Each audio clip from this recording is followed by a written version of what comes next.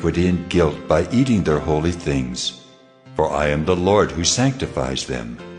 And the Lord spoke to Moses, saying, Speak to Aaron and his sons and all the people of Israel, and say to them, When anyone of the house of Israel or of the sojourners in Israel presents a burnt offering as his offering, for any of their vows or free will offerings that they offer to the Lord, if it is to be accepted for you, it shall be a male without blemish. Of the bulls or the sheep or the goats, you shall not offer anything that has a blemish, for it will not be acceptable for you. And when anyone offers a sacrifice of peace offerings to the Lord to fulfill a vow, or as a free will offering from the herd or from the flock, to be accepted it must be perfect. There shall be no blemish in it. Animals blind or disabled or mutilated, or having a discharge or an itch or scabs, you shall not offer to the Lord, or give them to the Lord as a food offering on the altar. You may present a bull or a lamb that has a part too long or too short for a free will offering, but for a vow offering it cannot be accepted. Any animal that has its testicles bruised or crushed or torn or cut, you shall not offer to the Lord. You shall not do it within your land. Neither shall you offer as the bread of your God any such animals gotten from a foreigner, since there is a blemish in them. Because of their mutilation, they will not be accepted for you. And the Lord spoke to Moses, saying, When an ox or sheep or goat is born, it shall remain 7 days with its mother, and from the 8th day on it shall be acceptable as a food offering to the Lord. But you shall not kill an ox or a sheep and her young in 1 day. And when you sacrifice a sacrifice of thanksgiving to the Lord, you shall sacrifice it so that you may be accepted. It shall be eaten on the same day. You shall leave none of it until morning. I am the Lord. So you shall keep my commandments and do them. I am the Lord. And you shall not profane my holy name, that I may be sanctified among the people of Israel. I am the Lord who sanctifies you, who brought you out of the land of Egypt to be your God. I am the Lord. Leviticus 23. The Lord spoke to Moses, saying, Speak to the people of Israel, and say to them, These are the appointed feasts of the Lord that you shall proclaim as holy convocations. They are my appointed feasts. 6 days shall work be done, but on the 7th day is a Sabbath of solemn rest, a holy convocation. You shall do no work. It is a Sabbath to the Lord in all your dwelling places. These are the appointed feasts of the Lord, the holy convocations, which you shall proclaim at the time appointed for them. In the 1st month, on the 14th day of the month at twilight, is the Lord's Passover, and on the 15th day of the same month is the feast of unleavened bread to the Lord. For 7 days you shall eat unleavened bread. On the 1st day you shall have a holy convocation. You shall not do any ordinary work. But you shall present a food offering to the Lord for 7 days. On the 7th day is a holy convocation. You shall not do any ordinary work. And the Lord spoke to Moses, saying, Speak to the people of Israel, and say to them, When you come into the land that I give you and reap its harvest, you shall bring the sheaf of the first fruits of your harvest to the priest. And he shall wave the sheaf before the Lord, so that you may be accepted. On the day after the Sabbath, the priest shall wave it. And on the day when you wave the sheaf, you shall offer a male lamb 1 year old, without blemish, as a burnt offering to the Lord. And the grain offering with it shall be 2/10 of an ephah of fine flour mixed with oil, a food offering to the Lord with a pleasing aroma. And the drink offering with it shall be of wine, 1/4 of a hin. And you shall eat neither bread nor grain, parched or fresh, until this same day, until you have brought the offering of your God. It is a statute forever throughout your generations in all your dwellings. You shall count 7 full weeks from the day after the Sabbath, from the day that you brought the sheaf of the wave offering. You shall count 50 days to the day after the 7th Sabbath. Then you shall present a grain offering of new grain to the Lord. you shall bring from your dwelling places 2 loaves of bread to be waved, made of 2/10 of an ephah. They shall be of fine flour, and they shall be baked with leaven, as first fruits to the Lord. And you shall present with the bread 7 lambs, a year old without blemish, and 1 bull from the herd, and 2 rams. They shall be a burnt offering to the Lord, with their grain offering and their drink offerings, a food offering with a pleasing aroma to the Lord. And you shall offer 1 male goat for a sin offering, and 2 male lambs a year old as a sacrifice of peace offerings. And the priest shall wave them with the bread of the firstfruits as a wave offering before the Lord, with the 2 lambs. They shall be holy to the Lord for the priest. And you shall make proclamation on the same day. You shall hold a holy convocation. You shall not do any ordinary work. It is a statute forever in all your dwelling places throughout your generations. And when you reap the harvest of your land, you shall not reap your field right up to its edge, nor shall you gather the gleanings after your harvest. You shall leave them for the poor and for the sojourner. I am the Lord your God. And the Lord spoke to Moses, saying, Speak to the people of Israel, saying, In the 7th month, on the 1st day of the month, you shall observe a day of solemn rest, a memorial proclaimed with blast of trumpets, a holy convocation. You shall not do any ordinary work, and you shall present a food offering to the Lord. And the Lord spoke to Moses, saying, Now on the 10th day of this 7th month is the Day of Atonement. It shall be for you a time of holy convocation, and you shall afflict yourselves, and present a food offering to the Lord, and you shall not do any work on that very day. For it is a day of atonement, to make atonement for you before the Lord your God. For whoever is not afflicted on that very day shall be cut off from his people. And whoever does any work on that very day, that person I will destroy from among his people. You shall not do any work. It is a statute forever throughout your generations in all your dwelling places. It shall be to you a Sabbath of solemn rest, and you shall afflict yourselves on the 9th day of the month, beginning at evening. From evening to evening shall you keep your Sabbath. And the Lord spoke to Moses, saying, Speak to the people of Israel, saying, On the 15th day of this 7th month, and for 7 days is the Feast of Booths to the Lord. On the 1st day shall be a holy convocation. You shall not do any ordinary work. For 7 days you shall present food offerings to the Lord.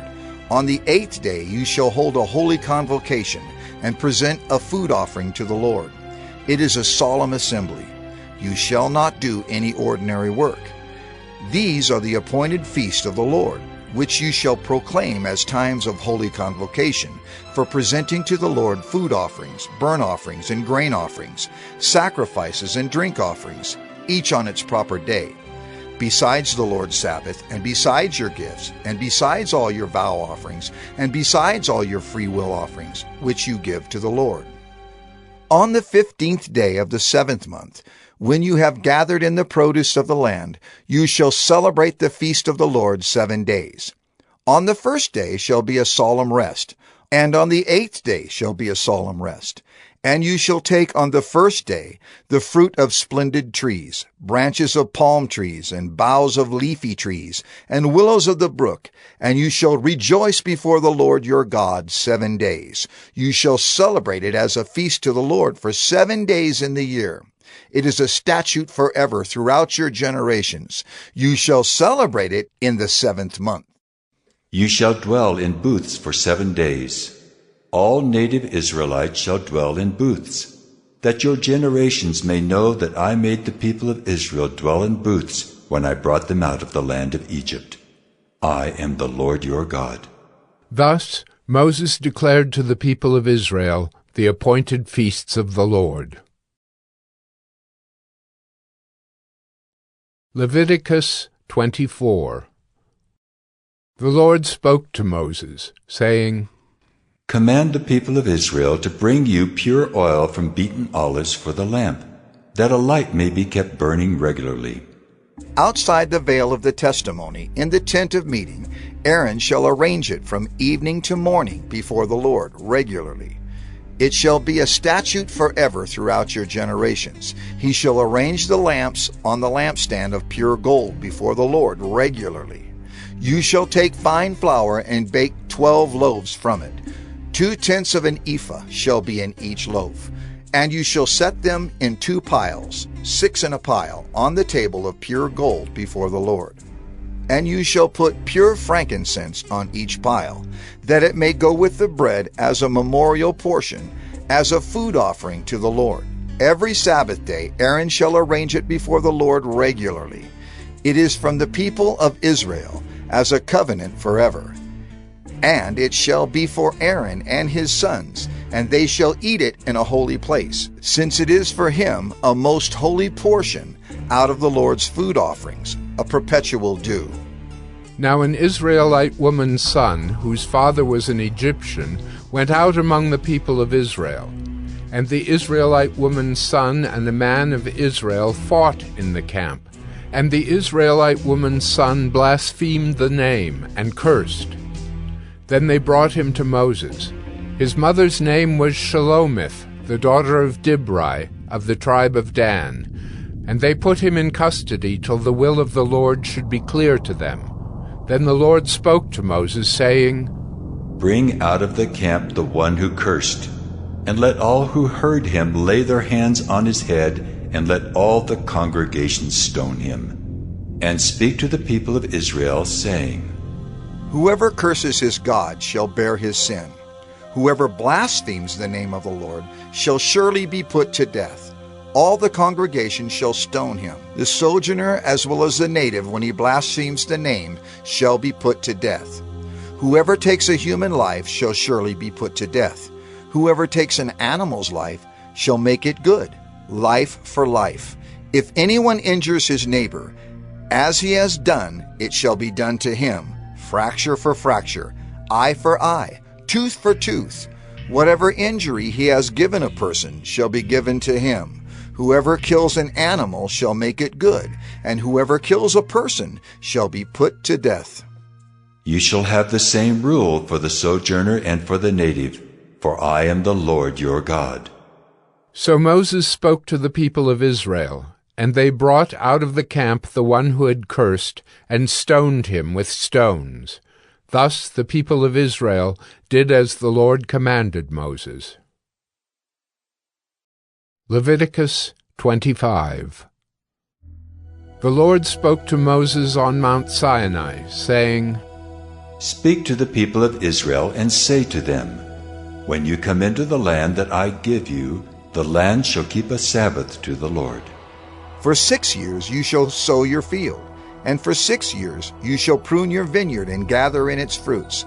But in the 7th year there shall be a Sabbath of solemn rest for the land, a Sabbath to the Lord. You shall not sow your field or prune your vineyard. You shall not reap what grows of itself in your harvest, or gather the grapes of your undressed vine. It shall be a year of solemn rest for the land. The Sabbath of the land shall provide food for you, for yourself and for your male and female slaves, and for your hired servant, and the sojourner who lives with you, and for your cattle and for the wild animals that are in your land. All its yield shall be for food. You shall count 7 weeks of years, 7 times 7 years, so that the time of the 7 weeks of years shall give you 49 years. Then you shall sound the loud trumpet on the 10th day of the 7th month. On the day of atonement you shall sound the trumpet throughout all your land. And you shall consecrate the 50th year, and proclaim liberty throughout the land to all its inhabitants. It shall be a jubilee for you, when each of you shall return to his property, and each of you shall return to his clan. That 50th year shall be a jubilee for you. In it you shall neither sow nor reap what grows of itself, nor gather the grapes from the undressed vines, for it is a jubilee. It shall be holy to you. You may eat the produce of the field. In this year of jubilee, each of you shall return to his property. And if you make a sale to your neighbor or buy from your neighbor, you shall not wrong one another. You shall pay your neighbor according to the number of years after the Jubilee, and he shall sell to you according to the number of years for crops. If the years are many, you shall increase the price, and if the years are few, you shall reduce the price, for it is the number of the crops that he is selling to you. You shall not wrong one another, but you shall fear your God, for I am the Lord your God. Therefore you shall do my statutes and keep my rules and perform them, and then you will dwell in the land securely. The land will yield its fruit, and you will eat your fill and dwell in it securely. And if you say, What shall we eat in the 7th year, if we may not sow or gather in our crop? I will command my blessing on you in the 6th year, so that it will produce a crop sufficient for 3 years. When you sow in the 8th year, you will be eating some of the old crop. You shall eat the old until the 9th year, when its crop arrives.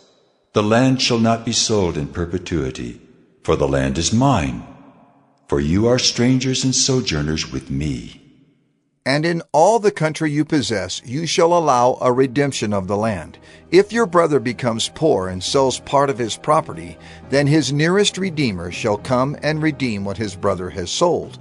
If a man has no one to redeem it, and then himself becomes prosperous and finds sufficient means to redeem it, let him calculate the years since he sold it, and pay back the balance to the man to whom he sold it, and then return to his property. But if he has not sufficient means to recover it, then what he sold shall remain in the hand of the buyer until the year of Jubilee. In the Jubilee it shall be released, and he shall return to his property. If a man sells a dwelling house in a walled city, he may redeem it within a year of its sale. For a full year he shall have the right of redemption. If it is not redeemed within a full year, then the house in the walled city shall belong in perpetuity to the buyer. Throughout his generations it shall not be released in the Jubilee. But the houses of the villages that have no wall around them shall be classified with the fields of the land. They may be redeemed, and they shall be released in the Jubilee. As for the cities of the Levites may redeem at any time the houses in the cities they possess. And if one of the Levites exercises his right of redemption, then the house that was sold in a city they possess shall be released in the Jubilee. For the houses in the cities of the Levites are their possession among the people of Israel. But the fields of pasture land belonging to their cities may not be sold, for that is their possession forever. If your brother becomes poor and cannot maintain himself with you, you shall support him as though he were a stranger and a sojourner, and he shall live with you.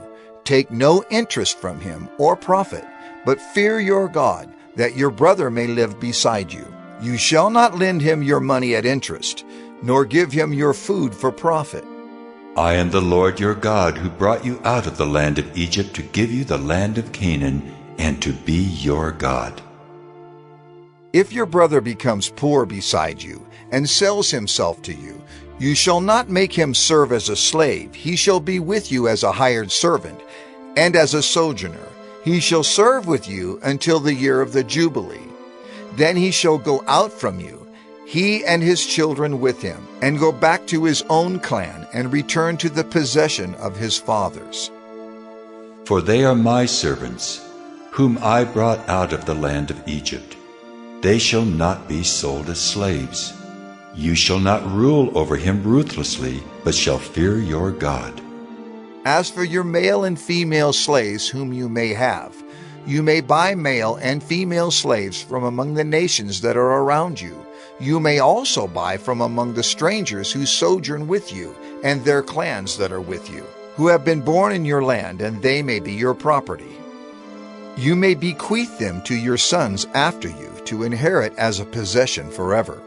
You may make slaves of them, but over your brothers, the people of Israel, you shall not rule, one over another ruthlessly.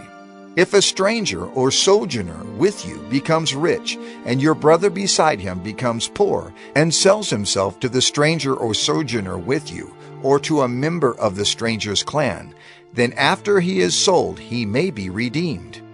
One of his brothers may redeem him, or his uncle or his cousin may redeem him, or a close relative from his clan may redeem him. Or if he grows rich, he may redeem himself. He shall calculate with his buyer from the year when he sold himself to him until the year of Jubilee, and the price of his sale shall vary with the number of years. The time he was with his owner shall be rated as the time of a hired servant. If there are still many years left, he shall pay proportionately for his redemption some of his sale price. If there remain but a few years until the year of Jubilee, he shall calculate and pay for his redemption in proportion to his years of service. He shall treat him as a servant hired year by year. He shall not rule ruthlessly over him in your sight. And if he is not redeemed by these means, then he and his children with him shall be released in the year of Jubilee. For it is to me that the people of Israel are servants. They are my servants whom I brought out of the land of Egypt. I am the Lord your God. Leviticus 26. You shall not make idols for yourselves, or erect an image or pillar, and you shall not set up a figured stone in your land to bow down to it, for I am the Lord your God. You shall keep my Sabbaths and reverence my sanctuary. I am the Lord. If you walk in my statutes and observe my commandments and do them, then I will give you your rains in their season, and the land shall yield its increase, and the trees of the field shall yield their fruit. Your threshing shall last to the time of the grape harvest, and the grape harvest shall last to the time for sowing. And you shall eat your bread to the full and dwell in your land securely. I will give peace in the land, and you shall lie down, and none shall make you afraid. And I will remove harmful beasts from the land, and the sword shall not go through your land. You shall chase your enemies, and they shall fall before you by the sword. 5 of you shall chase 100, and 100 of you shall chase 10,000, and your enemies shall fall before you by the sword. I will turn to you, and make you fruitful, and multiply you, and will confirm my covenant with you. You shall eat old store long kept, and you shall clear out the old to make way for the new. I will make my dwelling among you, and my soul shall not abhor you. And I will walk among you, and will be your God, and you shall be my people. I am the Lord your God, who brought you out of the land of Egypt, that you should not be their slaves. And I have broken the bars of your yoke, and made you walk erect. But if you will not listen to me, and will not do all these commandments, if you spurn my statutes, and if your soul abhors my rules, so that you will not do all my commandments, but break my covenant, then I will do this to you. I will visit you with panic, with wasting disease and fever that consume the eyes and make the heart ache. And you shall sow your seed in vain, for your enemies shall eat it. I will set my face against you, and you shall be struck down before your enemies. Those who hate you shall rule over you, and you shall flee when none pursues you. And if in spite of this you will not listen to me, then I will discipline you again 7-fold for your sins.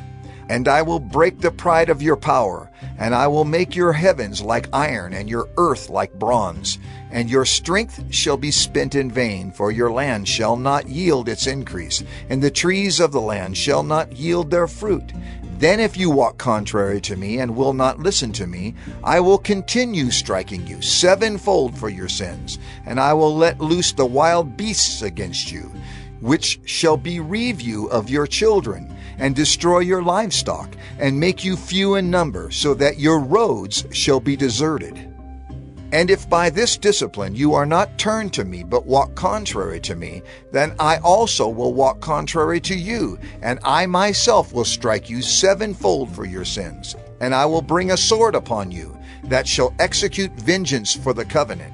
And if you gather within your cities, I will send pestilence among you, and you shall be delivered into the hand of the enemy.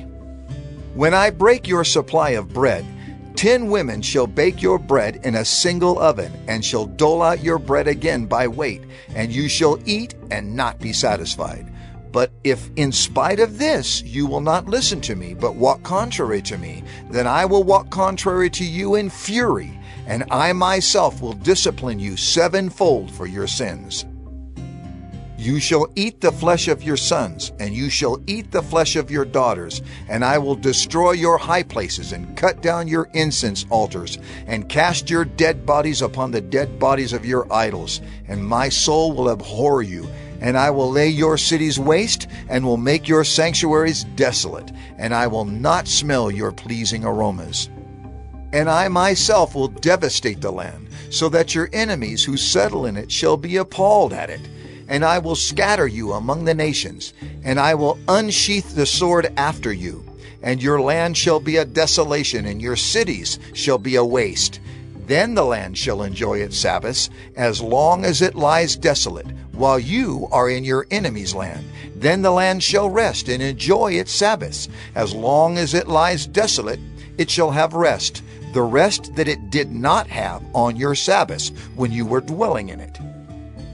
And as for those of you who are left, I will send faintness into their hearts in the lands of their enemies. The sound of a driven leaf shall put them to flight, and they shall flee as one flees from the sword, and they shall fall when none pursues. They shall stumble over one another, as if to escape a sword, though none pursues. And you shall have no power to stand before your enemies, and you shall perish among the nations, and the land of your enemies shall eat you up. And those of you who are left shall rot away in your enemies' lands because of their iniquity, and also because of the iniquities of their fathers. They shall rot away like them. But if they confess their iniquity and the iniquity of their fathers in their treachery that they committed against me, and also in walking contrary to me, so that I walked contrary to them, and brought them into the land of their enemies, if then their uncircumcised heart is humbled, and they make amends for their iniquity, then I will remember my covenant with Jacob, and I will remember my covenant with Isaac, and my covenant with Abraham, and I will remember the land. But the land shall be abandoned by them, and enjoy its Sabbaths, while it lies desolate without them. And they shall make amends for their iniquity, because they spurned my rules, and their soul abhorred my statutes. Yet for all that, when they are in the land of their enemies, I will not spurn them, neither will I abhor them so as to destroy them utterly, and break my covenant with them, for I am the Lord their God. But I will for their sake remember the covenant with their forefathers, whom I brought out of the land of Egypt in the sight of the nations, that I might be their God. I am the Lord. These are the statutes and rules and laws that the Lord made between himself and the people of Israel through Moses on Mount Sinai. Leviticus 27. The Lord spoke to Moses, saying, Speak to the people of Israel, and say to them, If anyone makes a special vow to the Lord involving the valuation of persons, then the valuation of a male from 20 years old up to 60 years old shall be 50 shekels of silver, according to the shekel of the sanctuary. If the person is a female, the valuation shall be 30 shekels. If the person is from 5 years old up to 20 years old, the valuation shall be for a male 20 shekels, and for a female 10 shekels. If the person is from a month old up to 5 years old, the valuation shall be for a male 5 shekels of silver, and for a female the valuation shall be 3 shekels of silver. And if the person is 60 years old or over, then the valuation for a male shall be 15 shekels, and for a female 10 shekels. And if someone is too poor to pay the valuation, then he shall be made to stand before the priest, and the priest shall value him. The priest shall value him according to what the vower can afford. If the vow is an animal that may be offered as an offering to the Lord, all of it that he gives to the Lord is holy. He shall not exchange it or make a substitute for it, good for bad or bad for good. And if he does in fact substitute one animal for another, then both it and the substitute shall be holy. And if it is any unclean animal that may not be offered as an offering to the Lord, Then he shall stand the animal before the priest, and the priest shall value it as either good or bad. As the priest values it, so it shall be. But if he wishes to redeem it, he shall add a fifth to the valuation. When a man dedicates his house as a holy gift to the Lord, the priest shall value it as either good or bad. As the priest values it, so it shall stand. And if the donor wishes to redeem his house, he shall add a fifth to the valuation price, and it shall be his. If a man dedicates to the Lord part of the land that is his possession, then the valuation shall be in proportion to its seed. A homer of barley seed shall be valued at 50 shekels of silver. If he dedicates his field from the year of Jubilee, the valuation shall stand. But if he dedicates his field after the Jubilee, then the priest shall calculate the price according to the years that remain until the year of Jubilee, and a deduction shall be made from the valuation.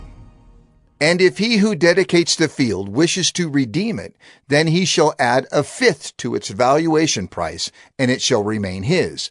But if he does not wish to redeem the field, or if he has sold the field to another man, it shall not be redeemed any more.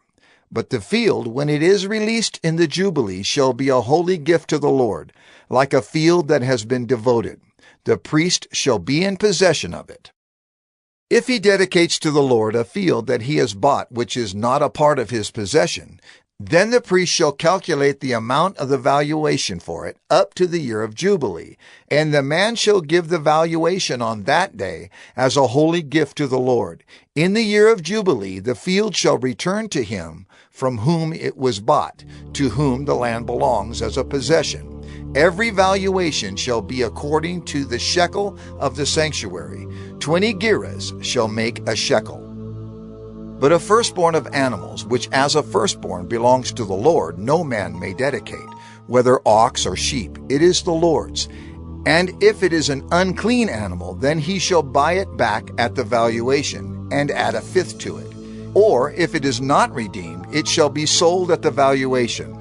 But no devoted thing that a man devotes to the Lord of anything that he has, whether man or beast, or of his inherited field, shall be sold or redeemed. Every devoted thing is most holy to the Lord.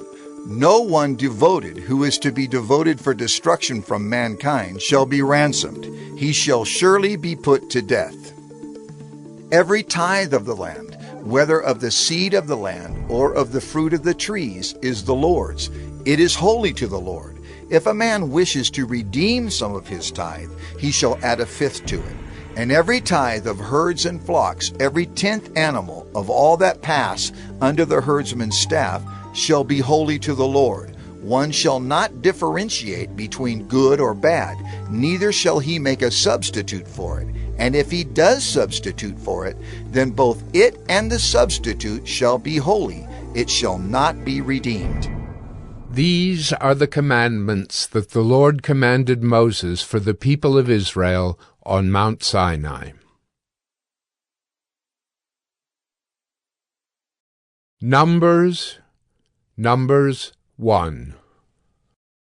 The Lord spoke to Moses in the wilderness of Sinai in the tent of meeting on the first day of the 2nd month in the 2nd year after they had come out of the land of Egypt, saying, Take a census of all the congregation of the people of Israel, by clans, by fathers' houses, according to the number of names, every male, head by head. From 20 years old and upward, all in Israel who are able to go to war. You and Aaron shall list them, company by company. And there shall be with you a man from each tribe, each man being the head of the house of his fathers. And these are the names of the men who shall assist you. From Reuben, Elizur the son of Shadeur. From Simeon, Shelumiel the son of Zurishaddai. From Judah, Nahshon the son of Amminadab. From Issachar, Nathanael the son of Zuar. From Zebulun, Eliab the son of Helon. From the sons of Joseph, from Ephraim, Elishama the son of Ammihud. And from Manasseh, Gamaliel the son of Pedazur. From Benjamin, Abidan the son of Gideoni. From Dan, Ahiezer the son of Ammishaddai. From Asher, Pagiel the son of Ochran. From Gad, Eliasaph the son of Deuel. From Naphtali, Ahira the son of Enan. These were the ones chosen from the congregation, the chiefs of their ancestral tribes, the heads of the clans of Israel. Moses and Aaron took these men who had been named, and on the first day of the second month they assembled the whole congregation together, who registered themselves by clans, by fathers' houses, according to the number of names from 20 years old and upward, head by head, as the Lord commanded Moses. So he listed them in the wilderness of Sinai. The people of Reuben, Israel's firstborn, their generations by their clans, by their fathers' houses, according to the number of names, head by head, every male from 20 years old and upward, all who were able to go to war. Those listed of the tribe of Reuben were 46,500. of the people of Simeon, Their generations, by their clans, by their fathers' houses, those of them who were listed, according to the number of names, head by head, every male from 20 years old and upward, all who were able to go to war. Those listed of the tribe of Simeon were 59,300. of the people of Gad, Their generations, by their clans, by their fathers' houses, according to the number of the names from 20 years old and upward, all who were able to go to war. Those listed of the tribe of Gad were 45,650. of the people of Judah, Their generations, by their clans, by their fathers' houses, according to the number of names, from 20 years old and upward, every man able to go to war. Those listed of the tribe of Judah were 74,600. of the people of Issachar, Their generations, by their clans, by their fathers' houses, according to the number of names, from 20 years old and upward, every man able to go to war. Those listed of the tribe of Issachar were 54,400. of the people of Zebulun, Their generations, by their clans, by their fathers' houses, according to the number of names, from 20 years old and upward, every man able to go to war. Those listed of the tribe of Zebulun were 57,400. of the people of Joseph, namely of the people of Ephraim, Their generations, by their clans, by their fathers' houses, according to the number of names, from 20 years old and upward, every man able to go to war. Those listed of the tribe of Ephraim were 40,500. of the people of Manasseh, Their generations, by their clans, by their fathers' houses, according to the number of names, from 20 years old and upward, every man able to go to war. Those listed of the tribe of Manasseh were 32,200. of the people of Benjamin, Their generations, by their clans, by their fathers' houses, according to the number of names, from 20 years old and upward, every man able to go to war. Those listed of the tribe of Benjamin were 35,400. of the people of Dan, Their generations, by their clans, by their fathers' houses, according to the number of names, from 20 years old and upward, every man able to go to war. Those listed of the tribe of Dan were 62,700. of the people of Asher, Their generations, by their clans, by their fathers' houses, according to the number of names, from 20 years old and upward, every man able to go to war. Those listed of the tribe of Asher were 41,500. of the people of Naphtali, Their generations, by their clans, by their fathers' houses, according to the number of names, from 20 years old and upward, every man able to go to war. Those listed of the tribe of Naphtali were 53,400. These are those who were listed, whom Moses and Aaron listed with the help of the chiefs of Israel, 12 men, each representing his father's house. So all those listed of the people of Israel by their fathers' houses, from 20 years old and upward, every man able to go to war in Israel, all those listed were 603,550. But the Levites were not listed along with them by their ancestral tribe, for the Lord spoke to Moses, saying, Only the tribe of Levi you shall not list, and you shall not take a census of them among the people of Israel, but appoint the Levites over the tabernacle of the testimony, and over all its furnishings, and over all that belongs to it. They are to carry the tabernacle and all its furnishings, and they shall take care of it, and shall camp around the tabernacle. When the tabernacle is to set out, the Levites shall take it down, and when the tabernacle is to be pitched, the Levites shall set it up. And if any outsider comes near, he shall be put to death. The people of Israel shall pitch their tents by their companies, each man in his own camp, and each man by his own standard. But the Levites shall camp around the tabernacle of the testimony, so that there may be no wrath on the congregation of the people of Israel. And the Levites shall keep guard over the tabernacle of the testimony. Thus did the people of Israel. They did according to all that the Lord commanded Moses. Numbers 2. The Lord spoke to Moses and Aaron, saying, The people of Israel shall camp each by his own standard, with the banners of their fathers' houses. They shall camp facing the tent of meeting on every side. Those to camp on the east side toward the sunrise shall be of the standard of the camp of Judah, by their companies, the chief of the people of Judah being Nahshon, the son of Amminadab. His company as listed being 74,600. Those to camp next to him shall be the tribe of Issachar. The chief of the people of Issachar being Nethanel, the son of Zur. His company is listed being 54,400. Then the tribe of Zebulun.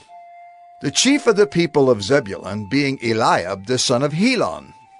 His company is listed being 57,400.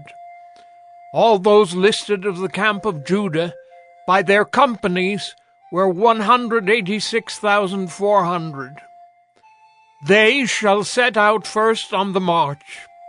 On the south side shall be the standard of the camp of Reuben by their companies. The chief of the people of Reuben being Elizur, the son of Shedeur. His company as listed being 46,500. And those to camp next to him shall be the tribe of Simeon. The chief of the people of Simeon being Shelumiel, the son of Zurishaddai. His company is listed being 59,300. Then the tribe of Gad. The chief of the people of Gad being Eliasaph, the son of Reuel. His company is listed being 45,650. All those listed of the camp of Reuben by their companies were 151,450.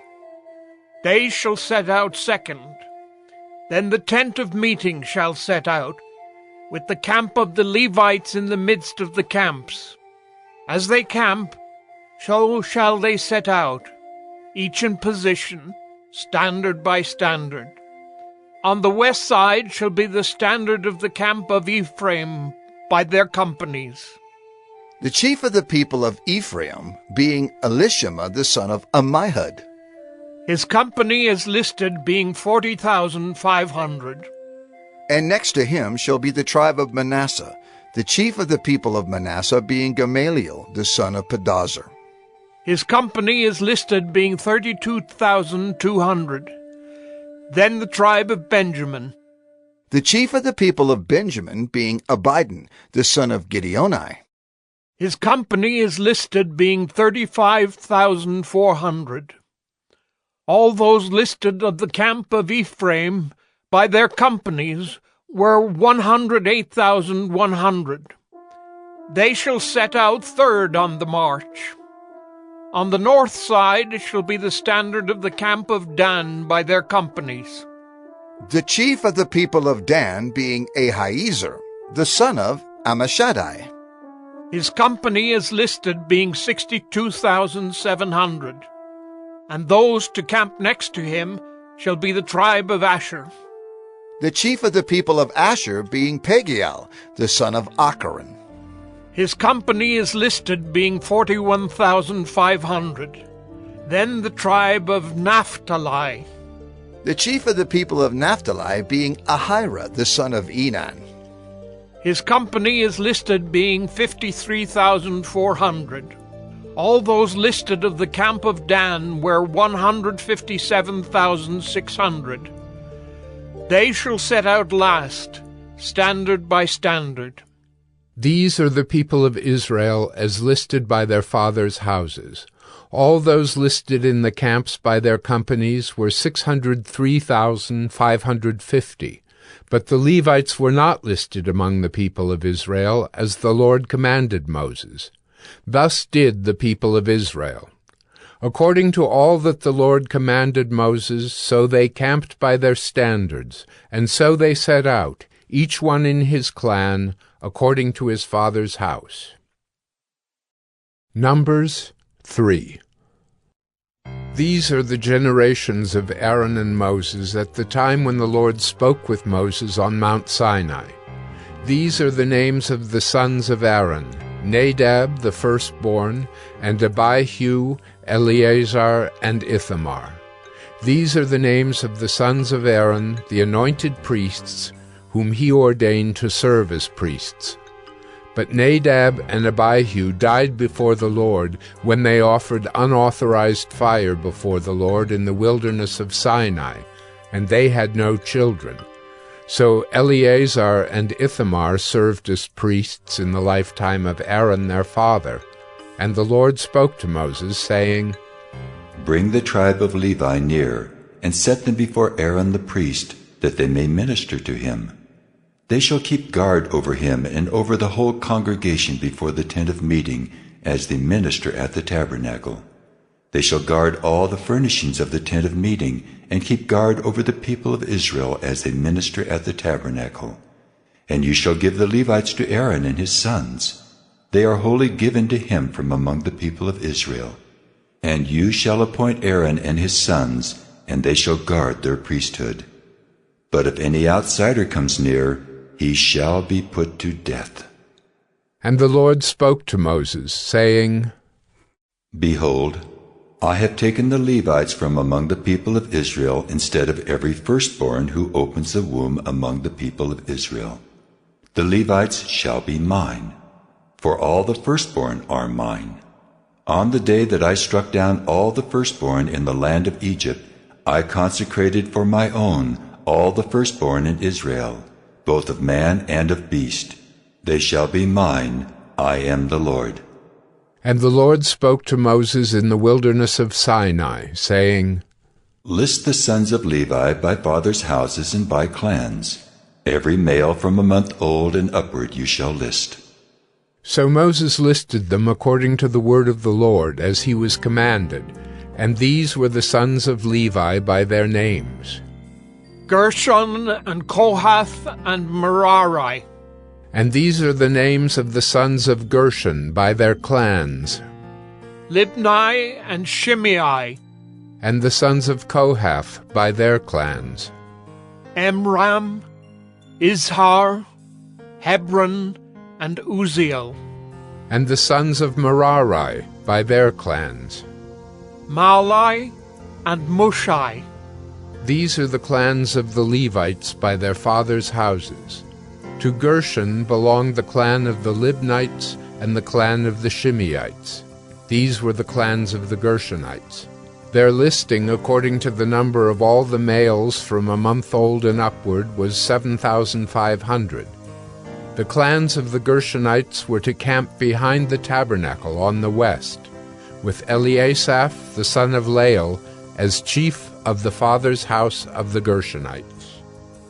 And the guard duty of the sons of Gershon in the tent of meeting involved the tabernacle, the tent with its covering, the screen for the entrance of the tent of meeting, the hangings of the court, the screen for the door of the court that is around the tabernacle and the altar, and its cords, all the service connected with these. To Kohath belonged the clan of the Amramites, and the clan of the Izharites, and the clan of the Hebronites, and the clan of the Uzzielites. These are the clans of the Kohathites. According to the number of all the males, from a month old and upward, there were 8,600, keeping guard over the sanctuary. The clans of the sons of Kohath were to camp on the south side of the tabernacle, with Elizaphan the son of Uzziel as chief of the father's house of the clans of the Kohathites. And their guard duty involved the ark, the table, the lampstand, the altars, the vessels of the sanctuary with which the priests minister, and the screen, all the service connected with these. And Eleazar the son of Aaron the priest was to be chief over the chiefs of the Levites, and to have oversight of those who kept guard over the sanctuary. To Merari belonged the clan of the Mahlites and the clan of the Mushites. These are the clans of Merari. Their listing, according to the number of all the males from a month old and upward, was 6,200. And the chief of the father's house of the clans of Merari was Zuriel, the son of Abihail. They were to camp on the north side of the tabernacle. And the appointed guard duty of the sons of Merari involved the frames of the tabernacle, the bars, the pillars, the bases, and all their accessories, all the service connected with these. Also the pillars around the court, with their bases and pegs and cords. Those who were to camp before the tabernacle on the east, before the tent of meeting toward the sunrise, were Moses and Aaron and his sons, guarding the sanctuary itself to protect the people of Israel. And any outsider who came near was to be put to death. All those listed among the Levites, whom Moses and Aaron listed at the commandment of the Lord, by clans, all the males from a month old and upward, were 22,000. And the Lord said to Moses, List all the firstborn males of the people of Israel from a month old and upward, taking the number of their names. And you shall take the Levites for me. I am the Lord, instead of all the firstborn among the people of Israel, and the cattle of the Levites instead of all the firstborn among the cattle of the people of Israel. So Moses listed all the firstborn among the people of Israel as the Lord commanded him, and all the firstborn males, according to the number of names, from a month old and upward as listed, were 22,273. And the Lord spoke to Moses, saying, Take the Levites instead of all the firstborn among the people of Israel, and the cattle of the Levites instead of their cattle. The Levites shall be mine. I am the Lord. And as the redemption price for the 273 of the firstborn of the people of Israel, over and above the number of the male Levites, you shall take 5 shekels per head. You shall take them according to the shekel of the sanctuary, the shekel of 20 gerahs. And give the money to Aaron and his sons as the redemption price for those who are over. So Moses took the redemption money from those who were over and above those redeemed by the Levites. From the firstborn of the people of Israel he took the money, 1,365 shekels by the shekel of the sanctuary. And Moses gave the redemption money to Aaron and his sons, according to the word of the Lord, as the Lord commanded Moses. Numbers 4. The Lord spoke to Moses and Aaron, saying, Take a census of the sons of Kohath from among the sons of Levi, by their clans and their fathers' houses, from 30 years old up to 50 years old, all who can come on duty to do the work in the tent of meeting. This is the service of the sons of Kohath in the tent of meeting, the most holy things. When the camp is to set out, Aaron and his sons shall go in and take down the veil of the screen and cover the ark of the testimony with it. Then they shall put on it a covering of goatskin, and spread on top of that a cloth olive blue, and shall put in its poles. And over the table of the bread of the presence they shall spread a cloth of blue, and put on it the plates, the dishes for incense, the bowls, and the flagons for the drink offering. The regular showbread also shall be on it. Then they shall spread over them a cloth of scarlet, and cover the same with a covering of goatskin, and shall put in its poles. And they shall take a cloth of blue, and cover the lampstand for the light, with its lamps, its tongs, its trays, and all the vessels for oil with which it is supplied. And they shall put it with all its utensils in a covering of goatskin, and put it on the carrying frame. And over the golden altar they shall spread a cloth of blue, and cover it with a covering of goatskin, and shall put in its poles. And they shall take all the vessels of the service that are used in the sanctuary, and put them in a cloth of blue, and cover them with a covering of goatskin, and put them on the carrying frame.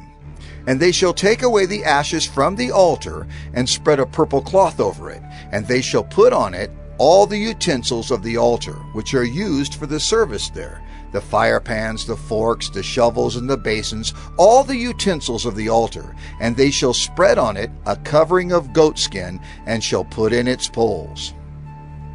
And when Aaron and his sons have finished covering the sanctuary and all the furnishings of the sanctuary, as the camp sets out, after that the sons of Kohath shall come to carry these. But they must not touch the holy things, lest they die. These are the things of the tent of meeting that the sons of Kohath are to carry. And Eleazar, the son of Aaron the priest, shall have charge of the oil for the light, the fragrant incense, the regular grain offering, and the anointing oil, with the oversight of the whole tabernacle, and all that is in it, of the sanctuary and its vessels. The Lord spoke to Moses and Aaron, saying, Let not the tribe of the clans of the Kohathites be destroyed from among the Levites, but deal thus with them, that they may live and not die when they come near to the most holy things. Aaron and his sons shall go in and appoint them each to his task and to his burden, but they shall not go in to look on the holy things even for a moment, lest they die.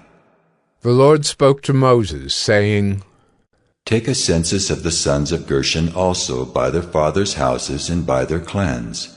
From 30 years old up to 50 years old you shall list them, all who can come to do duty, to do service in the tent of meeting.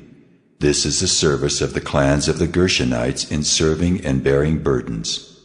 They shall carry the curtains of the tabernacle and the tent of meeting with its covering, and the covering of goatskin that is on top of it, and the screen for the entrance of the tent of meeting, and the hangings of the court, and the screen for the entrance of the gate of the court that is around the tabernacle, and the altar, and their cords, and all the equipment for their service.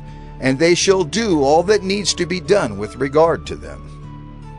All the service of the sons of the Gershonites shall be at the command of Aaron and his sons, in all that they are to carry, and in all that they have to do.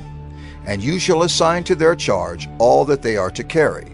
This is the service of the clans of the sons of the Gershonites in the tent of meeting, and their guard duty is to be under the direction of Ithamar, the son of Aaron the priest. As for the sons of Merari, you shall list them by their clans and their fathers' houses.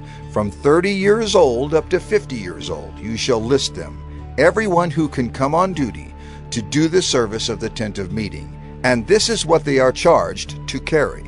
As the whole of their service in the tent of meeting, the frames of the tabernacle, with its bars, pillars, and bases, and the pillars around the court with their bases, pegs, and cords, with all their equipment and all their accessories. And you shall list by name the objects that they are required to carry.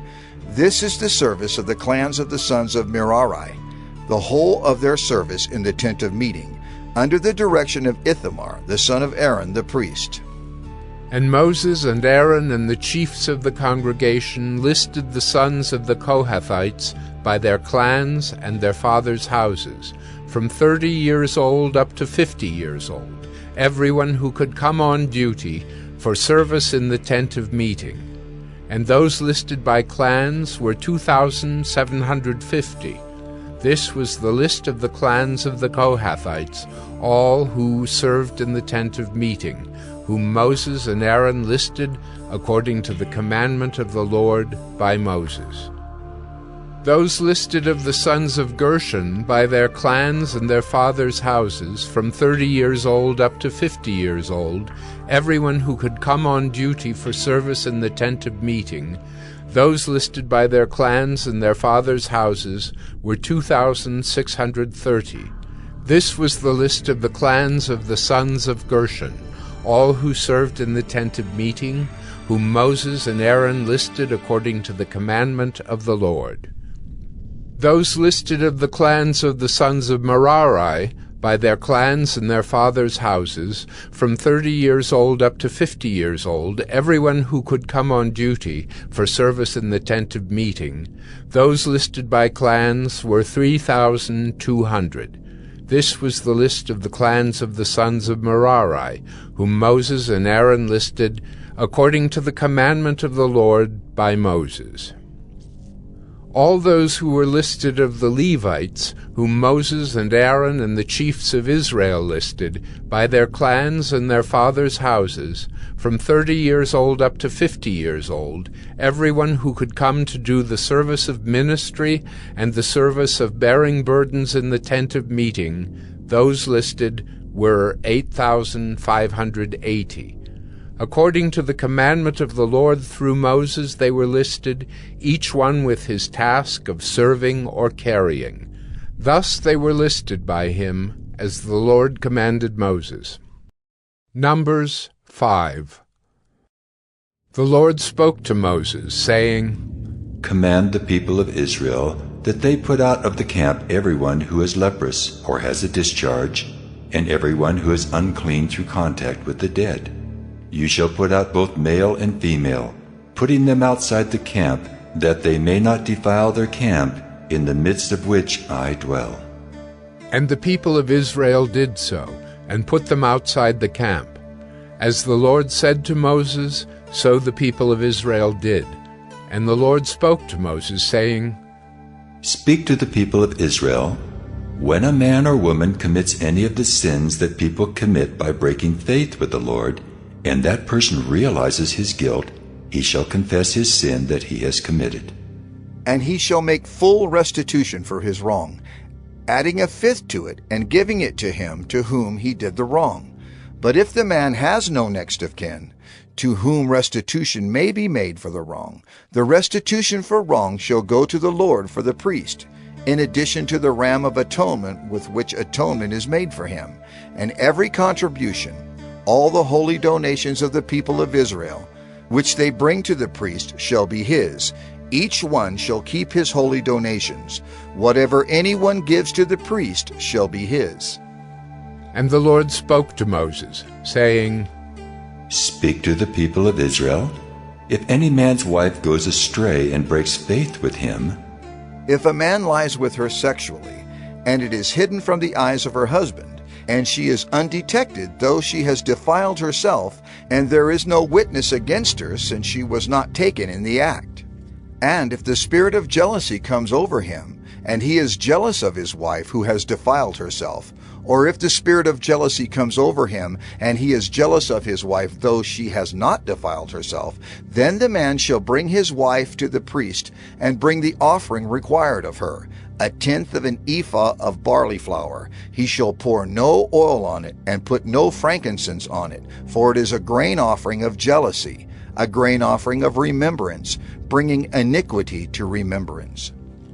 And the priest shall bring her near, and set her before the Lord. And the priest shall take holy water in an earthenware vessel, and take some of the dust that is on the floor of the tabernacle, and put it into the water. And the priest shall set the woman before the Lord, and unbind the hair of the woman's head, and place in her hands the grain offering of remembrance, which is the grain offering of jealousy. And in his hand the priest shall have the water of bitterness that brings the curse. Then the priest shall make her take an oath, saying, If no man has lain with you, and if you have not turned aside to uncleanness while you were under your husband's authority, be free from this water of bitterness that brings the curse. But if you have gone astray, though you are under your husband's authority, and if you have defiled yourself, and some man other than your husband has lain with you, then let the priest make the woman take the oath of the curse, and say to the woman, The Lord make you a curse and an oath among your people, when the Lord makes your thigh fall away and your body swell. May this water that brings the curse pass into your bowels, and make your womb swell and your thigh fall away. And the woman shall say, Amen. Amen. Then the priest shall write these curses in a book, and wash them off into the water of bitterness. And he shall make the woman drink the water of bitterness that brings the curse. And the water that brings the curse shall enter into her, and cause bitter pain. And the priest shall take the grain offering of jealousy out of the woman's hand, and shall wave the grain offering before the Lord, and bring it to the altar. And the priest shall take a handful of the grain offering as its memorial portion, and burn it on the altar, and afterward shall make the woman drink the water. And when he has made her drink the water, then, if she has defiled herself and has broken faith with her husband, the water that brings the curse shall enter into her and cause bitter pain, and her womb shall swell, and her thigh shall fall away, and the woman shall become a curse among her people. But if the woman has not defiled herself and is clean, then she shall be free and shall conceive children. This is the law in cases of jealousy, when a wife, though under her husband's authority, goes astray and defiles herself, or when the spirit of jealousy comes over a man, and he is jealous of his wife. Then he shall set the woman before the Lord, and the priest shall carry out for her all this law.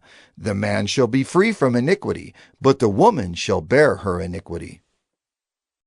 Numbers 6. And the Lord spoke to Moses, saying, Speak to the people of Israel, and say to them, When either a man or a woman makes a special vow, the vow of a Nazirite, to separate himself to the Lord, he shall separate himself from wine and strong drink. He shall drink no vinegar made from wine or strong drink, and shall not drink any juice of grapes or eat grapes, fresh or dried. All the days of his separation he shall eat nothing that is produced by the grapevine, not even the seeds or the skins. All the days of his vow of separation no razor shall touch his head. Until the time is completed for which he separates himself to the Lord, he shall be holy. He shall let the locks of hair of his head grow long. All the days that he separates himself to the Lord, he shall not go near a dead body, not even for his father or for his mother, for brother or sister. If they die, shall he make himself unclean, because his separation to God is on his head. All the days of his separation he is holy to the Lord.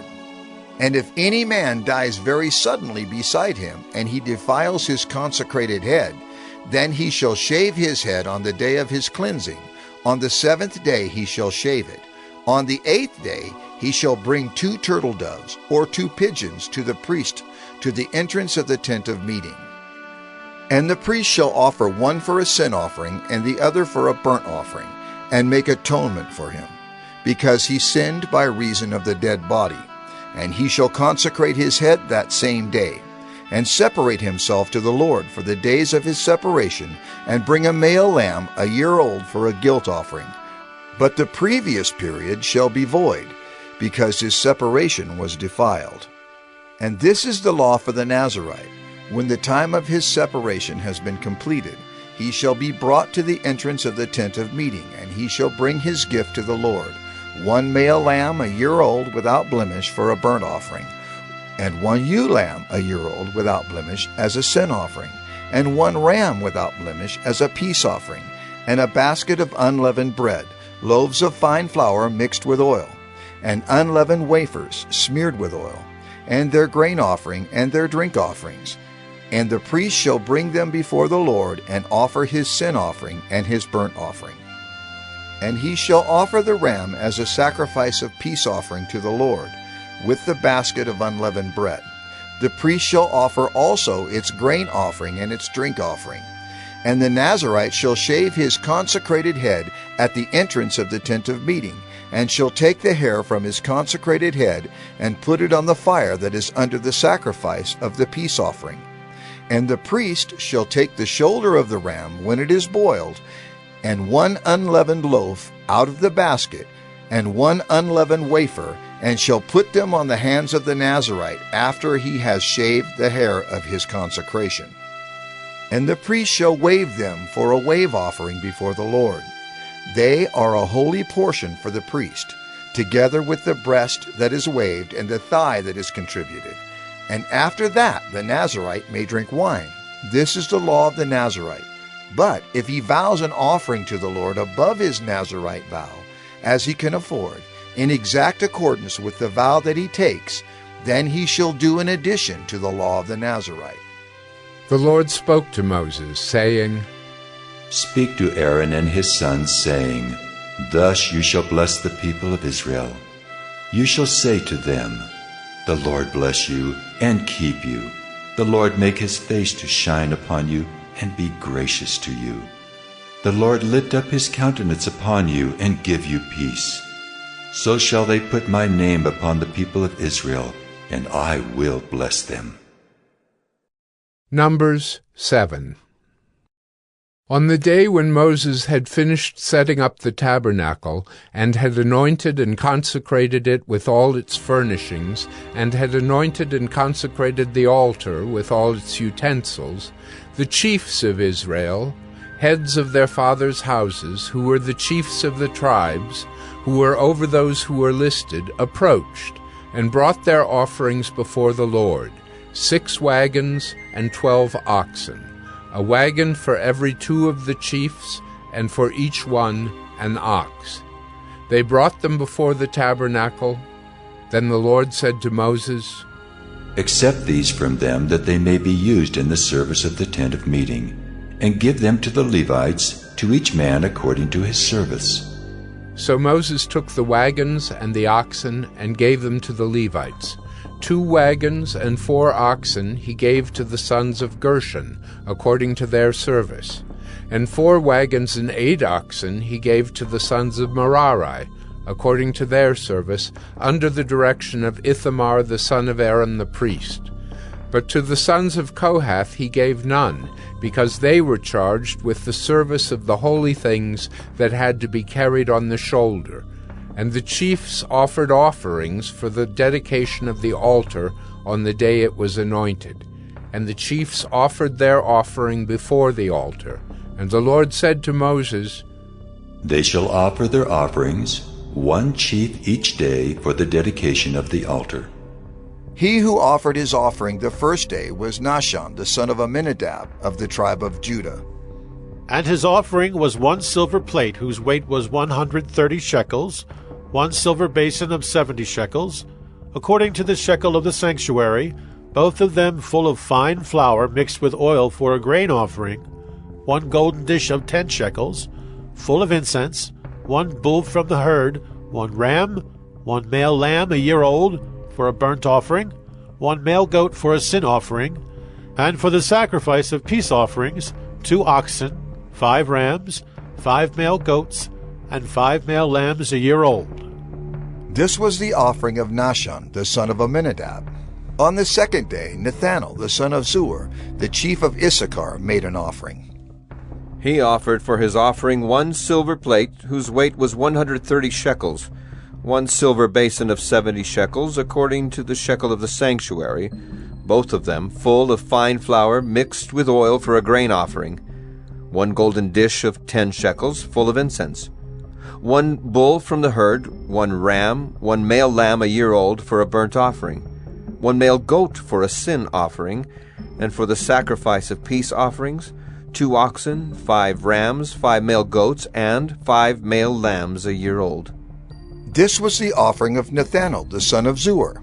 On the 3rd day, Eliab, the son of Helon, the chief of the people of Zebulun. His offering was 1 silver plate, whose weight was 130 shekels, 1 silver basin of 70 shekels, according to the shekel of the sanctuary, both of them full of fine flour mixed with oil for a grain offering, 1 golden dish of 10 shekels, full of incense, 1 bull from the herd, 1 ram, 1 male lamb a year old for a burnt offering, 1 male goat for a sin offering, and for the sacrifice of peace offerings, 2 oxen, 5 rams, 5 male goats, and 5 male lambs a year old.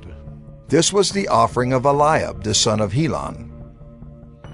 On the 4th day, Eliezer, the son of Shedeur, the chief of the people of Reuben.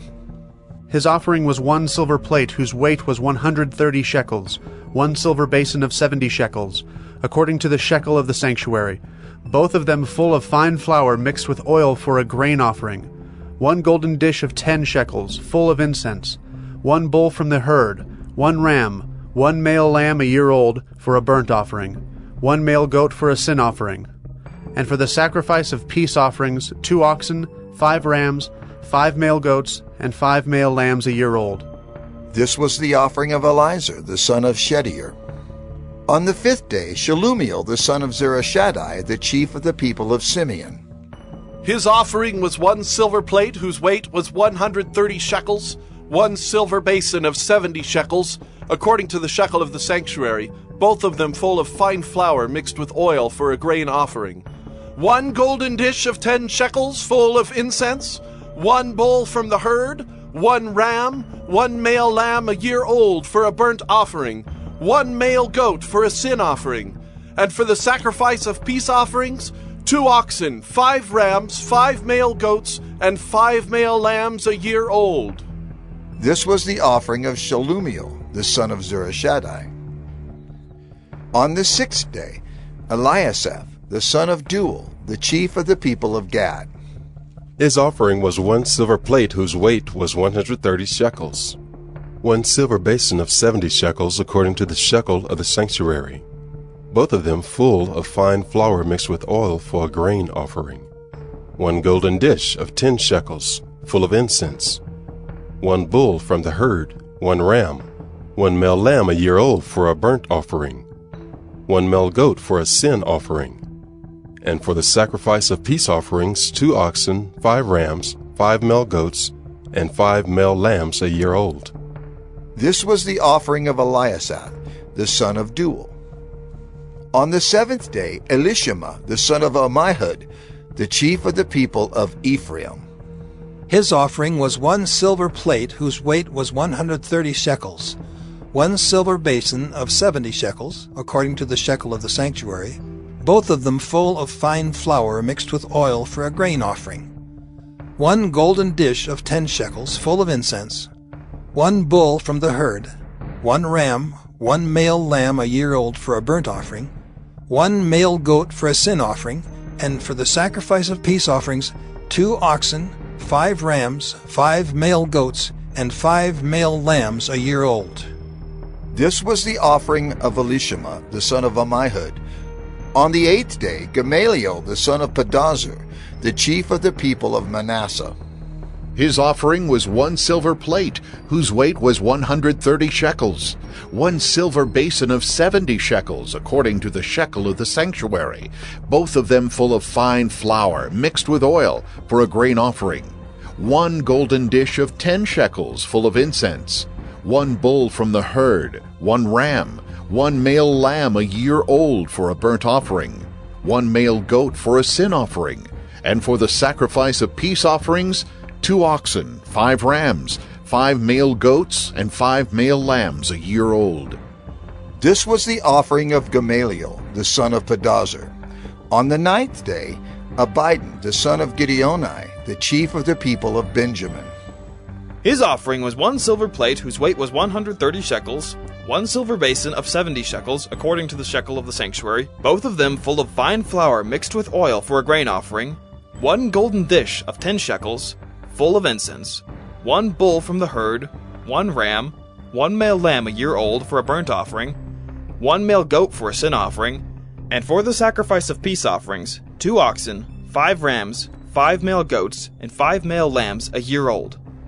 This was the offering of Abidan the son of Gideoni. On the 10th day, Ahiezer the son of Ammishaddai, the chief of the people of Dan. His offering was 1 silver plate, whose weight was 130 shekels, 1 silver basin of 70 shekels, according to the shekel of the sanctuary, both of them full of fine flour mixed with oil for a grain offering, 1 golden dish of 10 shekels, full of incense, 1 bull from the herd, 1 ram, 1 male lamb a year old for a burnt offering, 1 male goat for a sin offering, and for the sacrifice of peace offerings, 2 oxen, 5 rams, 5 male goats, and 5 male lambs a year old. This was the offering of Ahiezer the son of Ammishaddai. On the 11th day, Pagiel the son of Ochran, the chief of the people of Asher. His offering was 1 silver plate, whose weight was 130 shekels, 1 silver basin of 70 shekels, according to the shekel of the sanctuary, both of them full of fine flour mixed with oil for a grain offering, 1 golden dish of 10 shekels, full of incense, 1 bull from the herd, 1 ram, 1 male lamb a year old for a burnt offering, 1 male goat for a sin offering, and for the sacrifice of peace offerings, 2 oxen, 5 rams, 5 male goats, and 5 male lambs a year old. This was the offering of Pagiel the son of Ochran. On the 12th day, Ahira the son of Enan, the chief of the people of Naphtali. His offering was 1 silver plate, whose weight was 130 shekels, 1 silver basin of 70 shekels, according to the shekel of the sanctuary, both of them full of fine flour mixed with oil for a grain offering, 1 golden dish of 10 shekels, full of incense, 1 bull from the herd, 1 ram, 1 male lamb a year old for a burnt offering, 1 male goat for a sin offering, and for the sacrifice of peace offerings, 2 oxen, 5 rams, 5 male goats, and 5 male lambs a year old. This was the offering of Ahira the son of Enan. This was the dedication offering for the altar on the day when it was anointed from the chiefs of Israel. 12 silver plates, 12 silver basins, 12 golden dishes, each silver plate weighing 130 shekels, and each basin 70. All the silver of the vessels 2,400 shekels, according to the shekel of the sanctuary.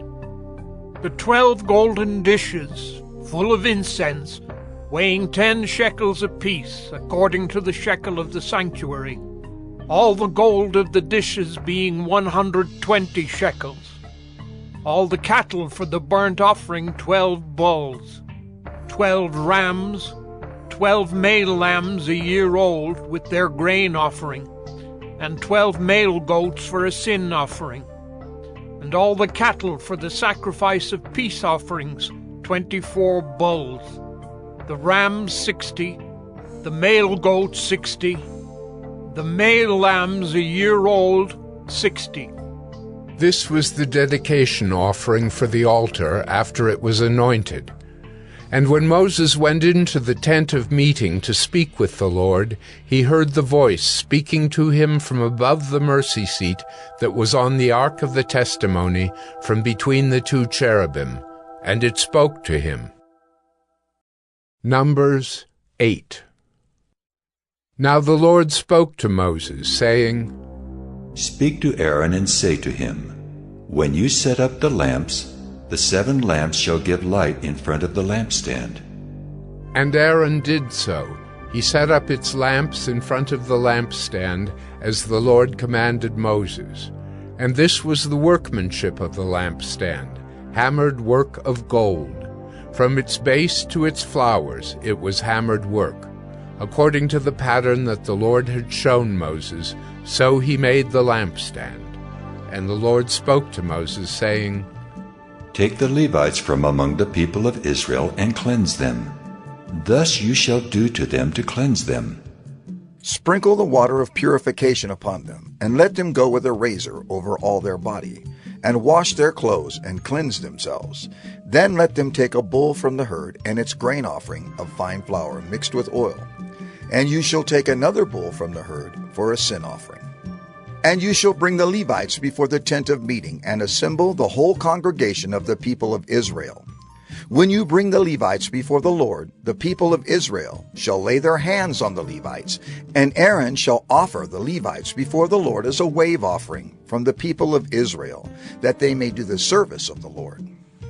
Then the Levites shall lay their hands on the heads of the bulls, and you shall offer the one for a sin offering and the other for a burnt offering to the Lord to make atonement for the Levites. And you shall set the Levites before Aaron and his sons, and shall offer them as a wave offering to the Lord. Thus you shall separate the Levites from among the people of Israel, and the Levites shall be mine.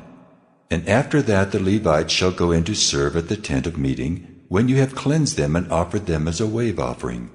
For they are wholly given to me from among the people of Israel. Instead of all who opened the womb, the firstborn of all the people of Israel, I have taken them for myself. For all the firstborn among the people of Israel are mine, both of man and of beast. On the day that I struck down all the firstborn in the land of Egypt, I consecrated them for myself. And I have taken the Levites instead of all the firstborn among the people of Israel. And I have given the Levites as a gift to Aaron and his sons from among the people of Israel, to do the service for the people of Israel at the tent of meeting, and to make atonement for the people of Israel, that there may be no plague among the people of Israel when the people of Israel come near the sanctuary. Thus did Moses and Aaron and all the congregation of the people of Israel to the Levites. According to all that the Lord commanded Moses concerning the Levites, the people of Israel did to them. And the Levites purified themselves from sin, and washed their clothes. And Aaron offered them as a wave offering before the Lord, and Aaron made atonement for them to cleanse them. And after that the Levites went in to do their service in the tent of meeting before Aaron and his sons, as the Lord had commanded Moses concerning the Levites, so they did to them.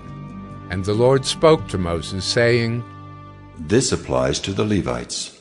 From 25 years old and upward, they shall come to do duty in the service of the tent of meeting. And from the age of 50 years, they shall withdraw from the duty of the service and serve no more. They minister to their brothers in the tent of meeting by keeping guard, but they shall do no service. Thus shall you do to the Levites in assigning their duties. Numbers 9.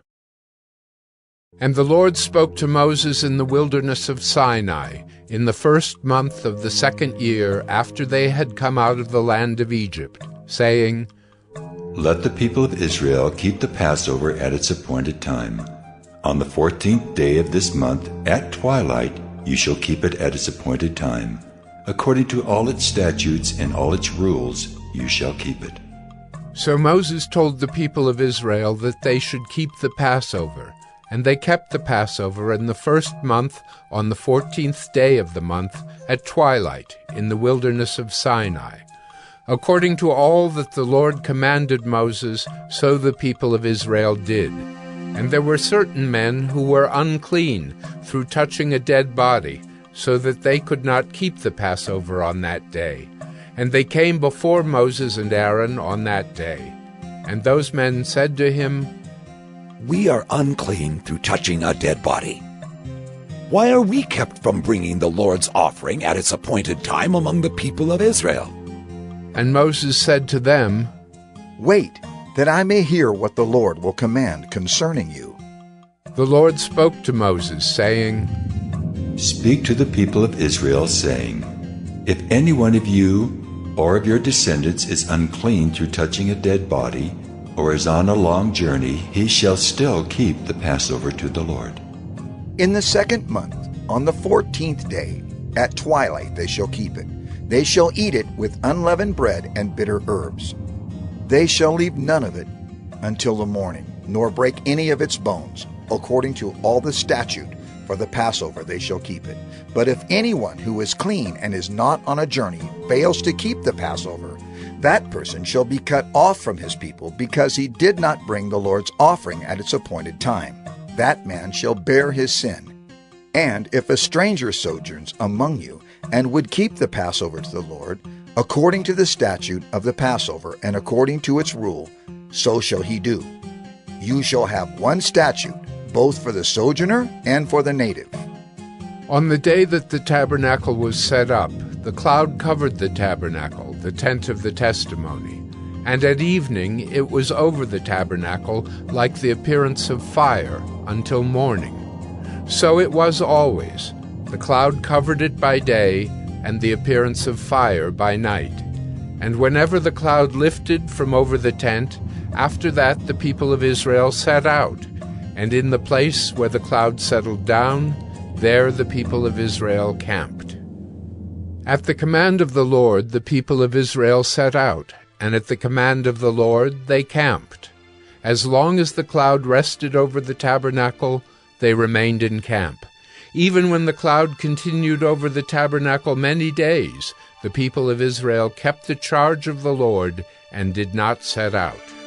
Sometimes the cloud was a few days over the tabernacle, and according to the command of the Lord they remained in camp. Then, according to the command of the Lord, they set out. And sometimes the cloud remained from evening until morning, and when the cloud lifted in the morning, they set out. Or if it continued for a day and a night, when the cloud lifted, they set out. Whether it was 2 days, or a month, or a longer time that the cloud continued over the tabernacle, abiding there, the people of Israel remained in camp and did not set out. But when it lifted, they set out. At the command of the Lord they camped, and at the command of the Lord they set out. They kept the charge of the Lord at the command of the Lord by Moses. Numbers 10. The Lord spoke to Moses, saying, Make 2 silver trumpets, of hammered work you shall make them, and you shall use them for summoning the congregation and for breaking camp. And when both are blown, all the congregation shall gather themselves to you at the entrance of the tent of meeting. But if they blow only one, then the chiefs, the heads of the tribes of Israel, shall gather themselves to you. When you blow an alarm, the camps that are on the east side shall set out. And when you blow an alarm the second time, the camps that are on the south side shall set out. An alarm is to be blown whenever they are to set out. But when the assembly is to be gathered together, you shall blow a long blast, but you shall not sound an alarm. And the sons of Aaron, the priests, shall blow the trumpets. The trumpets shall be to you for a perpetual statute throughout your generations. And when you go to war in your land against the adversary who oppresses you, then you shall sound an alarm with the trumpets, that you may be remembered before the Lord your God, and you shall be saved from your enemies. On the day of your gladness also, and at your appointed feasts, and at the beginnings of your months, you shall blow the trumpets over your burnt offerings, and over the sacrifices of your peace offerings. They shall be a reminder of you before your God. I am the Lord your God. In the 2nd year, in the 2nd month, on the 20th day of the month, the cloud lifted from over the tabernacle of the testimony, and the people of Israel set out by stages from the wilderness of Sinai. And the cloud settled down in the wilderness of Paran. They set out for the first time at the command of the Lord by Moses. The standard of the camp of the people of Judah set out first by their companies, and over their company was Nahshon, the son of Amminadab. And over the company of the tribe of the people of Issachar was Nethanel, the son of Zuar. And over the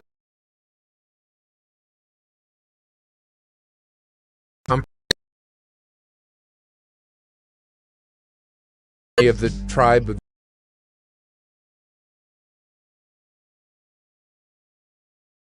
people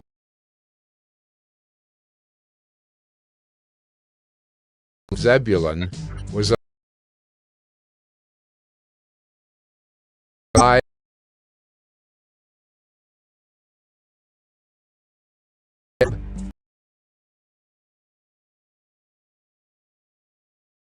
son of Hela.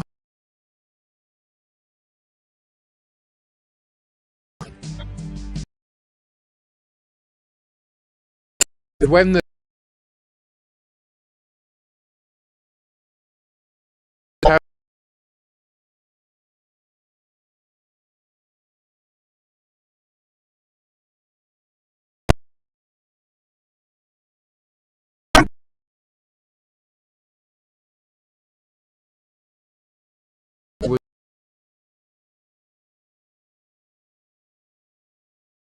taken down, the sons of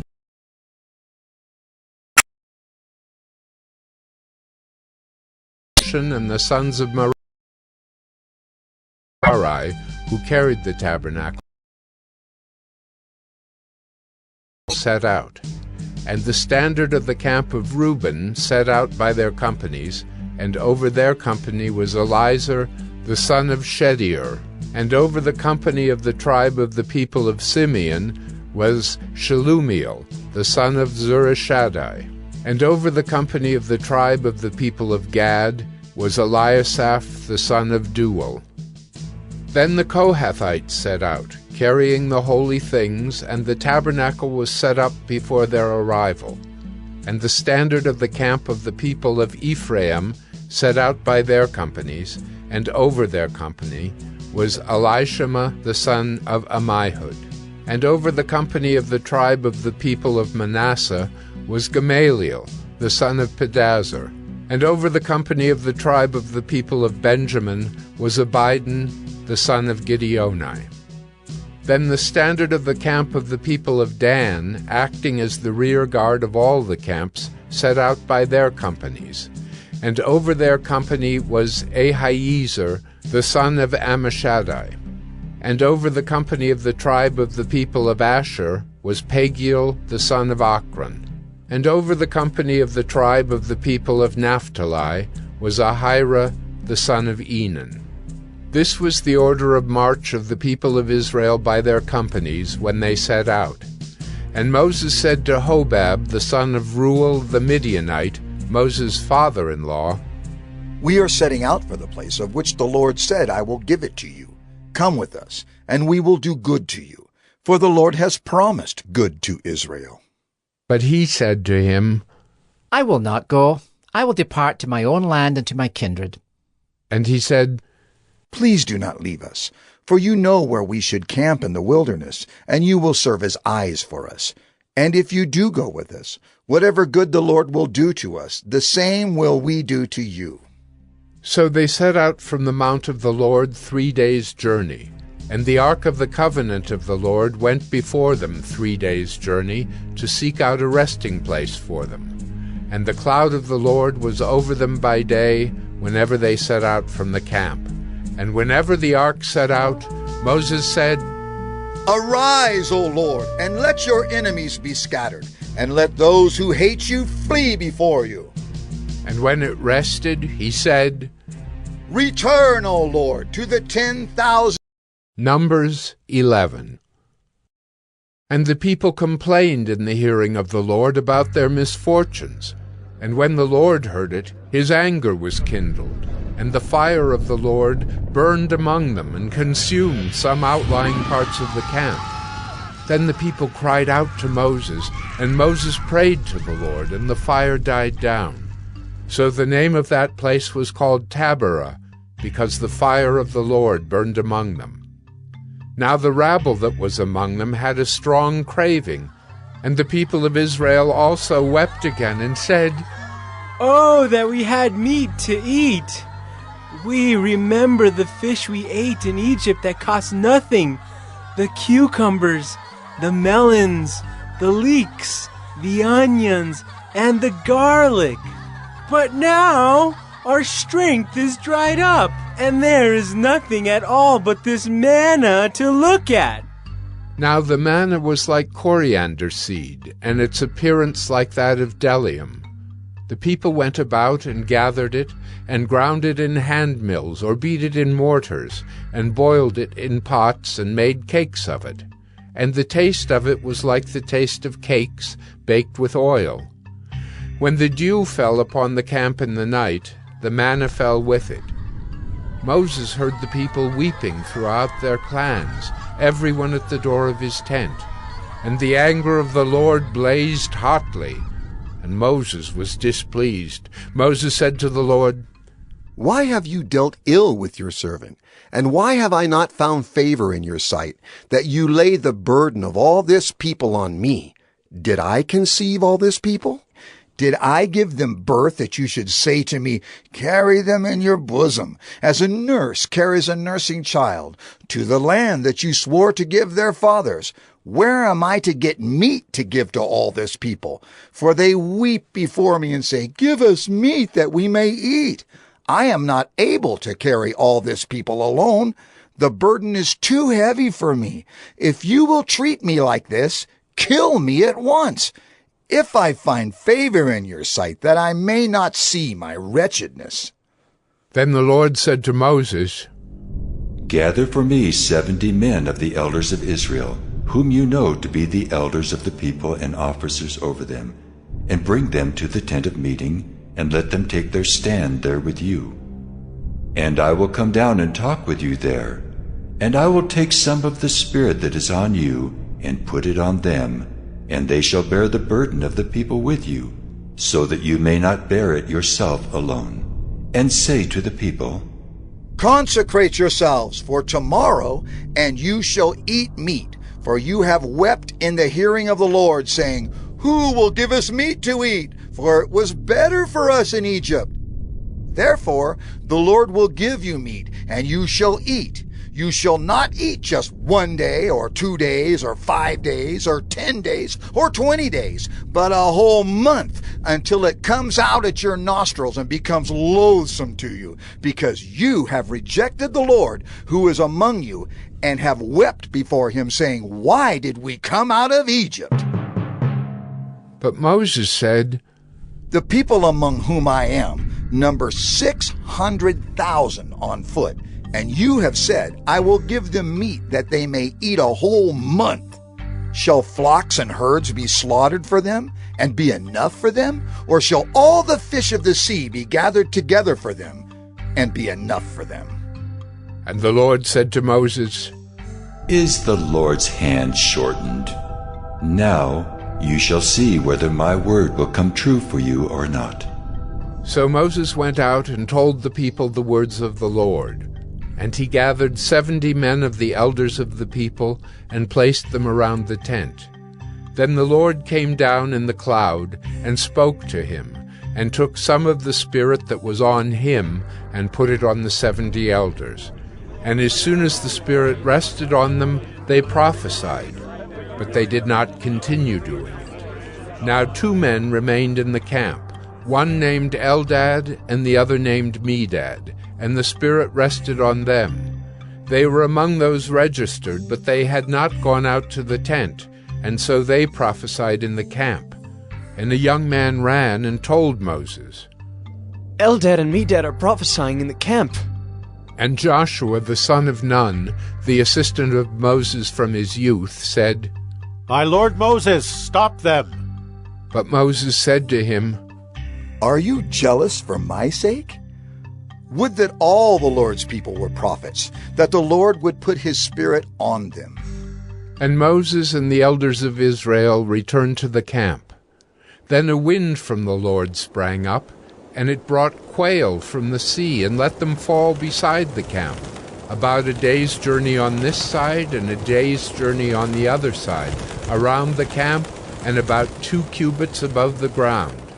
And the people rose all that day and all night, and all the next day, and gathered the quail. Those who gathered least gathered 10 homers, and they spread them out for themselves all around the camp. While the meat was yet between their teeth, before it was consumed, the anger of the Lord was kindled against the people, and the Lord struck down the people with a very great plague. Therefore, the name of that place was called Kibroth-Hattaavah, because there they buried the people who had the craving.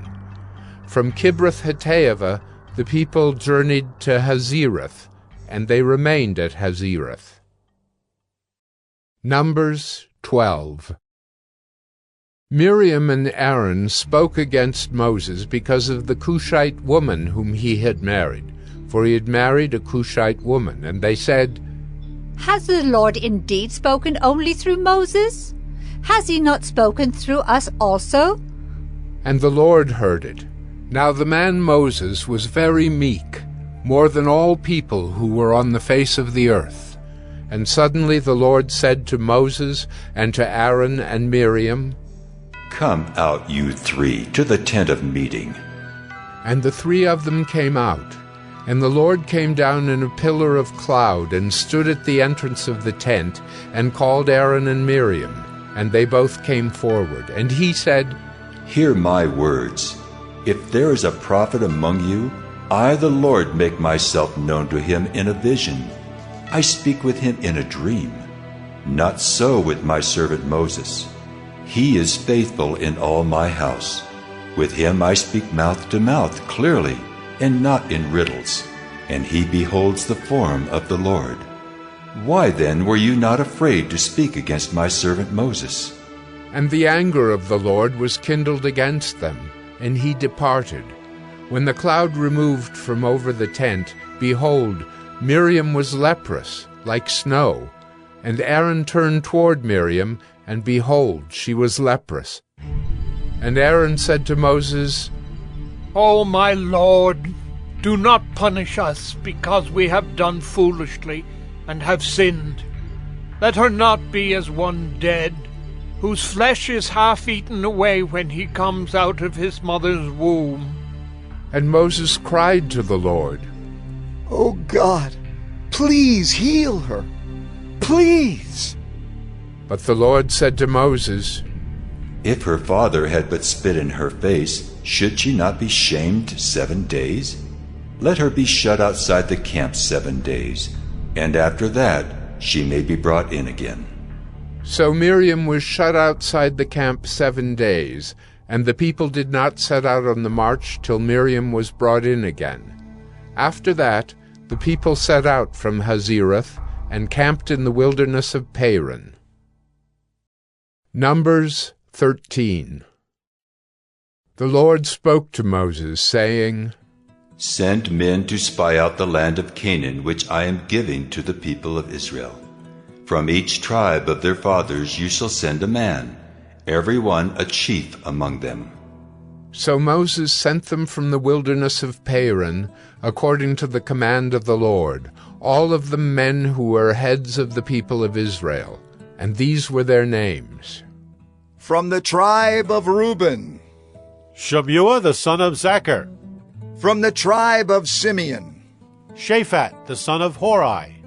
From the tribe of Judah, Caleb the son of Jephunneh. From the tribe of Issachar, Igal the son of Joseph. From the tribe of Ephraim, Hoshea the son of Nun. From the tribe of Benjamin, Paltai the son of Raphu. From the tribe of Zebulun, Gadiel the son of Sodai. From the tribe of Joseph, that is, from the tribe of Manasseh, Gadai the son of Susai. From the tribe of Dan, Amiel the son of Gemalli. From the tribe of Asher, Sether the son of Michael. From the tribe of Naphtali, Nabai the son of Vapsai. From the tribe of Gad, Guel the son of Machi. These were the names of the men whom Moses sent to spy out the land. And Moses called Hoshea, the son of Nun, Joshua.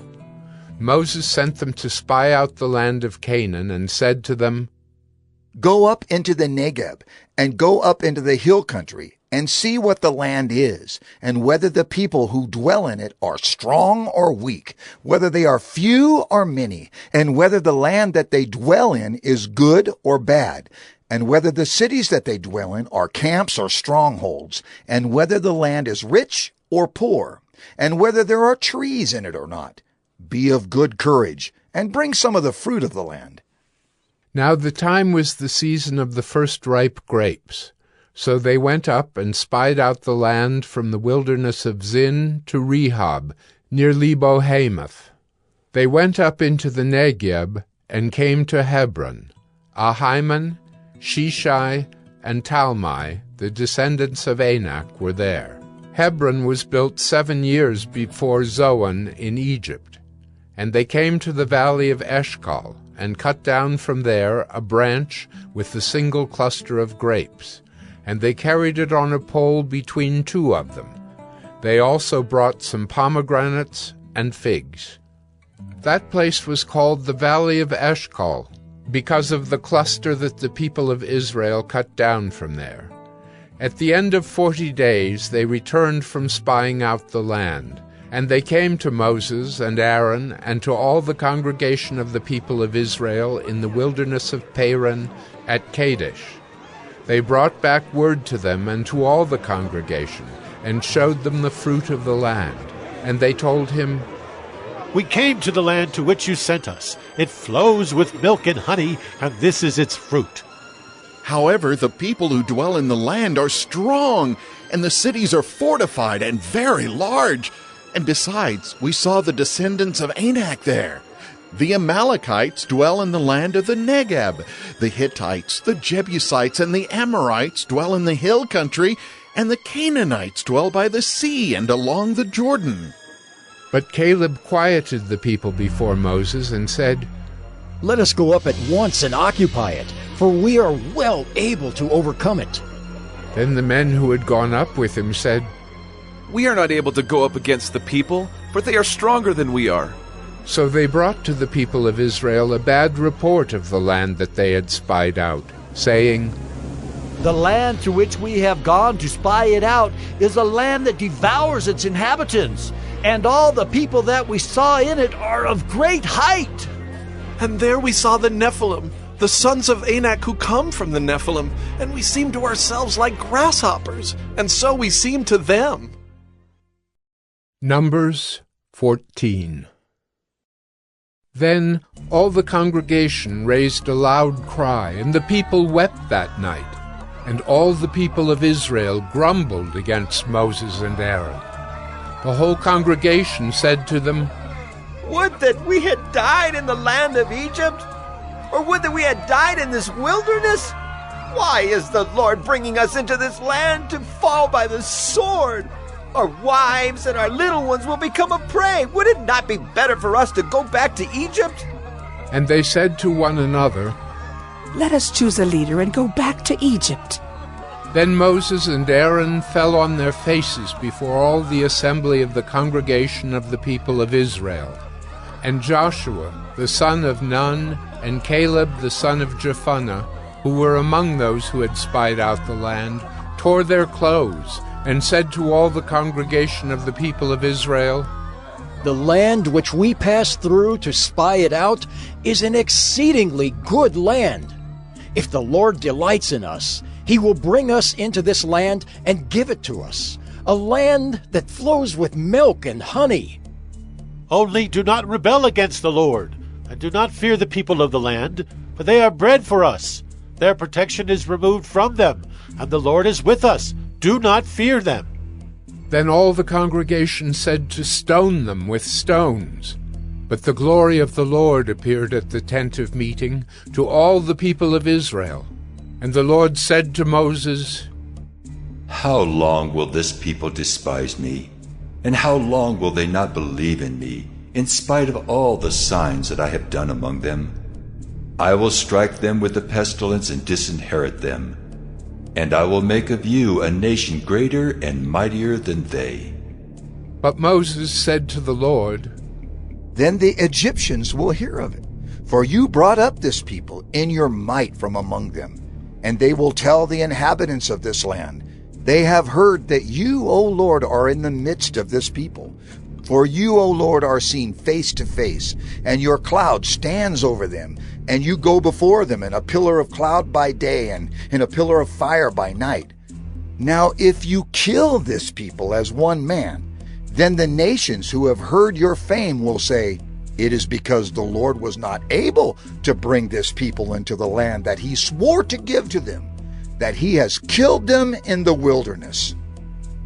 And now, please, let the power of the Lord be great as you have promised, saying, the Lord is slow to anger and abounding in steadfast love, forgiving iniquity and transgression, but he will by no means clear the guilty, visiting the iniquity of the fathers on the children to the third and the fourth generation.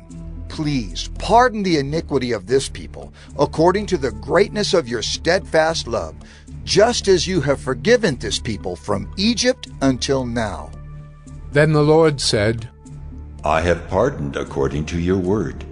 But truly, as I live, and as all the earth shall be filled with the glory of the Lord, none of the men who have seen my glory and my signs that I did in Egypt and in the wilderness, and yet have put me to the test these 10 times, and have not obeyed my voice, shall see the land that I swore to give to their fathers.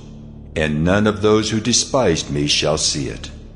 But my servant Caleb, because he has a different spirit and has followed me fully, I will bring into the land into which he went, and his descendants shall possess it. Now, since the Amalekites and the Canaanites dwell in the valleys, turn tomorrow and set out for the wilderness by the way to the Red Sea. And the Lord spoke to Moses and to Aaron, saying, How long shall this wicked congregation grumble against me? I have heard the grumblings of the people of Israel, which they grumble against me. Say to them, As I live, declares the Lord, what you have said in my hearing I will do to you. Your dead bodies shall fall in this wilderness, and of all your number listed in the census from 20 years old and upward, who have grumbled against me, not one shall come into the land where I swore that I would make you dwell, except Caleb the son of Jephunneh, and Joshua the son of Nun. But your little ones, who you said would become a prey, I will bring in, and they shall know the land that you have rejected. But as for you, your dead bodies shall fall in this wilderness, and your children shall be shepherds in the wilderness 40 years, and shall suffer for your faithlessness, until the last of your dead bodies lies in the wilderness, according to the number of the days in which you spied out the land, 40 days, a year for each day. You shall bear your iniquity 40 years, and you shall know my displeasure. I, the Lord, have spoken. Surely this will I do to all this wicked congregation who are gathered together against me. In this wilderness they shall come to a full end, and there they shall die. And the men whom Moses sent to spy out the land, who returned and made all the congregation grumble against him by bringing up a bad report about the land, the men who brought up a bad report of the land died by plague before the Lord. Of those men who went to spy out the land, only Joshua the son of Nun and Caleb the son of Jephunneh remained alive. When Moses told these words to all the people of Israel, the people mourned greatly. And they rose early in the morning and went up to the heights of the hill country, saying, Here we are! We will go up to the place that the Lord has promised, for we have sinned. But Moses said, Why now are you transgressing the command of the Lord, when that will not succeed? Do not go up, for the Lord is not among you, lest you be struck down before your enemies. For there the Amalekites and the Canaanites are facing you, and you shall fall by the sword, because you have turned back from following the Lord. The Lord will not be with you. But they presumed to go up to the heights of the hill country, although neither the ark of the covenant of the Lord nor Moses departed out of the camp. Then the Amalekites and the Canaanites who lived in that hill country came down and defeated them and pursued them, even to Hormah. Numbers 15.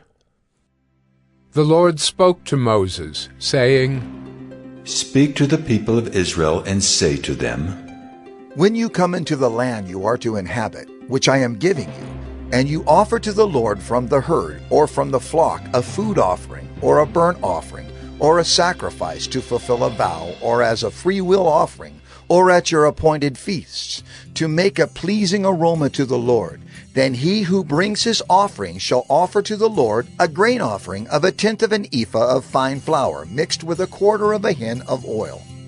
And you shall offer with the burnt offering or for the sacrifice 1/4 of a hin of wine for the drink offering for each lamb, or for a ram you shall offer for a grain offering 2/10 of an ephah of fine flour mixed with 1/3 of a hin of oil.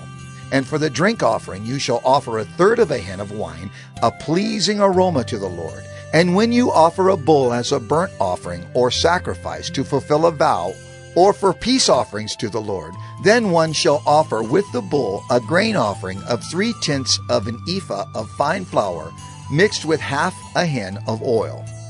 And you shall offer for the drink offering 1/2 a hin of wine as a food offering, a pleasing aroma to the Lord.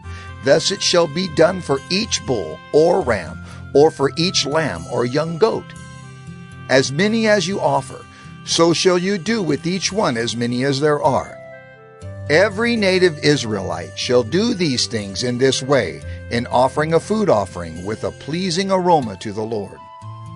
And if a stranger is sojourning with you, or anyone is living permanently among you, and he wishes to offer a food offering with a pleasing aroma to the Lord, he shall do as you do.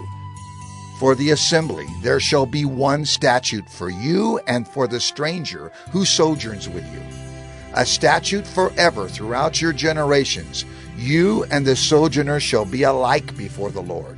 One law and one rule shall be for you and for the stranger who sojourns with you. The Lord spoke to Moses, saying, Speak to the people of Israel and say to them, When you come into the land to which I bring you, and when you eat of the bread of the land, you shall present a contribution to the Lord. Of the first of your dough you shall present a loaf as a contribution, like a contribution from the threshing floor. So shall you present it. Some of the first of your dough you shall give to the Lord as a contribution throughout your generations. But if you sin unintentionally and do not observe all these commandments that the Lord has spoken to Moses, all that the Lord has commanded you by Moses from the day that the Lord gave commandment and onward throughout your generations, then if it was done unintentionally without the knowledge of the congregation, all the congregation shall offer one bull from the herd for a burnt offering, a pleasing aroma to the Lord, with its grain offering and its drink offering, according to the rule, and one male goat for a sin offering. And the priest shall make atonement for all the congregation of the people of Israel, and they shall be forgiven because it was a mistake, and they have brought their offering, a food offering to the Lord, and their sin offering before the Lord for their mistake. And all the congregation of the people of Israel shall be forgiven, and the stranger who sojourns among them, because the whole population was involved in the mistake. If one person sins unintentionally, he shall offer a female goat, a year old, for a sin offering, and the priest shall make atonement before the Lord for the person who makes a mistake, when he sins unintentionally, to make atonement for him, and he shall be forgiven. You shall have one law for him who does anything unintentionally, for him who is native among the people of Israel, and for the stranger who sojourns among them. But the person who does anything with a high hand, whether he is native or a sojourner, reviles the Lord, and that person shall be cut off from among his people, because he has despised the word of the Lord and has broken his commandment. That person shall be utterly cut off. His iniquity shall be on him. While the people of Israel were in the wilderness, they found a man gathering sticks on the Sabbath day. And those who found him gathering sticks brought him to Moses and Aaron and to all the congregation. They put him in custody, because it had not been made clear what should be done to him. And the Lord said to Moses, the man shall be put to death. All the congregation shall stone him with stones outside the camp. And all the congregation brought him outside the camp and stoned him to death with stones, as the Lord commanded Moses. The Lord said to Moses, Speak to the people of Israel and tell them to make tassels on the corners of their garments throughout their generations, and to put a cord of blue on the tassel of each corner. And it shall be a tassel for you to look at, and remember all the commandments of the Lord to do them, not to follow after your own heart and your own eyes, which you are inclined to whore after. So you shall remember and do all my commandments, and be holy to your God. I am the Lord your God, who brought you out of the land of Egypt to be your God. I am the Lord your God. Numbers 16. Now Korah, the son of Izhar, son of Kohath, son of Levi, and Dathan and Abiram, the sons of Eliab, and On, the son of Peleth, sons of Reuben, took men. And they rose up before Moses with a number of the people of Israel, 250 chiefs of the congregation, chosen from the assembly, well-known men. They assembled themselves together against Moses and against Aaron, and said to them, You have gone too far, for all in the congregation are holy, every one of them, and the Lord is among them. Why then do you exalt yourselves above the assembly of the Lord? When Moses heard it, he fell on his face, and he said to Korah and all his company, In the morning the Lord will show who is his, and who is holy, and will bring him near to him. The one whom he chooses, he will bring near to him. Do this. Take censers, Korah and all his company, put fire in them, and put incense on them before the Lord tomorrow. And the man whom the Lord chooses shall be the Holy One. You have gone too far, sons of Levi. And Moses said to Korah, Hear now, you sons of Levi, is it too small a thing for you that the God of Israel has separated you from the congregation of Israel to bring you near to himself, to do service in the tabernacle of the Lord, and to stand before the congregation to minister to them, and that he has brought you near him, and all your brothers, the sons of Levi, with you? And would you seek the priesthood also? Therefore, it is against the Lord that you and all your company have gathered together. What is Aaron that you grumble against him? And Moses sent to call Dathan and Abiram, the sons of Eliab. And they said, We will not come up. Is it a small thing that you have brought us up out of a land flowing with milk and honey to kill us in the wilderness, that you must also make yourself a prince over us? Moreover, you have not brought us into a land flowing with milk and honey, nor given us inheritance of fields and vineyards.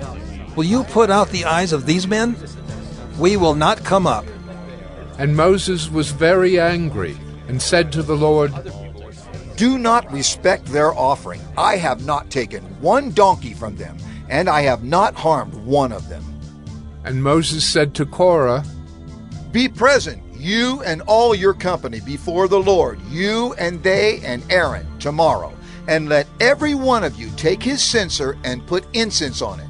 And every one of you bring before the Lord his censer, 250 censers, you also, and Aaron, each his censer. So every man took his censer and put fire in them, and laid incense on them, and stood at the entrance of the tent of meeting with Moses and Aaron. Then Korah assembled all the congregation against them at the entrance of the tent of meeting. And the glory of the Lord appeared to all the congregation. And the Lord spoke to Moses and to Aaron, saying, Separate yourselves from among this congregation, that I may consume them in a moment. And they fell on their faces and said, O God, the God of the spirits of all flesh, shall one man sin? And will you be angry with all the congregation? And the Lord spoke to Moses, saying, Say to the congregation, Get away from the dwelling of Korah, Dathan, and Abiram. Then Moses rose and went to Dathan and Abiram, and the elders of Israel followed him. And he spoke to the congregation, saying, Depart, please, from the tents of these wicked men, and touch nothing of theirs, lest you be swept away with all their sins. So they got away from the dwelling of Korah, Dathan, and Abiram. And Dathan and Abiram came out and stood at the door of their tents, together with their wives, their sons, and their little ones. And Moses said, Hereby ye shall know that the Lord has sent me to do all these works, and that it has not been of my own accord. If these men die, as all men die, or if they are visited by the fate of all mankind, then the Lord has not sent me. But if the Lord creates something new, and the ground opens its mouth and swallows them up with all that belongs to them, and they go down alive into Sheol, then you shall know that these men have despised the Lord. And as soon as he had finished speaking all these words, the ground under them split apart, and the earth opened its mouth and swallowed them up, with their households and all the people who belonged to Korah and all their goods. So they and all that belonged to them went down alive into Sheol, and the earth closed over them, and they perished from the midst of the assembly. And all Israel who were around them fled at their cry, for they said, Lest the earth swallow us up! And fire came out from the Lord, and consumed the 250 men offering the incense. Then the Lord spoke to Moses, saying, Tell Eleazar the son of Aaron the priest to take up the censers out of the blaze. Then scatter the fire far and wide, for they have become holy. As for the censers of these men who have sinned at the cost of their lives, let them be made into hammered plates as a covering for the altar. For they offered them before the Lord, and they became holy. Thus they shall be a sign to the people of Israel. So Eleazar the priest took the bronze censers, which those who were burned had offered, and they were hammered out as a covering for the altar, to be a reminder to the people of Israel, so that no outsider who is not of the descendants of Aaron should draw near to burn incense before the Lord, lest he become like Korah and his company, as the Lord said to him through Moses. But on the next day all the congregation of the people of Israel grumbled against Moses and against Aaron, saying, You have killed the people of the Lord! And when the congregation had assembled against Moses and against Aaron, they turned toward the tent of meeting. And behold, the cloud covered it, and the glory of the Lord appeared. And Moses and Aaron came to the front of the tent of meeting. And the Lord spoke to Moses, saying, Get away from the midst of this congregation, that I may consume them in a moment. And they fell on their faces. And Moses said to Aaron, Take your censer and put fire on it from off the altar, and lay incense on it, and carry it quickly to the congregation, and make atonement for them, for wrath has gone out from the Lord. The plague has begun. So Aaron took it as Moses said, and ran into the midst of the assembly. And behold, the plague had already begun among the people. And he put on the incense and made atonement for the people. And he stood between the dead and the living, and the plague was stopped. Now those who died in the plague were 14,700, besides those who died in the affair of Korah. And Aaron returned to Moses at the entrance of the tent of meeting when the plague was stopped. Numbers 17. The Lord spoke to Moses, saying, Speak to the people of Israel, and get from them staffs, one for each father's house, from all their chiefs according to their fathers' houses, 12 staffs. Write each man's name on his staff, and write Aaron's name on the staff of Levi. For there shall be one staff for the head of each father's house. Then you shall deposit them in the tent of meeting before the testimony where I meet with you. and the staff of the man whom I choose shall sprout. Thus I will make to cease from me the grumblings of the people of Israel, which they grumble against you. Moses spoke to the people of Israel, and all their chiefs gave him staffs, one for each chief, according to their fathers' houses, 12 staffs. And the staff of Aaron was among their staffs. And Moses deposited the staffs before the Lord in the tent of the testimony. On the next day Moses went into the tent of the testimony, and behold, the staff of Aaron for the house of Levi had sprouted, and put forth buds, and produced blossoms, and it bore ripe almonds.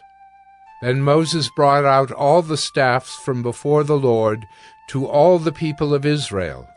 And they looked, and each man took his staff, and the Lord said to Moses, Put back the staff of Aaron before the testimony, to be kept as a sign for the rebels, that you may make an end of their grumblings against me, lest they die. Thus did Moses. As the Lord commanded him, so he did. And the people of Israel said to Moses, Behold, we perish! We are undone! We are all undone! Everyone who comes near to the tabernacle of the Lord shall die. Are we all to perish? Numbers 18. So the Lord said to Aaron, You and your sons and your father's house with you shall bear iniquity connected with the sanctuary, and you and your sons with you shall bear iniquity connected with your priesthood. And with you bring your brothers also, the tribe of Levi, the tribe of your father, that they may join you and minister to you while you and your sons with you are before the tent of the testimony. They shall keep guard over you and over the whole tent, but shall not come near to the vessels of the sanctuary or to the altar, lest they and you die. They shall join you and keep guard over the tent of meeting for all the service of the tent, and no outsider shall come near you. And you shall keep guard over the sanctuary and over the altar, that there may never again be wrath on the people of Israel. And behold, I have taken your brothers the Levites from among the people of Israel. They are a gift to you, given to the Lord, to do the service of the tent of meeting. And you and your sons with you shall guard your priesthood for all that concerns the altar and that is within the veil. And you shall serve. I give your priesthood as a gift, and any outsider who comes near shall be put to death. Then the Lord spoke to Aaron, Behold, I have given you charge of the contributions made to me, all the consecrated things of the people of Israel. I have given them to you as a portion, and to your sons as a perpetual due. They shall be yours of the most holy things, reserved from the fire, every offering of theirs, every grain offering of theirs, and every sin offering of theirs, and every guilt offering of theirs which they render to me shall be most holy to you and to your sons. In a most holy place shall you eat it. Every male may eat it. It is holy to you. This also is yours, the contribution of their gift, all the wave offerings of the people of Israel. I have given them to you, and to your sons and daughters with you, as a perpetual due. Everyone who is clean in your house may eat it. All the best of the oil, and all the best of the wine and of the grain, the firstfruits of what they give to the Lord, I give to you.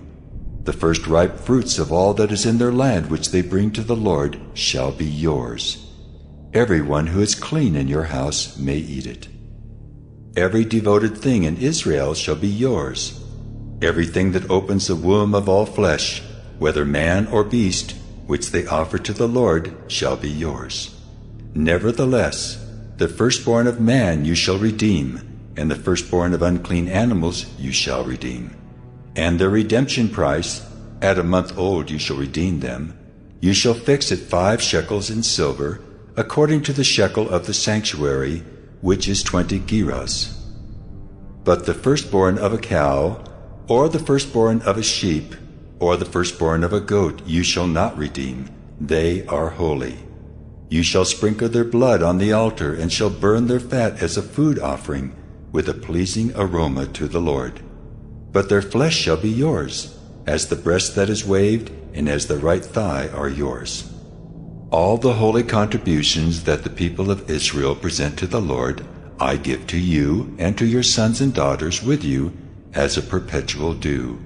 It is a covenant of salt forever before the Lord for you and for your offspring with you. And the Lord said to Aaron, You shall have no inheritance in their land, neither shall you have any portion among them. I am your portion and your inheritance among the people of Israel. To the Levites I have given every tithe in Israel for an inheritance, in return for their service that they do, their service in the tent of meeting. So that the people of Israel do not come near the tent of meeting, lest they bear sin and die. But the Levites shall do the service of the tent of meeting, and they shall bear their iniquity. It shall be a perpetual statute throughout your generations, and among the people of Israel they shall have no inheritance. For the tithe of the people of Israel, which they present as a contribution to the Lord, I have given to the Levites for an inheritance. Therefore I have said of them that they shall have no inheritance among the people of Israel. And the Lord spoke to Moses, saying, Moreover, you shall speak and say to the Levites, When you take from the people of Israel the tithe that I have given you from them for your inheritance, then you shall present a contribution from it to the Lord, a tithe of the tithe. And your contribution shall be counted to you as though it were the grain of the threshing floor, and as the fullness of the winepress. So you shall also present a contribution to the Lord from all your tithes, which you receive from the people of Israel. And from it you shall give the Lord's contribution to Aaron the priest. Out of all the gifts to you, you shall present every contribution due to the Lord. From each its best part is to be dedicated. Therefore you shall say to them, When you have offered from it the best of it, then the rest shall be counted to the Levites as produce of the threshing floor, and as produce of the winepress, and you may eat it in any place, you and your households, for it is your reward in return for your service in the tent of meeting, and you shall bear no sin by reason of it, when you have contributed the best of it. But you shall not profane the holy things of the people of Israel, lest you die. Numbers 19. Now the Lord spoke to Moses and to Aaron, saying, This is the statute of the law that the Lord has commanded. Tell the people of Israel to bring you a red heifer, without defect, in which there is no blemish, and on which a yoke has never come. And you shall give it to Eleazar the priest, and it shall be taken outside the camp and slaughtered before him. And Eleazar the priest shall take some of its blood with his finger, and sprinkle some of its blood toward the front of the tent of meeting 7 times. And the heifer shall be burned in his sight. Its skin, its flesh, and its blood, with its dung shall be burned. And the priest shall take cedar wood and hyssop and scarlet yarn, and throw them into the fire, burning the heifer. Then the priest shall wash his clothes and bathe his body in water, and afterward he may come into the camp. But the priest shall be unclean until evening. The one who burns the heifer shall wash his clothes in water, and bathe his body in water, and shall be unclean until evening. And a man who is clean shall gather up the ashes of the heifer, and deposit them outside the camp in a clean place, and they shall be kept for the water for impurity for the congregation of the people of Israel. It is a sin offering. And the one who gathers the ashes of the heifer shall wash his clothes and be unclean until evening, and this shall be a perpetual statute for the people of Israel, and for the stranger who sojourns among them. Whoever touches the dead body of any person shall be unclean 7 days. He shall cleanse himself with the water on the 3rd day and on the 7th day, and so be clean. But if he does not cleanse himself on the 3rd day and on the 7th day, he will not become clean. Whoever touches a dead person, the body of anyone who has died, and does not cleanse himself, defiles the tabernacle of the Lord, and that person shall be cut off from Israel. Because the water for impurity was not thrown on him, he shall be unclean. His uncleanness is still on him. This is the law when someone dies in a tent. Everyone who comes into the tent and everyone who is in the tent shall be unclean 7 days, and every open vessel that has no cover fastened on it is unclean. Whoever in the open field touches someone who was killed with a sword, or who died naturally, or touches a human bone or a grave, shall be unclean 7 days. For the unclean they shall take some ashes of the burnt sin offering, and fresh water shall be added in a vessel. Then a clean person shall take hyssop and dip it in the water and sprinkle it on the tent and on all the furnishings and on the persons who were there and on whoever touched the bone or the slain or the dead or the grave. And the clean person shall sprinkle it on the unclean on the 3rd day and on the 7th day. Thus on the 7th day he shall cleanse him, and he shall wash his clothes and bathe himself in water, and at evening he shall be clean. If the man who is unclean does not cleanse himself, that person shall be cut off from the midst of the assembly, since he has defiled the sanctuary of the Lord. Because the water for impurity has not been thrown on him, he is unclean, and it shall be a statute forever for them. The one who sprinkles the water for impurity shall wash his clothes, and the one who touches the water for impurity shall be unclean until evening. And whatever the unclean person touches shall be unclean, and anyone who touches it shall be unclean until evening. Numbers 20.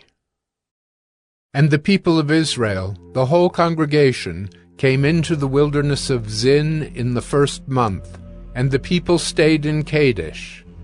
And Miriam died there and was buried there. Now there was no water for the congregation, and they assembled themselves together against Moses and against Aaron. And the people quarreled with Moses and said, "Would that we had perished when our brothers perished before the Lord! Why have you brought the assembly of the Lord into this wilderness? That we should die here, both we and our cattle?" And why have you made us come up out of Egypt to bring us to this evil place? It is no place for grain or figs or vines or pomegranates, and there is no water to drink. Then Moses and Aaron went from the presence of the assembly to the entrance of the tent of meeting and fell on their faces. And the glory of the Lord appeared to them. And the Lord spoke to Moses, saying, "Take the staff and assemble the congregation, you and Aaron your brother, and tell the rock before their eyes to yield its water. So you shall bring water out of the rock for them, and give drink to the congregation and their cattle." And Moses took the staff from before the Lord, as he commanded him. Then Moses and Aaron gathered the assembly together before the rock, and he said to them, "Hear now, you rebels, shall we bring water for you out of this rock?" And Moses lifted up his hand and struck the rock with his staff twice, and water came out abundantly, and the congregation drank, and their livestock. And the Lord said to Moses and Aaron, "Because you did not believe in me to uphold me as holy in the eyes of the people of Israel, therefore you shall not bring this assembly into the land that I have given them." These are the waters of Meribah, where the people of Israel quarreled with the Lord, and through them he showed himself holy. Moses sent messengers from Kadesh to the king of Edom. "Thus says your brother Israel, you know all the hardship that we have met, how our fathers went down to Egypt, and we lived in Egypt a long time. And the Egyptians dealt harshly with us and our fathers. And when we cried to the Lord, he heard our voice and sent an angel and brought us out of Egypt. And here we are in Kadesh, a city on the edge of your territory. Please let us pass through your land. We will not pass through field or vineyard or drink water from a well. We will go along the king's highway. We will not turn aside to the right hand or to the left until we have passed through your territory." But Edom said to him, "You shall not pass through, lest I come out with the sword against you." And the people of Israel said to him, "We will go up by the highway, and if we drink of your water, I and my livestock, then I will pay for it. Let me only pass through on foot, nothing more." But he said, You shall not pass through. And Edom came out against them with a large army and with a strong force. Thus Edom refused to give Israel passage through his territory. So Israel turned away from him. And they journeyed from Kadesh, and the people of Israel, the whole congregation, came to Mount Hor. And the Lord said to Moses and Aaron at Mount Hor, on the border of the land of Edom, Let Aaron be gathered to his people, for he shall not enter the land that I have given to the people of Israel, because you rebelled against my command at the waters of Meribah. Take Aaron and Eleazar his son, and bring them up to Mount Hor, and strip Aaron of his garments, and put them on Eleazar his son, and Aaron shall be gathered to his people, and shall die there. Moses did as the Lord commanded, and they went up Mount Hor in the sight of all the congregation. And Moses stripped Aaron of his garments, and put them on Eleazar his son. And Aaron died there on the top of the mountain. Then Moses and Eleazar came down from the mountain, and when all the congregation saw that Aaron had perished, all the house of Israel wept for Aaron 30 days. Numbers 21. When the Canaanite, the king of Arad, who lived in the Negeb, heard that Israel was coming by the way of Atharim, he fought against Israel, and took some of them captive. And Israel vowed a vow to the Lord, and said, If you will indeed give this people into my hand, then I will devote their cities to destruction. And the Lord heeded the voice of Israel, and gave over the Canaanites, and they devoted them and their cities to destruction. So the name of the place was called Hormah. From Mount Hor they set out by the way to the Red Sea, to go around the land of Edom. And the people became impatient on the way, and the people spoke against God and against Moses. Why have you brought us up out of Egypt to die in the wilderness? For there is no food and no water, and we loathe this worthless food. Then the Lord sent fiery serpents among the people, and they bit the people, so that many people of Israel died. And the people came to Moses and said, We have sinned, for we have spoken against the Lord and against you. Pray to the Lord that he take away the serpents from us. So Moses prayed for the people, and the Lord said to Moses, Make a fiery serpent and set it on a pole, and everyone who is bitten when he sees it shall live. So Moses made a bronze serpent and set it on a pole, and if a serpent bit anyone, he would look at the bronze serpent and live. And the people of Israel set out and camped in Oboth. And they set out from Oboth and camped at Abarim in the wilderness that is opposite Moab toward the sunrise. From there they set out and camped in the valley of Zered. From there they set out and camped on the other side of the Arnon, which is in the wilderness that extends from the border of the Amorites. For the Arnon is the border of Moab, between Moab and the Amorites. Therefore it is said in the book of the wars of the Lord, Wahab and Suphah, and the valleys of the Arnon, and the slope of the valleys that extends to the seat of Ar, and leans to the border of Moab. And from there they continued to Beer, that is the well of which the Lord said to Moses, Gather the people together, so that I may give them water. Then Israel sang this song, Spring up, O well, sing to it, the well that the princes made, that the nobles of the people dug, with the scepter and with their staffs. And from the wilderness they went on to Mattanah, and from Mattanah to Nahaliel, and from Nahaliel to Bamoth, and from Bamoth to the valley lying in the region of Moab, by the top of Pisgah that looks down on the desert.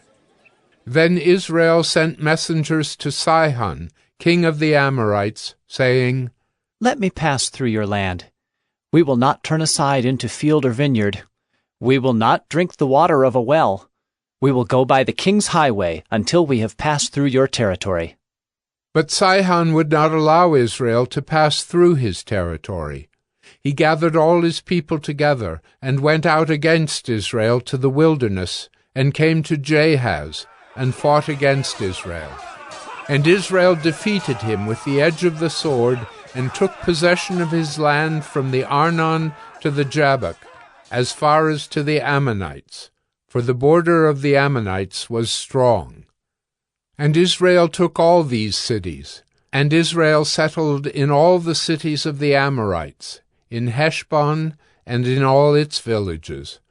For Heshbon was the city of Sihon, the king of the Amorites, who had fought against the former king of Moab, and taken all his land out of his hand as far as the Arnon. Therefore the ballad singers say, Come to Heshbon, let it be built, let the city of Sihon be established. For fire came out from Heshbon, flame from the city of Sihon. It devoured Ar of Moab, and swallowed the heights of the Arnon. Woe to you, O Moab! You are undone, O people of Chemosh. He has made his sons fugitives, and his daughters captives to an Amorite king, Sihon. So we overthrew them. Heshbon, as far as Dibon, perished, and we laid waste as far as Nophah. Fire spread as far as Medeba. Thus Israel lived in the land of the Amorites. And Moses sent to spy out Jazer, and they captured its villages, and dispossessed the Amorites who were there. Then they turned, and went up by the way to Bashan. And Og the king of Bashan came out against them, he and all his people, to battle at Edrei. But the Lord said to Moses, Do not fear him, for I have given him into your hand, and all his people and his land. And you shall do to him as you did to Sihon king of the Amorites, who lived at Heshbon. So they defeated him and his sons and all his people, until he had no survivor left, and they possessed his land. Numbers 22. Then the people of Israel set out and camped in the plains of Moab, beyond the Jordan at Jericho. And Balak, the son of Zippor, saw all that Israel had done to the Amorites.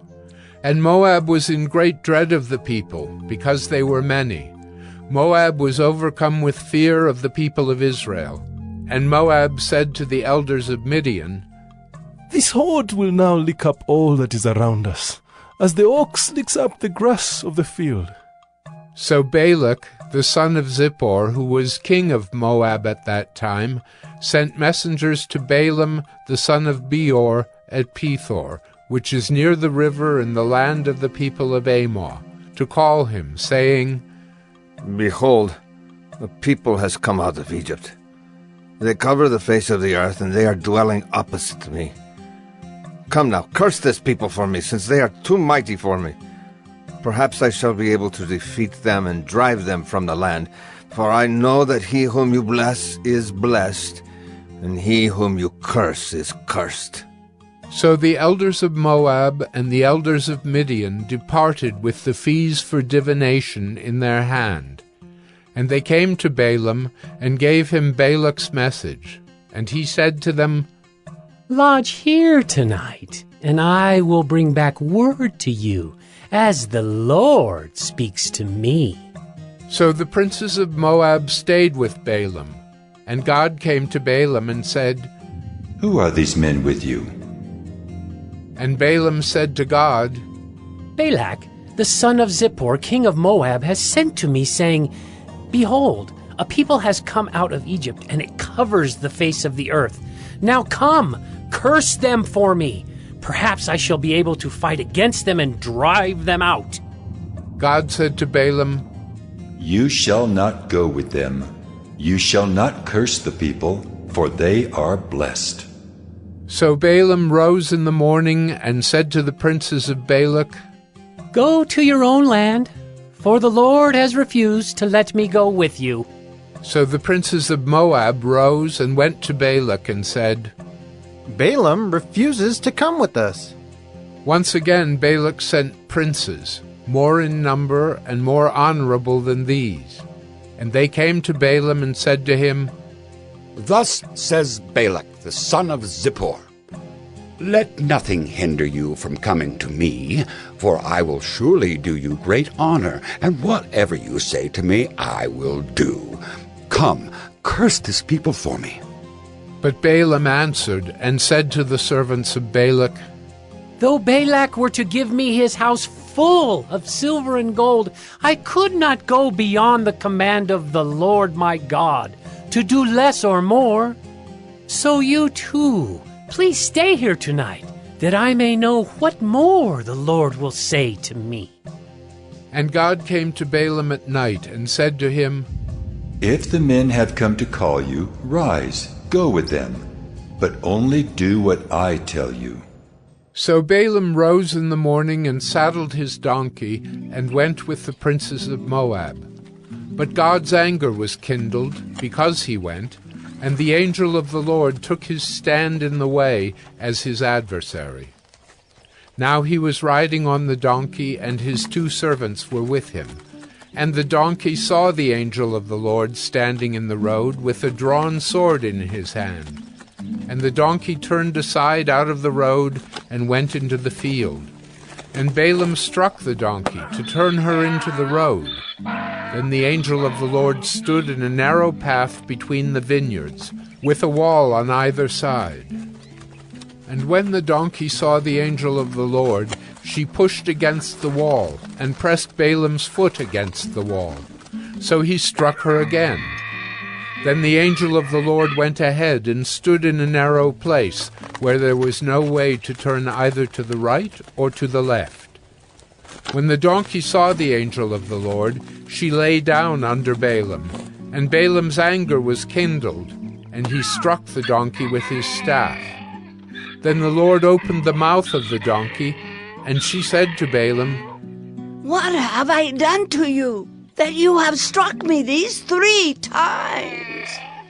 And Balaam said to the donkey, Because you have made a fool of me, I wish I had a sword in my hand, for then I would kill you. And the donkey said to Balaam, Am I not your donkey, on which you have ridden all your life long to this day? Is it my habit to treat you this way? And he said, No. Then the Lord opened the eyes of Balaam, and he saw the angel of the Lord standing in the way, with his drawn sword in his hand. And he bowed down and fell on his face. And the angel of the Lord said to him, Why have you struck your donkey these 3 times? Behold, I have come out to oppose you, because your way is perverse before me. The donkey saw me and turned aside before me these 3 times. If she had not turned aside from me, surely just now I would have killed you and let her live. Then Balaam said to the angel of the Lord, I have sinned, for I did not know that you stood in the road against me. Now therefore, if it is evil in your sight, I will turn back. And the angel of the Lord said to Balaam, Go with the men, but speak only the word that I tell you. So Balaam went on with the princes of Balak. When Balak heard that Balaam had come, he went out to meet him at the city of Moab, on the border formed by the Arnon, at the extremity of the border. And Balak said to Balaam, Did I not send to you to call you? Why did you not come to me? Am I not able to honor you? Balaam said to Balak, Behold, I have come to you. Have I now any power of my own to speak anything? The word that God puts in my mouth, that must I speak. Then Balaam went with Balak, and they came to Kiriath-Huzoth. And Balak sacrificed oxen and sheep, and sent for Balaam and for the princes who were with him. And in the morning Balak took Balaam, and brought him up to Bamoth Baal, and from there he saw a fraction of the people. Numbers 23. And Balaam said to Balak, Build for me here 7 altars, and prepare for me here 7 bulls and 7 rams. Balak did as Balaam had said, and Balak and Balaam offered on each altar a bull and a ram. And Balaam said to Balak, "Stand beside your burnt offering, and I will go. Perhaps the Lord will come to meet me, and whatever he shows me, I will tell you." And he went to a bare height, and God met Balaam. And Balaam said to him, "I have arranged the 7 altars, and I have offered on each altar a bull and a ram." And the Lord put a word in Balaam's mouth, and said, Return to Balak, and thus you shall speak. And he returned to him, and behold, he and all the princes of Moab were standing beside his burnt offering. And Balaam took up his discourse and said, "From Aram Balak has brought me, the king of Moab, from the eastern mountains. Come, curse Jacob for me, and come, denounce Israel. How can I curse whom God has not cursed? How can I denounce whom the Lord has not denounced? For from the top of the crags I see him, from the hills I behold him. Behold, a people dwelling alone, and not counting itself among the nations. Who can count the dust of Jacob, or number the 4th part of Israel? Let me die the death of the upright, and let my end be like his." And Balak said to Balaam, "What have you done to me? I took you to curse my enemies, and behold, you have done nothing but bless them." And he answered and said, "Must I not take care to speak what the Lord puts in my mouth?" And Balak said to him, "Please come with me to another place, from which you may see them. You shall see only a fraction of them, and shall not see them all. Then curse them for me from there." And he took him to the field of Zophim, to the top of Pisgah, and built 7 altars, and offered a bull and a ram on each altar. Balaam said to Balak, "Stand here beside your burnt offering, while I meet the Lord over there." And the Lord met Balaam and put a word in his mouth, and said, Return to Balak, and thus shall you speak. And he came to him, and behold, he was standing beside his burnt offering, and the princes of Moab with him. And Balak said to him, "What has the Lord spoken?" And Balaam took up his discourse and said, "Rise, Balak, and hear. Give ear to me, O son of Zippor. God is not man, that he should lie, or a son of man, that he should change his mind. Has he said, and will he not do it? Or has he spoken, and will he not fulfill it? Behold, I received a command to bless. He has blessed, and I cannot revoke it. He has not beheld misfortune in Jacob, nor has he seen trouble in Israel. The Lord their God is with them, and the shout of a king is among them. God brings them out of Egypt, and is for them like the horns of the wild ox. For there is no enchantment against Jacob, no divination against Israel. Now it shall be said of Jacob and Israel, what has God wrought? Behold, a people! As a lioness it rises up, and as a lion it lifts itself. It does not lie down until it has devoured the prey and drunk the blood of the slain." And Balak said to Balaam, "Do not curse them at all, and do not bless them at all." But Balaam answered Balak, "Did I not tell you? All that the Lord says, that I must do." And Balak said to Balaam, "Come now, I will take you to another place. Perhaps it will please God that you may curse them for me from there." So Balak took Balaam to the top of Peor, which overlooks the desert. And Balaam said to Balak, Build for me here 7 altars, and prepare for me here 7 bulls and 7 rams. And Balak did as Balaam had said, and offered a bull and a ram on each altar. Numbers 24. When Balaam saw that it pleased the Lord to bless Israel, he did not go, as at other times, to look for omens, but set his face toward the wilderness. And Balaam lifted up his eyes, and saw Israel camping, tribe by tribe.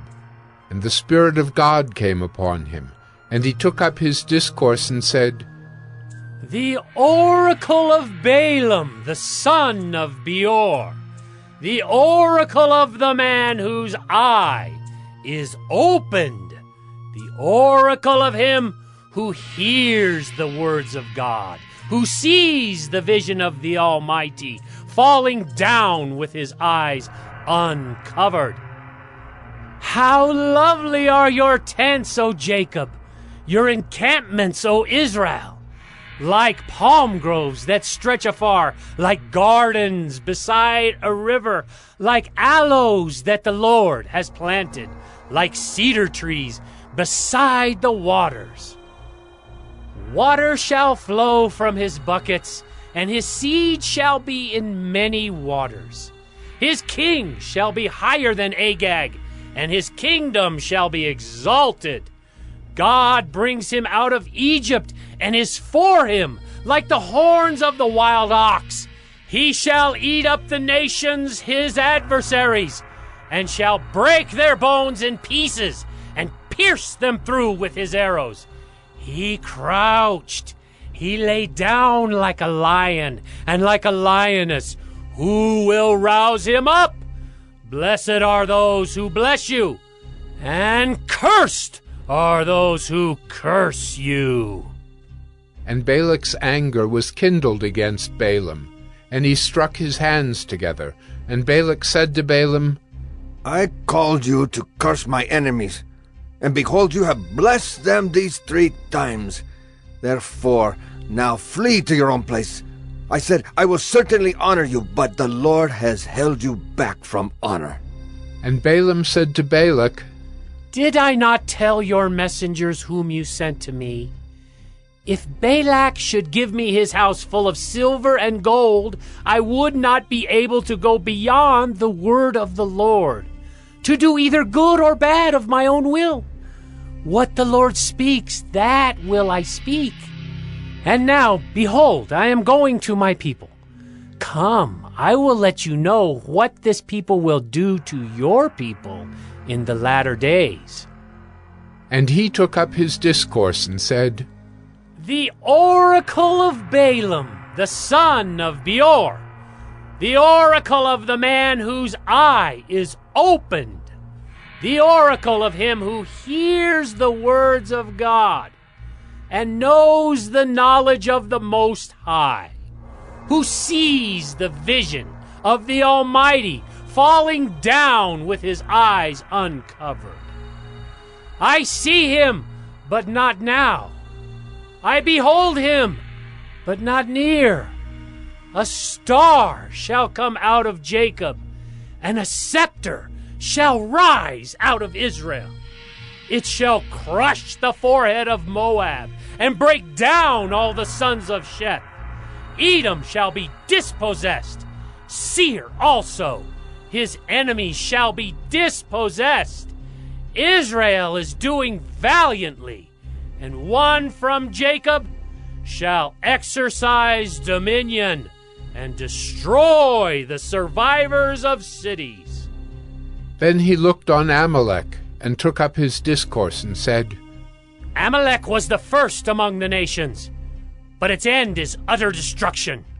And he looked on the Kenite, and took up his discourse and said, Enduring is your dwelling place, and your nest is set in the rock.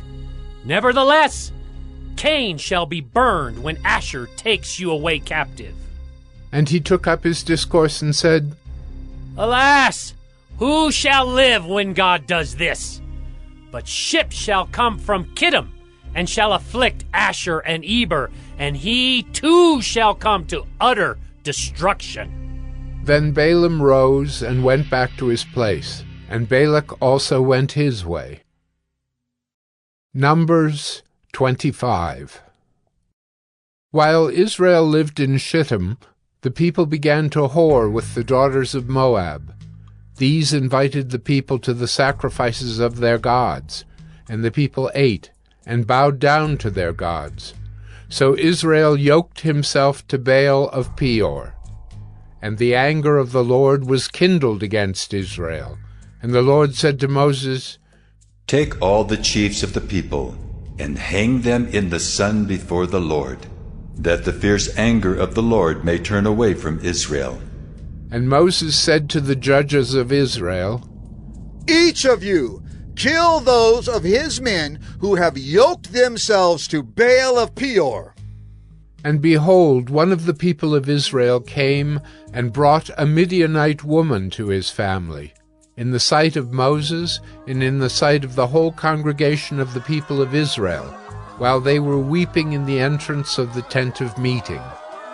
When Phinehas, the son of Eleazar, son of Aaron the priest, saw it, he rose and left the congregation and took a spear in his hand, and went after the man of Israel into the chamber and pierced both of them, the man of Israel and the woman, through her belly. Thus the plague on the people of Israel was stopped. Nevertheless, those who died by the plague were 24,000. And the Lord said to Moses, Phinehas, the son of Eleazar, son of Aaron the priest, has turned back my wrath from the people of Israel, in that he was jealous with my jealousy among them, so that I did not consume the people of Israel in my jealousy. Therefore say, Behold, I give to him my covenant of peace, and it shall be to him and to his descendants after him the covenant of a perpetual priesthood, because he was jealous for his God, and made atonement for the people of Israel. The name of the slain man of Israel, who was killed with the Midianite woman, was Zimri, the son of Salu, chief of a father's house belonging to the Simeonites. And the name of the Midianite woman who was killed was Cosbi, the daughter of Zur, who was the tribal head of a father's house in Midian. And the Lord spoke to Moses, saying, Harass the Midianites, and strike them down, for they have harassed you with their wiles, with which they beguiled you in the matter of Peor, and in the matter of Cosbi, the daughter of the chief of Midian, their sister who was killed on the day of the plague on account of Peor. Numbers 26. After the plague, the Lord said to Moses and to Eleazar the son of Aaron the priest, Take a census of all the congregation of the people of Israel, from 20 years old and upward by their fathers' houses, all in Israel who are able to go to war. And Moses and Eleazar the priest spoke with them in the plains of Moab, by the Jordan at Jericho, saying, Take a census of the people from 20 years old and upward. As the Lord commanded Moses. The people of Israel who came out of the land of Egypt were Reuben, the firstborn of Israel. The sons of Reuben, of Hanok, the clan of the Hanokites, of Palu, the clan of the Paluites, of Hezron, the clan of the Hezronites, of Carmi, the clan of the Carmites. These are the clans of the Reubenites, and those listed were 43,730.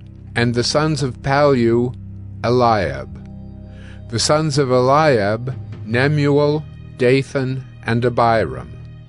These are the Dathan and Abiram, chosen from the congregation, who contended against Moses and Aaron in the company of Korah, when they contended against the Lord, and the earth opened its mouth and swallowed them up together with Korah, when that company died, when the fire devoured 250 men, and they became a warning. But the sons of Korah did not die.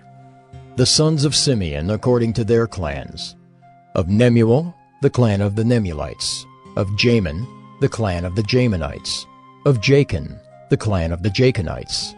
Of Zerah, the clan of the Zerahites. Of Shaul, the clan of the Shaulites. These are the clans of the Simeonites, 22,200. The sons of Gad, according to their clans. Of Zephon, the clan of the Zephonites. Of Haggi, the clan of the Haggites. Of Shunai, the clan of the Shunites. Of Ozni, the clan of the Oznites. Of Eri, the clan of the Erites. Of Arod, the clan of the Arodites. Of Areli, the clan of the Arelites. These are the clans of the sons of Gad as they were listed, 40,500. The sons of Judah were and Onan, and and Onan died in the land of Canaan. And the sons of Judah, according to their clans, were of Shelah, the clan of the Shelonites. Of Perez, the clan of the Perizzites. Of Zerah, the clan of the Zerahites. And the sons of Perez were of Hezron, the clan of the Hezronites. Of Hamel, the clan of the Hamelites. These are the clans of Judah as they were listed, 76,500. The sons of Issachar, according to their clans.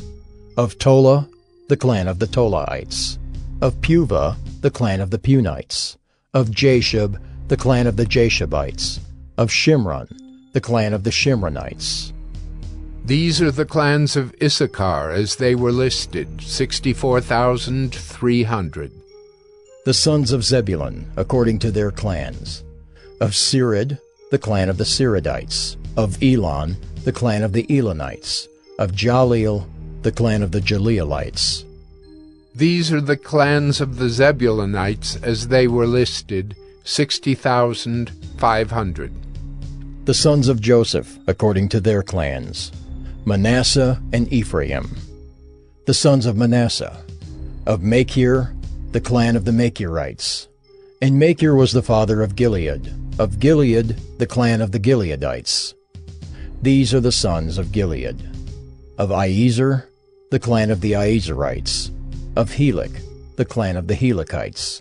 And of Asriel, the clan of the Asrielites. And of Shechem, the clan of the Shechemites. And of Shemida, the clan of the Shemidaites. And of Hepher, the clan of the Hepherites. Now Zelophehad the son of Hepher had no sons, but daughters. And the names of the daughters of Zelophehad were Mahlah, Noah, Hoglah, Milcah, and Tirzah. These are the clans of Manasseh, and those listed were 52,700. These are the sons of Ephraim, according to their clans. Of Shuthelah, the clan of the Shuthelahites. Of Becher, the clan of the Becherites. Of Tahan, the clan of the Tahanites. And these are the sons of Shuthelah. Of Iran, the clan of the Iranites.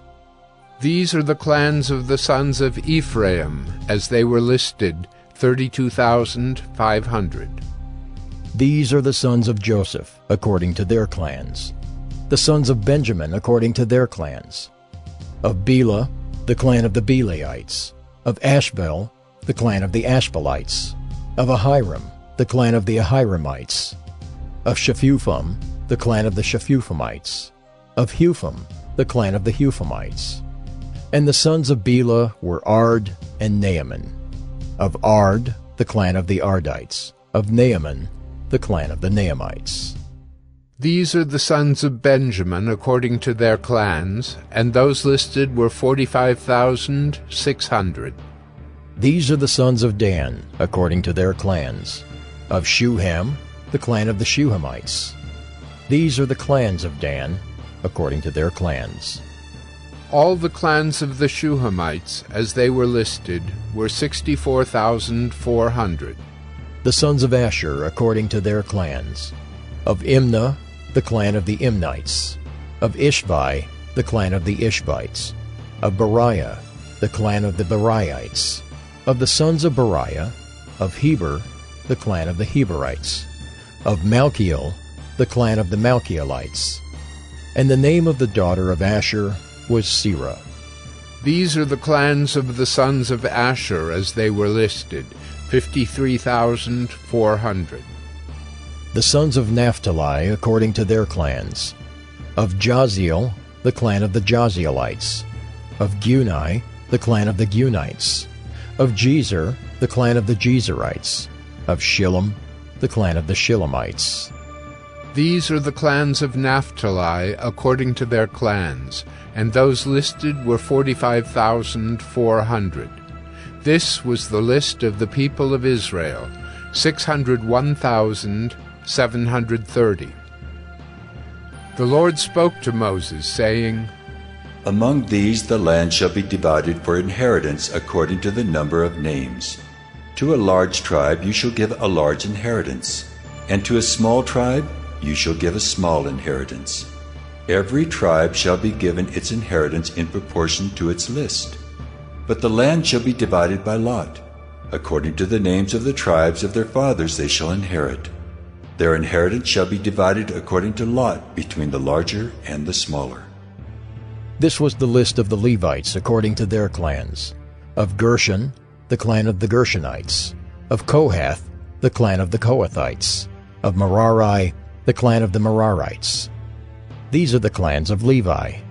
The clan of the Libnites, the clan of the Hebronites, the clan of the Mahlites, the clan of the Mushites, the clan of the Korahites. And Kohath was the father of Amram. The name of Amram's wife was Jochebed, the daughter of Levi, who was born to Levi in Egypt. And she bore to Amram Aaron and Moses and Miriam their sister. And to Aaron were born Nadab, Abihu, Eleazar, and Ithamar. But Nadab and Abihu died when they offered unauthorized fire before the Lord.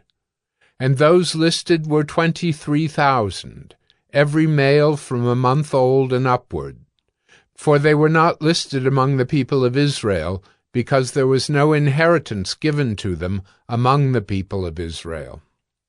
These were those listed by Moses and Eleazar the priest, who listed the people of Israel in the plains of Moab by the Jordan at Jericho. But among these there was not one of those listed by Moses and Aaron the priest, who had listed the people of Israel in the wilderness of Sinai. For the Lord had said of them, They shall die in the wilderness. Not one of them was left, except Caleb the son of Jephunneh, and Joshua the son of Nun. Numbers 27. Then drew near the daughters of Zelophehad, the son of Hepher, son of Gilead, son of Machir, son of Manasseh, from the clans of Manasseh the son of Joseph. The names of his daughters were Mahlah, Noah, Hoglah, Milcah, and Tirzah. And they stood before Moses and before Eleazar the priest, and before the chiefs and all the congregation, at the entrance of the tent of meeting, saying, Our father died in the wilderness. He was not among the company of those who gathered themselves together against the Lord in the company of Korah, but died for his own sin. And he had no sons.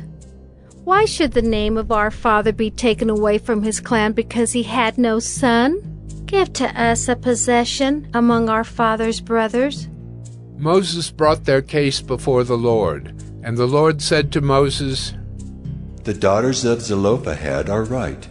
You shall give them possession of an inheritance among their father's brothers, and transfer the inheritance of their father to them. And you shall speak to the people of Israel, saying, If a man dies and has no son, then you shall transfer his inheritance to his daughter. And if he has no daughter, then you shall give his inheritance to his brothers. And if he has no brothers, then you shall give his inheritance to his father's brothers. And if his father has no brothers, then you shall give his inheritance to the nearest kinsman of his clan, and he shall possess it. And it shall be for the people of Israel a statute and rule, as the Lord commanded Moses. The Lord said to Moses, Go up into this mountain of Abarim, and see the land that I have given to the people of Israel. When you have seen it, you also shall be gathered to your people, as your brother Aaron was, because you rebelled against my word in the wilderness of Zin, when the congregation quarreled, failing to uphold me as holy at the waters before their eyes.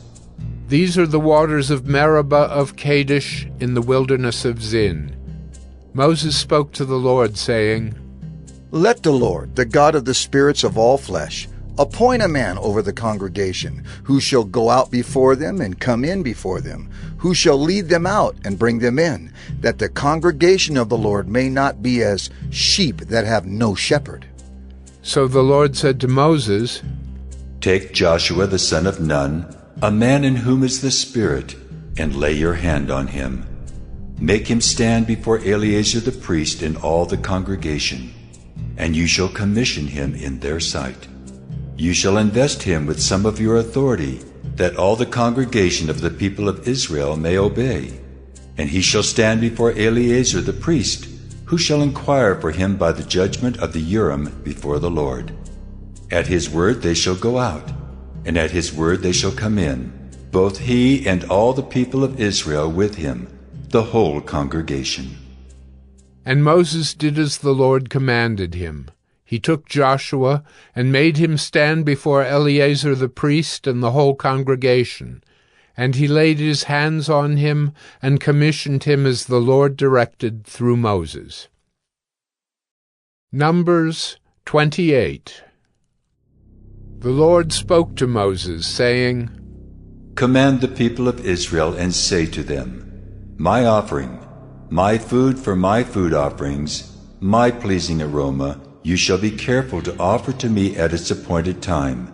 And you shall say to them, This is the food offering that you shall offer to the Lord, 2 male lambs a year old without blemish, day by day as a regular offering. The one lamb you shall offer in the morning, and the other lamb you shall offer at twilight. Also 1/10 of an ephah of fine flour for a grain offering, mixed with 1/4 of a hin of beaten oil. It is a regular burnt offering, which was ordained at Mount Sinai for a pleasing aroma, a food offering to the Lord. Its drink offering shall be 1/4 of a hin for each lamb. In the holy place you shall pour out a drink offering of strong drink to the Lord. The other lamb you shall offer at twilight, like the grain offering of the morning, and like its drink offering you shall offer it as a food offering, with a pleasing aroma to the Lord. On the Sabbath day 2 male lambs a year old without blemish, and 2/10 of an ephah of fine flour for a grain offering mixed with oil, and its drink offering. This is the burnt offering of every Sabbath, besides the regular burnt offering and its drink offering. At the beginnings of your months you shall offer a burnt offering to the Lord, 2 bulls from the herd, 1 ram, 7 male lambs a year old without blemish. Also 3/10 of an ephah of fine flour for a grain offering, mixed with oil, for each bull, and 2/10 of fine flour for a grain offering, mixed with oil, for the 1 ram, and 1/10 of fine flour mixed with oil as a grain offering for every lamb, for a burnt offering, with a pleasing aroma, a food offering to the Lord. Their drink offerings shall be 1/2 a hin of wine for a bull, 1/3 of a hin for a ram, and 1/4 of a hin for a lamb. This is the burnt offering of each month throughout the months of the year. Also 1 male goat for a sin offering to the Lord. It shall be offered besides the regular burnt offering and its drink offering. On the 14th day of the first month is the Lord's Passover, and on the 15th day of this month is a feast. 7 days shall unleavened bread be eaten. On the first day there shall be a holy convocation. You shall not do any ordinary work, but offer a food offering, a burnt offering to the Lord, 2 bulls from the herd, 1 ram, and 7 male lambs a year old. See that they are without blemish. Also their grain offering of fine flour mixed with oil, 3/10 of an ephah shall you offer for a bull, and 2/10 for a ram. 1/10 shall you offer for each of the 7 lambs. Also 1 male goat for a sin offering, to make atonement for you. You shall offer these besides the burnt offering of the morning, which is for a regular burnt offering. In the same way you shall offer daily for 7 days the food of a food offering, with a pleasing aroma to the Lord. It shall be offered besides the regular burnt offering and its drink offering. And on the 7th day you shall have a holy convocation. You shall not do any ordinary work. On the day of the firstfruits, when you offer a grain offering of new grain to the Lord at your Feast of Weeks, you shall have a holy convocation. You shall not do any ordinary work, but offer a burnt offering with a pleasing aroma to the Lord. 2 bulls from the herd, 1 ram, 7 male lambs a year old, also their grain offering of fine flour mixed with oil. 3/10 of an ephah for each bull, 2/10 for 1 ram, 1/10 for each of the 7 lambs, with 1 male goat to make atonement for you. Besides the regular burnt offering and its grain offering, you shall offer them and their drink offering. See that they are without blemish. Numbers 29. On the first day of the 7th month you shall have a holy convocation. You shall not do any ordinary work. It is a day for you to blow the trumpets, and you shall offer a burnt offering for a pleasing aroma to the Lord. 1 bull from the herd, 1 ram, 7 male lambs a year old without blemish. Also their grain offering of fine flour mixed with oil, 3/10 of an ephah for the bull, 2/10 for the ram, and 1/10 for each of the 7 lambs, with 1 male goat for a sin offering to make atonement for you. Besides the burnt offering of the new moon and its grain offering, and the regular burnt offering and its grain offering and their drink offering, according to the rule for them, for a pleasing aroma, a food offering to the Lord. On the 10th day of this 7th month you shall have a holy convocation, and afflict yourselves. You shall do no work, but you shall offer a burnt offering to the Lord, a pleasing aroma, 1 bull from the herd, 1 ram, 7 male lambs a year old. See that they are without blemish, and their grain offering shall be of fine flour mixed with oil, 3/10 of an ephah for the bull, 2/10 for the 1 ram, 1/10 for each of the 7 lambs, also 1 male goat for a sin offering. Besides the sin offering of atonement, and the regular burnt offering, and its grain offering, and their drink offerings. On the 15th day of the 7th month you shall have a holy convocation. You shall not do any ordinary work, and you shall keep a feast to the Lord 7 days. And you shall offer a burnt offering, a food offering, with a pleasing aroma to the Lord. 13 bulls from the herd, 2 rams, 14 male lambs a year old. They shall be without blemish, and their grain offering of fine flour mixed with oil, 3/10 of an ephah for each of the 13 bulls, 2/10 for each of the 2 rams, and 1/10 for each of the 14 lambs. Also 1 male goat for a sin offering, besides the regular burnt offering, its grain offering, and its drink offering. On the 2nd day 12 bulls from the herd, 2 rams, 14 male lambs a year old without blemish, with the grain offering and the drink offerings for the bulls, for the rams, and for the lambs, in the prescribed quantities. Also 1 male goat for a sin offering, besides the regular burnt offering, and its grain offering, and their drink offerings. On the 3rd day 11 bulls, 2 rams, 14 male lambs a year old without blemish, with the grain offering and the drink offerings for the bulls, for the rams, and for the lambs, in the prescribed quantities. Also 1 male goat for a sin offering, besides the regular burnt offering and its grain offering and its drink offering. On the 4th day 10 bulls, 2 rams, 14 male lambs a year old without blemish, with the grain offering and the drink offerings for the bulls, for the rams, and for the lambs, in the prescribed quantities. Also 1 male goat for a sin offering, besides the regular burnt offering, its grain offering, and its drink offering. On the 5th day 9 bulls, 2 rams, 14 male lambs a year old without blemish, with the grain offering and the drink offerings for the bulls, for the rams, and for the lambs, in the prescribed quantities. Also 1 male goat for a sin offering, besides the regular burnt offering and its grain offering and its drink offering. On the 6th day 8 bulls, 2 rams, 14 male lambs a year old without blemish, with the grain offering and the drink offerings for the bulls, for the rams, and for the lambs, in the prescribed quantities. Also 1 male goat for a sin offering, besides the regular burnt offering, its grain offering, and its drink offerings. On the 7th day 7 bulls, 2 rams, 14 male lambs a year old without blemish, with the grain offering and the drink offerings for the bulls, for the rams, and for the lambs, in the prescribed quantities. Also 1 male goat for a sin offering, besides the regular burnt offering, its grain offering, and its drink offering. On the 8th day you shall have a solemn assembly. You shall not do any ordinary work, but you shall offer a burnt offering, a food offering with a pleasing aroma to the Lord, 1 bull, 1 ram, 7 male lambs a year old without blemish, and the grain offering and the drink offerings for the bull, for the ram, and for the lambs in the prescribed quantities. Also 1 male goat for a sin offering, besides the regular burnt offering and its grain offering and its drink offering. These you shall offer to the Lord at your appointed feast, in addition to your vow offerings and your free will offerings, for your burnt offerings, and for your grain offerings, and for your drink offerings, and for your peace offerings. So Moses told the people of Israel everything, just as the Lord had commanded Moses. Numbers 30. Moses spoke to the heads of the tribes of the people of Israel, saying, This is what the Lord has commanded. If a man vows a vow to the Lord, or swears an oath to bind himself by a pledge, he shall not break his word. He shall do according to all that proceeds out of his mouth.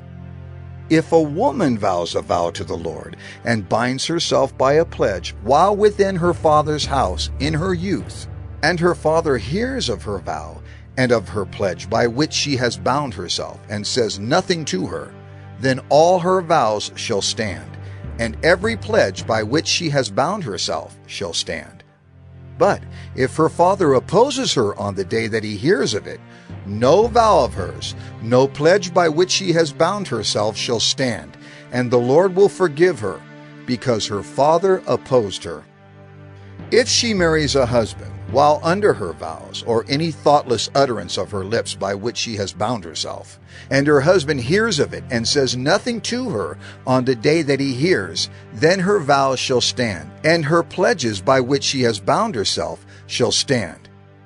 But if on the day that her husband comes to hear of it, he opposes her, then he makes void her vow that was on her, and the thoughtless utterance of her lips by which she bound herself, and the Lord will forgive her. But any vow of a widow or of a divorced woman, anything by which she has bound herself shall stand against her. And if she vowed in her husband's house or bound herself by a pledge with an oath, and her husband heard of it and said nothing to her and did not oppose her, then all her vows shall stand, and every pledge by which she bound herself shall stand. But if her husband makes them null and void on the day that he hears them, then whatever proceeds out of her lips concerning her vows or concerning her pledge of herself shall not stand. Her husband has made them void, and the Lord will forgive her. Any vow and any binding oath to afflict herself her husband may establish, or her husband may make void. But if her husband says nothing to her from day to day, then he establishes all her vows or all her pledges that are upon her. He has established them, because he said nothing to her on the day that he heard of them. But if he makes them null and void after he has heard of them, then he shall bear her iniquity. These are the statutes that the Lord commanded Moses about a man and his wife, and about a father and his daughter while she is in her youth within her father's house. Numbers 31. The Lord spoke to Moses, saying, Avenge the people of Israel on the Midianites. Afterward you shall be gathered to your people.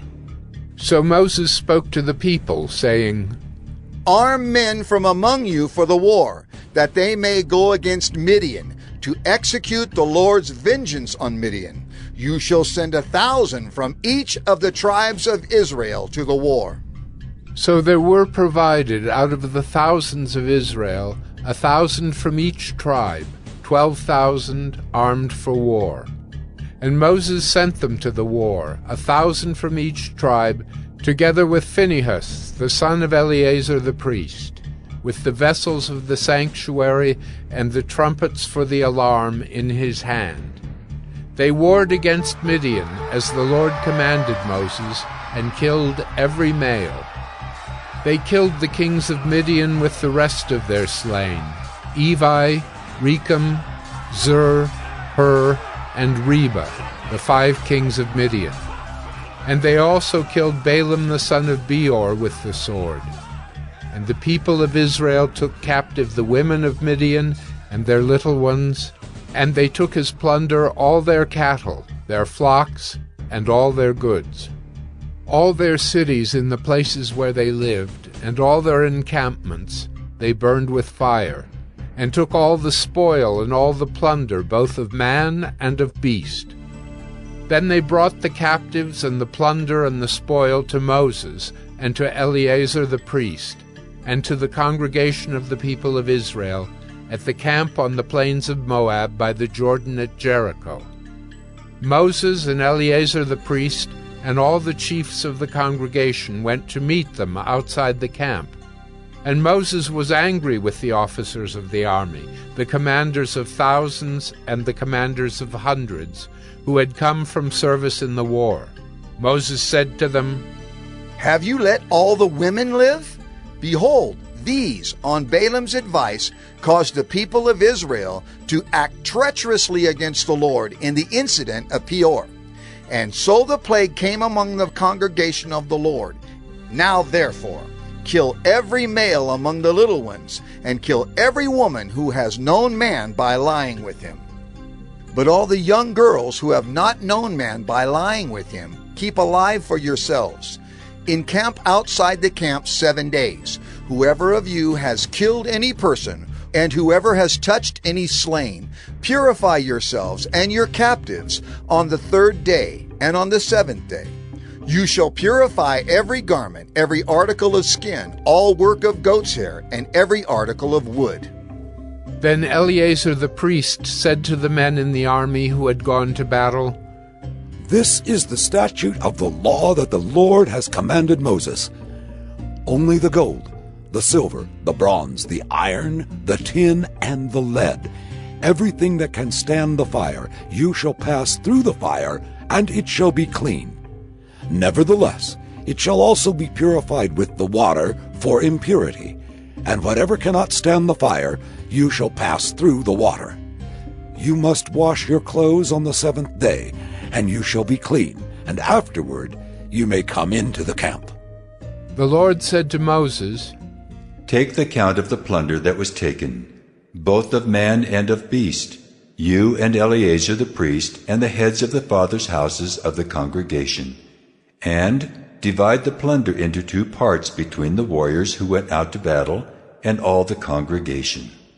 And levy for the Lord a tribute from the men of war who went out to battle, 1 out of 500 of the people, and of the oxen, and of the donkeys, and of the flocks. Take it from their half, and give it to Eleazar the priest as a contribution to the Lord. And from the people of Israel's half, you shall take 1 drawn out of every 50 of the people, of the oxen, of the donkeys, and of the flocks of all the cattle, and give them to the Levites who keep guard over the tabernacle of the Lord."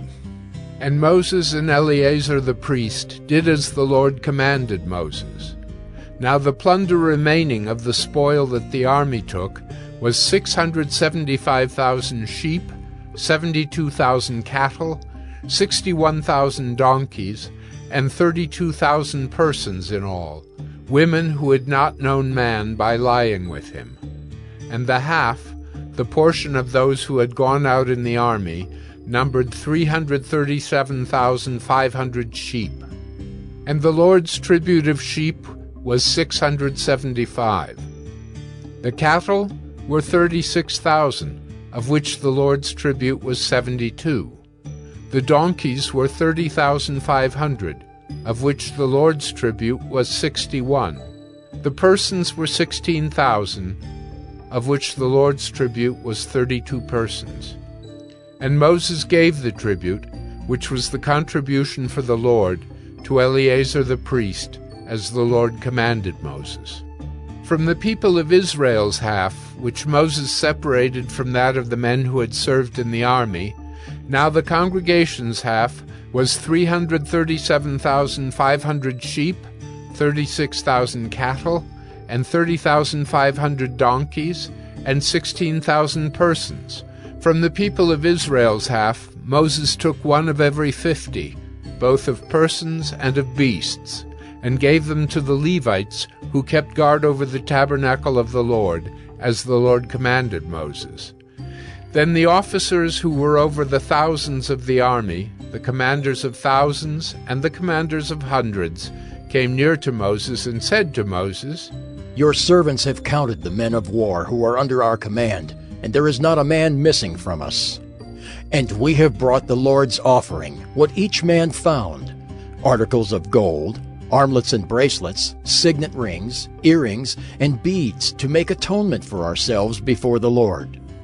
And Moses and Eleazar the priest received from them the gold, all crafted articles, and all the gold of the contribution that they presented to the Lord, from the commanders of thousands and the commanders of hundreds, was 16,750 shekels. The men in the army had each taken plunder for himself. And Moses and Eleazar the priest received the gold from the commanders of thousands and of hundreds, and brought it into the tent of meeting, as a memorial for the people of Israel before the Lord. Numbers 32. Now the people of Reuben and the people of Gad had a very great number of livestock, and they saw the land of Jazer and the land of Gilead, and behold, the place was a place for livestock. So the people of Gad and the people of Reuben came and said to Moses and to Eleazar the priest and to the chiefs of the congregation, Adaroth, Dibon, Jazer, Nimrah, Heshbon, Elealeh, Sebam, Nebo, and Beon. The land that the Lord struck down before the congregation of Israel is a land for livestock, and your servants have livestock. And they said, If we have found favor in your sight, let this land be given to your servants for a possession. Do not take us across the Jordan. But Moses said to the people of Gad and to the people of Reuben, Shall your brothers go to the war while you sit here? Why will you discourage the heart of the people of Israel from going over into the land that the Lord has given them? Your fathers did this when I sent them from Kadesh Barnea to see the land. For when they went up to the valley of Eshcol and saw the land, they discouraged the heart of the people of Israel from going into the land that the Lord had given them. And the Lord's anger was kindled on that day, and he swore, saying, Surely none of the men who came up out of Egypt from 20 years old and upward shall see the land that I swore to give to Abraham, to Isaac, and to Jacob, because they have not wholly followed me, none except Caleb, the son of Jephunneh, the Kenizzite, and Joshua, the son of Nun, for they have wholly followed the Lord.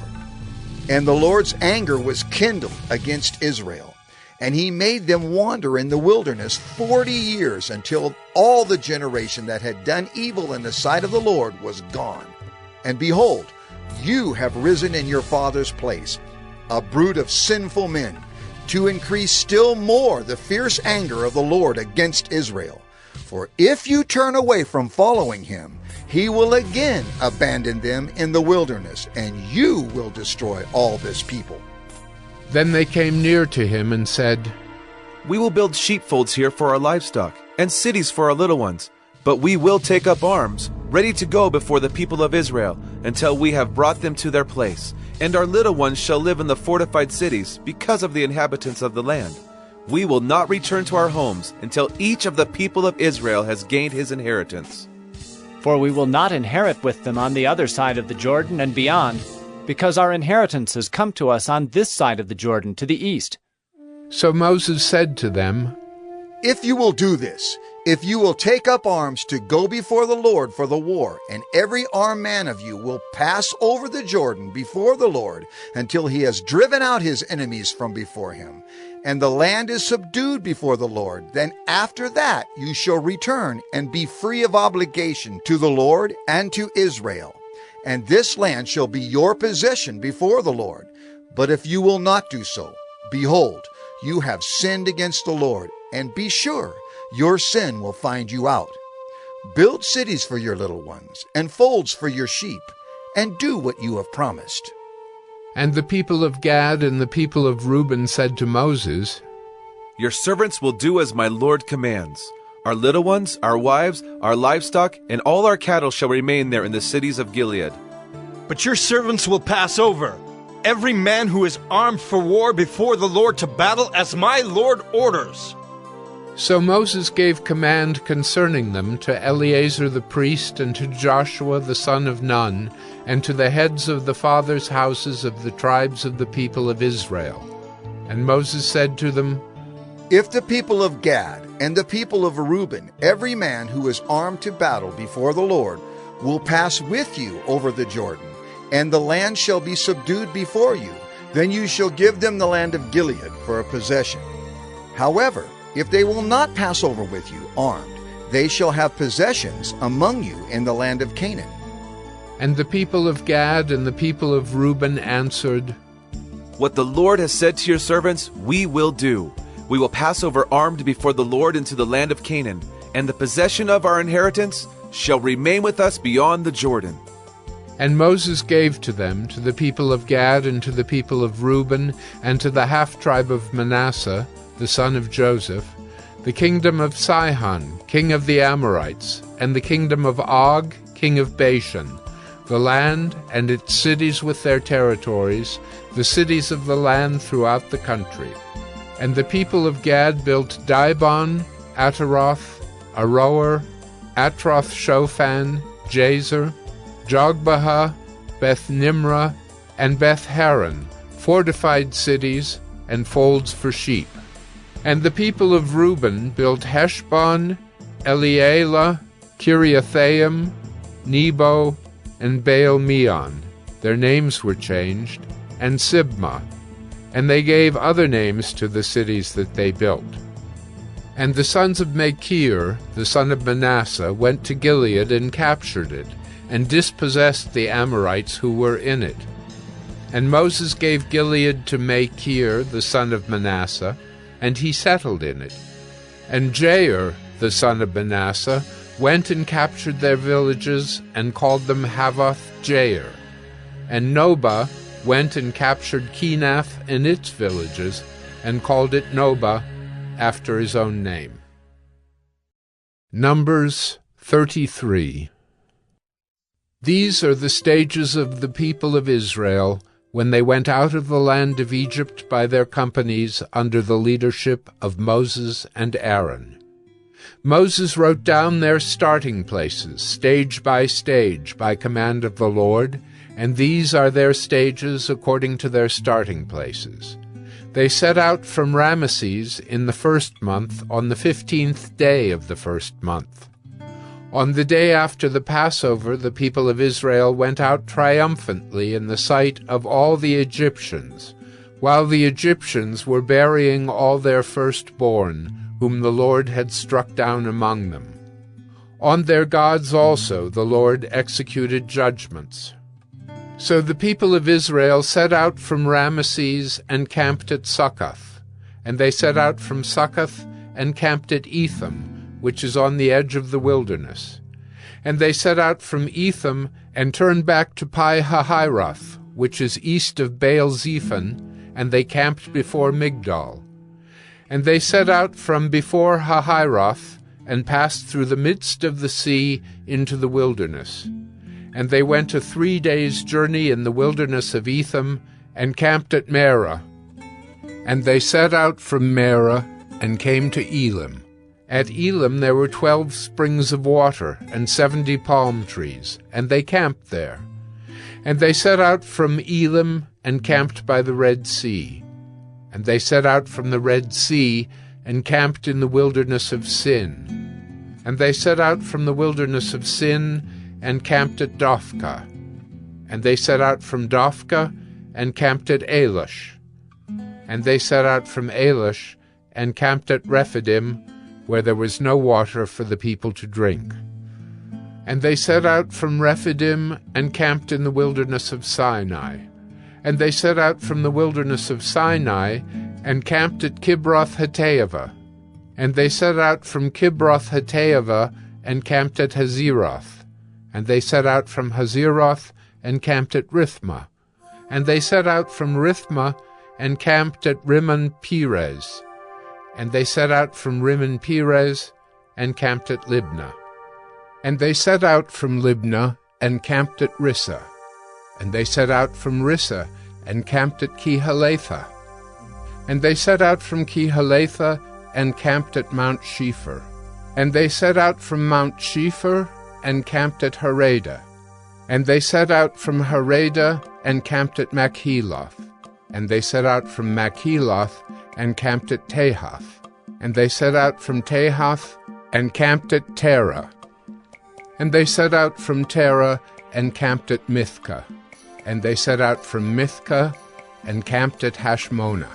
And they set out from Hashmonah, and camped at Moserath. And they set out from Moserath, and camped at Beni-Jaakan. And they set out from Beni-Jaakan, and camped at Hor-Haggidgad.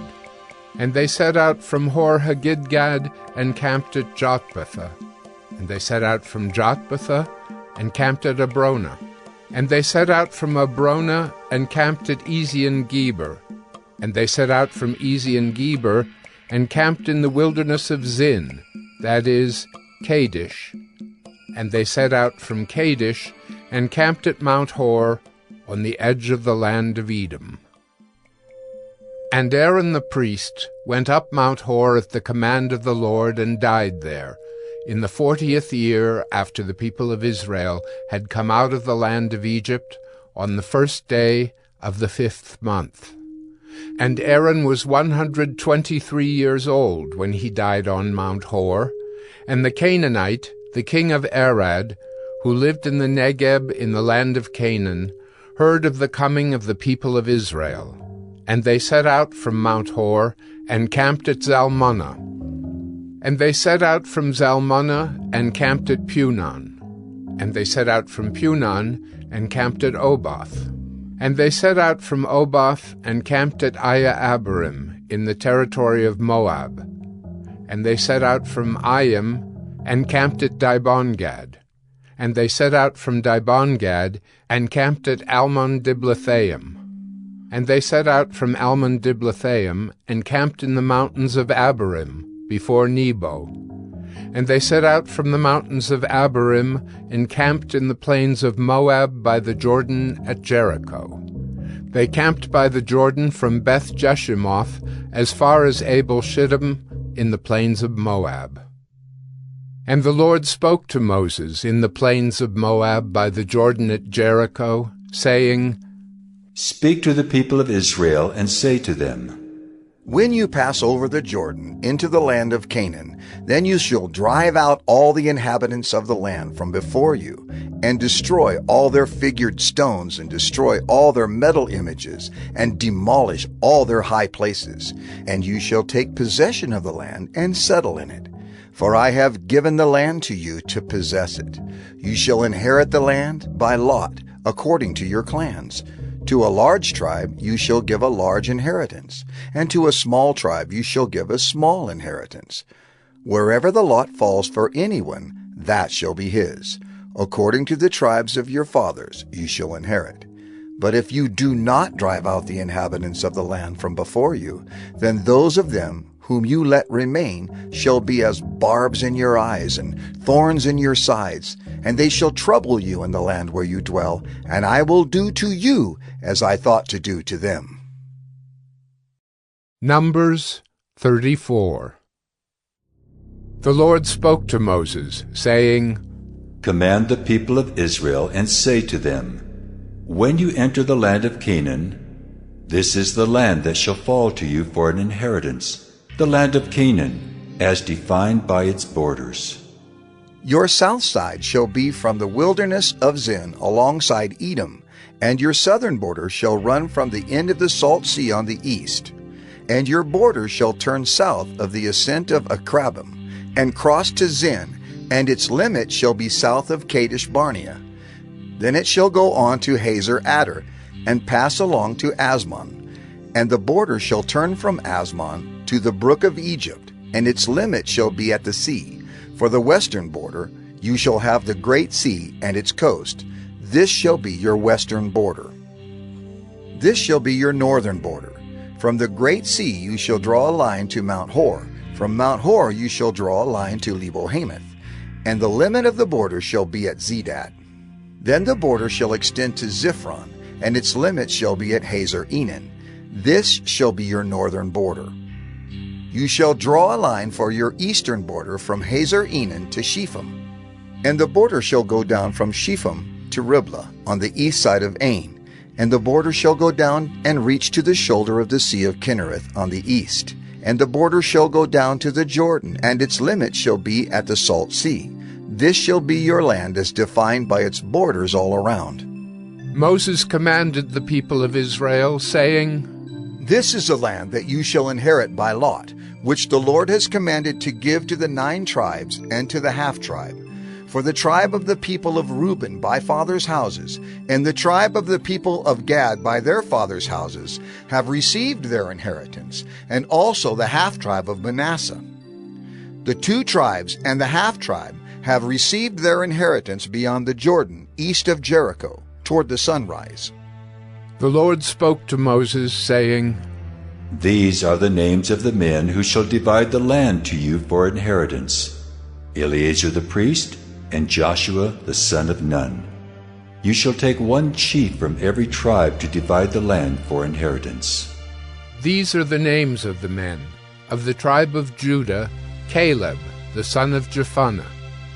Of the tribe of the people of Simeon, Shemuel the son of Ammihud.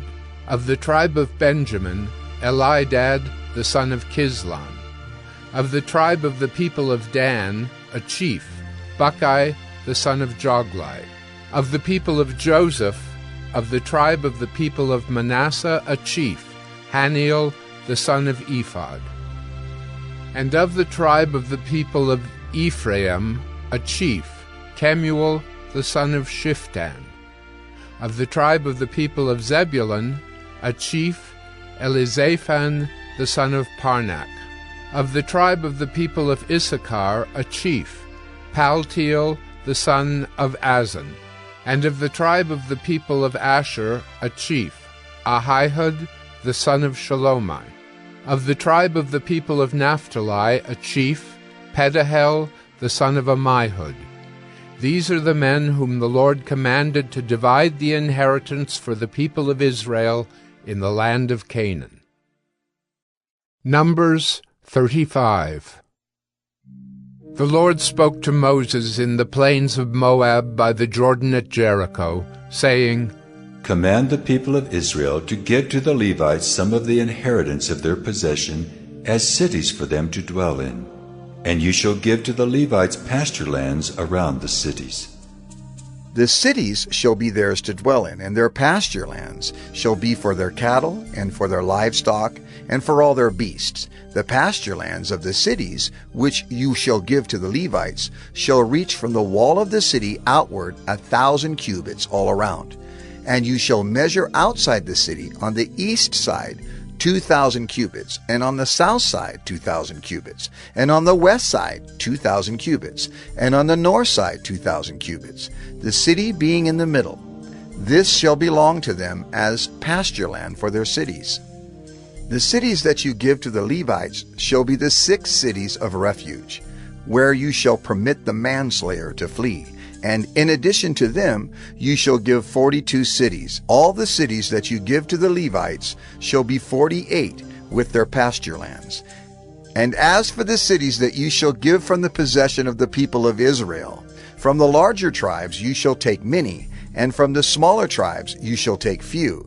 Each in proportion to the inheritance that it inherits shall give of its cities to the Levites.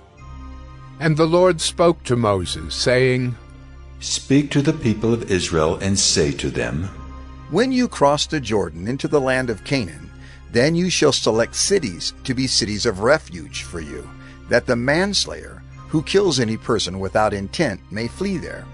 The cities shall be for you a refuge from the avenger, that the manslayer may not die until he stands before the congregation for judgment. And the cities that you give shall be your 6 cities of refuge. You shall give 3 cities beyond the Jordan, and 3 cities in the land of Canaan, to be cities of refuge. These 6 cities shall be for refuge for the people of Israel, and for the stranger and for the sojourner among them, that anyone who kills any person without intent may flee there. But if he struck him down with an iron object so that he died, he is a murderer. The murderer shall be put to death. And if he struck him down with a stone tool that could cause death, and he died, he is a murderer. The murderer shall be put to death. or if he struck him down with a wooden tool that could cause death, and he died, he is a murderer. The murderer shall be put to death. The avenger of blood shall himself put the murderer to death. When he meets him, he shall put him to death. And if he pushed him out of hatred, or hurled something at him, lying in wait, so that he died, or in enmity struck him down with his hand so that he died, then he who struck the blow shall be put to death. He is a murderer. The avenger of blood shall put the murderer to death when he meets him. But if he pushed him suddenly without enmity, or hurled anything on him without lying in wait, or used a stone that could cause death, and without seeing him dropped it on him, so that he died, though he was not his enemy and did not seek his harm, then the congregation shall judge between the manslayer and the avenger of blood, in accordance with these rules. And the congregation shall rescue the manslayer from the hand of the avenger of blood, and the congregation shall restore him to his city of refuge, to which he had fled, and he shall live in it until the death of the high priest, who was anointed with the holy oil. But if the manslayer shall at any time go beyond the boundaries of his city of refuge, to which he fled, and the avenger of blood finds him outside the boundaries of his city of refuge, and the avenger of blood kills the manslayer, he shall not be guilty of blood, for he must remain in his city of refuge until the death of the high priest. But after the death of the high priest, the manslayer may return to the land of his possession. And these things shall be for a statute and rule for you throughout your generations in all your dwelling places. If anyone kills a person, the murderer shall be put to death on the evidence of witnesses. But no person shall be put to death on the testimony of one witness. Moreover, you shall accept no ransom for the life of a murderer, who is guilty of death, but he shall be put to death. And you shall accept no ransom for him who has fled to his city of refuge, that he may return to dwell in the land before the death of the high priest. You shall not pollute the land in which you live, for blood pollutes the land, and no atonement can be made for the land for the blood that is shed in it, except by the blood of the one who shed it. You shall not defile the land in which you live, in the midst of which I dwell, for I, the Lord, dwell in the midst of the people of Israel. Numbers 36. The heads of the fathers' houses of the clan of the people of Gilead, the son of Machir, son of Manasseh, from the clans of the people of Joseph, came near and spoke before Moses and before the chiefs, the heads of the fathers' houses of the people of Israel. They said, The Lord commanded my Lord to give the land for inheritance by lot to the people of Israel. And my Lord was commanded by the Lord to give the inheritance of Zelophehad our brother to his daughters. But if they are married to any of the sons of the other tribes of the people of Israel, then their inheritance will be taken from the inheritance of our fathers, and added to the inheritance of the tribe into which they marry. So it will be taken away from the lot of our inheritance. And when the Jubilee of the people of Israel comes, then their inheritance will be added to the inheritance of the tribe into which they marry, and their inheritance will be taken from the inheritance of the tribe of our fathers. And Moses commanded the people of Israel according to the word of the Lord, saying, The tribe of the people of Joseph is right. This is what the Lord commands concerning the daughters of Zelophehad. Let them marry whom they think best. Only they shall marry within the clan of the tribe of their father. The inheritance of the people of Israel shall not be transferred from one tribe to another. For every one of the people of Israel shall hold on to the inheritance of the tribe of his fathers. And every daughter who possesses an inheritance in any tribe of the people of Israel shall be wife to one of the clan of the tribe of her father, so that every one of the people of Israel may possess the inheritance of his fathers. So no inheritance shall be transferred from one tribe to another, for each of the tribes of the people of Israel shall hold on to its own inheritance. The daughters of Zelophehad did as the Lord commanded Moses. For Mahlah, Tirzah, Hoglah, Milcah, and Noah, the daughters of Zelophehad, were married to sons of their father's brothers. They were married into the clans of the people of Manasseh, the son of Joseph, and their inheritance remained in the tribe of their father's clan. These are the commandments and the rules that the Lord commanded through Moses to the people of Israel in the plains of Moab by the Jordan at Jericho. Deuteronomy 1. These are the words that Moses spoke to all Israel beyond the Jordan in the wilderness, in the Arabah opposite Suf, between Paran and Tophel, Laban, Hazeroth, and Dizahab. It is 11 days' journey from Horeb by the way of Mount Seir to Kadesh Barnea. In the 40th year, on the first day of the 11th month, Moses spoke to the people of Israel according to all that the Lord had given him in commandment to them, after he had defeated Sihon, the king of the Amorites, who lived in Heshbon, and Og, the king of Bashan, who lived in Ashtaroth and in Edrei.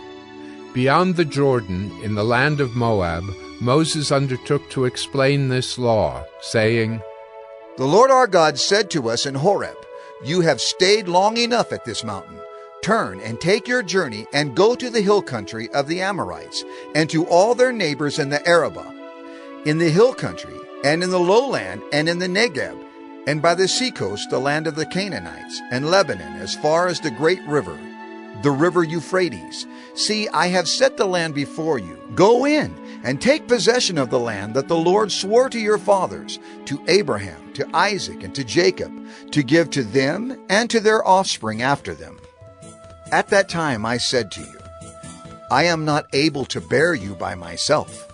The Lord your God has multiplied you, and behold, you are today as numerous as the stars of heaven.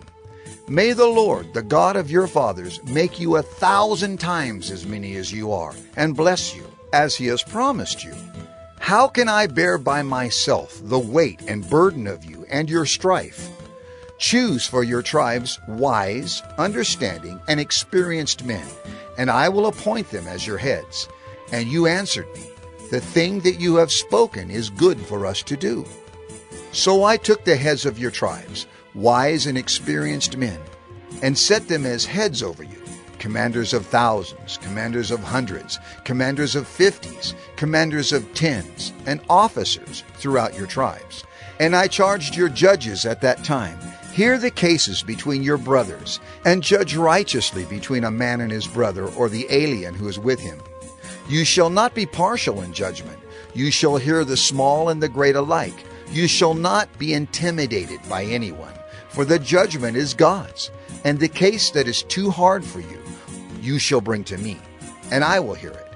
And I commanded you at that time all the things that you should do. Then we set out from Horeb, and went through all that great and terrifying wilderness that you saw on the way to the hill country of the Amorites, as the Lord our God commanded us. And we came to Kadesh Barnea, and I said to you, You have come to the hill country of the Amorites, which the Lord our God is giving us. See, the Lord your God has set the land before you. Go up, take possession, as the Lord, the God of your fathers, has told you. Do not fear or be dismayed.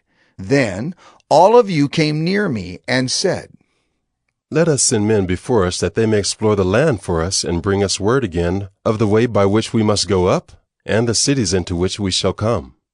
The thing seemed good to me, and I took 12 men from you, 1 man from each tribe, and they turned and went up into the hill country, and came to the valley of Eshcol, and spied it out. And they took in their hands some of the fruit of the land, and brought it down to us, and brought us word again, and said, It is a good land that the Lord our God is giving us. Yet you would not go up, but rebelled against the command of the Lord your God. And you murmured in your tents and said, Because the Lord hated us, he has brought us out of the land of Egypt, to give us into the hand of the Amorites, to destroy us. Where are we going up?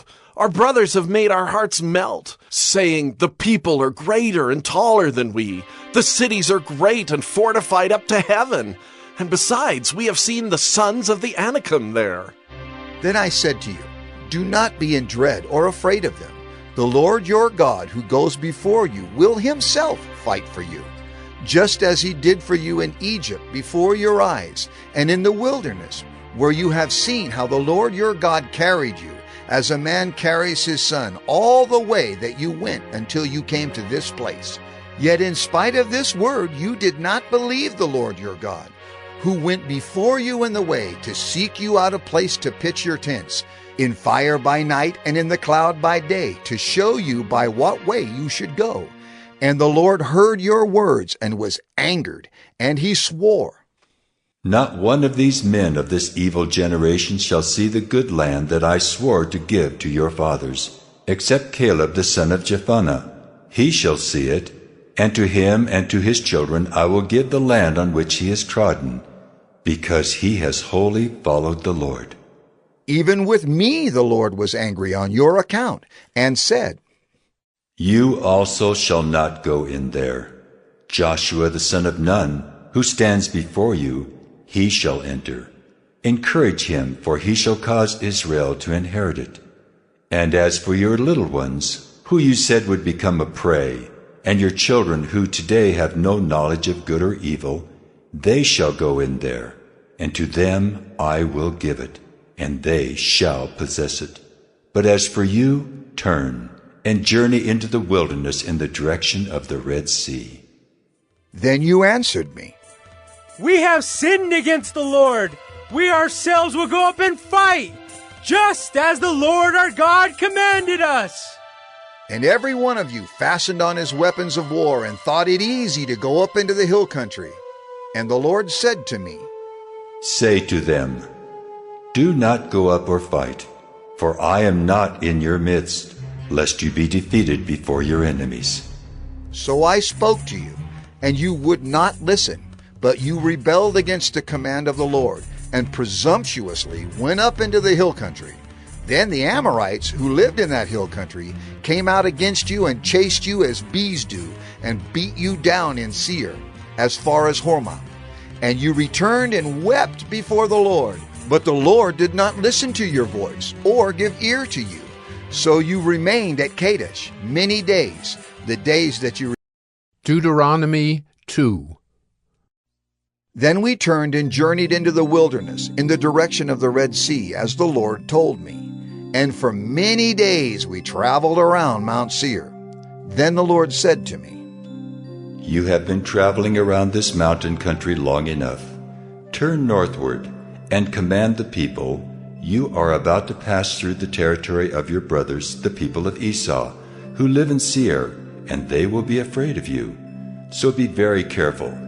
Do not contend with them, for I will not give you any of their land, no, not so much as for the sole of the foot to tread on, because I have given Mount Seir to Esau as a possession. You shall purchase food from them for money, that you may eat.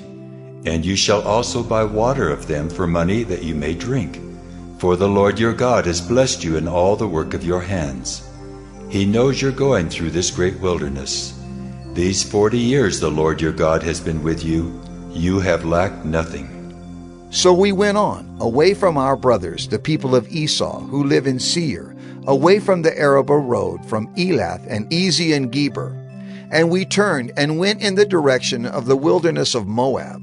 And the Lord said to me, Do not harass Moab or contend with them in battle, for I will not give you any of their land for a possession, because I have given Ar to the people of Lot for a possession. The Emim formerly lived there, a people great and many, and tall as the Anakim. Like the Anakim, they are also counted as Rephaim, but the Moabites called them Emim. The Horites also lived in Seir formerly, but the people of Esau dispossessed them, and destroyed them from before them, and settled in their place, as Israel did to the land of their possession, which the Lord gave to them. Now rise up and go over the brook Zered. So we went over the brook Zered, and the time from our leaving Kadesh Barnea until we crossed the brook Zered was 38 years, until the entire generation, that is, the men of war, had perished from the camp, as the Lord had sworn to them. For indeed the hand of the Lord was against them, to destroy them from the camp, until they had perished. So as soon as all the men of war had perished and were dead from among the people, the Lord said to me, Today you are to cross the border of Moab at Ar. And when you approach the territory of the people of Ammon, do not harass them or contend with them, for I will not give you any of the land of the people of Ammon as a possession, because I have given it to the sons of Lot for a possession. It is also counted as a land of Rephaim. Rephaim formerly lived there, but the Ammonites called them Zamzumim, a people great and many and tall as the Anakim. But the Lord destroyed them before the Ammonites, and they dispossessed them and settled in their place, as he did for the people of Esau, who live in Seir, when he destroyed the Horites before them, and they dispossessed them and settled in their place even to this day. As for the Avim, who lived in villages as far as Gaza, the Caphtorim, who came from Caphtor, destroyed them and settled in their place. Rise up, set out on your journey, and go over the valley of the Arnon. Behold, I have given into your hand Sihon the Amorite, king of Heshbon and his land. Begin to take possession and contend with him in battle. This day I will begin to put the dread and fear of you on the peoples who are under the whole heaven, who shall hear the report of you and shall tremble, and be in anguish because of you. So I sent messengers from the wilderness of Kedemoth to Sihon, the king of Heshbon, with words of peace, saying, Let me pass through your land. I will go only by the road. I will turn aside neither to the right nor to the left. You shall sell me food for money that I may eat, and give me water for money that I may drink. Only let me pass through on foot, as the sons of Esau who live in Seir and the Moabites who live in Ar did for me, until I go over the Jordan into the land that the Lord our God is giving to us. But Sihon, the king of Heshbon, would not let us pass by him. For the Lord your God hardened his spirit and made his heart obstinate, that he might give him into your hand as he is this day. And the Lord said to me, Behold, I have begun to give Sihon and his land over to you. Begin to take possession that you may occupy his land. Then Sihon came out against us, he and all his people, to battle at Jahaz. And the Lord our God gave him over to us, and we defeated him and his sons and all his people. And we captured all his cities at that time, and devoted to destruction every city, men, women, and children. We left no survivors. Only the livestock we took as spoil for ourselves, with the plunder of the cities that we captured.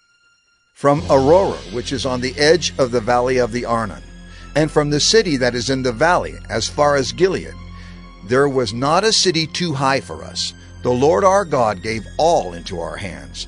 Only to the land of the sons of Ammon you did not draw near, that is, to all the banks of the river Jabbok and the cities of the hill country, whatever the Lord our God had forbidden us.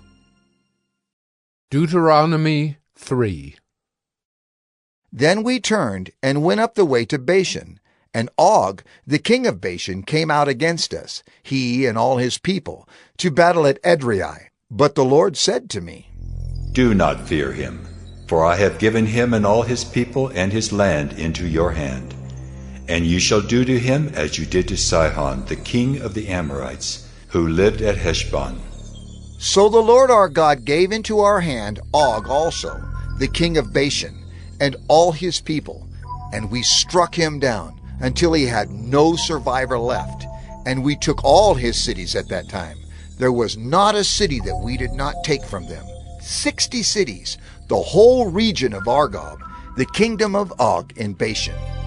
All these were cities fortified with high walls, gates and bars, besides very many unwalled villages. And we devoted them to destruction, as we did to Sihon, the king of Heshbon, devoting to destruction every city, men, women, and children. But all the livestock and the spoil of the cities we took as our plunder. So we took the land at that time out of the hand of the 2 kings of the Amorites, who were beyond the Jordan, from the valley of the Arnon to Mount Hermon. The Sidonians call Hermon Syrian, while the Amorites call it Senir. All the cities of the tableland, and all Gilead, and all Bashan, as far as Salakah and Edrei, cities of the kingdom of Og in Bashan. For only Og, the king of Bashan, was left of the remnant of the Rephaim. Behold, his bed was a bed of iron. Is it not in Rabbah of the Ammonites? 9 cubits was its length, and 4 cubits its breadth, according to the common cubit. When we took possession of this land at that time, I gave to the Reubenites and the Gadites the territory beginning at Aroer, which is on the edge of the valley of the Arnon, and half the hill country of Gilead with its cities, the rest of Gilead and all Bashan, the kingdom of Og, that is, all the region of Argob, I gave to the half-tribe of Manasseh. All that portion of Bashan is called the land of Rephaim. Jair the Manassite took all the region of Argob, that is Bashan, as far as the border of the Geshurites and the Maacathites, and called the villages after his own name, Havoth Jair, as it is to this day. To Machir I gave Gilead, and to the Reubenites and the Gadites I gave the territory from Gilead, as far as the valley of the Arnon, with the middle of the valley as a border, as far over as the river Jabbok, the border of the Ammonites, the Arabah also, with the Jordan as the border, from Kinnereth as far as the sea of the Arabah, the salt sea, under the slopes of Pisgah on the east. And I commanded you at that time, saying, The Lord your God has given you this land to possess. All your men of valor shall cross over armed before your brothers, the people of Israel. Only your wives, your little ones, and your livestock, I know that you have much livestock, shall remain in the cities that I have given you, until the Lord gives rest to your brothers as to you, and they also occupy the land that the Lord your God gives them beyond the Jordan. Then each of you may return to his possession, which I have given you. And I commanded Joshua at that time, Your eyes have seen all that the Lord your God has done to these 2 kings. So will the Lord do to all the kingdoms into which you are crossing. You shall not fear them, for it is the Lord your God who fights for you. And I pleaded with the Lord at that time, saying, O Lord God, you have only begun to show your servant your greatness and your mighty hand. For what God is there in heaven or on earth who can do such works and mighty acts as yours? Please, let me go over and see the good land beyond the Jordan, that good hill country in Lebanon. But the Lord was angry with me because of you, and would not listen to me. And the Lord said to me, Enough from you. Do not speak to me of this matter again. Go up to the top of Pisgah, and lift up your eyes westward and northward, and southward and eastward, and look at it with your eyes. For you shall not go over this Jordan, but charge Joshua, and encourage and strengthen him, for he shall go over at the head of this people, and he shall put them in possession of the land that you shall see. So we remained in the valley opposite Beth Peor. Deuteronomy 4. And now, O Israel, listen to the statutes and the rules that I am teaching you, and do them, that you may live. And go in and take possession of the land that the Lord, the God of your fathers, is giving you. You shall not add to the word that I command you, nor take from it, that you may keep the commandments of the Lord your God that I command you. Your eyes have seen what the Lord did at Baal Peor. For the Lord your God destroyed from among you all the men who followed the Baal of Peor. But you who held fast to the Lord your God are all alive today. See, I have taught you statutes and rules, as the Lord my God commanded me, that you should do them in the land that you are entering to take possession of it. Keep them and do them, for that will be your wisdom and your understanding in the sight of the peoples, who, when they hear all these statutes, will say, Surely this great nation is a wise and understanding people.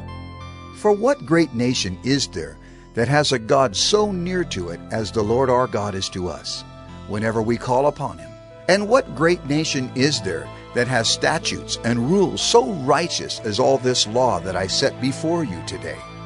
Only take care and keep your soul diligently, lest you forget the things that your eyes have seen, and lest they depart from your heart all the days of your life. Make them known to your children and your children's children, how on the day that you stood before the Lord your God at Horeb, the Lord said to me, Gather the people to me, that I may let them hear my words, so that they may learn to fear me all the days that they live on the earth, and that they may teach their children so. And you came near and stood at the foot of the mountain, while the mountain burned with fire to the heart of heaven, wrapped in darkness, cloud, and gloom.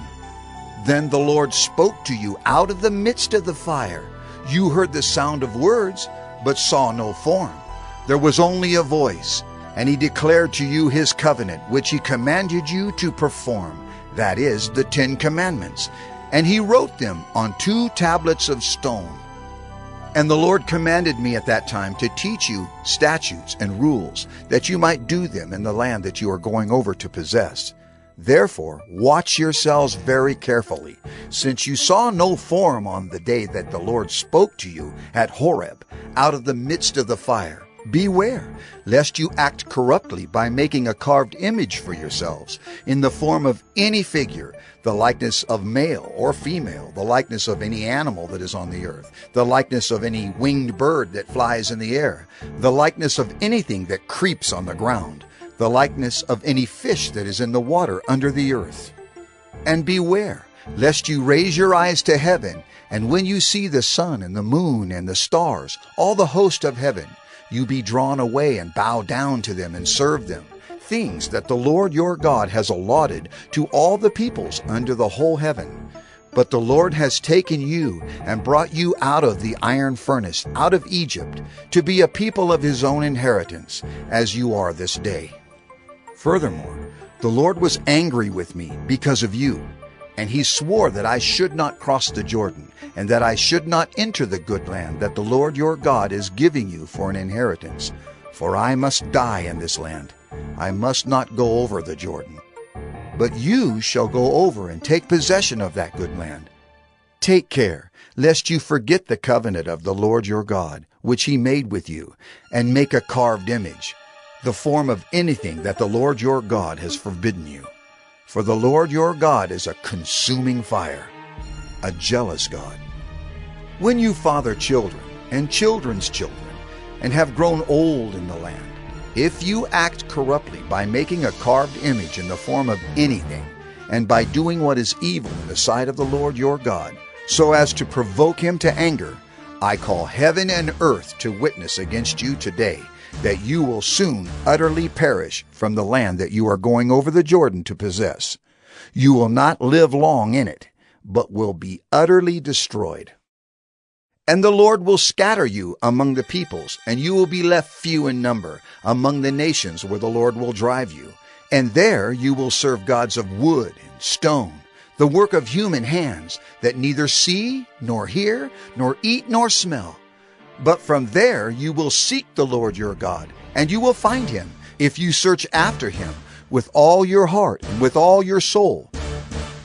When you are in tribulation, and all these things come upon you in the latter days, you will return to the Lord your God and obey his voice. For the Lord your God is a merciful God. He will not leave you or destroy you, or forget the covenant with your fathers that he swore to them. For ask now of the days that are past, which were before you, since the day that God created man on the earth, and ask from one end of heaven to the other, whether such a great thing as this has ever happened or was ever heard of. Did any people ever hear the voice of a God speaking out of the midst of the fire, as you have heard and still live? Or has any God ever attempted to go and take a nation for himself from the midst of another nation, by trials, by signs, by wonders, and by war, by a mighty hand and an outstretched arm, and by great deeds of terror, all of which the Lord your God did for you in Egypt, before your eyes? To you it was shown, that you might know that the Lord is God. There is no other besides him. Out of heaven he let you hear his voice, that he might discipline you. And on earth he let you see his great fire, and you heard his words out of the midst of the fire. And because he loved your fathers and chose their offspring after them, and brought you out of Egypt with his own presence by his great power, driving out before you nations greater and mightier than yourselves, to bring you in, to give you their land for an inheritance, as it is this day. Know therefore today, and lay it to your heart, that the Lord is God in heaven above and on the earth beneath. There is no other. Therefore you shall keep his statutes and his commandments, which I command you today, that it may go well with you and with your children after you, and that you may prolong your days in the land that the Lord your God is giving you for all time. Then Moses set apart 3 cities in the east beyond the Jordan, that the manslayer might flee there, anyone who kills his neighbor unintentionally, without being at enmity with him in time past. He may flee to one of these cities and save his life. Bezer in the wilderness on the tableland for the Reubenites, Ramoth in Gilead for the Gadites, and Golan in Bashan for the Manassites. This is the law that Moses set before the people of Israel. These are the testimonies, the statutes, and the rules which Moses spoke to the people of Israel when they came out of Egypt, beyond the Jordan, in the valley opposite Beth Peor, in the land of Sihon the king of the Amorites, who lived at Heshbon, whom Moses and the people of Israel defeated when they came out of Egypt. And they took possession of his land and the land of Og the king of Bashan, the 2 kings of the Amorites, who lived to the east beyond the Jordan. From Aroer, which is on the edge of the valley of the Arnon, as far as Mount Sirion, that is Hermon, together with all the Arabah on the east side of the Jordan, as far as the sea of the Arabah, under the slopes of Pisgah. Deuteronomy 5. And Moses summoned all Israel, and said to them, Hear, O Israel, the statutes and the rules that I speak in your hearing today, and you shall learn them, and be careful to do them. The Lord our God made a covenant with us in Horeb. Not with our fathers did the Lord make this covenant, but with us, who are all of us here alive today. The Lord spoke with you face to face at the mountain, out of the midst of the fire, while I stood between the Lord and you at that time, to declare to you the word of the Lord. For you were afraid because of the fire, and you did not go up into the mountain. He said, I am the Lord your God, who brought you out of the land of Egypt, out of the house of slavery. You shall have no other gods before me. You shall not make for yourself a carved image, or any likeness of anything that is in heaven above, or that is on the earth beneath, or that is in the water under the earth. You shall not bow down to them, or serve them. For I, the Lord your God, am a jealous God, visiting the iniquity of the fathers on the children, to the 3rd and 4th generation of those who hate me, but showing steadfast love to thousands of those who love me and keep my commandments. You shall not take the name of the Lord your God in vain, for the Lord will not hold him guiltless who takes his name in vain. Observe the Sabbath day, to keep it holy, as the Lord your God commanded you. 6 days you shall labor and do all your work, but the 7th day is a Sabbath to the Lord your God. On it you shall not do any work, you or your son or your daughter or your male servant or your female servant, or your ox or your donkey or any of your livestock, or the sojourner who is within your gates, that your male servant and your female servant may rest as well as you. You shall remember that you were a slave in the land of Egypt, and the Lord your God brought you out from there with a mighty hand and an outstretched arm. Therefore the Lord your God commanded you to keep the Sabbath day. Honor your father and your mother, as the Lord your God commanded you, that your days may be long, and that it may go well with you in the land that the Lord your God is giving you. You shall not murder, and you shall not commit adultery, and you shall not steal, And you shall not bear false witness against your neighbor, and you shall not covet your neighbor's wife. And you shall not desire your neighbor's house, his field, or his male servant, or his female servant, his ox or his donkey, or anything that is your neighbor's. These words the Lord spoke to all your assembly at the mountain, out of the midst of the fire, the cloud, and the thick darkness, with a loud voice, and he added no more. And he wrote them on 2 tablets of stone, and gave them to me.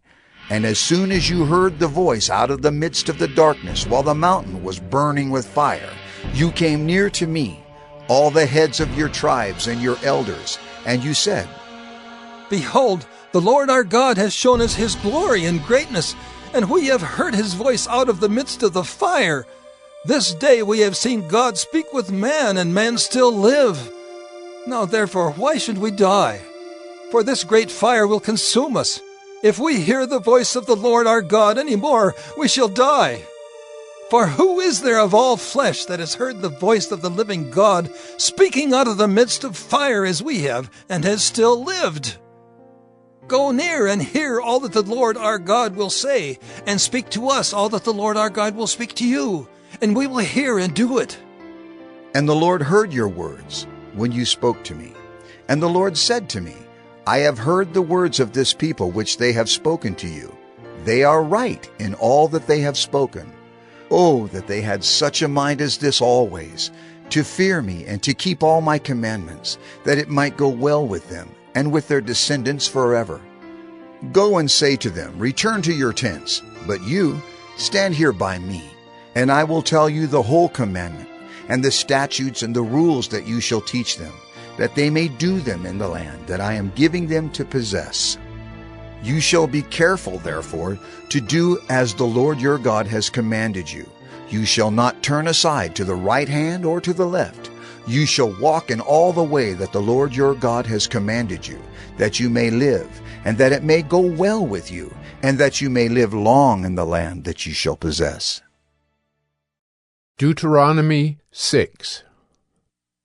Now this is the commandment, the statutes and the rules that the Lord your God commanded me to teach you, that you may do them in the land to which you are going over to possess it, that you may fear the Lord your God, you and your son and your son's son, by keeping all his statutes and his commandments, which I command you, all the days of your life, and that your days may be long.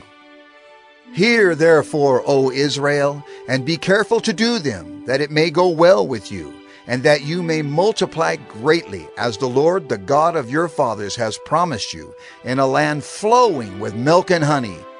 Hear, O Israel, the Lord our God, the Lord is one.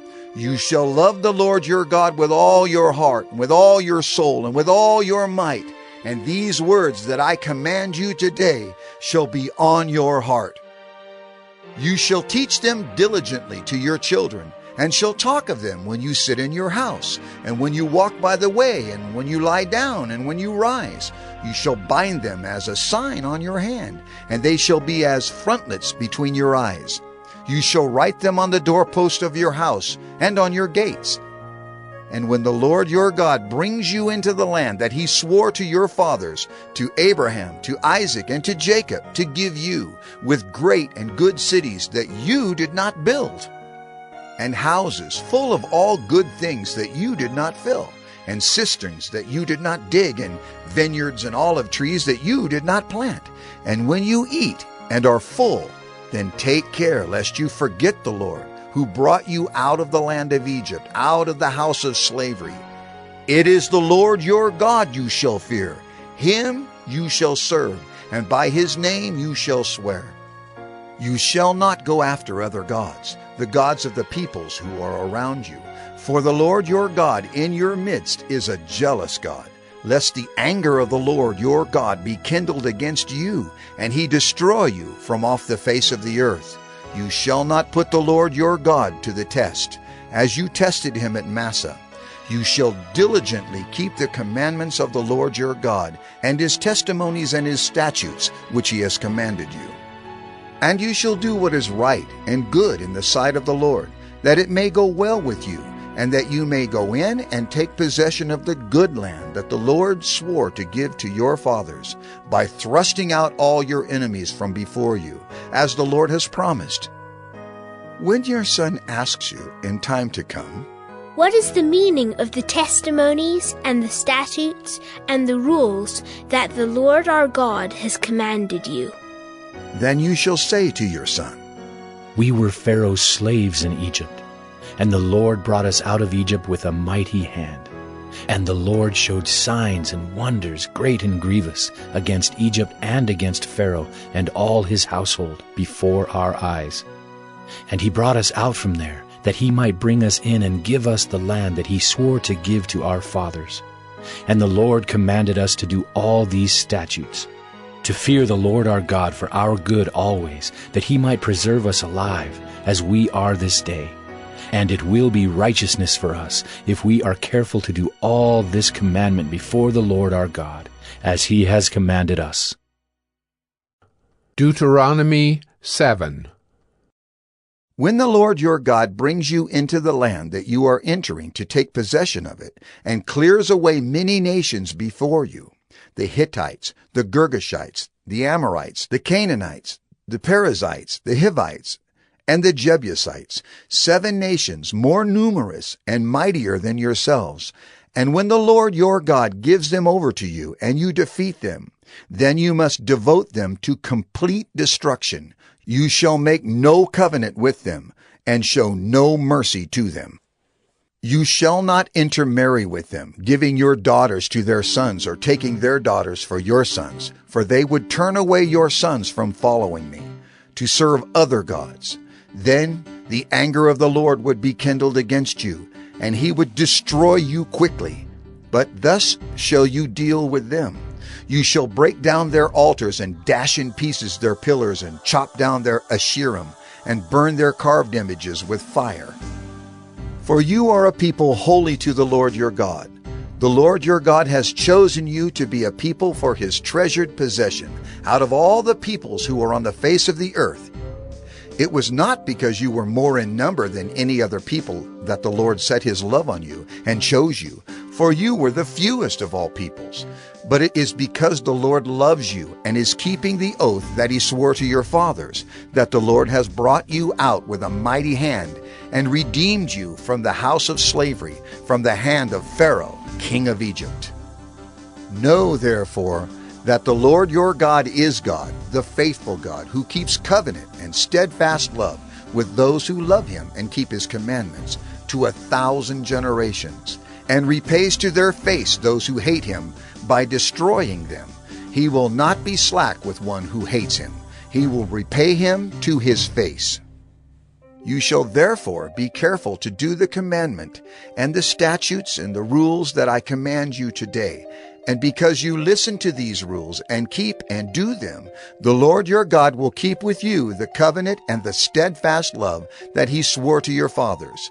He will love you, bless you, and multiply you. He will also bless the fruit of your womb, and the fruit of your ground, your grain, and your wine, and your oil, the increase of your herds, and the young of your flock, in the land that he swore to your fathers to give you. You shall be blessed above all peoples. There shall not be male or female barren among you, or among your livestock. And the Lord will take away from you all sickness, and none of the evil diseases of Egypt, which you knew, will he inflict on you, but he will lay them on all who hate you.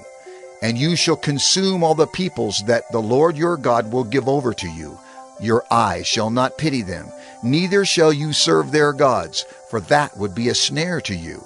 If you say in your heart, "These nations are greater than I. How can I dispossess them?"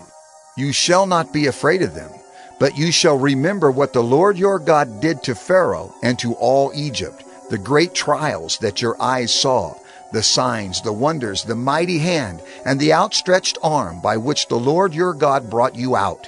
So will the Lord your God do to all the peoples of whom you are afraid. Moreover, the Lord your God will send hornets among them, until those who are left and hide themselves from you are destroyed. You shall not be in dread of them, for the Lord your God is in your midst, a great and awesome God, The Lord your God will clear away these nations before you little by little. You may not make an end of them at once, lest the wild beasts grow too numerous for you. But the Lord your God will give them over to you and throw them into great confusion until they are destroyed. And he will give their kings into your hand, and you shall make their name perish from under heaven.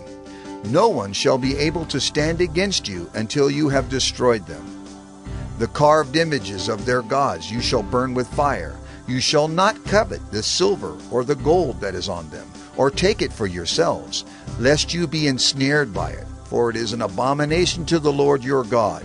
And you shall not bring an abominable thing into your house and become devoted to destruction like it. You shall utterly detest and abhor it, for it is devoted to destruction. Deuteronomy 8. The whole commandment that I command you today you shall be careful to do, that you may live and multiply, and go in and possess the land that the Lord swore to give to your fathers. And you shall remember the whole way that the Lord your God has led you these 40 years in the wilderness, that he might humble you, testing you to know what was in your heart, whether you would keep his commandments or not. And he humbled you, and let you hunger, and fed you with manna, which you did not know, nor did your fathers know, that he might make you know that man does not live by bread alone, but man lives by every word that comes from the mouth of the Lord. Your clothing did not wear out on you, and your foot did not swell these 40 years. Know then in your heart that as a man disciplines his son, the Lord your God disciplines you. So you shall keep the commandments of the Lord your God, by walking in his ways and by fearing him. For the Lord your God is bringing you into a good land, a land of brooks of water, of fountains and springs, flowing out in the valleys and hills, a land of wheat and barley, of vines and fig trees and pomegranates, a land of olive trees and honey, a land in which you will eat bread without scarcity, in which you will lack nothing, a land whose stones are iron, and out of whose hills you can dig copper. And you shall eat and be full, and you shall bless the Lord your God for the good land he has given you. Take care, lest you forget the Lord your God by not keeping his commandments and his rules and his statutes, which I command you today. Lest when you have eaten and are full and have built good houses and live in them, and when your herds and flocks multiply, and your silver and gold is multiplied, and all that you have is multiplied, then your heart be lifted up, and you forget the Lord your God, who brought you out of the land of Egypt, out of the house of slavery, who led you through the great and terrifying wilderness, with its fiery serpents and scorpions and thirsty ground, where there was no water, who brought you water out of the flinty rock, who fed you in the wilderness with manna that your fathers did not know, that he might humble you and test you, to do you good in the end. Beware lest you say in your heart, My power and the might of my hand have gotten me this wealth. You shall remember the Lord your God, for it is he who gives you power to get wealth, that he may confirm his covenant that he swore to your fathers, as it is this day. And if you forget the Lord your God and go after other gods and serve them and worship them, I solemnly warn you today that you shall surely perish. Like the nations that the Lord makes to perish before you, so shall you perish, because you would not obey the voice of the Lord your God. Deuteronomy 9. Hear, O Israel, you are to cross over the Jordan today, to go in to dispossess nations greater and mightier than yourselves, cities great and fortified up to heaven, a people great and tall, the sons of the Anakim, whom you know, and of whom you have heard it said, Who can stand before the sons of Anak?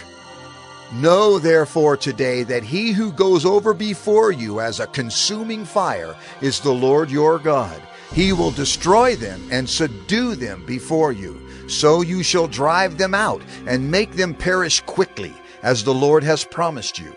Do not say in your heart, after the Lord your God has thrust him out before you, It is because of my righteousness that the Lord has brought me in to possess this land. Whereas it is because of the wickedness of these nations that the Lord is driving them out before you, Not because of your righteousness or the uprightness of your heart are you going in to possess their land, but because of the wickedness of these nations. The Lord your God is driving them out from before you, and that he may confirm the word that the Lord swore to your fathers, to Abraham, to Isaac, and to Jacob. Know therefore that the Lord your God is not giving you this good land to possess because of your righteousness, for you are a stubborn people. Remember and do not forget how you provoked the Lord your God to wrath in the wilderness. From the day you came out of the land of Egypt until you came to this place, you have been rebellious against the Lord. Even at Horeb, you provoked the Lord to wrath, and the Lord was so angry with you that he was ready to destroy you. When I went up the mountain to receive the tablets of stone, the tablets of the covenant that the Lord made with you, I remained on the mountain 40 days and 40 nights. I neither ate bread nor drank water. And the Lord gave me the 2 tablets of stone, written with the finger of God, and on them were all the words that the Lord had spoken with you on the mountain, out of the midst of the fire on the day of the assembly. And at the end of 40 days and 40 nights the Lord gave me the 2 tablets of stone, the tablets of the covenant. Then the Lord said to me, Arise, go down quickly from here, for your people whom you have brought from Egypt have acted corruptly. They have turned aside quickly out of the way that I commanded them. They have made themselves a metal image. Furthermore, the Lord said to me, I have seen this people, and behold, it is a stubborn people. Let me alone, that I may destroy them and blot out their name from under heaven. And I will make of you a nation mightier and greater than they. So I turned and came down from the mountain, and the mountain was burning with fire, and the 2 tablets of the covenant were in my 2 hands. And I looked, and behold, you had sinned against the Lord your God. You had made yourselves a golden calf. You had turned aside quickly from the way that the Lord had commanded you. So I took hold of the 2 tablets and threw them out of my 2 hands and broke them before your eyes. Then I lay prostrate before the Lord as before, 40 days and 40 nights. I neither ate bread nor drank water, because of all the sin that you had committed in doing what was evil in the sight of the Lord, to provoke him to anger. For I was afraid of the anger and hot displeasure that the Lord bore against you, so that he was ready to destroy you. But the Lord listened to me that time also, and the Lord was so angry with Aaron that he was ready to destroy him. And I prayed for Aaron also at the same time. Then I took the sinful thing, the calf that you had made, and burned it with fire and crushed it, grinding it very small, until it was as fine as dust. And I threw the dust of it into the brook that ran down from the mountain. At Taberah also, and at Massah, and at Kibroth-Hattaavah you provoked the Lord to wrath. And when the Lord sent you from Kadesh Barnea, saying, Go up and take possession of the land that I have given you. Then you rebelled against the commandment of the Lord your God, and did not believe him or obey his voice. You have been rebellious against the Lord from the day that I knew you. So I lay prostrate before the Lord for these 40 days and 40 nights, because the Lord had said he would destroy you. And I prayed to the Lord, O Lord God, do not destroy your people and your heritage, whom you have redeemed through your greatness, whom you have brought out of Egypt with a mighty hand. Remember your servants, Abraham, Isaac, and Jacob. Do not regard the stubbornness of this people, or their wickedness, or their sin, lest the land from which you brought us say, because the Lord was not able to bring them into the land that he promised them, and because he hated them, he has brought them out to put them to death in the wilderness. For they are your people and your heritage, whom you brought out by your great power and by your outstretched arm.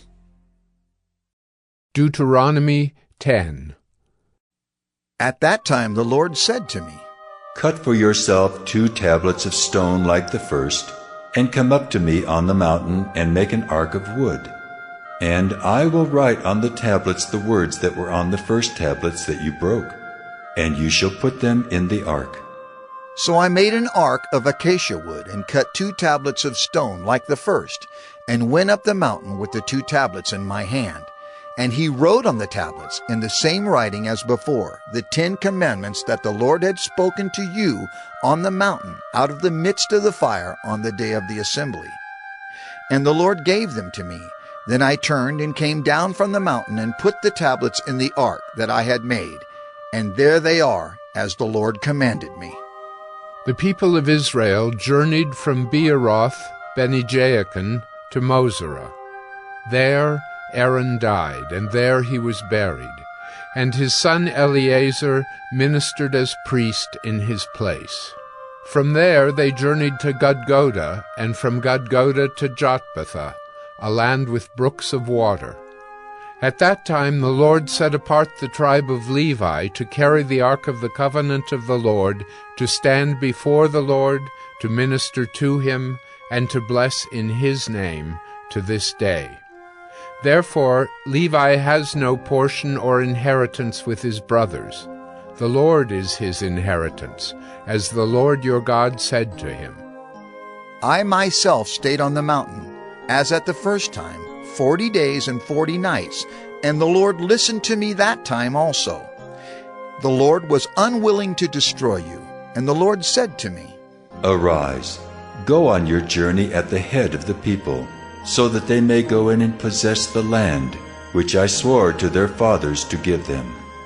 And now, Israel, what does the Lord your God require of you, but to fear the Lord your God, to walk in all his ways, to love him, to serve the Lord your God with all your heart and with all your soul, and to keep the commandments and statutes of the Lord, which I am commanding you today for your good?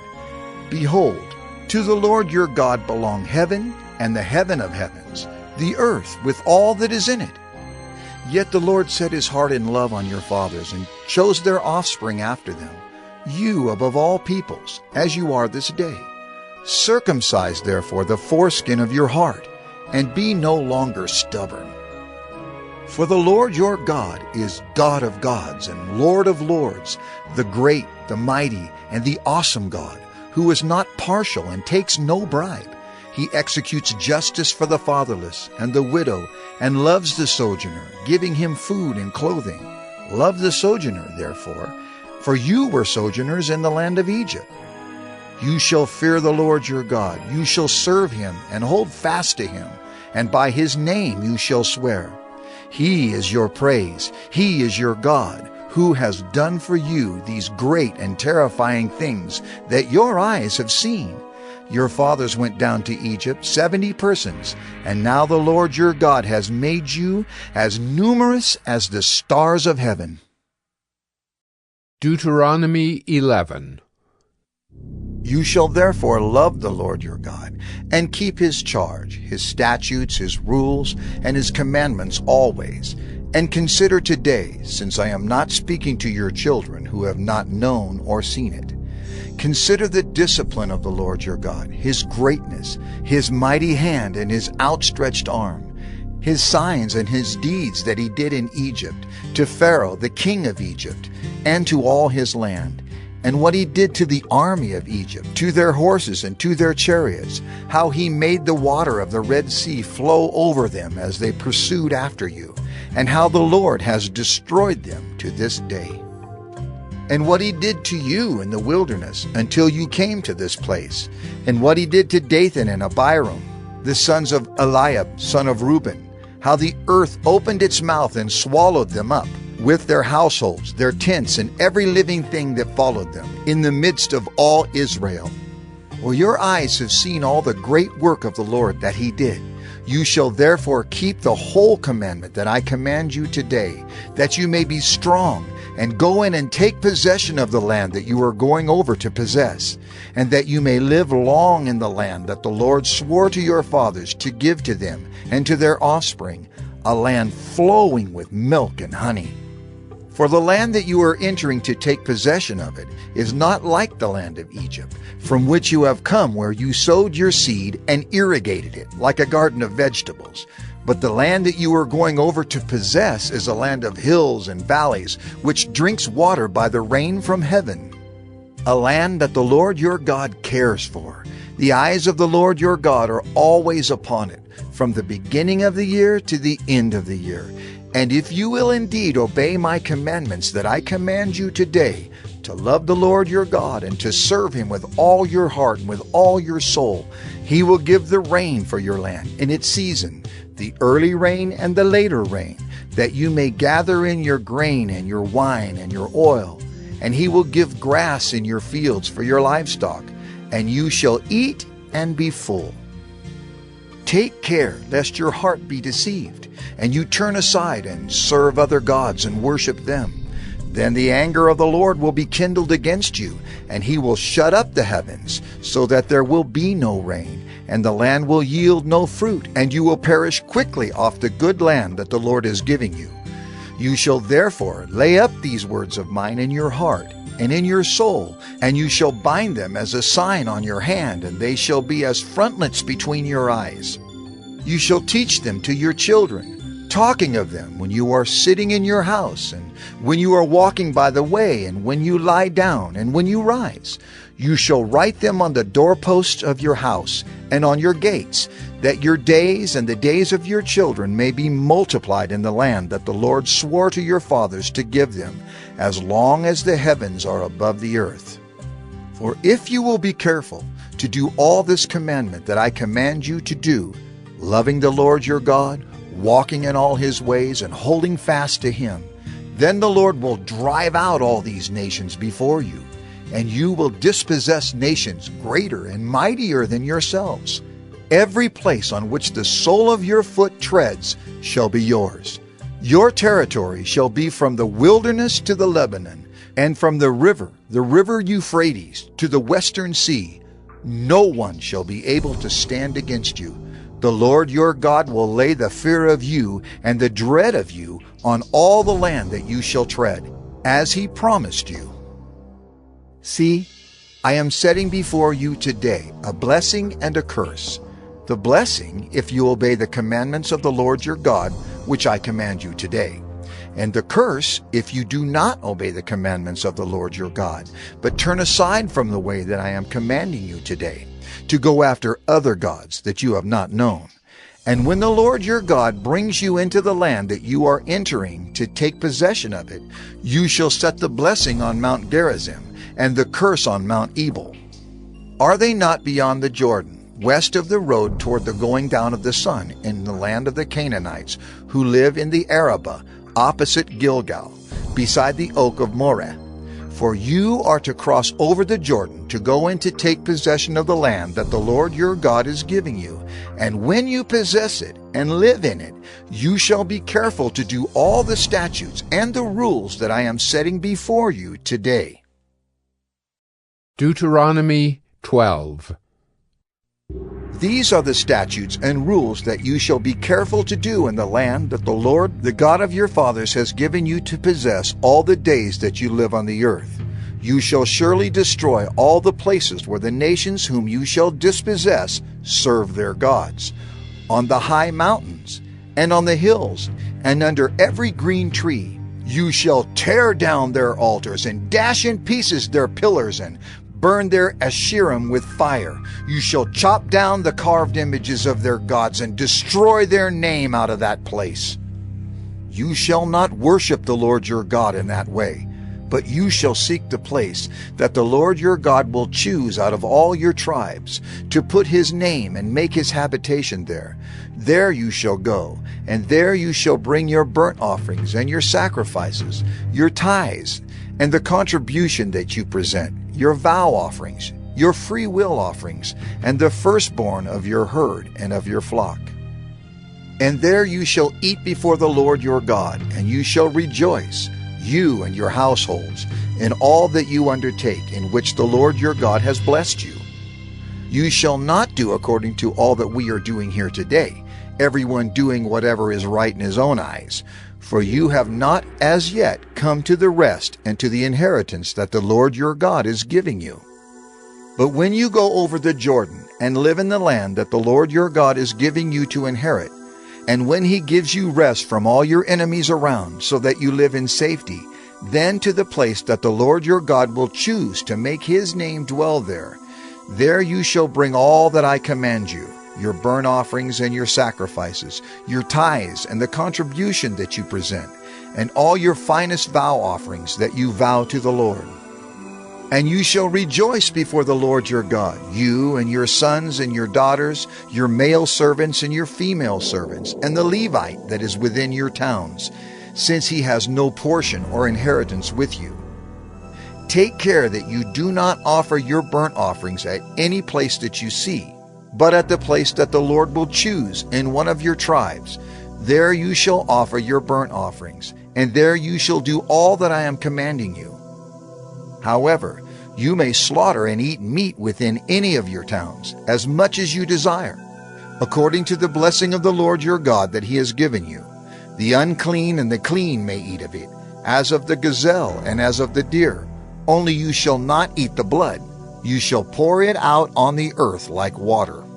You may not eat within your towns the tithe of your grain, or of your wine, or of your oil, or the firstborn of your herd, or of your flock, or any of your vow offerings that you vow, or your freewill offerings, or the contribution that you present. But you shall eat them before the Lord your God in the place that the Lord your God will choose, you and your son and your daughter, your male servant and your female servant, and the Levite who is within your towns. And you shall rejoice before the Lord your God in all that you undertake. Take care that you do not neglect the Levite as long as you live in your land. When the Lord your God enlarges your territory as he has promised you, and you say, I will eat meat, because you crave meat, you may eat meat whenever you desire.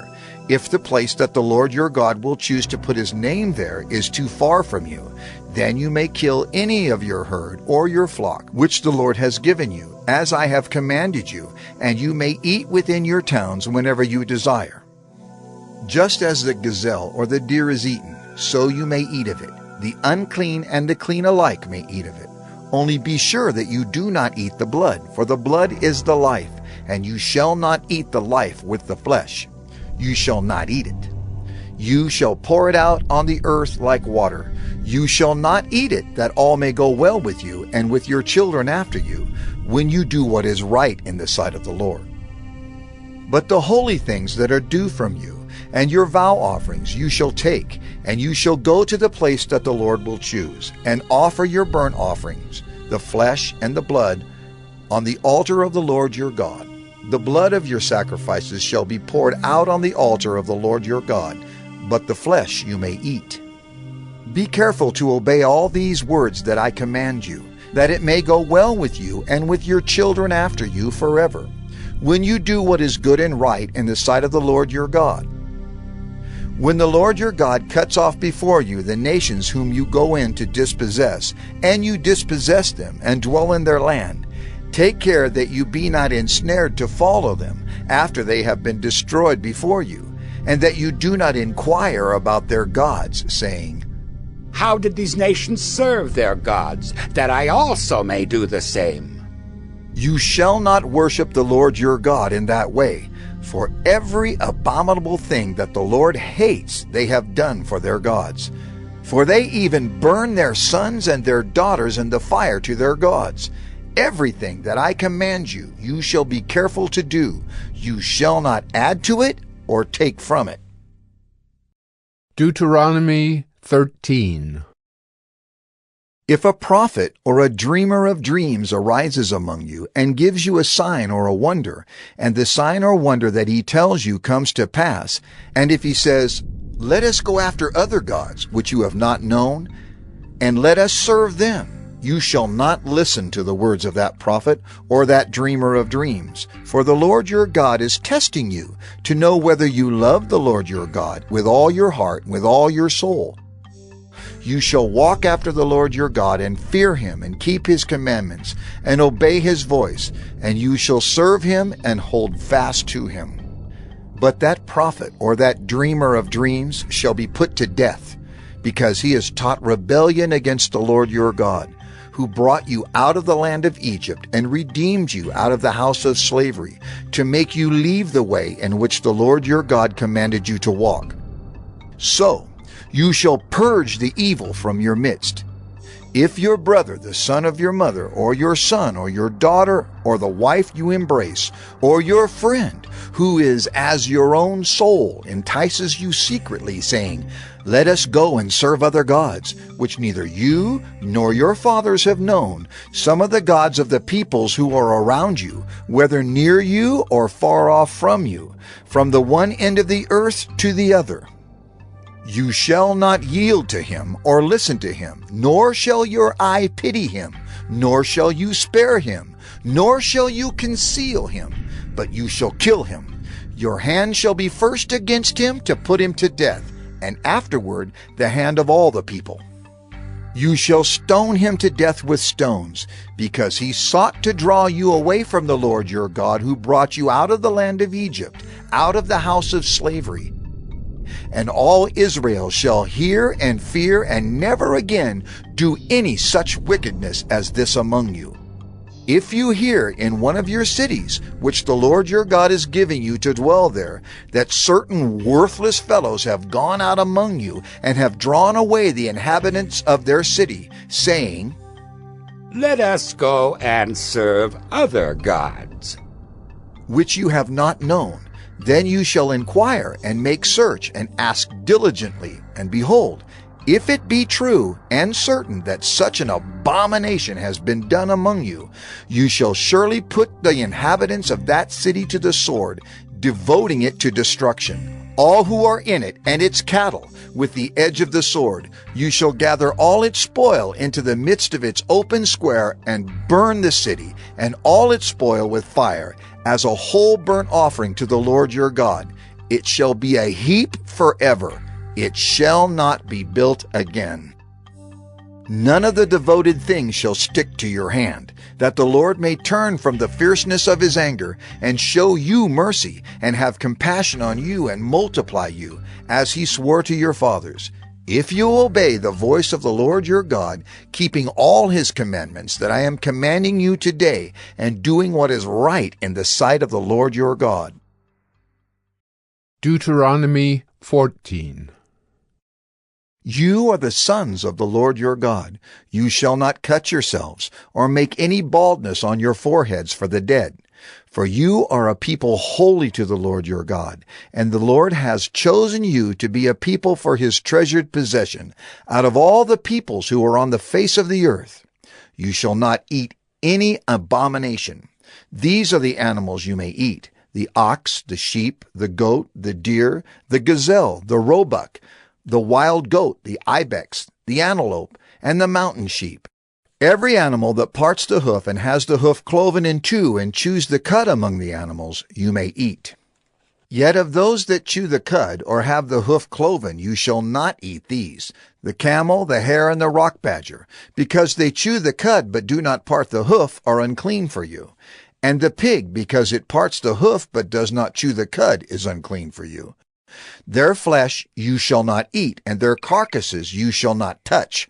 Of all that are in the waters you may eat these. Whatever has fins and scales you may eat, and whatever does not have fins and scales you shall not eat. It is unclean for you. You may eat all clean birds. But these are the ones that you shall not eat: the eagle, the bearded vulture, the black vulture, the kite, the falcon of any kind, every raven of any kind, the ostrich, the nighthawk, the seagull, the hawk of any kind, the little owl and the short-eared owl, the barn owl and the tawny owl, the carrion vulture and the cormorant, the stork, the heron of any kind, the hoopoe and the bat, and all winged insects are unclean for you. They shall not be eaten. All clean winged things you may eat. You shall not eat anything that has died naturally. You may give it to the sojourner who is within your towns, that he may eat it, or you may sell it to a foreigner, for you are a people holy to the Lord your God. You shall not boil a young goat in its mother's milk. You shall tithe all the yield of your seed that comes from the field year by year, and before the Lord your God in the place that he will choose to make his name dwell there, you shall eat the tithe of your grain, of your wine, and of your oil, and the firstborn of your herd and flock, that you may learn to fear the Lord your God always, And if the way is too long for you, so that you are not able to carry the tithe, when the Lord your God blesses you, because the place is too far from you, which the Lord your God chooses to set his name there, then you shall turn it into money, and bind up the money in your hand, and go to the place that the Lord your God chooses, and spend the money for whatever you desire, oxen or sheep or wine or strong drink, whatever your appetite craves. And you shall eat there before the Lord your God and rejoice, you and your household. And you shall not neglect the Levite who is within your towns, for he has no portion or inheritance with you. At the end of every 3 years, you shall bring out all the tithe of your produce in the same year, and lay it up within your towns. And the Levite, because he has no portion or inheritance with you, and the sojourner, the fatherless, and the widow who are within your towns, shall come and eat and be filled, that the Lord your God may bless you in all the work of your hands that you do. Deuteronomy 15. At the end of every 7 years you shall grant a release, and this is the manner of the release. Every creditor shall release what he has lent to his neighbor. He shall not exact it of his neighbor, his brother, because the Lord's release has been proclaimed. Of a foreigner you may exact it, but whatever of yours is with your brother, your hand shall release. But there will be no poor among you, for the Lord will bless you in the land that the Lord your God is giving you for an inheritance to possess. If only you will strictly obey the voice of the Lord your God, being careful to do all this commandment that I command you today. For the Lord your God will bless you, as he promised you. And you shall lend to many nations, but you shall not borrow. And you shall rule over many nations, but they shall not rule over you.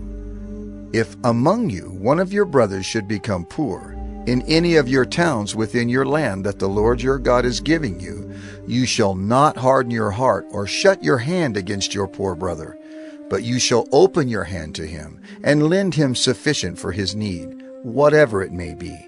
Take care lest there be an unworthy thought in your heart, and you say, "The 7th year, the year of release, is near." And your eye look grudgingly on your poor brother, and you give him nothing, and he cry to the Lord against you, and you be guilty of sin. You shall give to him freely, and your heart shall not be grudging when you give to him. Because for this the Lord your God will bless you in all your work and in all that you undertake, for there will never cease to be poor in the land. Therefore I command you, you shall open wide your hand to your brother, to the needy, and to the poor in your land. If your brother, a Hebrew man or a Hebrew woman, is sold to you, he shall serve you 6 years, and in the 7th year you shall let him go free from you.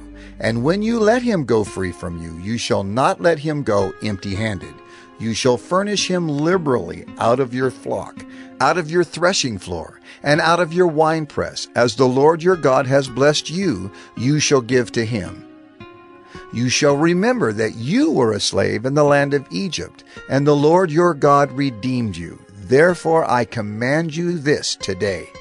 But if he says to you, "I will not go out from you," because he loves you and your household, since he is well off with you, then you shall take an awl and put it through his ear into the door, and he shall be your slave forever. And to your female slave you shall do the same. It shall not seem hard to you when you let him go free from you, for at half the cost of a hired servant he has served you 6 years. So the Lord your God will bless you in all that you do. All the firstborn males that are born of your herd and flock you shall dedicate to the Lord your God. You shall do no work with the firstborn of your herd, nor shear the firstborn of your flock. You shall eat it, you and your household, before the Lord your God, year by year, at the place that the Lord will choose. But if it has any blemish, if it is lame or blind, or has any serious blemish whatever, you shall not sacrifice it to the Lord your God. You shall eat it within your towns. The unclean and the clean alike may eat it, as though it were a gazelle or a deer. Only you shall not eat its blood. You shall pour it out on the ground like water. Deuteronomy 16. Observe the month of Abib, and keep the Passover to the Lord your God. For in the month of Abib the Lord your God brought you out of Egypt by night. And you shall offer the Passover sacrifice to the Lord your God from the flock or the herd at the place that the Lord will choose, to make his name dwell there. You shall eat no leavened bread with it. 7 days you shall eat it with unleavened bread, the bread of affliction. For you came out of the land of Egypt in haste, that all the days of your life you may remember the day when you came out of the land of Egypt. No leaven shall be seen with you in all your territory for 7 days, nor shall any of the flesh that you sacrifice on the evening of the first day remain all night until morning. You may not offer the Passover sacrifice within any of your towns that the Lord your God is giving you, but at the place that the Lord your God will choose to make his name dwell in it. There you shall offer the Passover sacrifice in the evening at sunset, at the time you came out of Egypt. And you shall cook it and eat it at the place that the Lord your God will choose. And in the morning you shall turn and go to your tents. For 6 days you shall eat unleavened bread. And on the 7th day there shall be a solemn assembly to the Lord your God. You shall do no work on it. You shall count 7 weeks. Begin to count the 7 weeks from the time the sickle is first put to the standing grain. Then you shall keep the Feast of Weeks to the Lord your God, with the tribute of a free will offering from your hand, which you shall give as the Lord your God blesses you. And you shall rejoice before the Lord your God, you and your son and your daughter, your male servant and your female servant, the Levite who is within your towns, the sojourner, the fatherless, and the widow who are among you, at the place that the Lord your God will choose, to make his name dwell there. You shall remember that you were a slave in Egypt, and you shall be careful to observe these statutes. You shall keep the Feast of Booths 7 days. When you have gathered in the produce from your threshing floor and your winepress, you shall rejoice in your feast, you and your son and your daughter, your male servant and your female servant, the Levite, the sojourner, the fatherless, and the widow who are within your towns. For 7 days you shall keep the feast to the Lord your God, at the place that the Lord will choose, because the Lord your God will bless you in all your produce and in all the work of your hands, so that you will be altogether joyful. 3 times a year all your males shall appear before the Lord your God at the place that he will choose, at the Feast of Unleavened Bread, at the Feast of Weeks, and at the Feast of Booths. They shall not appear before the Lord empty-handed. Every man shall give as he is able, according to the blessing of the Lord your God that he has given you. You shall appoint judges and officers in all your towns that the Lord your God is giving you, according to your tribes, and they shall judge the people with righteous judgment. You shall not pervert justice. You shall not show partiality, and you shall not accept a bribe. For a bribe blinds the eyes of the wise and subverts the cause of the righteous. Justice, and only justice, you shall follow, that you may live and inherit the land that the Lord your God is giving you. You shall not plant any tree as an Asherah beside the altar of the Lord your God that you shall make. And you shall not set up a pillar which the Lord your God hates. Deuteronomy 17. You shall not sacrifice to the Lord your God an ox or a sheep in which is a blemish, any defect whatever, for that is an abomination to the Lord your God. If there is found among you within any of your towns that the Lord your God is giving you, a man or a woman who does what is evil in the sight of the Lord your God, in transgressing his covenant, and has gone and served other gods and worshipped them, or the sun, or the moon, or any of the host of heaven, which I have forbidden, and it is told you, and you hear of it, then you shall inquire diligently, and if it is true and certain that such an abomination has been done in Israel, then you shall bring out to your gates that man or woman who has done this evil thing, and you shall stone that man or woman to death with stones. On the evidence of 2 witnesses, or of 3 witnesses, the one who is to die shall be put to death. A person shall not be put to death on the evidence of 1 witness. The hand of the witnesses shall be first against him to put him to death, and afterward the hand of all the people. So you shall purge the evil from your midst. If any case arises requiring decision between one kind of homicide and another, one kind of legal right and another, or one kind of assault and another, any case within your towns that is too difficult for you, then you shall arise and go up to the place that the Lord your God will choose, and you shall come to the Levitical priests and to the judge who is in office in those days, and you shall consult them, and they shall declare to you the decision. Then you shall do according to what they declare to you from that place that the Lord will choose, and you shall be careful to do according to all that they direct you, according to the instructions that they give you, and according to the decision which they pronounce to you. You shall do. You shall not turn aside from the verdict that they declare to you, either to the right hand or to the left.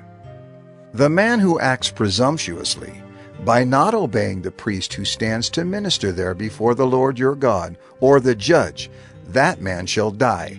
So you shall purge the evil from Israel, and all the people shall hear and fear, and not act presumptuously again. When you come to the land that the Lord your God is giving you, and you possess it and dwell in it, and then say, I will set a king over me, like all the nations that are around me. You may indeed set a king over you, whom the Lord your God will choose. One from among your brothers you shall set as king over you. You may not put a foreigner over you, who is not your brother. Only he must not acquire many horses for himself, or cause the people to return to Egypt in order to acquire many horses, since the Lord has said to you, You shall never return that way again. And he shall not acquire many wives for himself, lest his heart turn away. Nor shall he acquire for himself excessive silver and gold. And when he sits on the throne of his kingdom, he shall write for himself in a book a copy of this law, approved by the Levitical priests. And it shall be with him, and he shall read in it all the days of his life, that he may learn to fear the Lord his God, by keeping all the words of this law and these statutes, and doing them, that his heart may not be lifted up above his brothers, and that he may not turn aside from the commandment, either to the right hand or to the left, so that he may continue long in his kingdom, he and his children in Israel. Deuteronomy 18. The Levitical priests, all the tribe of Levi, shall have no portion or inheritance with Israel. They shall eat the Lord's food offerings as their inheritance. They shall have no inheritance among their brothers. The Lord is their inheritance, as he promised them. And this shall be the priest's due from the people. From those offering a sacrifice, whether an ox or a sheep, they shall give to the priest the shoulder and the 2 cheeks and the stomach. The first fruits of your grain, of your wine, and of your oil, and the first fleece of your sheep, you shall give him. For the Lord your God has chosen him out of all your tribes, to stand and minister in the name of the Lord, him and his sons for all time. And if a Levite comes from any of your towns out of all Israel where he lives, and he may come when he desires, to the place that the Lord will choose, and ministers in the name of the Lord his God, like all his fellow Levites who stand to minister there before the Lord, then he may have equal portions to eat, besides what he receives from the sale of his patrimony. When you come into the land that the Lord your God is giving you, you shall not learn to follow the abominable practices of those nations. There shall not be found among you anyone who burns his son or his daughter as an offering, anyone who practices divination or tells fortunes or interprets omens, or a sorcerer or a charmer or a medium or a necromancer, or one who inquires of the dead. For whoever does these things is an abomination to the Lord, and because of these abominations the Lord your God is driving them out before you. You shall be blameless before the Lord your God. For these nations which you are about to dispossess, listen to fortune tellers and to diviners. But as for you, the Lord your God has not allowed you to do this. The Lord your God will raise up for you a prophet like me from among you, from your brothers. It is to him you shall listen, just as you desired of the Lord your God at Horeb, on the day of the assembly, when you said, Let me not hear again the voice of the Lord my God, or see this great fire any more, lest I die. And the Lord said to me, They are right in what they have spoken. I will raise up for them a prophet like you from among their brothers. And I will put my words in his mouth, and he shall speak to them all that I command him. And whoever will not listen to my words that he shall speak in my name, I myself will require it of him. But the prophet who presumes to speak a word in my name that I have not commanded him to speak, or who speaks in the name of other gods, that same prophet shall die. And if you say in your heart, How may we know the word that the Lord has not spoken? When a prophet speaks in the name of the Lord, if the word does not come to pass or come true, that is a word that the Lord has not spoken. The prophet has spoken it presumptuously. You need not be afraid of him. Deuteronomy 19. When the Lord your God cuts off the nations whose land the Lord your God is giving you, and you dispossess them, and dwell in their cities and in their houses, you shall set apart 3 cities for yourselves in the land that the Lord your God is giving you to possess. You shall measure the distances, and divide into 3 parts the area of the land that the Lord your God gives you as a possession, so that any manslayer can flee to them. This is the provision for the manslayer, who by fleeing there may save his life. If anyone kills his neighbor unintentionally, without having hated him in the past, as when someone goes into the forest with his neighbor to cut wood, and his hand swings the axe to cut down a tree, and the head slips from the handle and strikes his neighbor so that he dies, he may flee to one of these cities and live.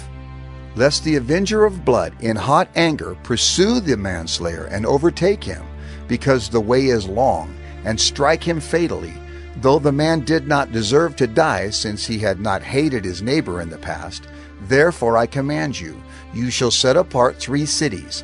And if the Lord your God enlarges your territory, as he has sworn to your fathers, and gives you all the land that he promised to give to your fathers, provided you are careful to keep all this commandment which I command you today, by loving the Lord your God, and by walking ever in his ways, then you shall add 3 other cities to these 3, lest innocent blood be shed in your land that the Lord your God is giving you for an inheritance, and so the guilt of bloodshed be upon you.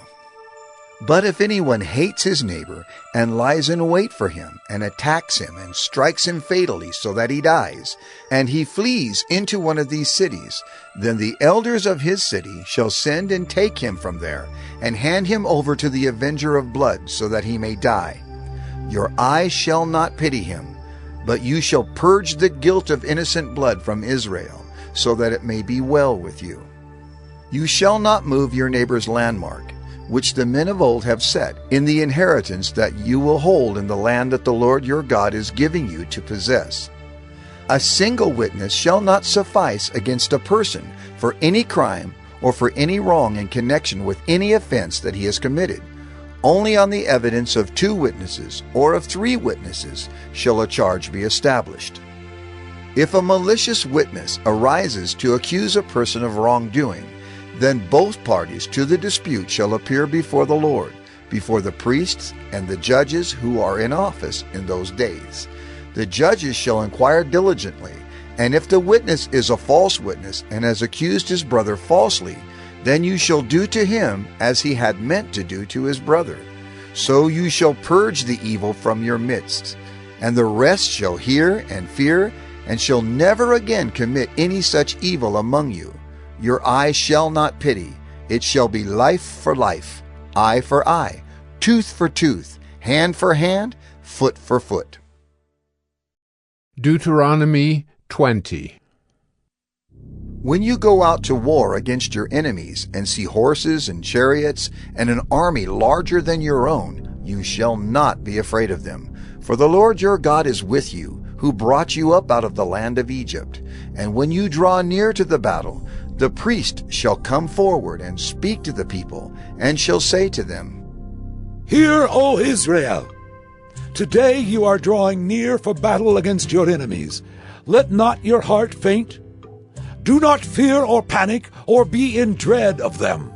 For the Lord your God is he who goes with you to fight for you against your enemies, to give you the victory. Then the officers shall speak to the people, saying, Is there any man who has built a new house and has not dedicated it? Let him go back to his house, lest he die in the battle, and another man dedicate it.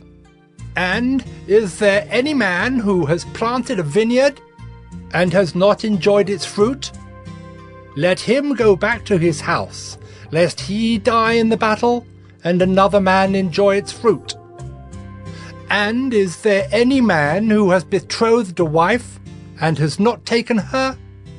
Let him go back to his house, lest he die in the battle, and another man take her.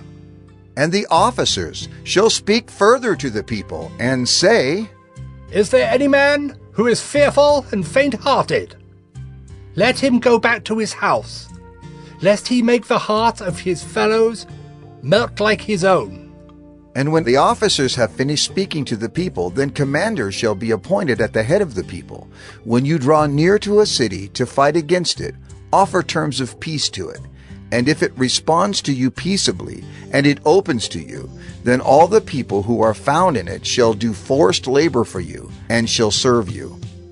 But if it makes no peace with you, but makes war against you, then you shall besiege it.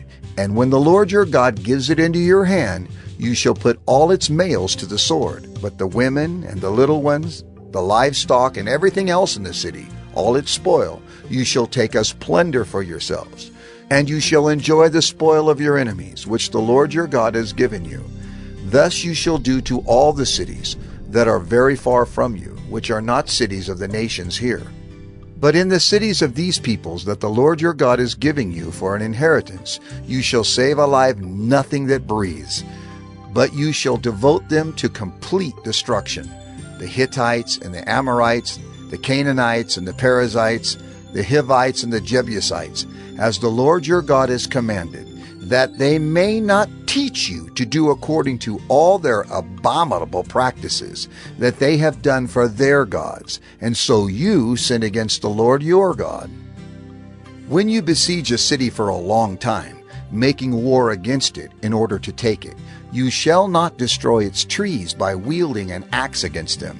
You may eat from them, but you shall not cut them down. Are the trees in the field human, that they should be besieged by you? Only the trees that you know are not trees for food you may destroy and cut down, that you may build siege works against the city that makes war with you, until it falls. Deuteronomy 21. If in the land that the Lord your God is giving you to possess, someone is found slain, lying in the open country, and it is not known who killed him, then your elders and your judges shall come out, and they shall measure the distance to the surrounding cities. And the elders of the city that is nearest to the slain man shall take a heifer that has never been worked, and that has not pulled in a yoke.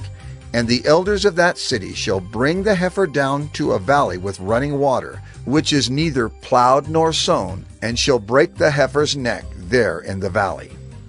Then the priests, the sons of Levi, shall come forward, for the Lord your God has chosen them to minister to him and to bless in the name of the Lord, and by their word every dispute and every assault shall be settled. And all the elders of that city, nearest to the slain man, shall wash their hands over the heifer whose neck was broken in the valley, and they shall testify. Our hands did not shed this blood, nor did our eyes see it shed. Accept atonement, O Lord, for your people Israel, whom you have redeemed, and do not set the guilt of innocent blood in the midst of your people Israel, so that their blood guilt be atoned for. So you shall purge the guilt of innocent blood from your midst when you do what is right in the sight of the Lord. When you go out to war against your enemies, and the Lord your God gives them into your hand, and you take them captive, and you see among the captives a beautiful woman, and you desire to take her to be your wife, and you bring her home to your house, she shall shave her head and pare her nails, and she shall take off the clothes in which she was captured, and shall remain in your house, and lament her father and her mother a full month. After that you may go into her, and be her husband, and she shall be your wife. But if you no longer delight in her, you shall let her go where she wants. But you shall not sell her for money, nor shall you treat her as a slave, since you have humiliated her. If a man has 2 wives, the one loved and the other unloved, and both the loved and the unloved have borne him children, and if the firstborn son belongs to the unloved, then on the day when he assigns his possessions as an inheritance to his sons, he may not treat the son of the loved as the firstborn in preference to the son of the unloved, who is the firstborn. But he shall acknowledge the firstborn, the son of the unloved, by giving him a double portion of all that he has.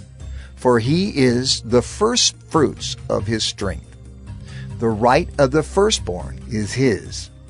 If a man has a stubborn and rebellious son, who will not obey the voice of his father or the voice of his mother, and though they discipline him, will not listen to them, then his father and his mother shall take hold of him, and bring him out to the elders of his city, at the gate of the place where he lives. And they shall say to the elders of his city, This, our son, is stubborn and rebellious. He will not obey our voice. He is a glutton and a drunkard. Then all the men of the city shall stone him to death with stones.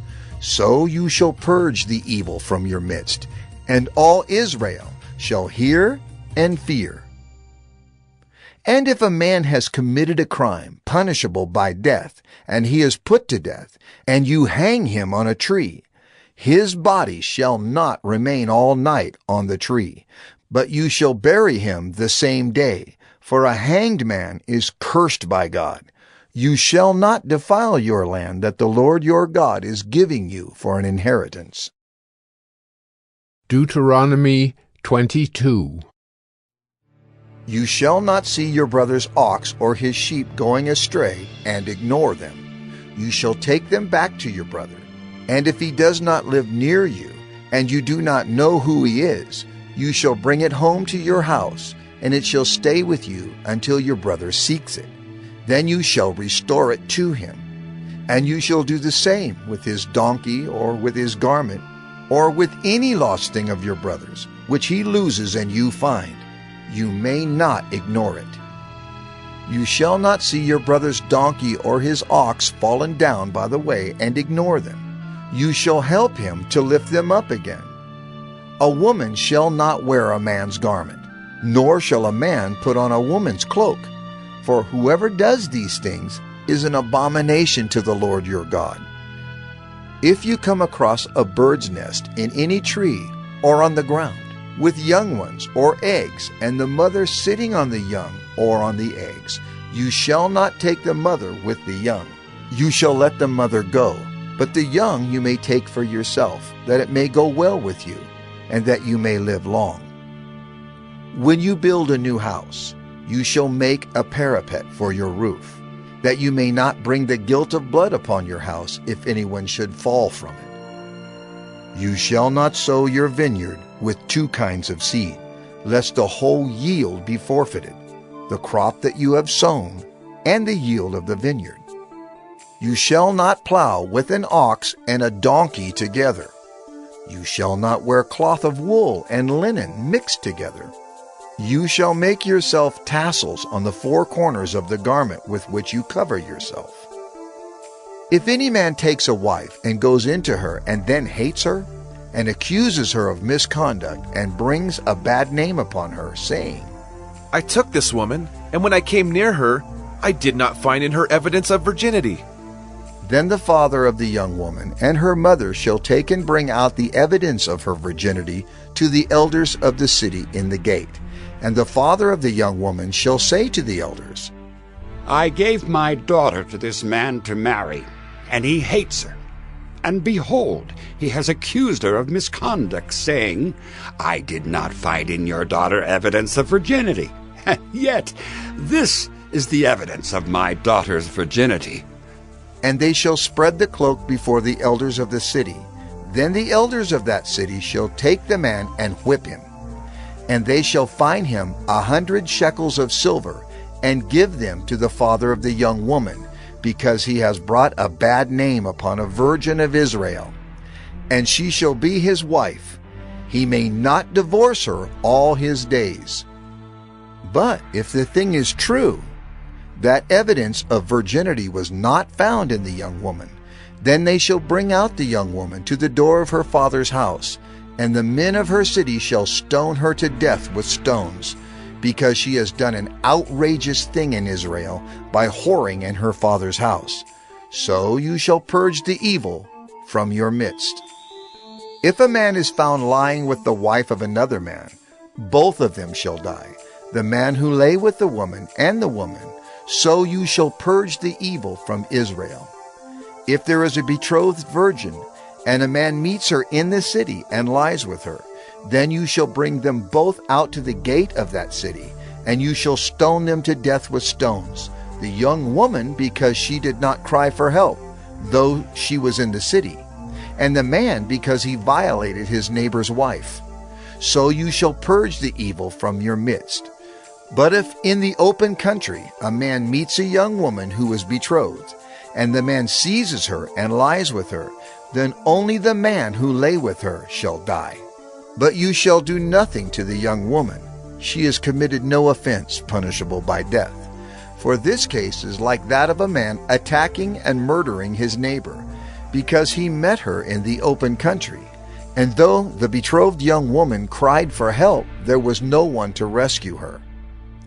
If a man meets a virgin who is not betrothed, and seizes her and lies with her, and they are found, then the man who lay with her shall give to the father of the young woman 50 shekels of silver, and she shall be his wife, because he has violated her.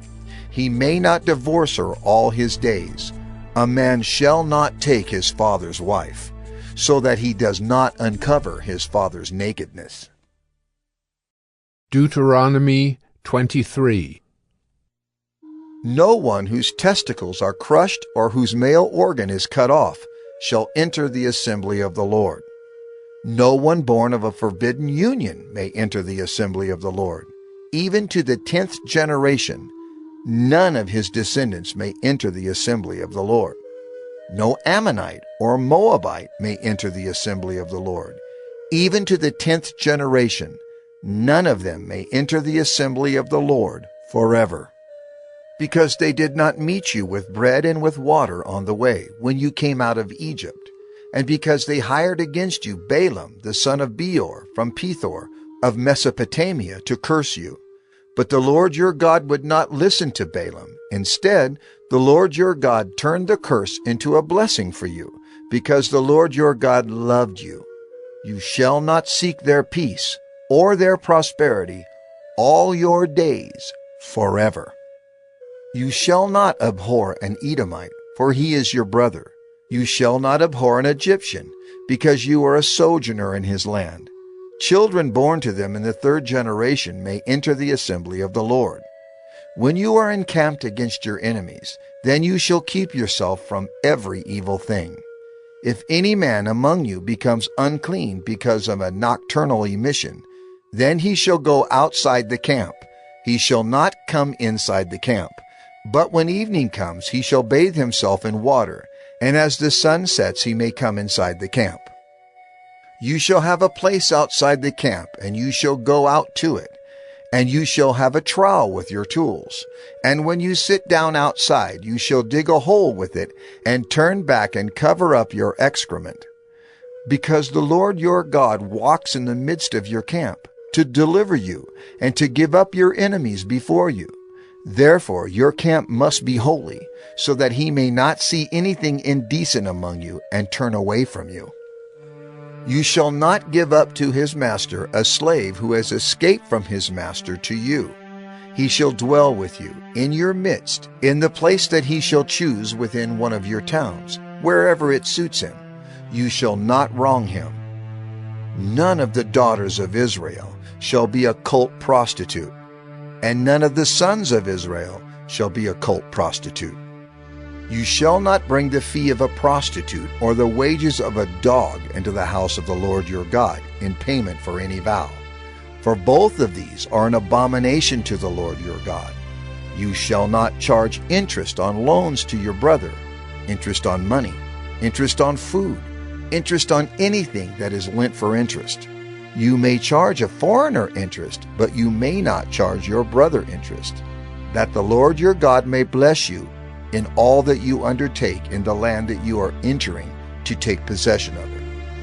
If you make a vow to the Lord your God, you shall not delay fulfilling it, for the Lord your God will surely require it of you, and you will be guilty of sin. But if you refrain from vowing, you will not be guilty of sin.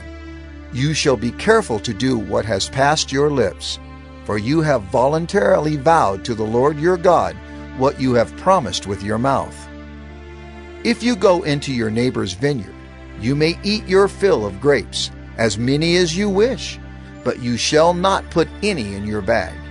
If you go into your neighbor's standing grain, you may pluck the ears with your hand, but you shall not put a sickle to your neighbor's standing grain. Deuteronomy 24. When a man takes a wife and marries her, if then she finds no favor in his eyes because he has found some indecency in her, and he writes her a certificate of divorce and puts it in her hand and sends her out of his house, and she departs out of his house, and if she goes and becomes another man's wife, and the latter man hates her and writes her a certificate of divorce and puts it in her hand and sends her out of his house, or if the latter man dies who took her to be his wife, then her former husband who sent her away may not take her again to be his wife after she has been defiled, for that is an abomination before the Lord. And you shall not bring sin upon the land that the Lord your God is giving you for an inheritance. When a man is newly married, he shall not go out with the army or be liable for any other public duty. He shall be free at home 1 year to be happy with his wife whom he has taken. No one shall take a mill or an upper millstone in pledge, for that would be taking a life in pledge. If a man is found stealing one of his brothers of the people of Israel, and if he treats him as a slave or sells him, then that thief shall die. So you shall purge the evil from your midst. Take care, in a case of leprous disease, to be very careful to do according to all that the Levitical priests shall direct you. As I commanded them, so you shall be careful to do.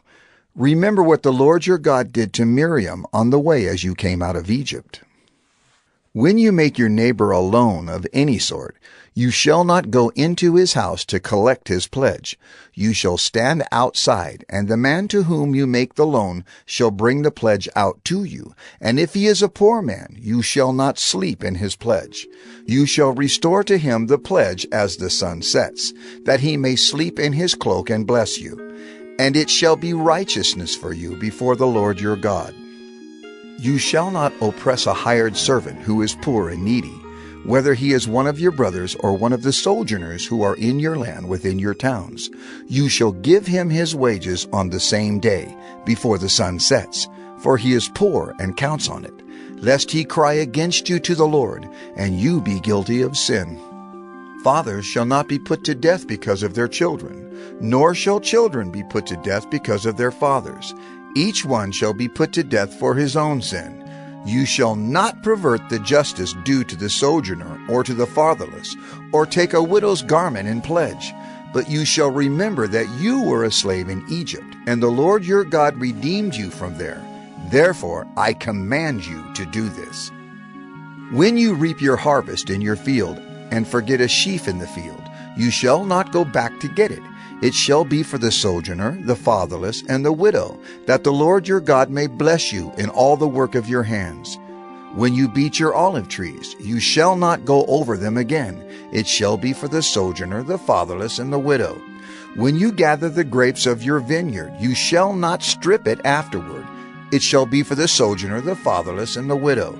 You shall remember that you were a slave in the land of Egypt. Therefore I command you to do this. Deuteronomy 25. If there is a dispute between men, and they come into court, and the judges decide between them, acquitting the innocent and condemning the guilty, then if the guilty man deserves to be beaten, the judge shall cause him to lie down and be beaten in his presence with a number of stripes in proportion to his offense. 40 stripes may be given him, but not more, lest if one should go on to beat him with more stripes than these, your brother be degraded in your sight. You shall not muzzle an ox when it is treading out the grain. If brothers dwell together, and one of them dies and has no son, the wife of the dead man shall not be married outside the family to a stranger. Her husband's brother shall go into her and take her as his wife, and perform the duty of a husband's brother to her. And the first son whom she bears shall succeed to the name of his dead brother, that his name may not be blotted out of Israel. And if the man does not wish to take his brother's wife, then his brother's wife shall go up to the gate to the elders and say, My husband's brother refuses to perpetuate his brother's name in Israel. He will not perform the duty of a husband's brother to me. Then the elders of his city shall call him and speak to him. And if he persists, saying, I do not wish to take her, then his brother's wife shall go up to him in the presence of the elders, and pull his sandal off his foot, and spit in his face. And she shall answer and say, So shall it be done to the man who does not build up his brother's house. And the name of his house shall be called in Israel, the house of him who had his sandal pulled off. When men fight with one another, and the wife of the one draws near to rescue her husband from the hand of him who is beating him, and puts out her hand and seizes him by the private parts, then you shall cut off her hand. Your eye shall have no pity. You shall not have in your bag 2 kinds of weights, a large and a small. You shall not have in your house 2 kinds of measures, a large and a small. A full and fair weight you shall have, a full and fair measure you shall have, that your days may be long in the land that the Lord your God is giving you. For all who do such things, all who act dishonestly, are an abomination to the Lord your God. Remember what Amalek did to you on the way as you came out of Egypt, how he attacked you on the way when you were faint and weary, and cut off your tail, those who were lagging behind you. And he did not fear God. Therefore, when the Lord your God has given you rest from all your enemies around you, in the land that the Lord your God has given you for an inheritance to possess, you shall blot out the memory of Amalek from under heaven. You shall not forget. Deuteronomy 26. When you come into the land that the Lord your God is giving you for an inheritance, and have taken possession of it, and live in it, you shall take some of the first of all the fruit of the ground, which you harvest from your land that the Lord your God is giving you, and you shall put it in a basket, and you shall go to the place that the Lord your God will choose to make his name to dwell there. And you shall go to the priest who is in office at that time, and say to him, I declare today to the Lord your God that I have come into the land that the Lord swore to our fathers to give us. Then the priest shall take the basket from your hand and set it down before the altar of the Lord your God, and you shall make response before the Lord your God.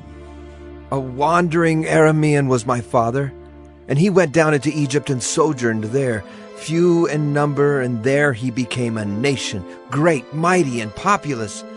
And the Egyptians treated us harshly and humiliated us and laid on us hard labor.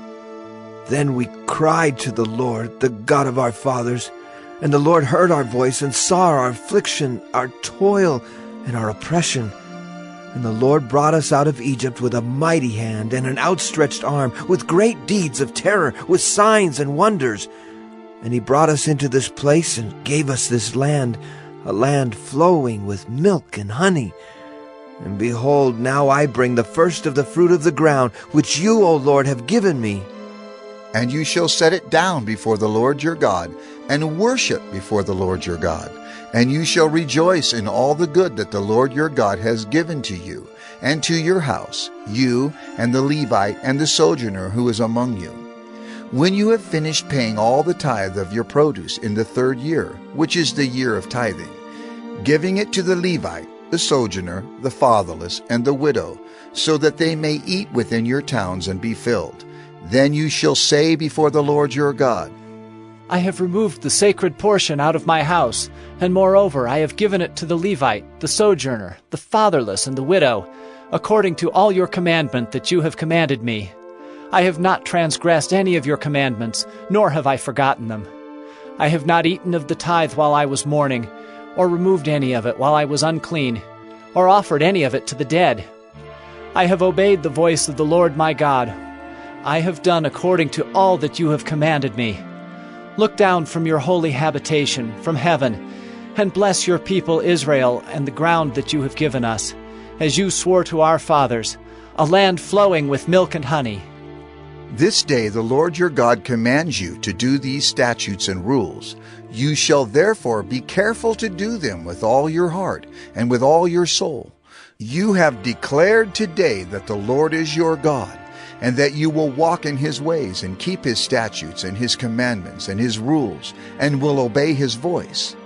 And the Lord has declared today that you are a people for his treasured possession, as he has promised you, and that you are to keep all his commandments, and that he will set you in praise and in fame and in honor high above all nations that he has made, and that you shall be a people holy to the Lord your God, as he promised. Deuteronomy 27. Now Moses and the elders of Israel commanded the people, saying, Keep the whole commandment that I command you today. And on the day you cross over the Jordan to the land that the Lord your God is giving you, you shall set up large stones and plaster them with plaster. And you shall write on them all the words of this law when you cross over to enter the land that the Lord your God is giving you, a land flowing with milk and honey, as the Lord, the God of your fathers, has promised you. And when you have crossed over the Jordan, you shall set up these stones concerning which I command you today on Mount Ebal, and you shall plaster them with plaster. And there you shall build an altar to the Lord your God, an altar of stones.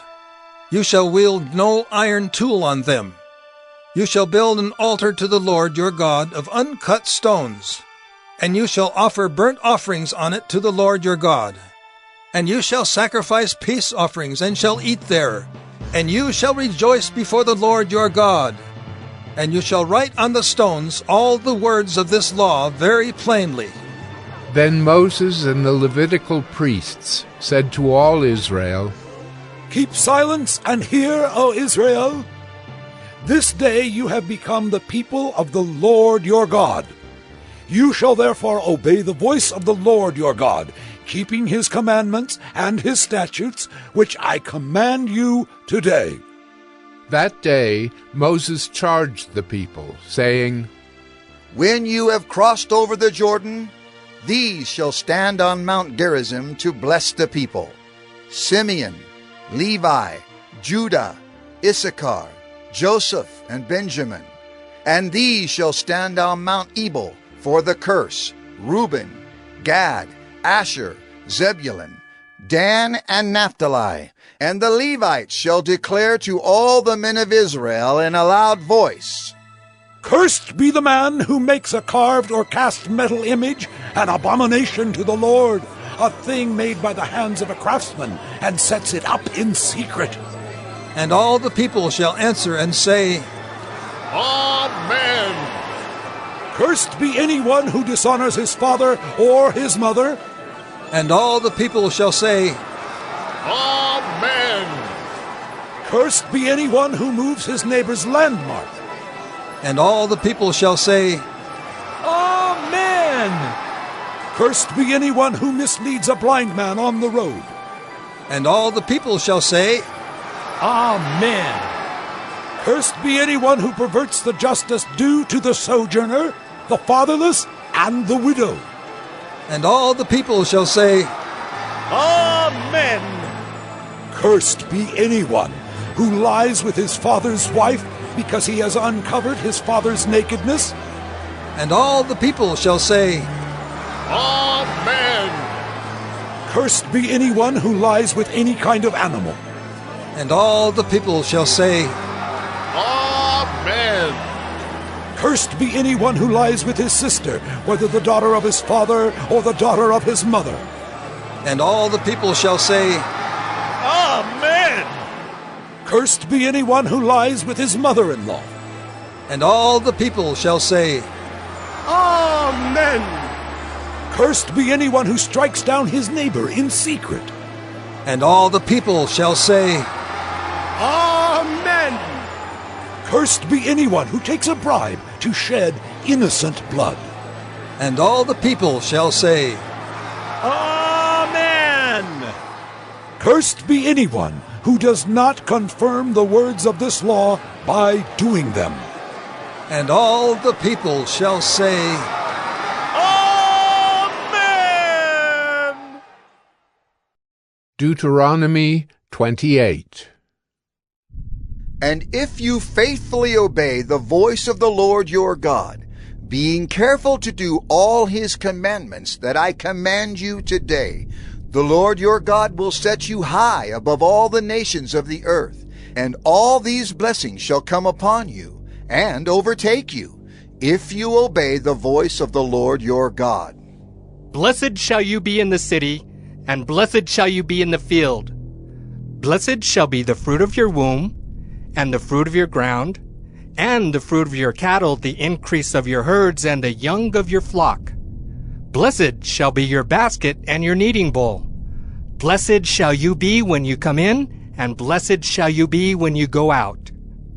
The Lord will cause your enemies who rise against you to be defeated before you. They shall come out against you one way, and flee before you 7 ways. The Lord will command the blessing on you in your barns and in all that you undertake, and he will bless you in the land that the Lord your God is giving you.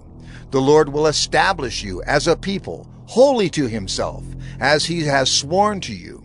If you keep the commandments of the Lord your God and walk in his ways, and all the peoples of the earth shall see that you are called by the name of the Lord, and they shall be afraid of you. And the Lord will make you abound in prosperity, in the fruit of your womb, and in the fruit of your livestock, and in the fruit of your ground, within the land that the Lord swore to your fathers to give you.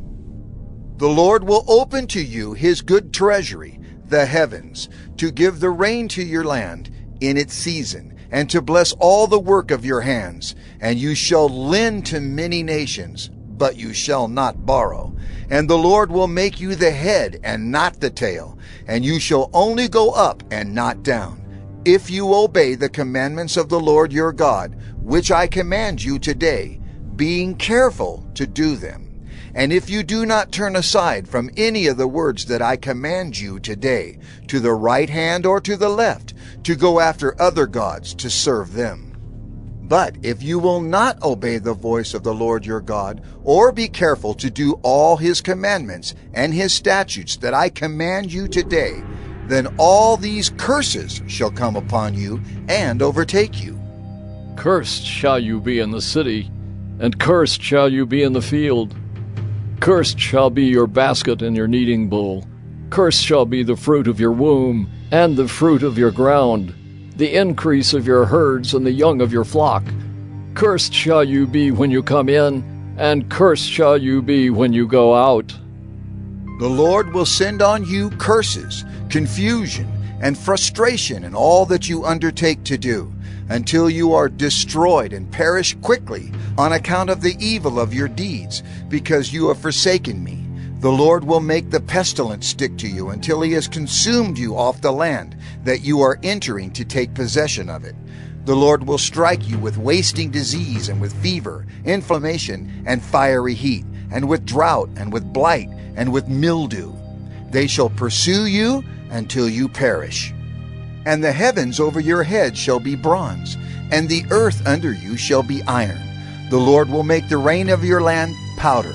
From heaven dust shall come down on you until you are destroyed. The Lord will cause you to be defeated before your enemies.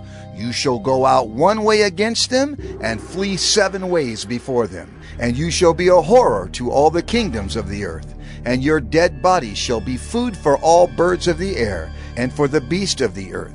And there shall be no one to frighten them away. The Lord will strike you with the boils of Egypt, and with tumors and scabs and itch, of which you cannot be healed. The Lord will strike you with madness and blindness and confusion of mind, and you shall grope at noonday as the blind grope in darkness. And you shall not prosper in your ways, and you shall be only oppressed and robbed continually, and there shall be no one to help you. You shall betroth a wife, but another man shall ravish her. You shall build a house, but you shall not dwell in it. You shall plant a vineyard, but you shall not enjoy its fruit. Your ox shall be slaughtered before your eyes, but you shall not eat any of it. Your donkey shall be seized before your face, but shall not be restored to you. Your sheep shall be given to your enemies, but there shall be no one to help you. Your sons and your daughters shall be given to another people, while your eyes look on and fail with longing for them all day long, but you shall be helpless. A nation that you have not known shall eat up the fruit of your ground and of all your labors, and you shall be only oppressed and crushed continually, so that you are driven mad by the sights that your eyes see. The Lord will strike you on the knees and on the legs with grievous boils, of which you cannot be healed, from the sole of your foot to the crown of your head. The Lord will bring you and your king, whom you set over you, to a nation that neither you nor your fathers have known. And there you shall serve other gods of wood and stone. And you shall become a horror, a proverb, and a byword among all the peoples where the Lord will lead you away. You shall carry much seed into the field, and shall gather in little, for the locust shall consume it. You shall plant vineyards and dress them, but you shall neither drink of the wine nor gather the grapes, for the worm shall eat them. You shall have olive trees throughout all your territory, but you shall not anoint yourself with the oil, for your olives shall drop off. You shall father sons and daughters, but they shall not be yours, for they shall go into captivity. The cricket shall possess all your trees, and the fruit of your ground. The sojourner who is among you shall rise higher and higher above you, and you shall come down lower and lower. He shall lend to you, and you shall not lend to him. He shall be the head, and you shall be the tail. All these curses shall come upon you, and pursue you, and overtake you, till you are destroyed, because you did not obey the voice of the Lord your God, to keep his commandments and his statutes that he commanded you. They shall be a sign and a wonder against you and your offspring forever, because you did not serve the Lord your God with joyfulness and gladness of heart, because of the abundance of all things.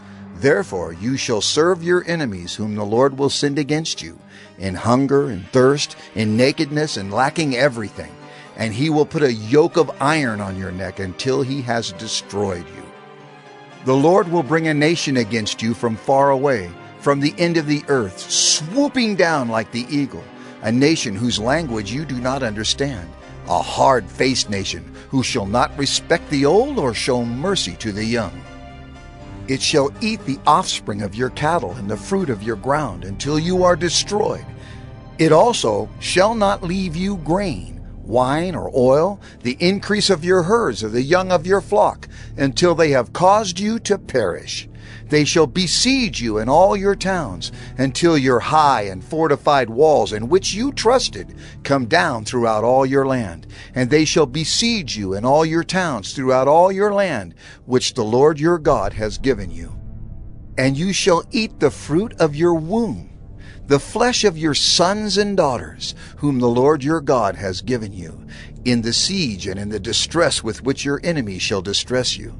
The man who is the most tender and refined among you will begrudge food to his brother, to the wife he embraces, and to the last of the children whom he has left, so that he will not give to any of them any of the flesh of his children whom he is eating, because he has nothing else left.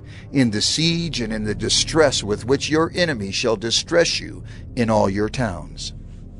The most tender and refined woman among you, who would not venture to set the sole of her foot on the ground because she is so delicate and tender, will begrudge to the husband she embraces, to her son and to her daughter, her afterbirth that comes out from between her feet, and her children whom she bears, because lacking everything she will eat them secretly, in the siege and in the distress with which your enemy shall distress you in your towns. If you are not careful to do all the words of this law that are written in this book, that you may fear this glorious and awesome name, the Lord your God, then the Lord will bring on you and your offspring extraordinary afflictions, afflictions severe and lasting, and sicknesses grievous and lasting. And he will bring upon you again all the diseases of Egypt, of which you were afraid, and they shall cling to you. Every sickness also and every affliction that is not recorded in the book of this law, the Lord will bring upon you until you are destroyed. Whereas you were as numerous as the stars of heaven, you shall be left few in number, because you did not obey the voice of the Lord your God. And as the Lord took delight in doing you good and multiplying you, so the Lord will take delight in bringing ruin upon you and destroying you. And you shall be plucked off the land that you are entering to take possession of it. And the Lord will scatter you among all peoples, from one end of the earth to the other. And there you shall serve other gods of wood and stone, which neither you nor your fathers have known. And among these nations you shall find no respite, and there shall be no resting place for the sole of your foot. But the Lord will give you there a trembling heart and failing eyes and a languishing soul. Your life shall hang in doubt before you. Night and day you shall be in dread and have no assurance of your life. In the morning you shall say, "If only it were evening." And at evening you shall say, "If only it were morning." Because of the dread that your heart shall feel, and the sights that your eyes shall see. And the Lord will bring you back in ships to Egypt, a journey that I promised that you should never make again. And there you shall offer yourselves for sale to your enemies as male and female slaves, but there will be no buyer. Deuteronomy 29. These are the words of the covenant that the Lord commanded Moses to make with the people of Israel in the land of Moab, besides the covenant that he had made with them at Horeb. And Moses summoned all Israel, and said to them, You have seen all that the Lord did before your eyes in the land of Egypt, to Pharaoh and to all his servants and to all his land, the great trials that your eyes saw, the signs and those great wonders. But to this day the Lord has not given you a heart to understand, or eyes to see, or ears to hear. I have led you 40 years in the wilderness. Your clothes have not worn out on you, and your sandals have not worn off your feet. You have not eaten bread, and you have not drunk wine or strong drink, that you may know that I am the Lord your God. And when you came to this place, Sihon, the king of Heshbon, and Og, the king of Bashan, came out against us to battle, but we defeated them. We took their land and gave it for an inheritance to the Reubenites, the Gadites, and the half-tribe of the Manassites. Therefore, keep the words of this covenant and do them, that you may prosper in all that you do. You are standing today, all of you, before the Lord your God, the heads of your tribes, your elders, and your officers, all the men of Israel, your little ones, your wives, and the sojourner who is in your camp, from the one who chops your wood to the one who draws your water, so that you may enter into the sworn covenant of the Lord your God, which the Lord your God is making with you today, that he may establish you today as his people, and that he may be your God as he promised you, and as he swore to your fathers, to Abraham, to Isaac, and to Jacob. It is not with you alone that I am making this sworn covenant, but with whoever is standing here with us today before the Lord our God, and with whoever is not here with us today. You know how we lived in the land of Egypt, and how we came through the midst of the nations through which you passed. And you have seen their detestable things, their idols of wood and stone, of silver and gold, which were among them. Beware lest there be among you a man or woman or clan or tribe whose heart is turning away today from the Lord our God, to go and serve the gods of those nations. Beware lest there be among you a root bearing poisonous and bitter fruit, one who, when he hears the words of this sworn covenant, blesses himself in his heart, saying, I shall be safe, though I walk in the stubbornness of my heart. This will lead to the sweeping away of moist and dry alike. The Lord will not be willing to forgive him, but rather the anger of the Lord and his jealousy will smoke against that man, and the curses written in this book will settle upon him, and the Lord will blot out his name from under heaven. And the Lord will single him out from all the tribes of Israel for calamity, in accordance with all the curses of the covenant written in this book of the law. And the next generation, your children who rise up after you, and the foreigner who comes from a far land will say, when they see the afflictions of that land, and the sicknesses with which the Lord has made it sick, the whole land burned out with brimstone and salt, nothing sown and nothing growing, where no plant can sprout, an overthrow like that of Sodom and Gomorrah, Admah and Zeboim, which the Lord overthrew in his anger and wrath. All the nations will say, Why has the Lord done thus to this land? What caused the heat of this great anger? Then people will say, It is because they abandoned the covenant of the Lord, the God of their fathers, which he made with them when he brought them out of the land of Egypt, and went and served other gods and worshipped them, gods whom they had not known, and whom he had not allotted to them. Therefore the anger of the Lord was kindled against this land, bringing upon it all the curses written in this book. And the Lord uprooted them from their land in anger and fury and great wrath, and cast them into another land, as they are this day. The secret things belong to the Lord our God, but the things that are revealed belong to us and to our children forever, that we may do all the words of this law. Deuteronomy 30. And when all these things come upon you, the blessing and the curse, which I have set before you, and you call them to mind among all the nations where the Lord your God has driven you, and return to the Lord your God, you and your children, and obey his voice in all that I command you today, with all your heart and with all your soul, then the Lord your God will restore your fortunes and have compassion on you. And he will gather you again from all the peoples where the Lord your God has scattered you.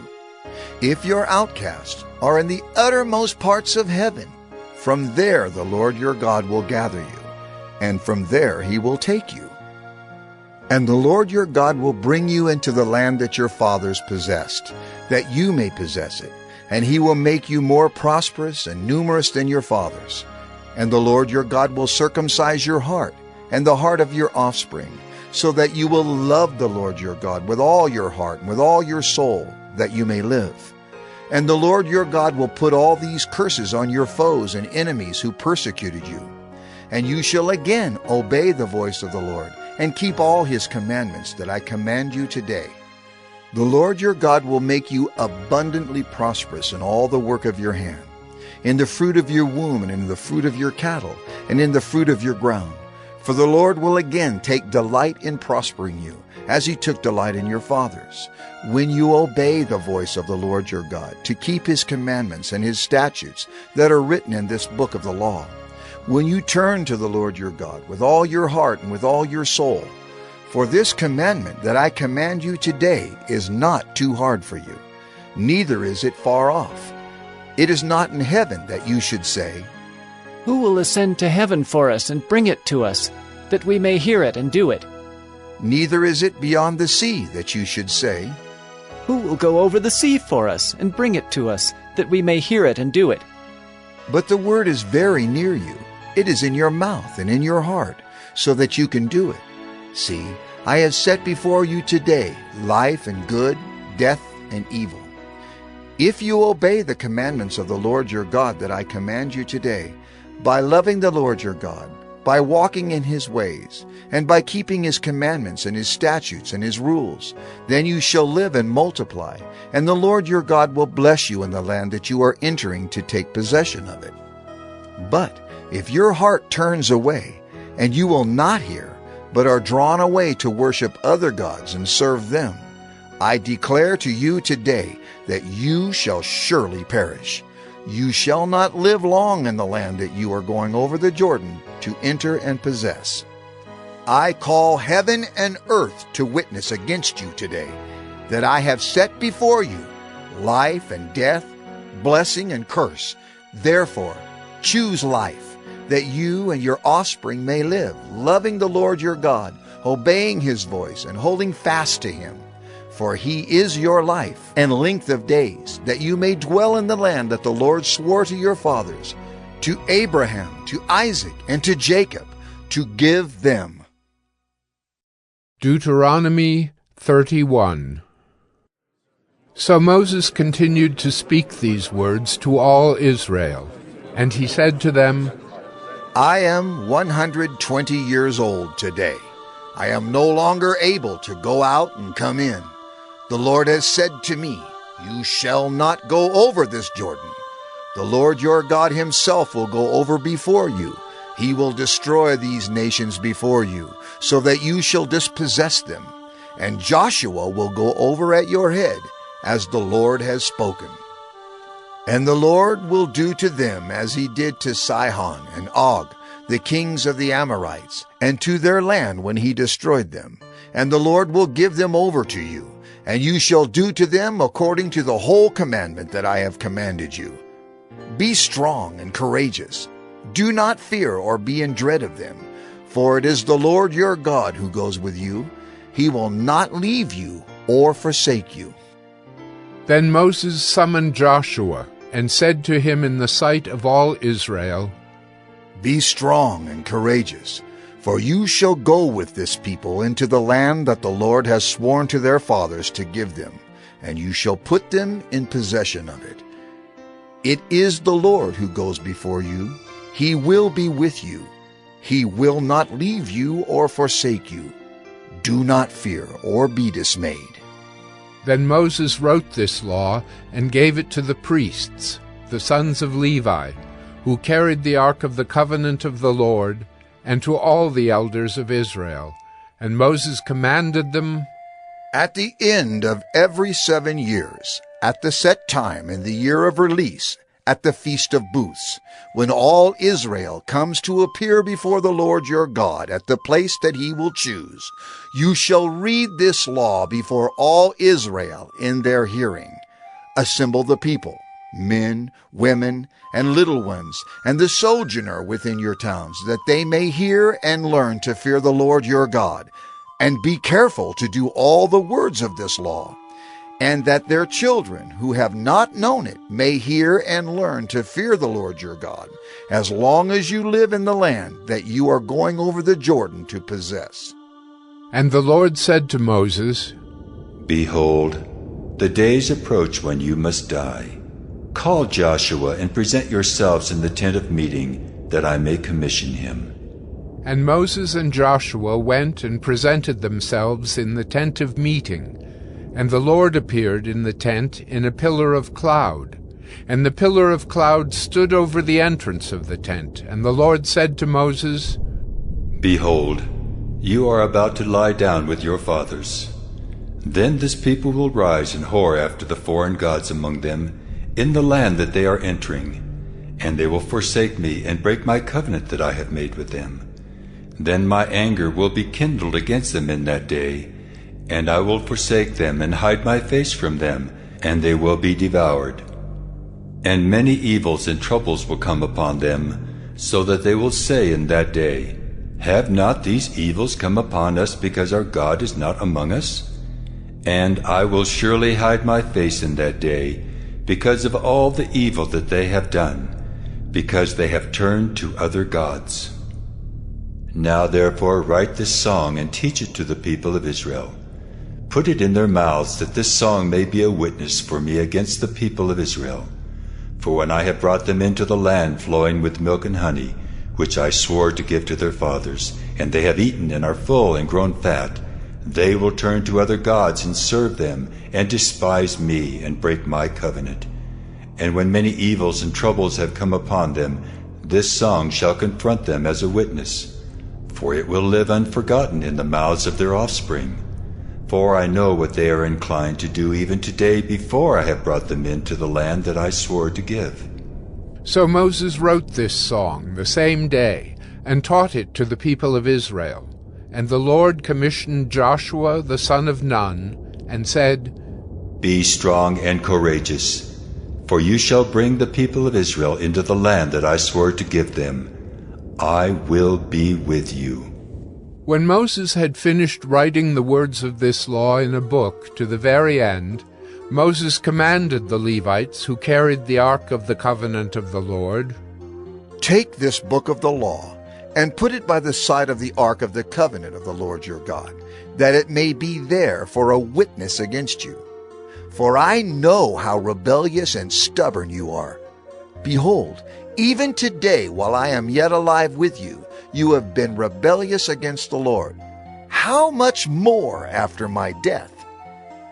Assemble to me all the elders of your tribes and your officers, that I may speak these words in their ears, and call heaven and earth to witness against them.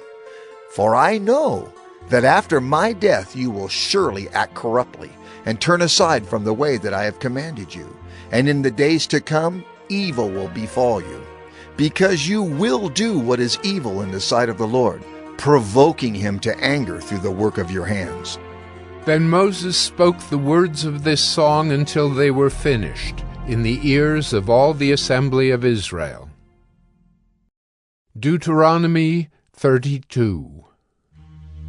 Give ear, O heavens, and I will speak, and let the earth hear the words of my mouth. May my teaching drop as the rain, my speech distill as the dew, like gentle rain upon the tender grass, and like showers upon the herb. For I will proclaim the name of the Lord, ascribe greatness to our God, the rock. His work is perfect, for all his ways are justice, a God of faithfulness and without iniquity. Just and upright is he. They have dealt corruptly with him. They are no longer his children, because they are blemished. They are a crooked and twisted generation. Do you thus repay the Lord, you foolish and senseless people? Is not he your father, who created you, who made you and established you? Remember the days of old. Consider the years of many generations. Ask your father, and he will show you, your elders, and they will tell you. When the Most High gave to the nations their inheritance, when he divided mankind, he fixed the borders of the peoples according to the number of the sons of God.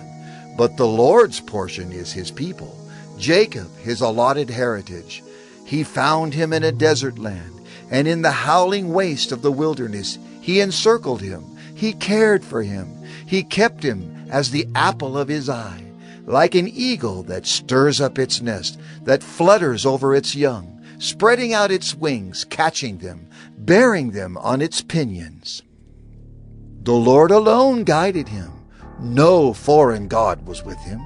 He made him ride on the high places of the land, and he ate the produce of the field, and he suckled him with honey out of the rock, and oil out of the flinty rock, curds from the herd, and milk from the flock, with fat of lambs, rams of Bashan, and goats, with the very finest of the wheat. And you drank foaming wine made from the blood of the grape. But Jeshurun grew fat and kicked. You grew fat, stout, and sleek. Then he forsook God who made him, and scoffed at the rock of his salvation. They stirred him to jealousy with strange gods. With abominations they provoked him to anger. They sacrificed to demons that were no gods, to gods they had never known, to new gods that had come recently, whom your fathers had never dreaded. You were unmindful of the rock that bore you, and you forgot the God who gave you birth. The Lord saw it and spurned them because of the provocation of his sons and his daughters.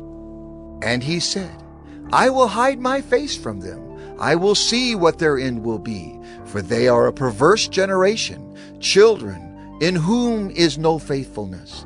They have made me jealous with what is no God. They have provoked me to anger with their idols. So I will make them jealous with those who are no people. I will provoke them to anger with a foolish nation. For a fire is kindled by my anger, and it burns to the depths of Sheol, devours the earth in its increase, and sets on fire the foundations of the mountains. And I will heap disasters upon them. I will spin my arrows on them. They shall be wasted with hunger and devoured by plague and poisonous pestilence. I will send the teeth of beasts against them, with the venom of things that crawl in the dust. Outdoors the sword shall be reaved, and indoors terror, for young man and woman alike, the nursing child with the man of gray hairs. I would have said, I will cut them to pieces, I will wipe them from human memory, had I not feared provocation by the enemy, lest their adversaries should misunderstand, lest they should say, our hand is triumphant. It was not the Lord who did all this. For they are a nation void of counsel, and there is no understanding in them. If they were wise, they would understand this. They would discern their latter end. How could one have chased 1,000, and two have put 10,000 to flight, unless their rock had sold them, and the Lord had given them up? For their rock is not as our rock. Our enemies are by themselves. For their vine comes from the vine of Sodom, and from the fields of Gomorrah. Their grapes are grapes of poison. Their clusters are bitter. Their wine is the poison of serpents, and the cruel venom of asps. Is not this laid up in store with me, sealed up in my treasuries? Vengeance is mine and recompense, for the time when their foot shall slip. For the day of their calamity is at hand, and their doom comes swiftly. For the Lord will vindicate his people and have compassion on his servants, when he sees that their power is gone and there is none remaining, bond or free. Then he will say, where are their gods, the rock in which they took refuge? Who ate the fat of their sacrifices and drank the wine of their drink offering? Let them rise up and help you. Let them be your protection. See now that I, even I, am he, and there is no God beside me. I kill and I make alive, I wound and I heal, and there is none that can deliver out of my hand. For I lift up my hand to heaven and swear, as I live forever, if I sharpen my flashing sword and my hand takes hold on judgment, I will take vengeance on my adversaries and will repay those who hate me. I will make my arrows drunk with blood, and my sword shall devour flesh, with the blood of the slain and the captives, from the long-haired heads of the enemy. Rejoice with him, O heavens, bow down to him, all gods, for he avenges the blood of his children, and takes vengeance on his adversaries. He repays those who hate him, and cleanses his people's land. Moses came and recited all the words of this song in the hearing of the people, he and Joshua, the son of Nun. And when Moses had finished speaking all these words to all Israel, he said to them, Take to heart all the words by which I am warning you today, that you may command them to your children, that they may be careful to do all the words of this law. For it is no empty word for you, but your very life. And by this word you shall live long in the land that you are going over the Jordan to possess. That very day the Lord spoke to Moses. Go up this mountain of the Abiram, Mount Nebo, which is in the land of Moab opposite Jericho, and view the land of Canaan, which I am giving to the people of Israel for a possession. And die on the mountain which you go up, and be gathered to your people, as Aaron your brother died in Mount Hor, and was gathered to his people. Because you broke faith with me in the midst of the people of Israel, at the waters of Meribah Kadesh, in the wilderness of Zin, and because you did not treat me as holy in the midst of the people of Israel. For you shall see the land before you, but you shall not go there into the land that I am giving to the people of Israel. Deuteronomy 33. This is the blessing with which Moses the man of God blessed the people of Israel before his death. He said, The Lord came from Sinai and dawned from Seir upon us. He shone forth from Mount Paran. He came from the 10,000s of holy ones with flaming fire at his right hand. Yes, he loved his people. All his holy ones were in his hand. So they followed in your steps, receiving direction from you. When Moses commanded us a law as a possession for the assembly of Jacob, thus the Lord became king in Jeshurun. When the heads of the people were gathered, all the tribes of Israel together, let Reuben live and not die, but let his men be few. And this he said of Judah, Hear, O Lord, the voice of Judah, and bring him into his people. With your hands contend for him, and be a help against his adversaries. And of Levi he said, Give to Levi your Thummim and your Urim to the godly one, whom you tested at Massah, with whom you quarreled at the waters of Meribah, who said of his father and mother, I regard them not. He disowned his brothers and ignored his children, for they observed your word and kept your covenant. They shall teach Jacob your rules, and Israel your law. They shall put incense before you, and whole burnt offerings on your altar. Bless, O Lord, his substance, and accept the work of his hands. Crush the loins of his adversaries, of those who hate him, that they rise not again.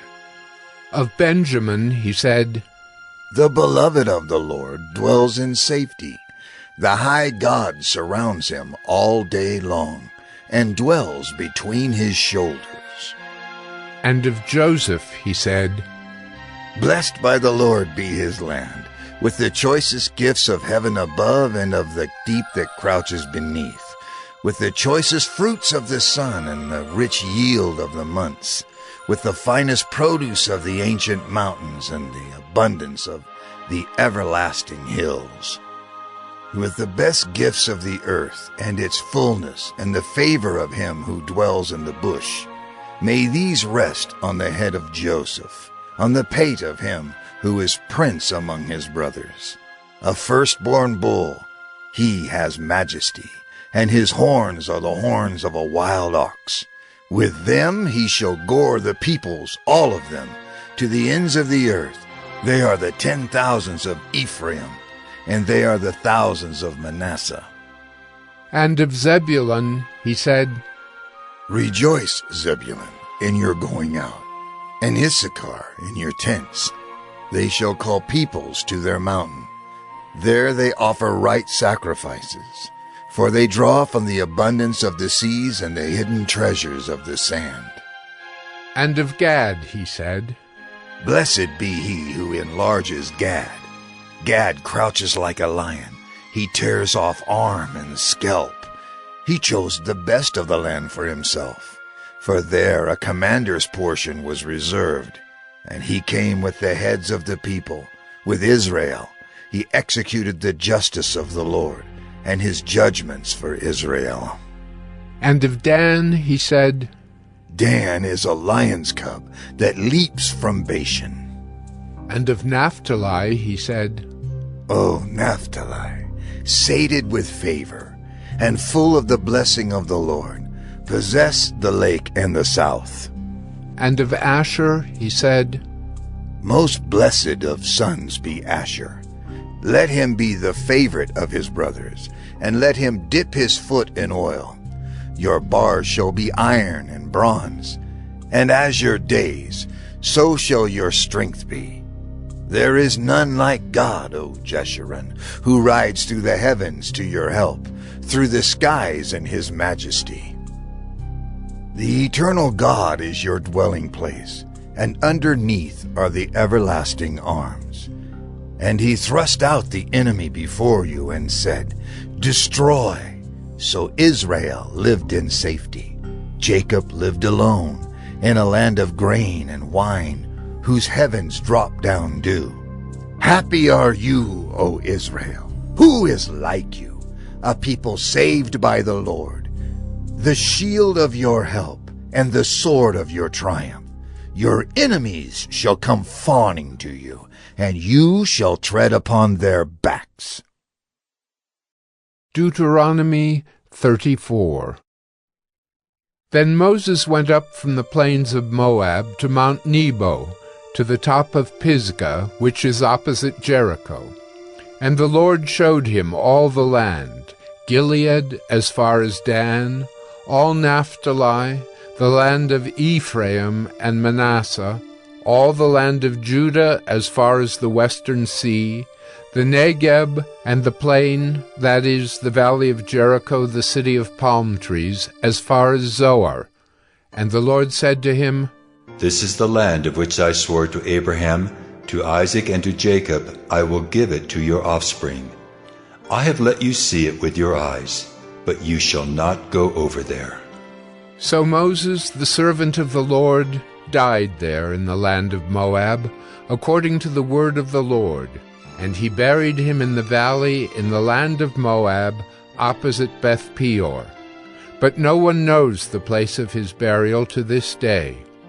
Moses was 120 years old when he died. His eye was undimmed, and his vigor unabated. And the people of Israel wept for Moses in the plains of Moab 30 days. Then the days of weeping and mourning for Moses were ended, and Joshua the son of Nun was full of the spirit of wisdom, for Moses had laid his hands on him. So the people of Israel obeyed him and did as the Lord had commanded Moses. And there has not arisen a prophet since in Israel like Moses, whom the Lord knew face to face, none like him for all the signs and the wonders that the Lord sent him to do in the land of Egypt, to Pharaoh and to all his servants and to all his land, and for all the mighty power and all the great deeds of terror that Moses did in the sight of all Israel.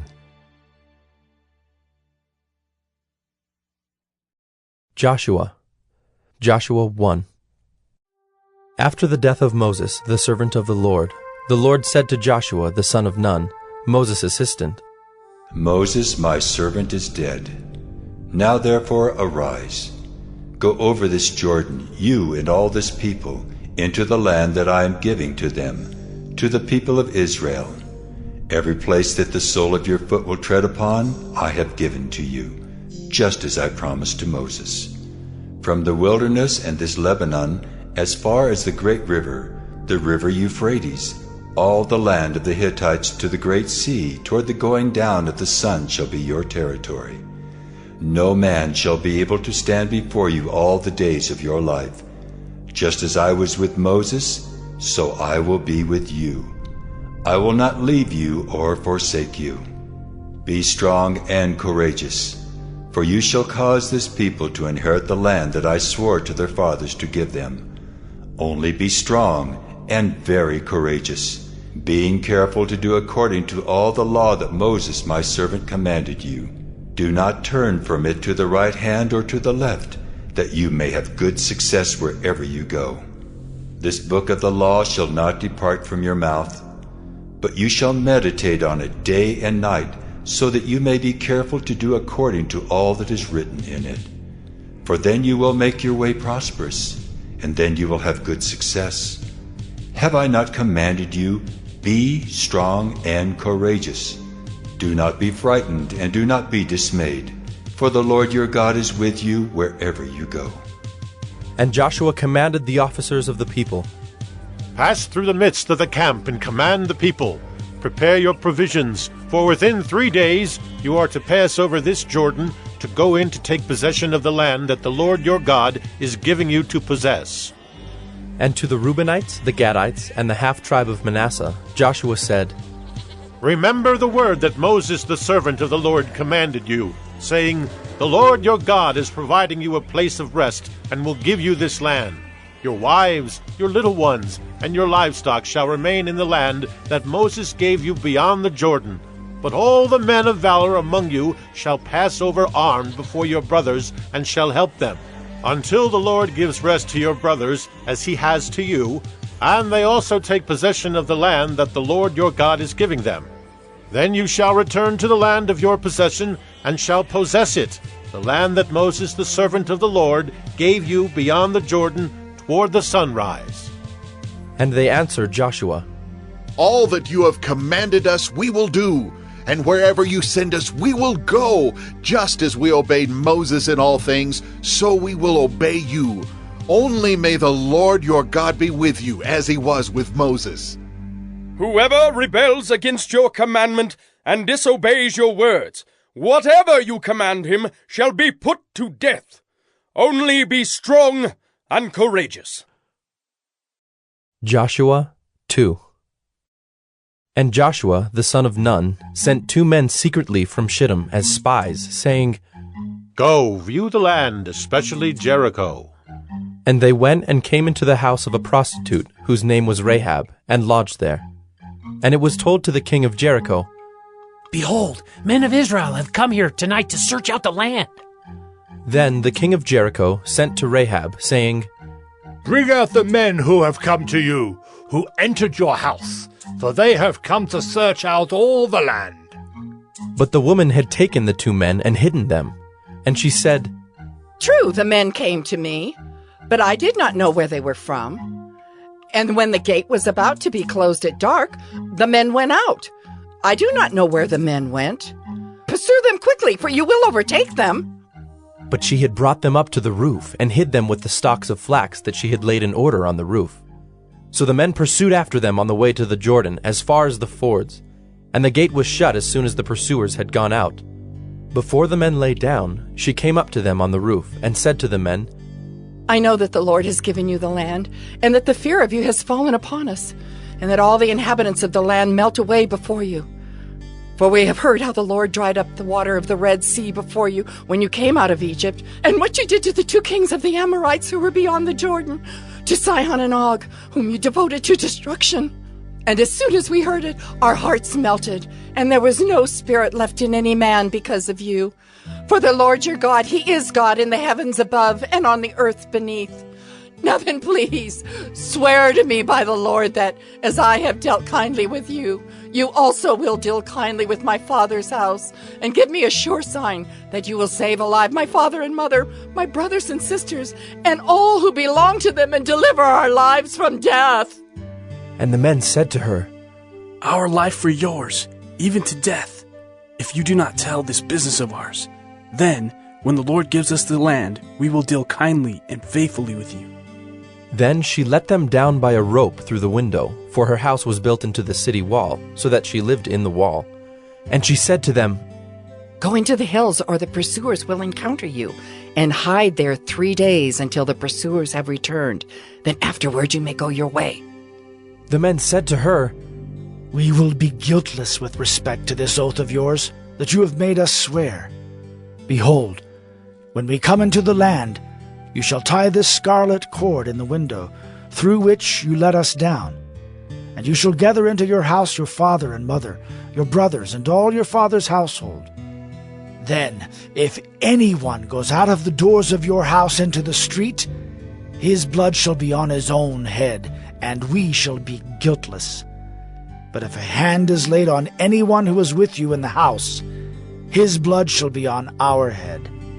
But if you tell this business of ours, then we shall be guiltless with respect to your oath that you have made us swear. And she said, According to your words, so be it. Then she sent them away, and they departed. And she tied the scarlet cord in the window. They departed and went into the hills, and remained there 3 days until the pursuers returned. And the pursuers searched all along the way, and found nothing. Then the 2 men returned. They came down from the hills and passed over, and came to Joshua the son of Nun. And they told him all that had happened to them.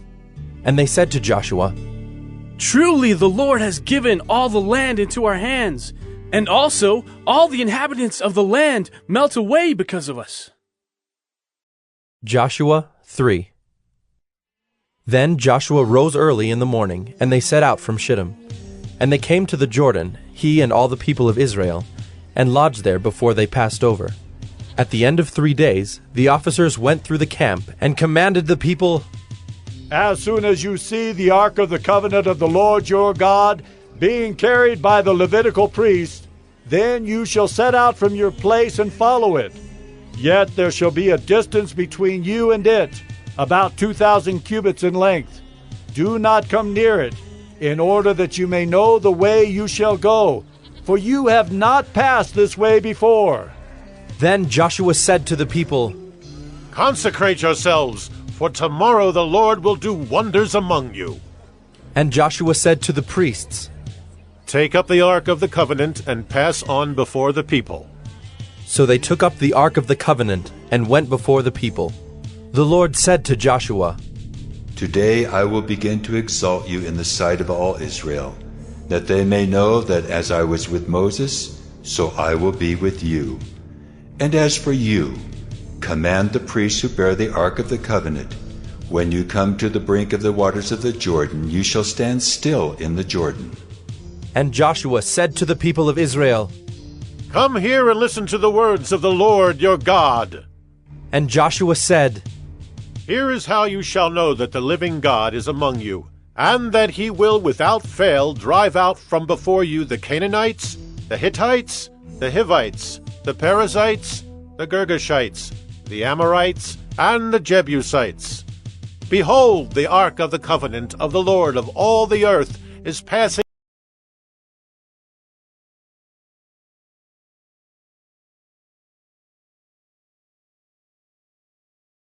before you into the Jordan. Now, therefore, take 12 men from the tribes of Israel, from each tribe a man. And when the soles of the feet of the priests, bearing the ark of the Lord of all the earth, shall rest in the waters of the Jordan, the waters of the Jordan shall be cut off from flowing, and the waters coming down from above shall stand in one heap." So when the people set out from their tents to pass over the Jordan with the priests bearing the ark of the covenant before the people, and as soon as those bearing the ark had come as far as the Jordan, and the feet of the priests bearing the ark were dipped in the brink of the water, now the Jordan overflows all its banks throughout the time of harvest. The waters coming down from above stood and rose up in a heap very far away at Adam, the city that is beside Zarethan, and those flowing down toward the sea of the Arabah, the Salt Sea, were completely cut off, and the people passed over opposite Jericho. Now the priests bearing the ark of the covenant of the Lord stood firmly on dry ground in the midst of the Jordan, and all Israel was passing over on dry ground until all the nation Joshua 4. When all the nation had finished passing over the Jordan, the Lord said to Joshua, "Take 12 men from the people, from each tribe a man, and command them, saying, Take 12 stones from here out of the midst of the Jordan, from the very place where the priest's feet stood firmly, and bring them over with you and lay them down in the place where you lodge tonight." Then Joshua called the 12 men from the people of Israel, whom he had appointed, a man from each tribe. And Joshua said to them, "Pass on before the ark of the Lord your God into the midst of the Jordan, and take up each of you a stone upon his shoulder, according to the number of the tribes of the people of Israel, that this may be a sign among you. When your children ask in time to come, 'What do those stones mean to you?' then you shall tell them that the waters of the Jordan were cut off before the ark of the covenant of the Lord. When it passed over the Jordan, the waters of the Jordan were cut off. So these stones shall be to the people of Israel a memorial forever." And the people of Israel did just as Joshua commanded, and took up 12 stones out of the midst of the Jordan, according to the number of the tribes of the people of Israel, just as the Lord told Joshua. And they carried them over with them to the place where they lodged, and laid them down there. And Joshua set up 12 stones in the midst of the Jordan, in the place where the feet of the priests bearing the ark of the covenant had stood. And they are there to this day. For the priests bearing the ark stood in the midst of the Jordan until everything was finished that the Lord commanded Joshua to tell the people, according to all that Moses had commanded Joshua. The people passed over in haste, and when all the people had finished passing over, the ark of the Lord and the priests passed over before the people. The sons of Reuben and the sons of Gad and the half-tribe of Manasseh passed over armed before the people of Israel, as Moses had told them. About 40,000 ready for war passed over before the Lord for battle to the plains of Jericho. On that day the Lord exalted Joshua in the sight of all Israel, and they stood in awe of him just as they had stood in awe of Moses all the days of his life. And the Lord said to Joshua, Command the priest bearing the ark of the testimony to come up out of the Jordan. So Joshua commanded the priests, Come up out of the Jordan. And when the priests bearing the ark of the covenant of the Lord came up from the midst of the Jordan, and the soles of the priests' feet were lifted up on dry ground, the waters of the Jordan returned to their place and overflowed all its banks as before. The people came up out of the Jordan on the 10th day of the first month, and they encamped at Gilgal on the east border of Jericho. And those 12 stones which they took out of the Jordan, Joshua set up at Gilgal. And he said to the people of Israel, When your children ask their fathers in times to come, What do these stones mean? Then you shall let your children know, Israel passed over this Jordan on dry ground. For the Lord your God dried up the waters of the Jordan for you until you passed over, as the Lord your God did to the Red Sea, which he dried up for us until we passed over, so that all the peoples of the earth may know that the hand of the Lord is mighty, that you may fear the Lord your God forever. Joshua 5. As soon as all the kings of the Amorites, who were beyond the Jordan to the west, and all the kings of the Canaanites, who were by the sea, heard that the Lord had dried up the waters of the Jordan for the people of Israel until they had crossed over, their hearts melted, and there was no longer any spirit in them because of the people of Israel. At that time the Lord said to Joshua, Make flint knives, and circumcise the sons of Israel a second time. So Joshua made flint knives and circumcised the sons of Israel at Gibeath-Haaraloth. And this is the reason why Joshua circumcised them. All the males of the people who came out of Egypt, all the men of war, had died in the wilderness on the way after they had come out of Egypt. Though all the people who came out had been circumcised, yet all the people who were born on the way in the wilderness after they had come out of Egypt had not been circumcised. For the people of Israel walked 40 years in the wilderness until all the nation, the men of war who came out of Egypt, perished, because they did not obey the voice of the Lord. The Lord swore to them that he would not let them see the land that the Lord had sworn to their fathers to give to us, a land flowing with milk and honey. So it was their children whom he raised up in their place that Joshua circumcised. For they were uncircumcised because they had not been circumcised on the way. When the circumcising of the whole nation was finished, they remained in their places in the camp until they were healed. And the Lord said to Joshua, Today I have rolled away the reproach of Egypt from you. And so the name of that place is called Gilgal to this day. While the people of Israel were encamped at Gilgal, they kept the Passover on the 14th day of the month in the evening on the plains of Jericho. And the day after the Passover, on that very day, they ate of the produce of the land, unleavened cakes and parched grain. And the manna ceased the day after they ate of the produce of the land. And there was no longer manna for the people of Israel, but they ate of the fruit of the land of Canaan that year. When Joshua was by Jericho, he lifted up his eyes and looked, and behold, a man was standing before him with his drawn sword in his hand. And Joshua went to him and said to him, Are you for us, or for our adversaries? And he said, No, but I am the commander of the army of the Lord. Now I have come. And Joshua fell on his face to the earth and worshipped, and said to him, What does my Lord say to his servant? And the commander of the Lord's army said to Joshua, Take off your sandals from your feet, for the place where you are standing is holy. And Joshua did so. Joshua 6. Now Jericho was shut up, inside and outside, because of the people of Israel. None went out, and none came in. And the Lord said to Joshua, See, I have given Jericho into your hand, with its king and mighty men of valor. You shall march around the city, all the men of war going around the city once. Thus shall you do for 6 days. 7 priests shall bear 7 trumpets of ram's horns before the ark. On the 7th day you shall march around the city 7 times, and the priests shall blow the trumpets. And when they make a long blast with the ram's horn, when you hear the sound of the trumpet, then all the people shall shout with a great shout, and the wall of the city will fall down flat, and the people shall go up, everyone straight before him. So Joshua, the son of Nun, called the priests and said to them, Take up the ark of the covenant, and let 7 priests bear 7 trumpets of ram's horns before the ark of the Lord.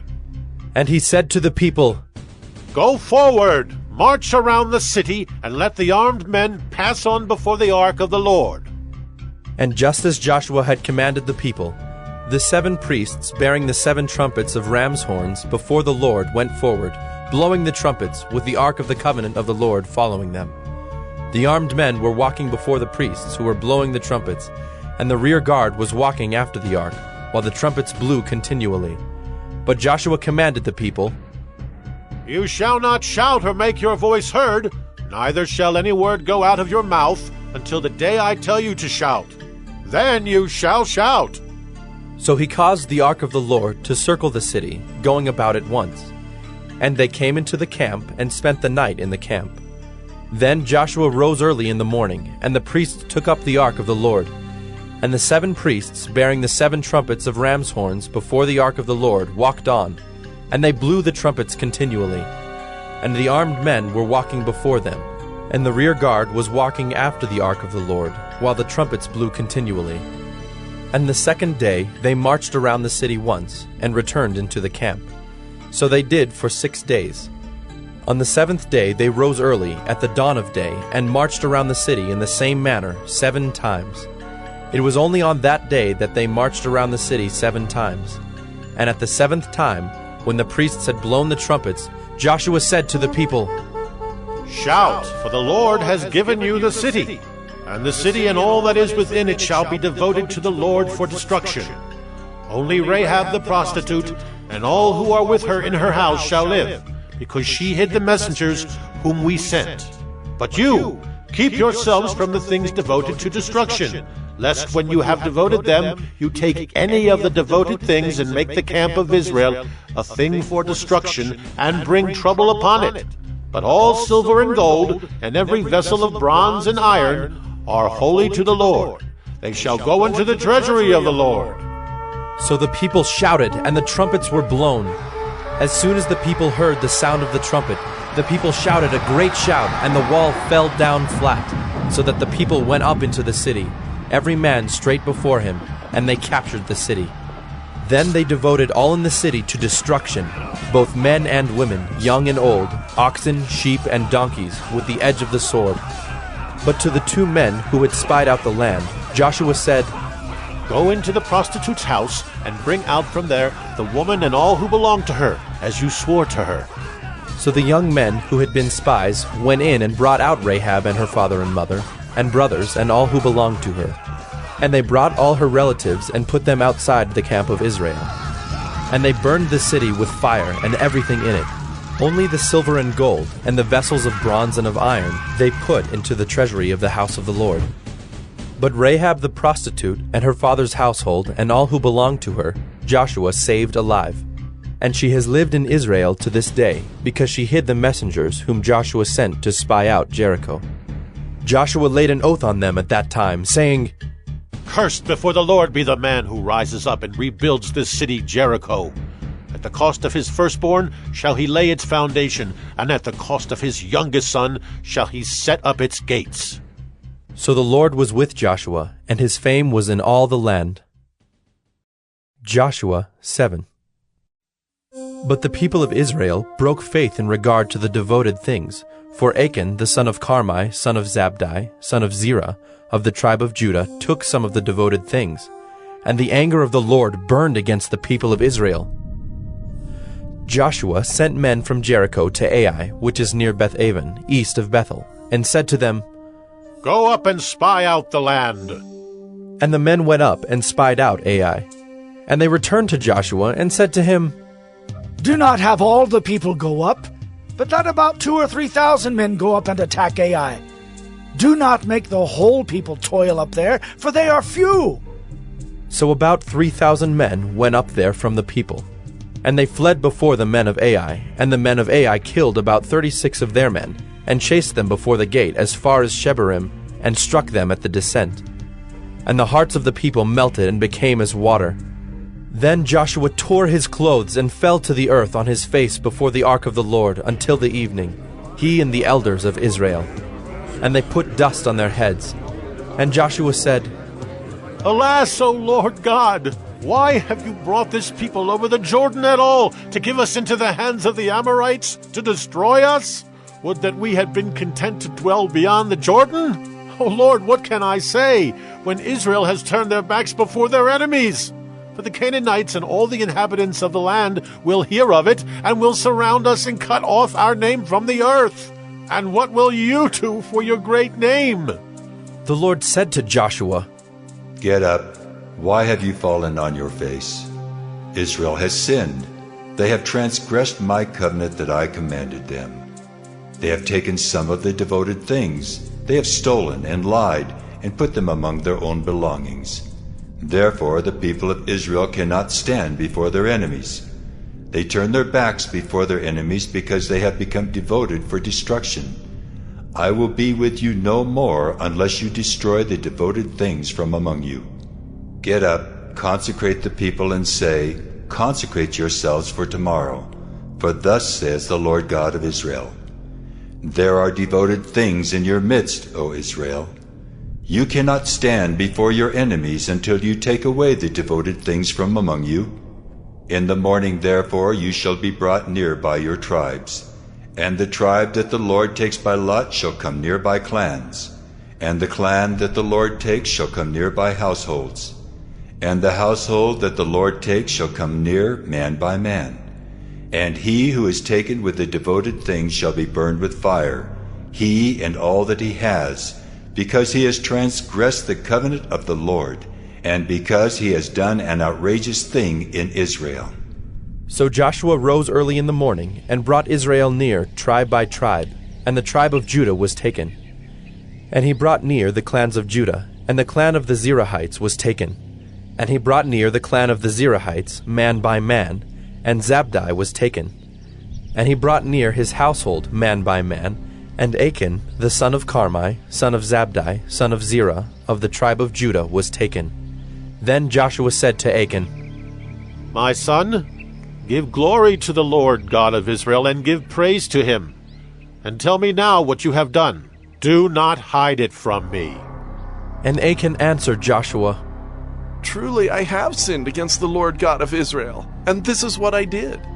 When I saw among the spoil a beautiful cloak from Shinar, and 200 shekels of silver, and a bar of gold weighing 50 shekels, then I coveted them and took them. And see, they are hidden in the earth inside my tent, with the silver underneath. So Joshua sent messengers, and they ran to the tent, and behold, it was hidden in his tent, with the silver underneath. And they took them out of the tent, and brought them to Joshua, and to all the people of Israel. And they laid them down before the Lord. And Joshua and all Israel with him took Achan the son of Zerah, and the silver and the cloak, and the bar of gold, and his sons and daughters, and his oxen and donkeys and sheep, and his tent, and all that he had. And they brought them up to the valley of Achor. And Joshua said, Why did you bring trouble on us? The Lord brings trouble on you today. And all Israel stoned him with stones. They burned them with fire and stoned them with stones. And they raised over him a great heap of stones that remains to this day. Then the Lord turned from his burning anger. Therefore, to this day the name of that place is called the Valley of Achor. Joshua 8. And the Lord said to Joshua, Do not fear and do not be dismayed. Take all the fighting men with you and arise. Go up to Ai. See, I have given into your hand the king of Ai, and his people, his city, and his land. And you shall do to Ai and its king as you did to Jericho and its king. Only its spoil and its livestock you shall take as plunder for yourselves. Lay an ambush against the city behind it. So Joshua and all the fighting men arose to go up to Ai. And Joshua chose 30,000 mighty men of valor, and sent them out by night. And he commanded them, Behold, you shall lie in ambush against the city behind it. Do not go very far from the city, but all of you remain ready. And I and all the people who are with me will approach the city. And when they come out against us just as before, we shall flee before them. And they will come out after us until we have drawn them away from the city. For they will say, They are fleeing from us just as before, so we will flee before them. Then you shall rise up from the ambush and seize the city, for the Lord your God will give it into your hand. And as soon as you have taken the city, you shall set the city on fire. You shall do according to the word of the Lord. See, I have commanded you. So Joshua sent them out, and they went to the place of ambush, and lay between Bethel and Ai, to the west of Ai. But Joshua spent that night among the people. Joshua arose early in the morning, and mustered the people, and went up, he and the elders of Israel, before the people to Ai. And all the fighting men who were with him went up and drew near before the city, and encamped on the north side of Ai, with a ravine between them and Ai. He took about 5,000 men, and set them in ambush between Bethel and Ai, to the west of the city. So they stationed the forces, the main encampment that was north of the city, and its rear guard west of the city. But Joshua spent that night in the valley. And as soon as the king of Ai saw this, he and all his people, the men of the city, hurried and went out early to the appointed place toward the Arabah, to meet Israel in battle. But he did not know that there was an ambush against him behind the city. And Joshua and all Israel pretended to be beaten before them, and fled in the direction of the wilderness. So all the people who were in the city were called together to pursue them. And as they pursued Joshua, they were drawn away from the city. Not a man was left in Ai or Bethel who did not go out after Israel. They left the city open and pursued Israel.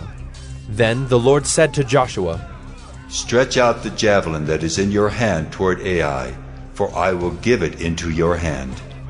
And Joshua stretched out the javelin that was in his hand toward the city. And the men in the ambush rose quickly out of their place, and as soon as he had stretched out his hand, they ran and entered the city and captured it. And they hurried to set the city on fire. So when the men of Ai looked back, behold, the smoke of the city went up to heaven, and they had no power to flee this way or that, for the people who fled to the wilderness turned back against the pursuers. And when Joshua and all Israel saw that the ambush had captured the city, and that the smoke of the city went up, then they turned back and struck down the men of Ai. And the others came out from the city against them, so they were in the midst of Israel, some on this side and some on that side. And Israel struck them down until there was left none that survived or escaped. But the king of Ai they took alive, and brought him near to Joshua. When Israel had finished killing all the inhabitants of Ai in the open wilderness where they pursued them, and all of them to the very last had fallen by the edge of the sword, all Israel returned to Ai and struck it down with the edge of the sword. And all who fell that day, both men and women, were 12,000, all the people of Ai. But Joshua did not draw back his hand with which he stretched out the javelin, until he had devoted all the inhabitants of Ai to destruction.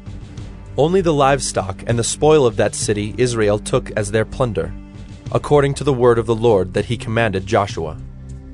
So Joshua burned Ai, and made it forever a heap of ruins, as it is to this day. And he hanged the king of Ai on a tree until evening. And at sunset Joshua commanded, and they took his body down from the tree, and threw it at the entrance of the gate of the city, and raised over it a great heap of stones, which stands there to this day. At that time Joshua built an altar to the Lord, the God of Israel, on Mount Ebal, just as Moses, the servant of the Lord, had commanded the people of Israel, as it is written in the book of the law of Moses, an altar of uncut stones, upon which no man has wielded an iron tool. And they offered on it burnt offerings to the Lord, and sacrificed peace offerings. And there, in the presence of the people of Israel, he wrote on the stones a copy of the law of Moses, which he had written. And all Israel, sojourner as well as native-born, with their elders and officers and their judges, stood on opposite sides of the ark before the Levitical priests, who carried the ark of the covenant of the Lord, half of them in front of Mount Gerizim, and half of them in front of Mount Ebal, just as Moses, the servant of the Lord, had commanded it the first, to bless the people of Israel. And afterward he read all the words of the law, the blessing and the curse, according to all that is written in the book of the law. There was not a word of all that Moses commanded that Joshua did not read before all the assembly of Israel, and the women and the little ones and the sojourners who lived among them. Joshua 9. As soon as all the kings who were beyond the Jordan in the hill country, and in the lowland, all along the coast of the great sea toward Lebanon, the Hittites, the Amorites, the Canaanites, the Perizzites, the Hivites, and the Jebusites heard of this, they gathered together as one to fight against Joshua and Israel. But when the inhabitants of Gibeon heard what Joshua had done to Jericho and to Ai, they, on their part, acted with cunning, and went and made ready provisions, and took worn-out sacks for their donkeys, and wineskins, worn out and torn and mended, with worn-out patched sandals on their feet, and worn-out clothes. And all their provisions were dry and crumbly. And they went to Joshua in the camp at Gilgal, and said to him and to the men of Israel, We have come from a distant country, so now make a covenant with us. But the men of Israel said to the Hivites, Perhaps you live among us. Then how can we make a covenant with you? They said to Joshua, We are your servants. And Joshua said to them, Who are you? Where do you come from? They said to him, From a very distant country your servants have come, because of the name of the Lord your God. For we have heard a report of him, and all that he did in Egypt, and all that he did to the 2 kings of the Amorites who were beyond the Jordan, to Sihon the king of Heshbon, and to Og king of Bashan who lived in Ashtaroth. So our elders and all the inhabitants of our country said to us, Take provisions in your hand for the journey, and go to meet them, and say to them, We are your servants. Come now, make a covenant with us. Here is our bread. It was still warm when we took it from our houses as our food for the journey on the day we set out to come to you. But now, behold, it is dry and crumbly. These wineskins were new when we filled them, and behold, they have burst. And these garments and sandals of ours are worn out from the very long journey. So the men took some of their provisions, but did not ask counsel from the Lord. And Joshua made peace with them, and made a covenant with them to let them live. And the leaders of the congregation swore to them. At the end of 3 days, after they had made a covenant with them, they heard that they were their neighbors, and that they lived among them. And the people of Israel set out and reached their cities on the 3rd day. Now their cities were Gibeon, Kephirah, Beeroth, and Kiriath-Jearim.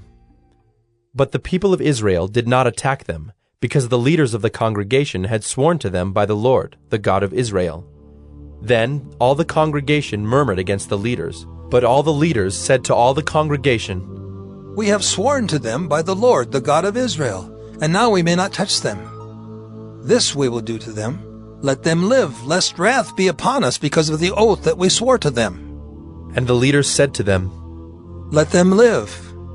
So they became cutters of wood and drawers of water for all the congregation, just as the leaders had said of them. Joshua summoned them, and he said to them, Why did you deceive us, saying, We are very far from you, when you dwell among us? Now therefore you are cursed, and some of you shall never be anything but servants, cutters of wood, and drawers of water for the house of my God. They answered Joshua, Because it was told to your servants for a certainty that the Lord your God had commanded his servant Moses to give you all the land and to destroy all the inhabitants of the land from before you. So we feared greatly for our lives because of you and did this thing. And now, behold, we are in your hand.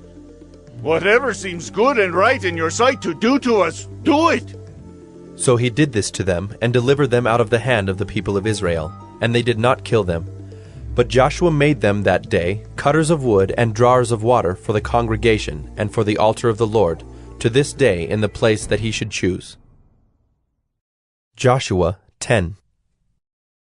As soon as Adonizedek, king of Jerusalem, heard how Joshua had captured Ai and had devoted it to destruction, doing to Ai and its king as he had done to Jericho and its king, and how the inhabitants of Gibeon had made peace with Israel and were among them, he feared greatly, because Gibeon was a great city, like one of the royal cities, and because it was greater than Ai, and all its men were warriors.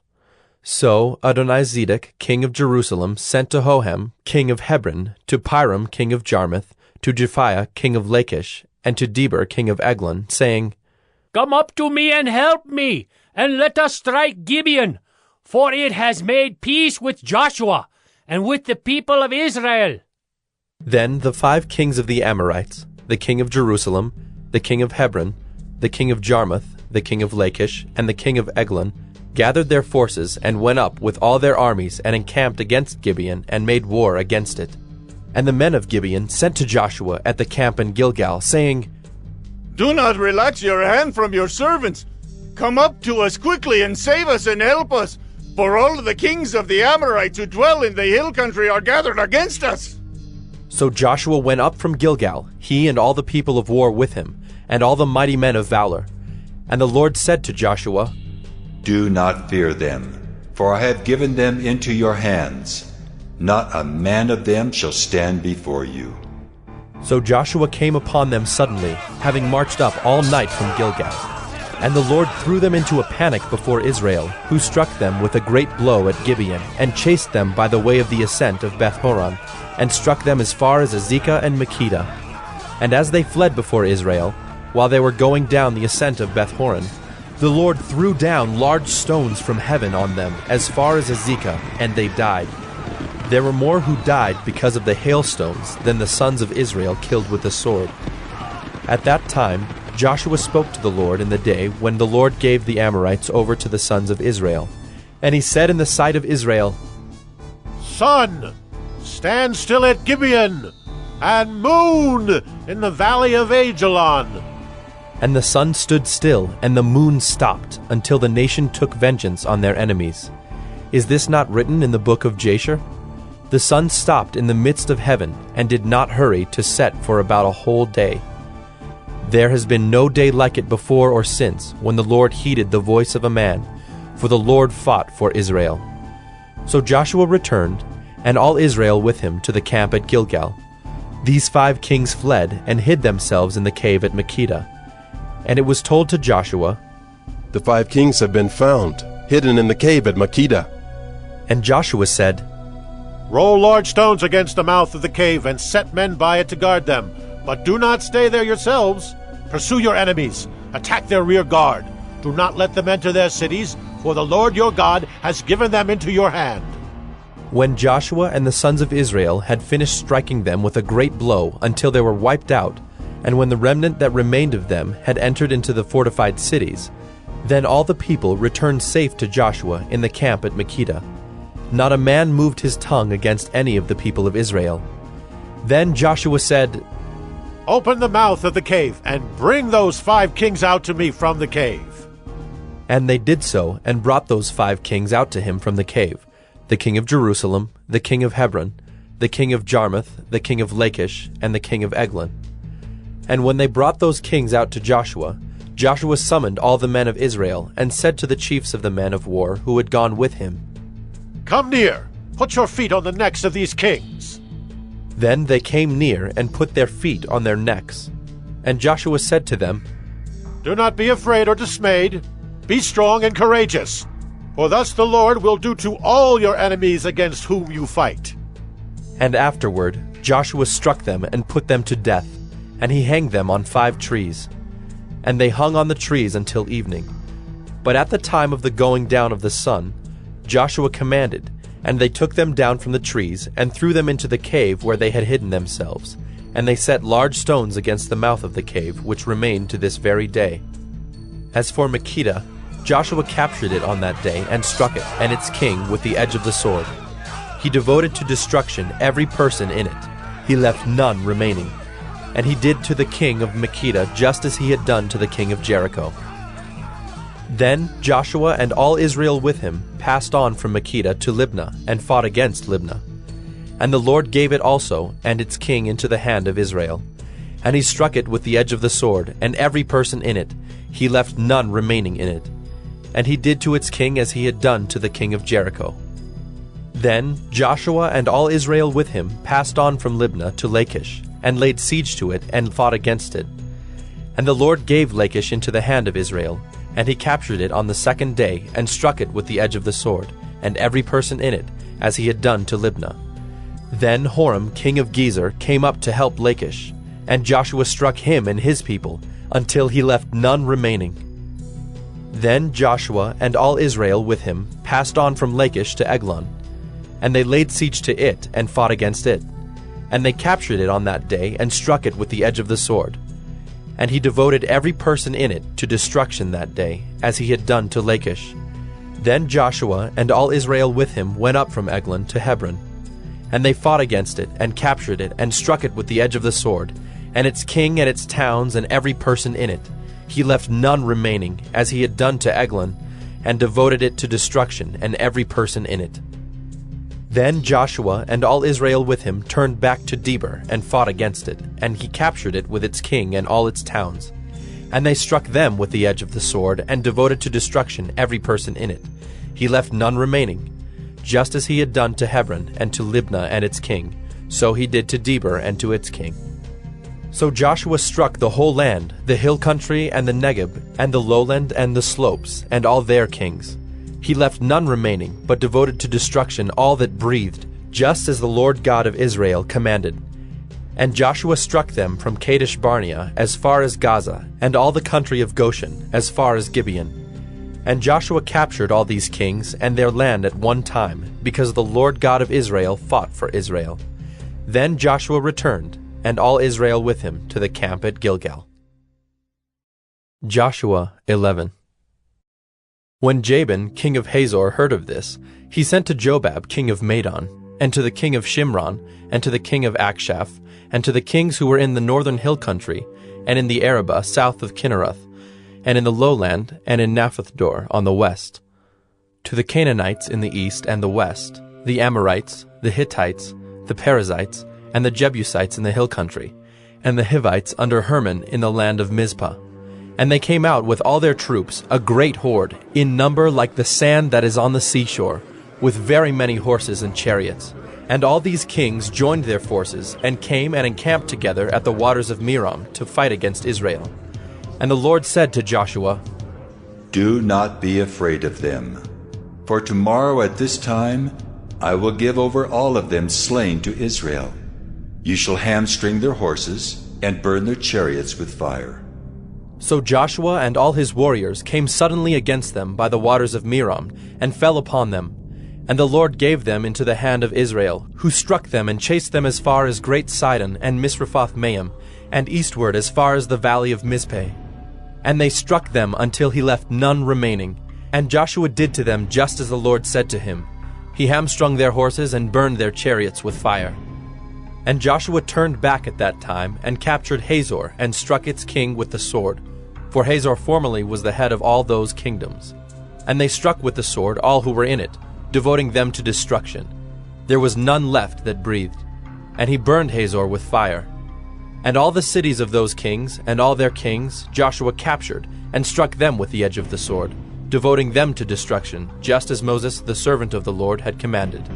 But none of the cities that stood on mounds did Israel burn, except Hazor alone. That Joshua burned.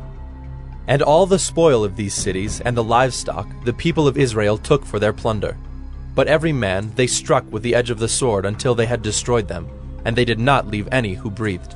Just as the Lord had commanded Moses his servant, so Moses commanded Joshua, and so Joshua did.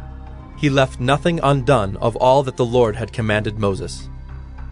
So Joshua took all that land, the hill country and all the Negeb, and all the land of Goshen, and the lowland, and the Arabah, and the hill country of Israel, and its lowland from Mount Halak, which rises toward Seir, as far as Baal-gad in the valley of Lebanon, below Mount Hermon. And he captured all their kings, and struck them, and put them to death. Joshua made war a long time with all those kings. There was not a city that made peace with the people of Israel except the Hivites, the inhabitants of Gibeon. They took them all in battle. For it was the Lord's doing to harden their hearts that they should come against Israel in battle, in order that they should be devoted to destruction and should receive no mercy, but be destroyed, just as the Lord commanded Moses.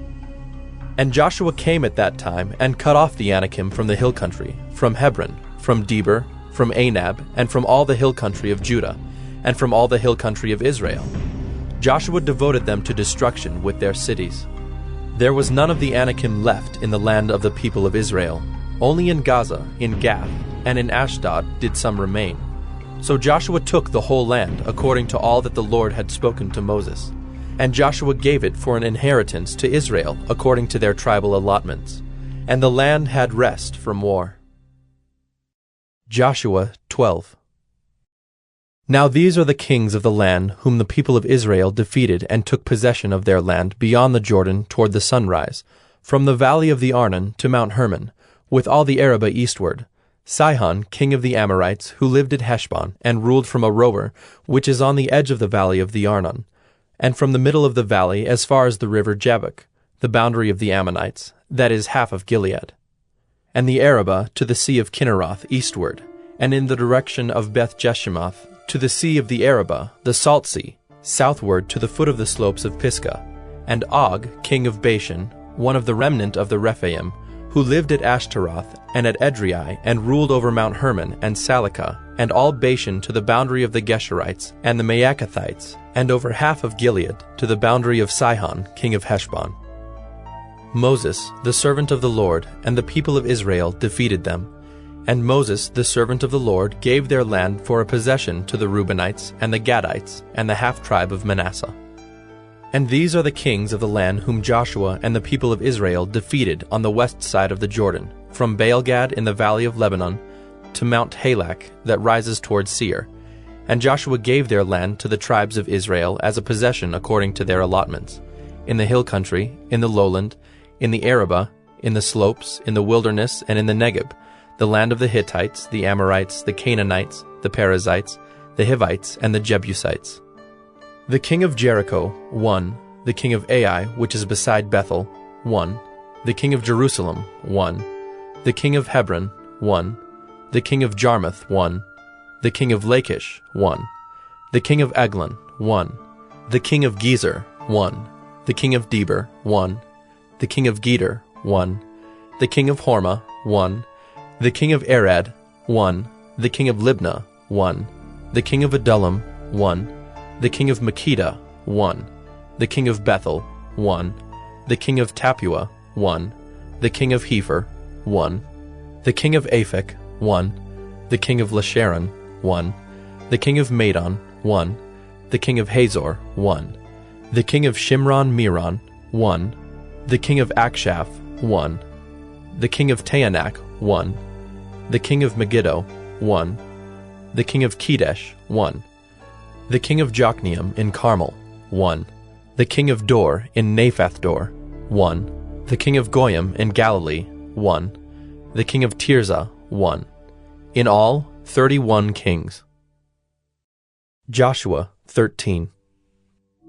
Now Joshua was old and advanced in years, and the Lord said to him, You are old and advanced in years, and there remains yet very much land to possess.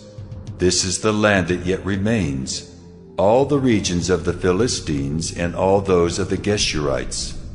From the Shihor, which is east of Egypt, northward to the boundary of Ekron, it is counted as Canaanite. There are 5 rulers of the Philistines, those of Gaza, Ashdod, Ashkelon, Gath, and Ekron, and those of the Avim. In the south, all the land of the Canaanites, and Mearah that belongs to the Sidonians, to Aphek, to the boundary of the Amorites, and the land of the Gebalites, and all Lebanon, toward the sunrise, from Baal-Gad below Mount Hermon, to Lebo-Hamath, all the inhabitants of the hill country, from Lebanon to Misrephoth-Maim, even all the Sidonians. I myself will drive them out from before the people of Israel. Only allot the land to Israel for an inheritance as I have commanded you. Now therefore divide this land for an inheritance to the 9 tribes, and half the tribe of Manasseh. With the other half of the tribe of Manasseh, the Reubenites and the Gadites received their inheritance, which Moses gave them beyond the Jordan eastward, as Moses the servant of the Lord gave them. From Aroer, which is on the edge of the valley of the Arnon, and the city that is in the middle of the valley, and all the tableland of Medeba, as far as Dibon, and all the cities of Sihon, king of the Amorites, who reigned in Heshbon, as far as the boundary of the Ammonites, and Gilead, and the region of the Geshurites and Maacathites, and all Mount Hermon, and all Bashan to Salecah, all the kingdom of Og in Bashan, who reigned in Ashtaroth and in Edrei. He alone was left of the remnant of the Rephaim. These Moses had struck and driven out. Yet the people of Israel did not drive out the Geshurites or the Maacathites, but Geshur and Maacath dwell in the midst of Israel to this day. To the tribe of Levi alone Moses gave no inheritance. The offerings by fire to the Lord God of Israel are their inheritance, as he said to him. And Moses gave an inheritance to the tribe of the people of Reuben, according to their clans. So their territory was from Aroer, which is on the edge of the valley of the Arnon, and the city that is in the middle of the valley, and all the tableland by Medeba, with Heshbon and all its cities that are in the tableland, Dibon, and Bamoth Baal, and Beth Baal Meon, and Jahaz, and Kedemoth, and Mephaath, and Kiriathaim, and Sibmah, and Zereth Shahar on the hill of the valley, and Beth Peor, and the slopes of Pisgah, and Beth Jeshimoth, that is, all the cities of the tableland, and all the kingdom of Sihon, king of the Amorites, who reigned in Heshbon, whom Moses defeated with the leaders of Midian, Evi, and Rechem, and Zur, and Hur, and Reba, the princes of Sihon, who lived in the land. Balaam, also the son of Beor, the one who practiced divination, was killed with the sword by the people of Israel among the rest of their slain. And the border of the people of Reuben was the Jordan as a boundary. This was the inheritance of the people of Reuben, according to their clans with their cities and villages. Moses gave an inheritance also to the tribe of Gad, to the people of Gad, according to their clans. Their territory was Jazer, and all the cities of Gilead, and half the land of the Ammonites, to Aroer, which is east of Rabbah, and from Heshbon to Ramoth Mizpah, and Betonim, and from Mahanaim to the territory of Debir, and in the valley of Beth Haram, Beth Nimrah, Succoth, and Zaphon, the rest of the kingdom of Sihon, king of Heshbon, having the Jordan as a boundary to the lower end of the sea of Kinnereth, eastward beyond the Jordan. This is the inheritance of the people of Gad, according to their clans, with their cities and villages. And Moses gave an inheritance to the half-tribe of Manasseh. It was allotted to the half-tribe of the people of Manasseh, according to their clans. Their region extended from Mahanaim through all Bashan, the whole kingdom of Og, king of Bashan, and all the towns of Jair, which are in Bashan, 60 cities, and half Gilead, and Ashtaroth and Edrei, the cities of the kingdom of Og in Bashan. These were allotted to the people of Machir, the son of Manasseh, for the half of the people of Machir, according to their clans. These are the inheritances that Moses distributed in the plains of Moab, beyond the Jordan east of Jericho. But to the tribe of Levi Moses gave no inheritance. The Lord God of Israel is their inheritance, just as he said to them. Joshua 14. These are the inheritances that the people of Israel received in the land of Canaan, which Eleazar the priest, and Joshua the son of Nun, and the heads of the fathers' houses of the tribes of the people of Israel gave them to inherit. Their inheritance was by lot, just as the Lord had commanded by the hand of Moses for the 9 1/2 tribes. For Moses had given an inheritance to the 2 1/2 tribes beyond the Jordan, but to the Levites he gave no inheritance among them. For the people of Joseph were 2 tribes, Manasseh and Ephraim, and no portion was given to the Levites in the land, but only cities to dwell in, with their pasture lands for their livestock and their substance. The people of Israel did as the Lord commanded Moses. They allotted the land. Then the people of Judah came to Joshua at Gilgal, and Caleb the son of Jephunneh the Kenizzite said to him, "You know what the Lord said to Moses the man of God in Kadesh Barnea concerning you and me. I was 40 years old when Moses the servant of the Lord sent me from Kadesh Barnea to spy out the land, and I brought him word again as it was in my heart. But my brothers who went up with me made the heart of the people melt. Yet I wholly followed the Lord my God, And Moses swore on that day, saying, Surely the land on which your foot has trodden shall be an inheritance for you and your children forever, because you have wholly followed the Lord my God. And now behold, the Lord has kept me alive, just as he said, these 45 years since the time that the Lord spoke this word to Moses, while Israel walked in the wilderness. And now behold, I am this day 85 years old. I am still as strong today as I was in the day that Moses sent me. My strength now is as my strength was then, for war and for going and coming. So now give me this hill country of which the Lord spoke on that day, for you heard on that day how the Anakim were there, with great fortified cities. It may be that the Lord will be with me, and I shall drive them out, just as the Lord said. Then Joshua blessed him, and he gave Hebron to Caleb the son of Jephunneh for an inheritance.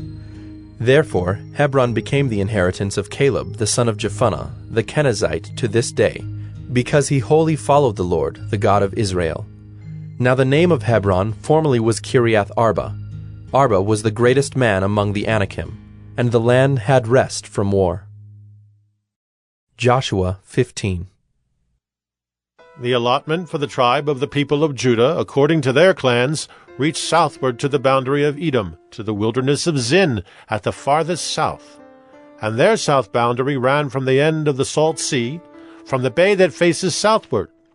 It goes out southward of the ascent of Akrabim, passes along to Zin, and goes up south of Kadesh Barnea, along by Hezron, up to Adar, turns about to Karka, passes along to Asman, goes out by the brook of Egypt, and comes to its end at the sea.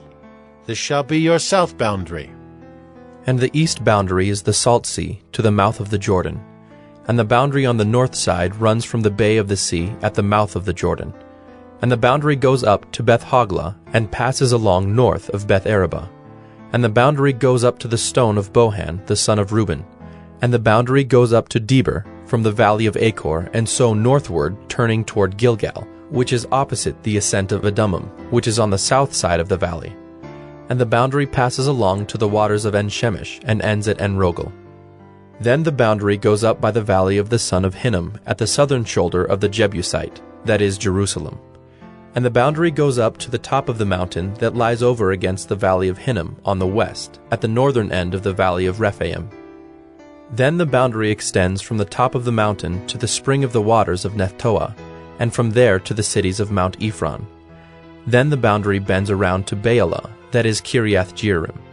And the boundary circles west of Baalah to Mount Seir, passes along to the northern shoulder of Mount Jearim, that is Kesalon, and goes down to Beth Shemesh, and passes along by Timnah.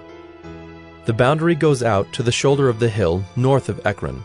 Then the boundary bends around to Shikkeron, and passes along to Mount Baalah, and goes out to Jabneel. Then the boundary comes to an end at the sea.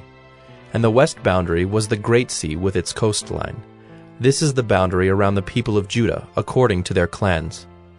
According to the commandment of the Lord to Joshua, he gave to Caleb the son of Jephunneh a portion among the people of Judah, Kiriath Arba, that is, Hebron. Arba was the father of Anak. And Caleb drove out from there the 3 sons of Anak, Sheshai and Ahiman, and Talmai, the descendants of Anak. And he went up from there against the inhabitants of Deber. Now the name of Deber formerly was Kiriath Sepher. And Caleb said, Whoever strikes Kiriath Sepher and captures it, to him will I give Achsah my daughter as wife. And Othniel, the son of Kenaz, the brother of Caleb, captured it. And he gave him Achsah, his daughter, as wife. When she came to him, she urged him to ask her father for a field. And she got off her donkey, and Caleb said to her, What do you want? She said to him, Give me a blessing. Since you have given me the land of the Negeb, give me also springs of water. And he gave her the upper springs and the lower springs. This is the inheritance of the tribe of the people of Judah, according to their clans. The cities belonging to the tribe of the people of Judah, in the extreme south, toward the boundary of Edom, were Kabzeel, Eder, Jagur, Kinah, Dimona, Adadah, Kedesh, Hazor, Ithnan, Ziph, Telim, Bealoth, Hazor Hadattah, Kiriath Hezron, that is Hazor, Amam, Shema, Moladah, Hazar Gaddah, Heshmon, Beth Pelet, Hazar Shual, Beersheba, Biziothia, Baalah, Ayam, Ezim, Eltolad, Kisel, Hormah, Ziklag, Madmannah, Sansannah, Lebaoth, Shilhim, Ain, and Rimmon, in all 29 cities with their villages. And in the lowland, Eshtaol, Zorah, Ashna, Zanoah, and Ganim, Tapua, Enam, Jarmuth, Adullam, Soko, Azekah, Shearaim, Adathaim, Gedera, Gederathaim, 14 cities with their villages. Zenan, Hadashah, Migdalgad, Dilian, Mizpah, Joktheel, Lachish, Bozkath, Eglon, Cabin, Lamam, Kitlish, Gederoth, Beth-dagon, Naamah, and Makkedah, 16 cities with their villages. Libnah, Ether, Ashan, Iphthah, Ashna, Nezib, Keilah, Akzib, and Maresha, 9 cities with their villages. Ekron with its towns and its villages. From Ekron to the sea, all that were by the side of Ashdod with their villages. Ashdod, its towns and its villages. Gaza, its towns and its villages. To the brook of Egypt, and the great sea with its coastline. And in the hill country, Shamer, Jadder, Soko, Dana, Kiriath Sana, that is Deber, Anab, Eshtemo, Anim, Goshen, Holon, and Gilo, 11 cities with their villages. Arab, Duma, Eshan, Janam, Beth Tapua, Aphekah, Humta, Kiriath Arba, that is Hebron, and Zior, 9 cities with their villages. Maon, Carmel, Ziph, Judah, Jezreel, Jokdeam, Zanoah, Cain, Gibeah, and Timnah, 10 cities with their villages. Halhul, Beth-zur, Geder, Maarath, Bethanoth, and Eltekon, 6 cities with their villages. Kiriath Baal, that is Kiriath Jearim, and Rabbah, 2 cities with their villages.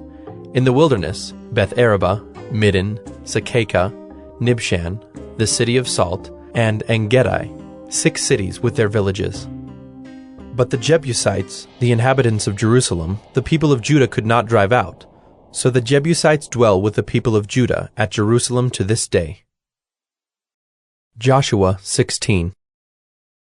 The allotment of the people of Joseph went from the Jordan by Jericho, east of the waters of Jericho, into the wilderness, going up from Jericho into the hill country to Bethel.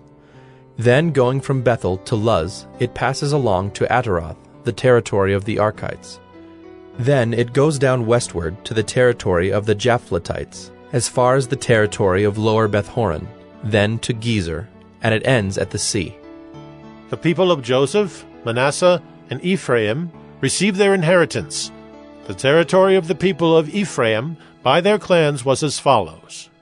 The boundary of their inheritance on the east was Ataroth-Adar, as far as Upper Beth-horon, and the boundary goes from there to the sea. On the north is Mikmethath. Then, on the east, the boundary turns around toward Taanath.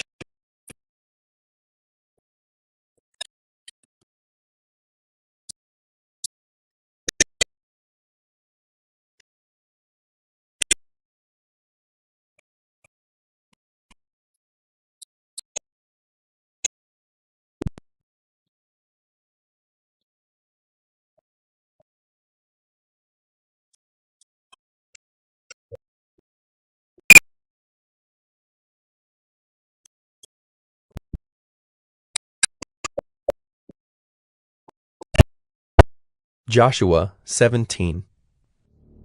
Then allotment was made to the people of Manasseh, for he was the firstborn of Joseph. To Machir, the firstborn of Manasseh, the father of Gilead, were allotted Gilead and Bashan, because he was a man of war. And allotments were made to the rest of the people of Manasseh by their clans, Abiezer, Helek, Asriel, Shechem, Hepher, and Shemida. These were the male descendants of Manasseh, the son of Joseph, by their clans. Now Zelophehad, the son of Hepher, son of Gilead, son of Machir, son of Manasseh, had no sons, but only daughters, and these are the names of his daughters: Mahlah, Noah, Hoglah, Milcah, and Tirzah. They approached Eleazar the priest, and Joshua the son of Nun, and the leaders, and said, "The Lord commanded Moses to give us an inheritance along with our brothers."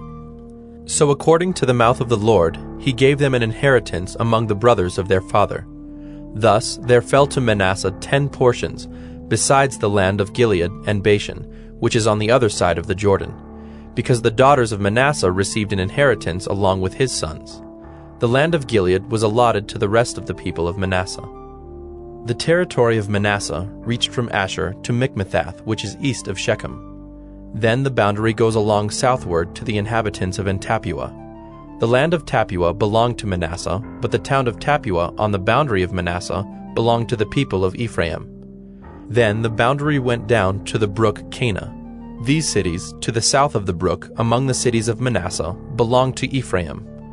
Then the boundary of Manasseh goes on the north side of the brook and ends at the sea, the land to the south being Ephraim's, and that to the north being Manasseh's, with the sea forming its boundary. On the north Asher is reached, and on the east Issachar. Also in Issachar, and in Asher, Manasseh had Bethshean and its villages, and Ibleam and its villages, and the inhabitants of Dor and its villages, and the inhabitants of Endor and its villages, and the inhabitants of Taanach and its villages, and the inhabitants of Megiddo and its villages. The third is Naphath. Yet the people of Manasseh could not take possession of those cities, but the Canaanites persisted in dwelling in that land. Now when the people of Israel grew strong, they put the Canaanites to forced labor, but did not utterly drive them out. Then the people of Joseph spoke to Joshua, saying, "Why have you given me but one lot, and one portion as an inheritance, although I am a numerous people? Since all along the Lord has blessed me." And Joshua said to them, "If you are a numerous people, go up by yourselves to the forest, and there clear ground for yourselves in the land of the Perizzites and the Rephaim, since the hill country of Ephraim is too narrow for you." The people of Joseph said, "The hill country is not enough for us. Yet all the Canaanites who dwell in the plain have chariots of iron, both those in Bethshean and its villages, and those in the valley of Jezreel." Then Joshua said to the house of Joseph, to Ephraim and Manasseh, "You are a numerous people and have great power. You shall not have one allotment only, but the hill country shall be yours. For though it is a forest, you shall clear it and possess it to its farthest borders. For you shall drive out the Canaanites, though they have chariots of iron, and though they are strong." Joshua 18. Then the whole congregation of the people of Israel assembled at Shiloh and set up the tent of meeting there. The land lay subdued before them. There remained among the people of Israel 7 tribes whose inheritance had not yet been apportioned. So Joshua said to the people of Israel, "How long will you put off going in to take possession of the land, which the Lord, the God of your fathers, has given you? Provide 3 men from each tribe, and I will send them out that they may set out and go up and down the land. They shall write a description of it, with a view to their inheritances, and then come to me. They shall divide it into 7 portions. Judah shall continue in his territory on the south, and the house of Joseph shall continue in their territory on the north. And you shall describe the land in 7 divisions, and bring the description here to me. And I will cast lots for you here before the Lord our God. The Levites have no portion among you, for the priesthood of the Lord is their heritage. And Gad and Reuben and half the tribe of Manasseh have received their inheritance beyond the Jordan eastward, which Moses the servant of the Lord gave them." So the men arose and went, and Joshua charged those who went to write the description of the land, saying, "Go up and down in the land and write a description and return to me, and I will cast lots for you here before the Lord in Shiloh." So the men went and passed up and down in the land, and wrote in a book a description of it by towns in 7 divisions. Then they came to Joshua to the camp at Shiloh, and Joshua cast lots for them in Shiloh before the Lord. And there Joshua apportioned the land to the people of Israel, to each his portion. The lot of the tribe of the people of Benjamin, according to its clans, came up, and the territory allotted to it fell between the people of Judah and the people of Joseph. On the north side, their boundary began at the Jordan. Then the boundary goes up to the shoulder north of Jericho, then up through the hill country westward, and it ends at the wilderness of Bethaven. From there, the boundary passes along southward in the direction of Luz, to the shoulder of Luz, that is Bethel. Then the boundary goes down to Adaroth-Adar, on the mountain that lies south of lower Beth-horon. Then the boundary goes in another direction, turning on the western side southward from the mountain that lies to the south, opposite Beth-horon, and it ends at Kiriath-Baal, that is, Kiriath-Jearim, a city belonging to the people of Judah. This forms the western side. And the southern side begins at the outskirts of Kiriath-Jearim, and the boundary goes from there to Ephron, to the spring of the waters of Nephtoah. Then the boundary goes down to the border of the mountain that overlooks the valley of the son of Hinnom, which is at the north end of the valley of Rephaim. And it then goes down the valley of Hinnom, south of the shoulder of the Jebusites, and downward to En-Rogel. Then it bends in a northerly direction, going on to En-Shemesh, and from there it goes to Geliloth, which is opposite the ascent of Adummim. Then it goes down to the stone of Bohan, the son of Reuben, and passing on to the north of the shoulder of Beth-Araba, it goes down to the Arabah. Then the boundary passes on to the north of the shoulder of Beth-Hoglah, and the boundary ends at the northern bay of the Salt Sea, at the south end of the Jordan. This is the southern border. The Jordan forms its boundary on the eastern side. This is the inheritance of the people of Benjamin, according to their clans, boundary by boundary all around. Now the cities of the tribe of the people of Benjamin, according to their clans, were Jericho, Beth-Hoglah, Emek-Keziz, Beth-Araba, Zemaraim, Bethel, Avim, Perah, Ophrah, Kepher-Ammoni, Ophni, Geba. 12 cities with their villages: Gibeon, Ramah, Beeroth, Mizpah, Kephirah, Moza, Rechem, Irpeel, Terah, Zelah, Haeliph, Jebus, that is Jerusalem, Gibeah, and Kiriath-Jearim, 14 cities with their villages. This is the inheritance of the people of Benjamin according to its clans. Joshua 19. The second lot came out for Simeon, for the tribe of the people of Simeon, according to their clans, and their inheritance was in the midst of the inheritance of the people of Judah. And they had for their inheritance Beersheba, Sheba, Moladah, Hazar-Shual, Bela, Ezem, Eltolad, Bethel, Hormah, Ziklag, Beth-Markaboth, Hazar-Susa, Beth-Lebaoth, and Sharuhen, 13 cities with their villages: Ain, Rimmon, Ether, and Ashan, 4 cities with their villages, together with all the villages around these cities as far as Baalath-Beer, Ramah of the Negeb. This was the inheritance of the tribe of the people of Simeon, according to their clans. The inheritance of the people of Simeon formed part of the territory of the people of Judah. Because the portion of the people of Judah was too large for them, the people of Simeon obtained an inheritance in the midst of their inheritance. The third lot came up for the people of Zebulun, according to their clans, and the territory of their inheritance reached as far as Sarid. Then their boundary goes up westward and on to Mariel and touches Dabbesheth, then the brook that is east of Jokneam. From Sarid it goes in the other direction, eastward toward the sunrise, to the boundary of Kisloth-Tabor. From there it goes to Daberath, then up to Japhiah. From there it passes along the east, toward the sunrise, to Gath-Hepher, to Ethkazin, and going on to Rimmon it bends toward Neah. Then on the north the boundary turns about to Hanathon, and it ends at the valley of Iftael, and Katath, Nahalal, Shimron, Idalah, and Bethlehem, 12 cities with their villages. This is the inheritance of the people of Zebulun, according to their clans, these cities with their villages. The fourth lot came out for Issachar, for the people of Issachar, according to their clans. Their territory included Jezreel, Kesuloth, Shunem, Hapharaim, Shion, Anaharath, Rabbath, Kishion, Ebez, Remeth, and Ganim, and Haddah, Beth-Pazzez. The boundary also touches Tabor, Shehazumah, and Beth-Shemesh, and its boundary ends at the Jordan, 16 cities with their villages.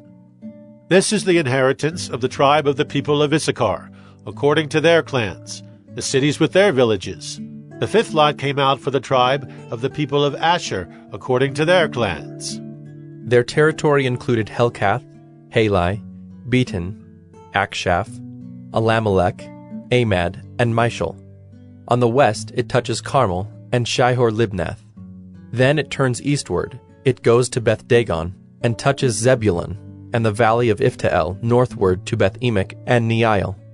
Then it continues in the north to Cabul, Ebron, Rehob, Hammon, Cana, as far as Sidon the Great. Then the boundary turns to Ramah, reaching to the fortified city of Tyre. Then the boundary turns to Hosa, and it ends at the sea. Mahalab, Akzib, Ummah, Aphek, and Rehob, 22 cities with their villages. This is the inheritance of the tribe of the people of Asher, according to their clans, these cities with their villages. The sixth lot came out for the people of Naphtali, according to their clans. And their boundary ran from Heleph, from the oak in Zaanannim, and Adamai-Negeb, and Jabneel as far as Lacham, and it ended at the Jordan. Then the boundary turns westward to Asnoth-Tabor, and goes from there to Hukkok, touching Zebulun at the south, and Asher on the west, and Judah on the east at the Jordan. The fortified cities are Ziddim, Zur, Hamath, Rakkath, Kinnereth, Adamah, Ramah, Hazor, Kedesh, Edrei, and Hazor, Yirin, Migdalel, Horam, Beth-Anath, and Beth-Shemesh, 19 cities with their villages. This is the inheritance of the tribe of the people of Naphtali, according to their clans, the cities with their villages. The seventh lot came out for the tribe of the people of Dan, according to their clans.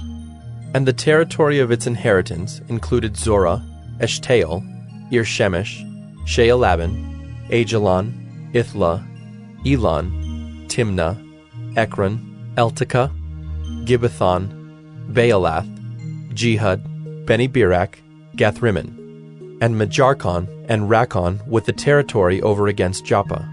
When the territory of the people of Dan was lost to them, the people of Dan went up and fought against Leshem, and after capturing it and striking it with the sword, they took possession of it and settled in it, calling Leshem Dan, after the name of Dan their ancestor. This is the inheritance of the tribe of the people of Dan, according to their clans, these cities with their villages. When they had finished distributing the several territories of the land as inheritances, the people of Israel gave an inheritance among them to Joshua, the son of Nun. By command of the Lord they gave him the city that he asked, Timnath-Serah, in the hill country of Ephraim. And he rebuilt the city and settled in it. These are the inheritances that Eleazar the priest and Joshua the son of Nun, and the heads of the fathers' houses of the tribes of the people of Israel distributed by lot at Shiloh before the Lord, at the entrance of the tent of meeting. So they finished dividing the land. Joshua 20. Then the Lord said to Joshua, Say to the people of Israel, Appoint the cities of refuge of which I spoke to you through Moses, that the manslayer who strikes any person without intent or unknowingly may flee there. They shall be for you a refuge from the avenger of blood. He shall flee to one of these cities and shall stand at the entrance of the gate of the city and explain his case to the elders of that city. Then they shall take him into the city and give him a place, and he shall remain with them. And if the avenger of blood pursues him, they shall not give up the manslayer into his hand, because he struck his neighbor unknowingly, and did not hate him in the past. And he shall remain in that city until he has stood before the congregation for judgment, until the death of him who is high priest at the time.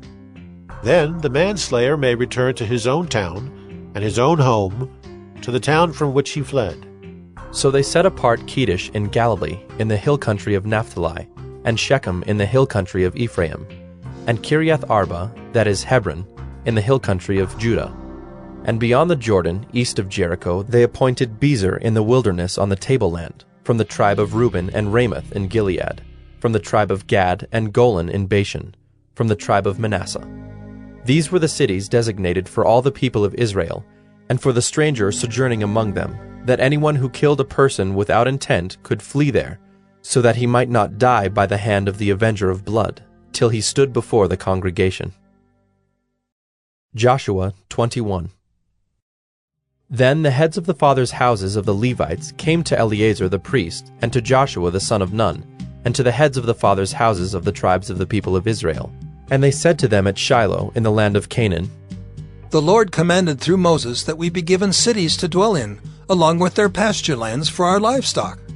So by command of the Lord, the people of Israel gave to the Levites the following cities and pasture lands out of their inheritance.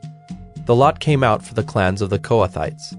So those Levites who were descendants of Aaron the priest received by lot from the tribes of Judah, Simeon, and Benjamin 13 cities. And the rest of the Kohathites received by lot from the clans of the tribe of Ephraim, from the tribe of Dan, and the half-tribe of Manasseh 10 cities. The Gershonites received by lot from the clans of the tribe of Issachar, from the tribe of Asher, from the tribe of Naphtali, and from the half-tribe of Manasseh in Bashan 13 cities. The Merarites, according to their clans, received from the tribe of Reuben, the tribe of Gad, and the tribe of Zebulun 12 cities. These cities and their pasture lands the people of Israel gave by lot to the Levites, as the Lord had commanded through Moses. Out of the tribe of the people of Judah and the tribe of the people of Simeon, they gave the following cities mentioned by name, which went to the descendants of Aaron, one of the clans of the Kohathites who belonged to the people of Levi, since the lot fell to them first. They gave them Kiriath Arba, Arba being the father of Anak, that is, Hebron in the hill country of Judah, along with the pasture lands around it. But the fields of the city and its villages had been given to Caleb, the son of Jephunneh, as his possession. And to the descendants of Aaron the priest they gave Hebron, the city of refuge for the manslayer, with its pasture lands, Libnah with its pasture lands, Jattir with its pasture lands, Eshtemoa with its pasture lands, Holon with its pasture lands, Deber with its pasture lands, Ain with its pasture lands, Judah with its pasture lands, Beth-Shemesh with its pasture lands, 9 cities out of these 2 tribes. Then out of the tribe of Benjamin, Gibeon with its pasture lands, Geba with its pasture lands, Anathoth with its pasture lands, and Almon with its pasture lands, 4 cities. The cities of the descendants of Aaron the priests were in all 13 cities with their pasture lands. As to the rest of the Kohathites belonging to the Kohathite clans of the Levites, the cities allotted to them were out of the tribe of Ephraim. To them were given Shechem, the city of refuge for the manslayer, with its pasture lands in the hill country of Ephraim, Gezer with its pasture lands, Gibzaim with its pasture lands, Beth-horon with its pasture lands, 4 cities. And out of the tribe of Dan, Eltekeh with its pasture lands, Gibbethon with its pasture lands, Ajalon with its pasture lands, Gath-rimmon with its pasture lands, 4 cities. And out of the half-tribe of Manasseh, Taanach with its pasture lands, and Gath-rimmon with its pasture lands, 2 cities. The cities of the clans of the rest of the Kohathites were 10 in all with their pasture lands. And to the Gershonites, one of the clans of the Levites, were given out of the half-tribe of Manasseh, Golan in Bashan with its pasture lands, the city of refuge for the manslayer, and Beeshterah with its pasture lands, 2 cities. And out of the tribe of Issachar, Kishion with its pasture lands, Daberath with its pasture lands, Jarmuth with its pasture lands, and Ganim with its pasture lands, 4 cities. And out of the tribe of Asher, Mishal with its pasture lands, Abdon with its pasture lands, Helkath with its pasture lands, and Rehob with its pasture lands, 4 cities. And out of the tribe of Naphtali, Kedesh in Galilee with its pasture lands, the city of refuge for the manslayer, Hamath-dor with its pasture lands, and Kartan with its pasture lands, 3 cities. The cities of the several clans of the Gershonites were in all 13 cities with their pasture lands. And to the rest of the Levites, the Merarite clans, were given out of the tribe of Zebulun, Jokneam with its pasture lands, Karta with its pasture lands, Dimnah with its pasture lands, Nahalal with its pasture lands, 4 cities. And out of the tribe of Reuben, Bezer with its pasture lands, Jahaz with its pasture lands, Kedemoth with its pasture lands, and Mephaath with its pasture lands, 4 cities.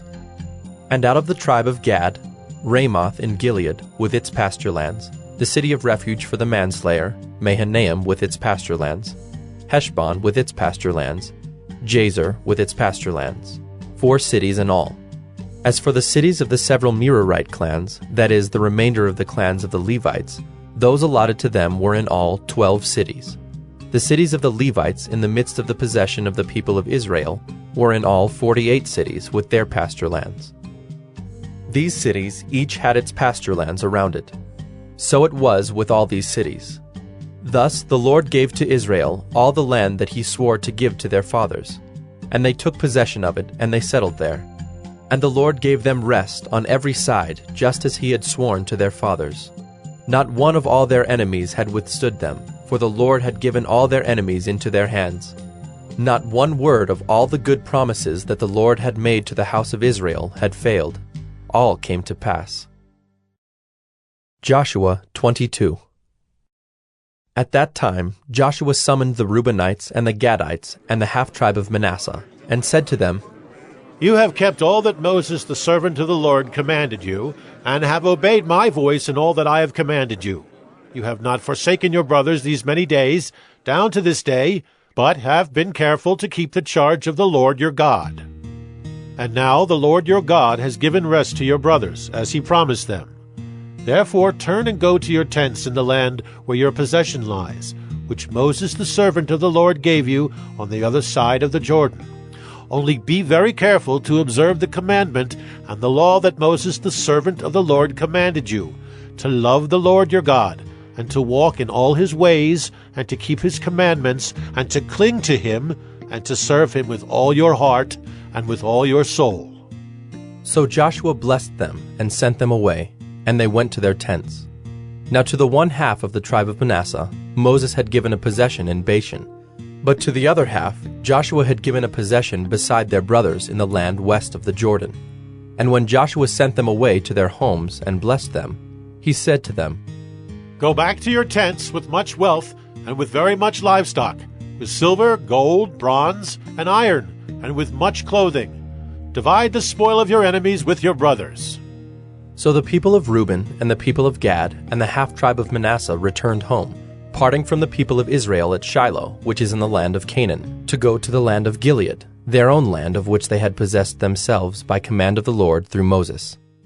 And when they came to the region of the Jordan that is in the land of Canaan, the people of Reuben and the people of Gad and the half-tribe of Manasseh built there an altar by the Jordan, an altar of imposing size.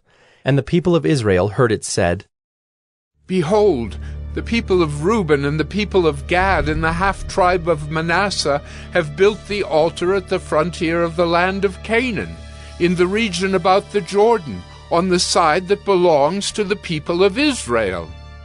And when the people of Israel heard of it, the whole assembly of the people of Israel gathered at Shiloh to make war against them. Then the people of Israel sent to the people of Reuben and the people of Gad and the half-tribe of Manasseh in the land of Gilead Phinehas, the son of Eleazar the priest, and with him 10 chiefs, one from each of the tribal families of Israel, every one of them the head of a family among the clans of Israel.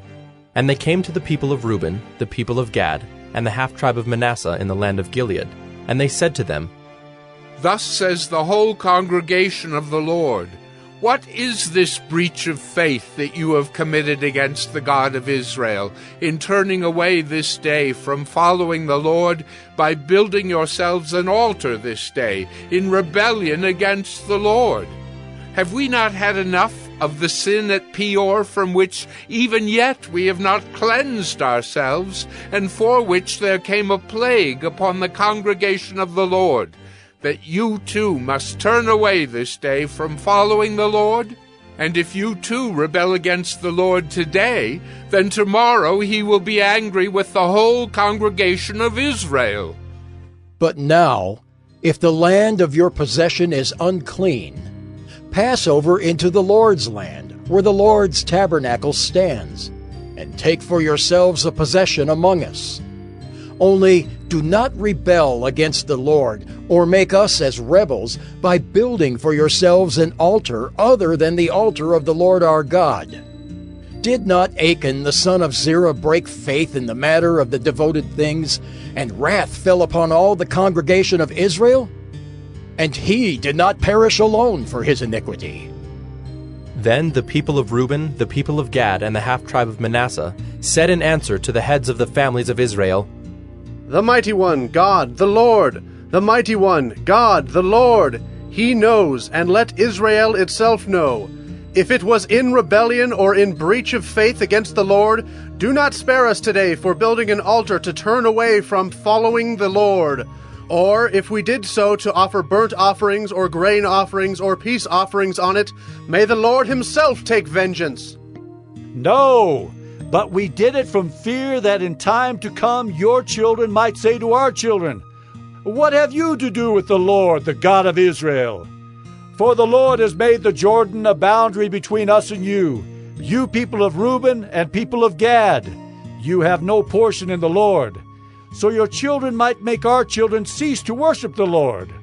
Therefore we said, let us now build an altar, not for burnt offering, nor for sacrifice, but to be a witness between us and you, and between our generations after us, that we do perform the service of the Lord in his presence, with our burnt offerings and sacrifices and peace offerings, so your children will not say to our children in time to come, "You have no portion in the Lord." And we thought, if this should be said to us or to our descendants in time to come, we should say, "Behold, the copy of the altar of the Lord, which our fathers made, not for burnt offerings, nor for sacrifice, but to be a witness between us and you. Far be it from us that we should rebel against the Lord, and turn away this day from following the Lord by building an altar for burnt offering, grain offering, or sacrifice, other than the altar of the Lord our God that stands before his tabernacle." When Phinehas the priest and the chiefs of the congregation, the heads of the families of Israel who were with him, heard the words that the people of Reuben and the people of Gad and the people of Manasseh spoke, it was good in their eyes. And Phinehas the son of Eleazar the priest said to the people of Reuben and the people of Gad and the people of Manasseh, "Today we know that the Lord is in our midst, because you have not committed this breach of faith against the Lord. Now you have delivered the people of Israel from the hand of the Lord."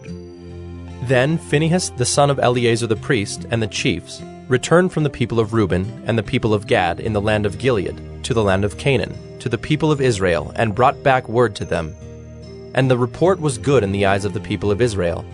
And the people of Israel blessed God and spoke no more of making war against them to destroy the land where the people of Reuben and the people of Gad were settled. The people of Reuben and the people of Gad called the altar Witness. For, they said, "It is a witness between us that the Lord is God." Joshua 23. A long time afterward, when the Lord had given rest to Israel from all their surrounding enemies, and Joshua was old and well advanced in years, Joshua summoned all Israel, its elders and heads, its judges and officers, and said to them, "I am now old and well advanced in years, and you have seen all that the Lord your God has done to all these nations for your sake, for it is the Lord your God who has fought for you. Behold, I have allotted to you as an inheritance for your tribes those nations that remain, along with all the nations that I have already cut off, from the Jordan to the great sea in the west. The Lord your God will push them back before you and drive them out of your sight, and you shall possess their land, just as the Lord your God promised you.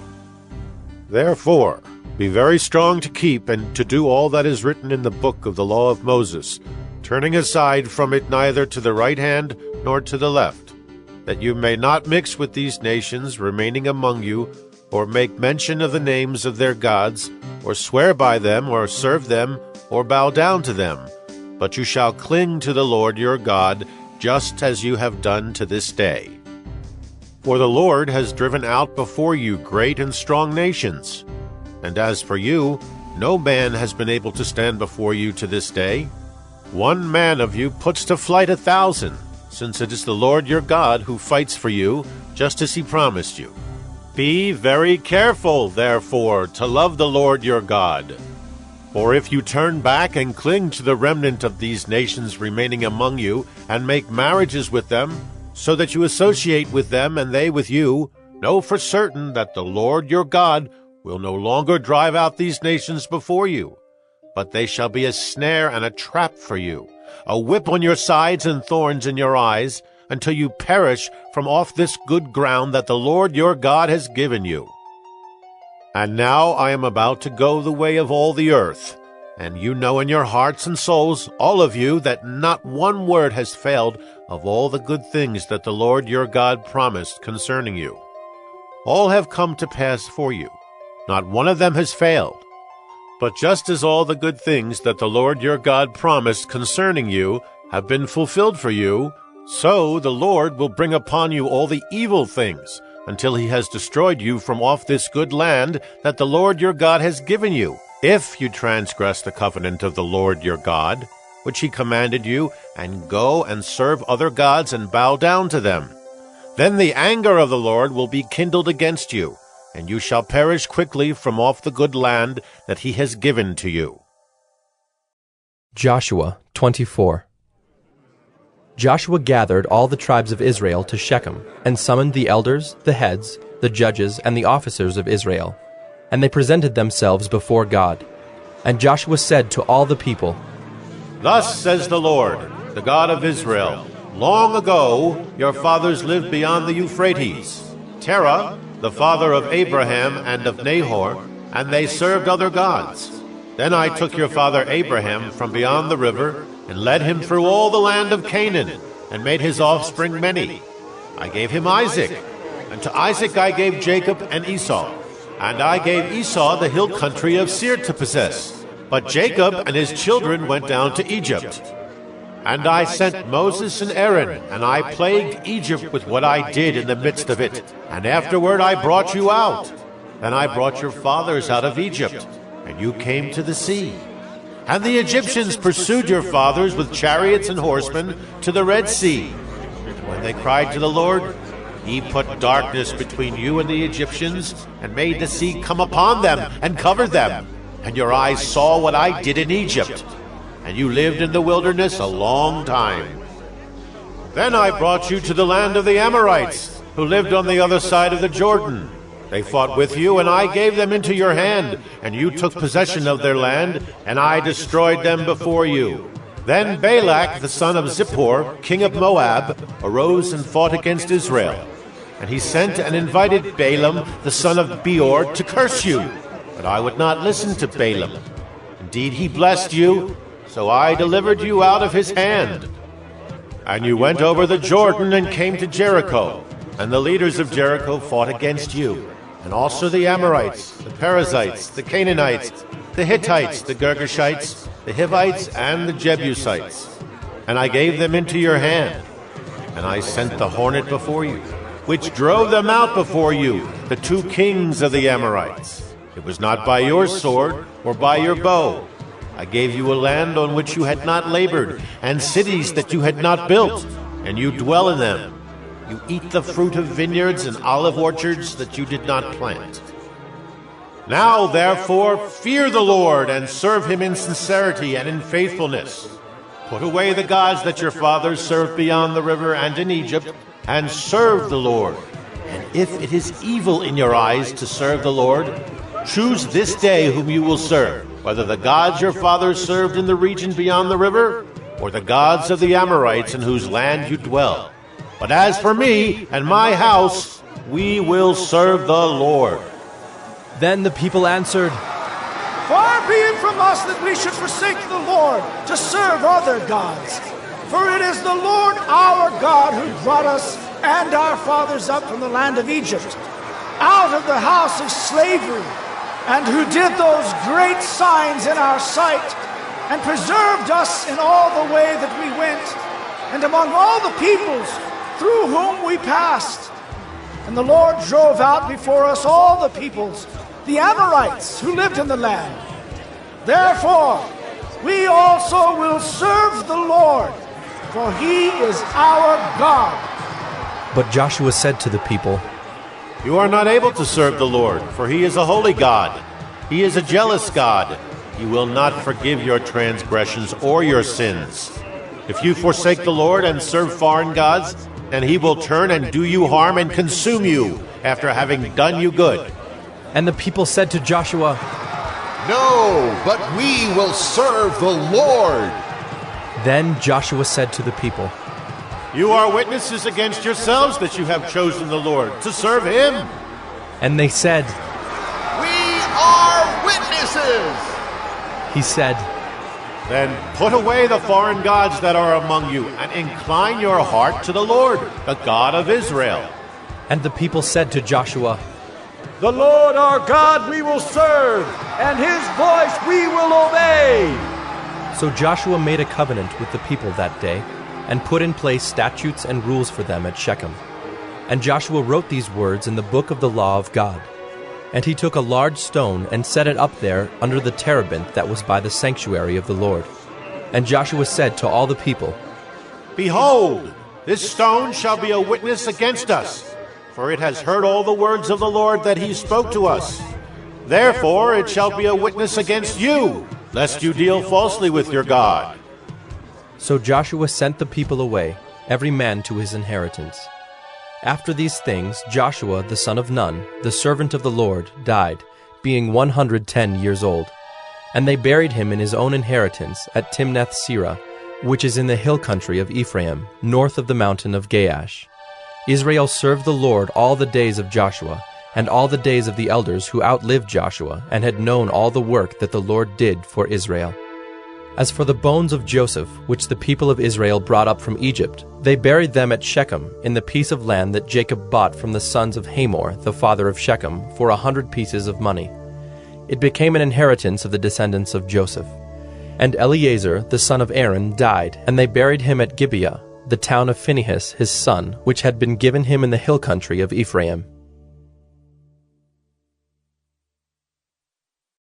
Judges 1. After the death of Joshua, the people of Israel inquired of the Lord, Who shall go up first for us against the Canaanites, to fight against them? The Lord said, Judah shall go up. Behold, I have given the land into his hand. And Judah said to Simeon his brother, Come up with me into the territory allotted to me, that we may fight against the Canaanites. And I likewise will go with you into the territory allotted to you. So Simeon went with him. Then Judah went up, and the Lord gave the Canaanites and the Perizzites into their hand, and they defeated 10,000 of them at Bezek. They found Adoni-Bezek at Bezek, and fought against him, and defeated the Canaanites and the Perizzites. Adoni-Bezek fled, but they pursued him, and caught him, and cut off his thumbs and his big toes. And Adoni-Bezek said, 70 kings with their thumbs and their big toes cut off used to pick up scraps under my table, as I have done. So God has repaid me. And they brought him to Jerusalem, and he died there. And the men of Judah fought against Jerusalem, and captured it, and struck it with the edge of the sword, and set the city on fire. And afterward the men of Judah went down to fight against the Canaanites who lived in the hill country, in the Negeb, and in the lowland. And Judah went against the Canaanites who lived in Hebron. Now the name of Hebron was formerly Kiriath Arba. And they defeated Sheshai, and Ahiman, and Talmai. From there they went against the inhabitants of Debir. The name of Debir was formerly Kiriath Sepher. And Caleb said, He who attacks Kiriath Sepher and captures it, I will give him Achsah, my daughter, for a wife. And Othniel, the son of Kenaz, Caleb's younger brother, captured it. And he gave him Achsah, his daughter, for a wife. When she came to him, she urged him to ask her father for a field. And she dismounted from her donkey, and Caleb said to her, What do you want? She said to him, Give me a blessing. Since you have set me in the land of the Negeb, give me also springs of water. And Caleb gave her the upper springs and the lower springs. And the descendants of the Kenite, Moses' father-in-law, went up with the people of Judah from the city of palms into the wilderness of Judah, which lies in the Negeb near Arad, and they went and settled with the people. And Judah went with Simeon his brother, and they defeated the Canaanites who inhabited Zephath, and devoted it to destruction. So the name of the city was called Hormah. Judah also captured Gaza with its territory, and Ashkelon with its territory, and Ekron with its territory. And the Lord was with Judah, and he took possession of the hill country, but he could not drive out the inhabitants of the plain, because they had chariots of iron. And Hebron was given to Caleb, as Moses had said. And he drove out from it the 3 sons of Anak. But the people of Benjamin did not drive out the Jebusites who lived in Jerusalem. So the Jebusites have lived with the people of Benjamin in Jerusalem to this day. The house of Joseph also went up against Bethel, and the Lord was with them. And the house of Joseph scouted out Bethel. Now the name of the city was formerly Luz. And the spies saw a man coming out of the city, and they said to him, "Please show us the way into the city, and we will deal kindly with you." And he showed them the way into the city. And they struck the city with the edge of the sword, but they let the man and all his family go. And the man went to the land of the Hittites, and built a city, and called its name Luz. That is its name to this day. Manasseh did not drive out the inhabitants of Bethshean and its villages, or Taanach and its villages, or the inhabitants of Dor and its villages, or the inhabitants of Ibleam and its villages, or the inhabitants of Megiddo and its villages, for the Canaanites persisted in dwelling in that land. When Israel grew strong, they put the Canaanites to forced labor, but did not drive them out completely. And Ephraim did not drive out the Canaanites who lived in Gezer, so the Canaanites lived in Gezer among them. Zebulun did not drive out the inhabitants of Kitron, or the inhabitants of Nahalal, so the Canaanites lived among them, but became subject to forced labor. Asher did not drive out the inhabitants of Akko, or the inhabitants of Sidon, or of Olab, or of Akzib, or of Helba, or of Aphik, or of Rehob. So the Asherites lived among the Canaanites, the inhabitants of the land, for they did not drive them out. Naphtali did not drive out the inhabitants of Beth-Shemesh, or the inhabitants of Beth-Anath, so they lived among the Canaanites, the inhabitants of the land. Nevertheless, the inhabitants of Beth-Shemesh and of Beth-Anath became subject to forced labor for them. The Amorites pressed the people of Dan back into the hill country, for they did not allow them to come down to the plain. The Amorites persisted in dwelling in Mount Heres, in Ajalon, and in Shaalbim, but the hand of the house of Joseph rested heavily on them, and they became subject to forced labor. And the border of the Amorites ran from the ascent of Akrabim, from Selah and upward. Judges 2. Now the angel of the Lord went up from Gilgal to Bochim, and he said, I brought you up from Egypt, and brought you into the land that I swore to give to your fathers. I said, I will never break my covenant with you, and you shall make no covenant with the inhabitants of this land. You shall break down their altars. But you have not obeyed my voice. What is this you have done? So now I say, I will not drive them out before you, but they shall become thorns in your sides, and their gods shall be a snare to you. As soon as the angel of the Lord spoke these words to all the people of Israel, the people lifted up their voices and wept, and they called the name of that place Bochim, and they sacrificed there to the Lord. When Joshua dismissed the people of Israel went each to his inheritance to take possession of the land. And the people served the Lord all the days of Joshua, and all the days of the elders who outlived Joshua, who had seen all the great work that the Lord had done for Israel. And Joshua, the son of Nun, the servant of the Lord, died at the age of 110 years. And they buried him within the boundaries of his inheritance in Timnath-Heres, in the hill country of Ephraim, north of the mountain of Gaash. And all that generation also were gathered to their fathers. And there arose another generation after them, who did not know the Lord or the work that he had done for Israel. And the people of Israel did what was evil in the sight of the Lord, and served the Baals. And they abandoned the Lord, the God of their fathers, who had brought them out of the land of Egypt. They went after other gods from among the gods of the peoples who were around them, and bowed down to them, and they provoked the Lord to anger. They abandoned the Lord, and served the Baals and the Ashtaroth. So the anger of the Lord was kindled against Israel, and he gave them over to plunderers who plundered them. And he sold them into the hand of their surrounding enemies, so that they could no longer withstand their enemies. Whenever they marched out, the hand of the Lord was against them for harm, as the Lord had warned, and as the Lord had sworn to them. And they were in terrible distress. Then the Lord raised up judges, who saved them out of the hand of those who plundered them. Yet they did not listen to their judges, for they whored after other gods and bowed down to them. They soon turned aside from the way in which their fathers had walked, who had obeyed the commandments of the Lord, and they did not do so. Whenever the Lord raised up judges for them, the Lord was with the judge, and he saved them from the hand of their enemies all the days of the judge. For the Lord was moved to pity by their groaning because of those who afflicted and oppressed them. But whenever the judge died, they turned back and were more corrupt than their fathers, going after other gods, serving them and bowing down to them. They did not drop any of their practices or their stubborn ways. So the anger of the Lord was kindled against Israel. And he said, Because this people has transgressed my covenant that I commanded their fathers and have not obeyed my voice, I will no longer drive out before them any of the nations that Joshua left when he died, in order to test Israel by them, whether they will take care to walk in the way of the Lord as their fathers did or not. So the Lord left those nations, not driving them out quickly, and he did not give them into the hand of Joshua. Judges 3. Now these are the nations that the Lord left to test Israel by them, that is, all in Israel who had not experienced all the wars in Canaan. It was only in order that the generations of the people of Israel might know war, to teach war to those who had not known it before. These are the nations: the 5 lords of the Philistines, and all the Canaanites, and the Sidonians and the Hivites who lived on Mount Lebanon, from Mount Baal Hermon as far as Lebo Hamath. They were for the testing of Israel, to know whether Israel would obey the commandments of the Lord, which he commanded their fathers by the hand of Moses.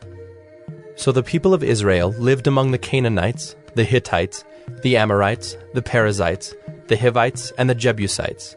And their daughters they took to themselves for wives, and their own daughters they gave to their sons, and they served their gods. And the people of Israel did what was evil in the sight of the Lord. They forgot the Lord their God, and served the Baals and the Ashtaroth. Therefore the anger of the Lord was kindled against Israel, and he sold them into the hand of Cushan-Rishathaim, king of Mesopotamia. And the people of Israel served Cushan-Rishathaim 8 years. But when the people of Israel cried out to the Lord raised up a deliverer for the people of Israel, who saved them, Othniel the son of Kenaz, Caleb's younger brother. The Spirit of the Lord was upon him, and he judged Israel. He went out to war, and the Lord gave Cushan-Rishathaim, king of Mesopotamia, into his hand. And his hand prevailed over Cushan-Rishathaim. So the land had rest 40 years. Then Othniel the son of Kenaz died, and the people of Israel again did what was evil in the sight of the Lord. And the Lord strengthened Eglon, the king of Moab, against Israel, because they had done what was evil in the sight of the Lord. He gathered to himself the Ammonites and the Amalekites, and went and defeated Israel, and they took possession of the city of palms. And the people of Israel served Eglon the king of Moab 18 years. Then the people of Israel cried out to the Lord, and the Lord raised up for them a deliverer, Ehud the son of Gera, the Benjaminite, a left-handed man. The people of Israel sent tribute by him to Eglon the king of Moab. And Ehud made for himself a sword with 2 edges, a cubit in length, and he bound it on his right thigh under his clothes. And he presented the tribute to Eglon king of Moab. Now Eglon was a very fat man, and when Ehud had finished presenting the tribute, he sent away the people who carried the tribute. But he himself turned back at the idols near Gilgal, and said, I have a secret message for you, O king. And he commanded, Silence! And all his attendants went out from his presence. And Ehud came to him as he was sitting alone in his cool roof chamber. And Ehud said, I have a message from God for you. And he arose from his seat. And Ehud reached with his left hand, took the sword from his right thigh, and thrust it into his belly. And the hilt also went in after the blade, and the fat closed over the blade, for he did not pull the sword out of his belly. And the dung came out. Then Ehud went out into the porch, and closed the doors of the roof chamber behind him, and locked them. When he had gone, the servants came, and when they saw that the doors of the roof chamber were locked, they thought, Surely he is relieving himself in the closet of the cool chamber. And they waited till they were embarrassed. But when he still did not open the doors of the roof chamber, they took the key and opened them, and there lay their lord dead on the floor. Ehud escaped while they delayed, and he passed beyond the idols and escaped to Seirah. When he arrived, he sounded the trumpet in the hill country of Ephraim. Then the people of Israel went down with him from the hill country, and he was their leader. And he said to them, Follow after me, for the Lord has given your enemies, the Moabites, into your hand. So they went down after him and seized the fords of the Jordan against the Moabites and did not allow anyone to pass over. And they killed at that time about 10,000 of the Moabites, all strong, able-bodied men.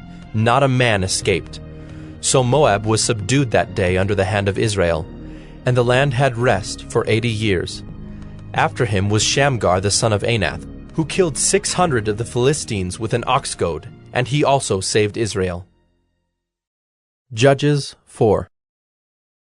And the people of Israel again did what was evil in the sight of the Lord after Ehud died.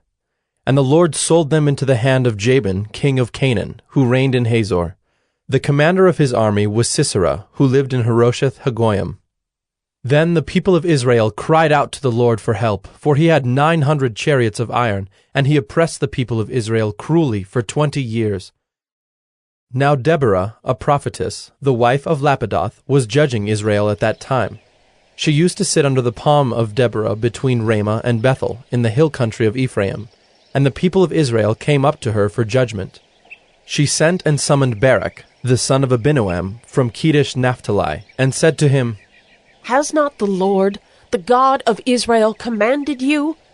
Go, gather your men at Mount Tabor, taking 10,000 from the people of Naphtali and the people of Zebulun.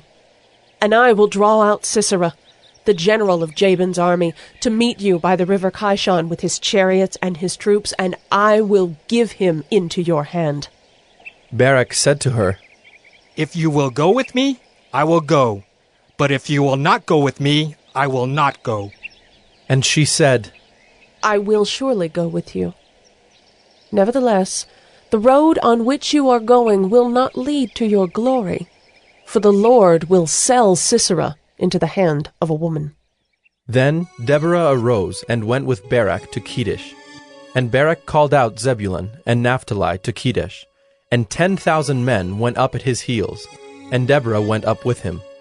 Now Heber the Kenite had separated from the Kenites, the descendants of Hobab, the father-in-law of Moses, and had pitched his tent as far away as the oak in Zaanannim, which is near Kedesh. When Sisera was told that Barak the son of Abinoam had gone up to Mount Tabor, Sisera called out all his chariots, 900 chariots of iron, and all the men who were with him, from Harosheth Hagoyim to the river Kishon. And Deborah said to Barak, Up, for this is the day in which the Lord has given Sisera into your hand. Does not the Lord go out before you? So Barak went down from Mount Tabor with 10,000 men following him. And the Lord routed Sisera and all his chariots and all his army before Barak by the edge of the sword. And Sisera got down from his chariot and fled away on foot. And Barak pursued the chariots and the army to Harosheth Hagoyim, and all the army of Sisera fell by the edge of the sword. Not a man was left. But Sisera fled away on foot to the tent of Jael, the wife of Heber the Kenite, for there was peace between Jabin, the king of Hazor, and the house of Heber the Kenite. And Jael came out to meet Sisera, and said to him, Turn aside, my lord. Turn aside to me. Do not be afraid. So he turned aside to her into the tent, and she covered him with a rug. And he said to her, Please, give me a little water to drink, for I am thirsty. So she opened a skin of milk, and gave him a drink, and covered him. And he said to her, Stand at the opening of the tent, and if any man comes and asks you, Is anyone here? Say no. But Jael, the wife of Heber, took a tent peg and took a hammer in her hand. Then she went softly to him, and drove the peg into his temple until it went down into the ground while he was lying fast asleep from weariness. So he died. And behold, as Barak was pursuing Sisera, Jael went out to meet him, and said to him, Come, and I will show you the man whom you are seeking. So he went into her tent, and there lay Sisera dead with a tent peg in his temple. So on that day God subdued Jabin, the king of Canaan, before the people of Israel. And the hand of the people of Israel pressed harder and harder against Jabin, the king of Canaan, until they destroyed Jabin, king of Canaan. Judges 5. Then sang Deborah and Barak, the son of Abinoam, on that day, That the leaders took the lead in Israel, that the people offered themselves willingly. Bless the Lord. Hear, O kings, give ear, O princes. To the Lord I will sing. I will make melody to the Lord, the God of Israel. Lord, when you went out from Seir, when you marched from the region of Edom, the earth trembled and the heavens dropped. Yes, the clouds dropped water. The mountains quaked before the Lord, even Sinai before the Lord, the God of Israel. In the days of Shamgar, son of Anath, in the days of Jael, the highways were abandoned and travelers kept to the byways. The villagers ceased in Israel. They ceased to be until I arose. I, Deborah, arose as a mother in Israel. When new gods were chosen, then war was in the gates. Was shield or spear to be seen among 40,000 in Israel? My heart goes out to the commanders of Israel, who offered themselves willingly among the people. Bless the Lord! Tell of it, you who ride on white donkeys, you who sit on rich carpets, and you who walk by the way, to the sound of musicians at the watering places. There they repeat the righteous triumphs of the Lord, the righteous triumphs of his villagers in Israel. Then down to the gates march the people of the Lord. Awake, awake, Deborah! Awake, awake! Break out in a song! Arise, Barak! Lead away your captives, O son of Abinoam! Then down marched the remnant of the noble. The people of the Lord marched down for me against the mighty. From Ephraim, their root, they marched down into the valley following you. Benjamin with your kinsmen. From Machir marched down the commanders. And from Zebulun those who bear the lieutenant's staff. The princes of Issachar came with Deborah, and Issachar faithful to Barak. Into the valley they rushed at his heels. Among the clans of Reuben there were great searchings of heart. Why did you sit still among the sheepfolds? To hear the whistling for the flocks?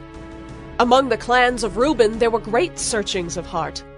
Gilead stayed beyond the Jordan. And Dan, why did he stay with the ships? Asher sat still at the coast of the sea, staying by his landings. Zebulun is a people who risked their lives to the death. Naphtali, too, on the heights of the field. The kings came, they fought. Then fought the kings of Canaan at Taanach by the waters of Megiddo. They got no spoils of silver. From heaven the stars fought. From their courses they fought against Sisera. The torrent Kishon swept them away, the ancient torrent, the torrent Kishon. March on, my soul, with might.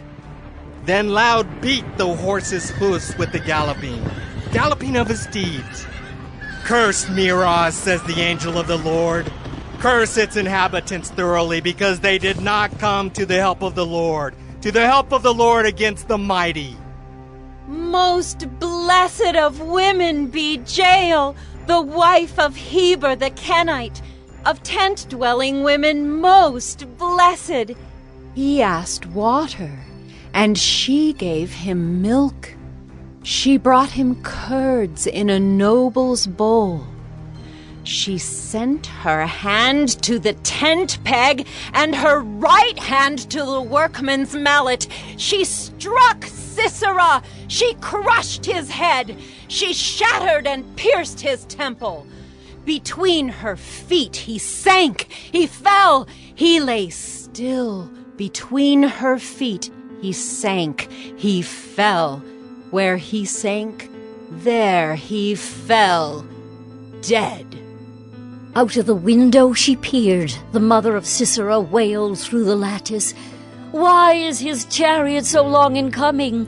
Why tarry the hoofbeats of his chariots? Her wisest princesses answer. Indeed, she answers herself. Have they not found and divided the spoil? A womb or two for every man.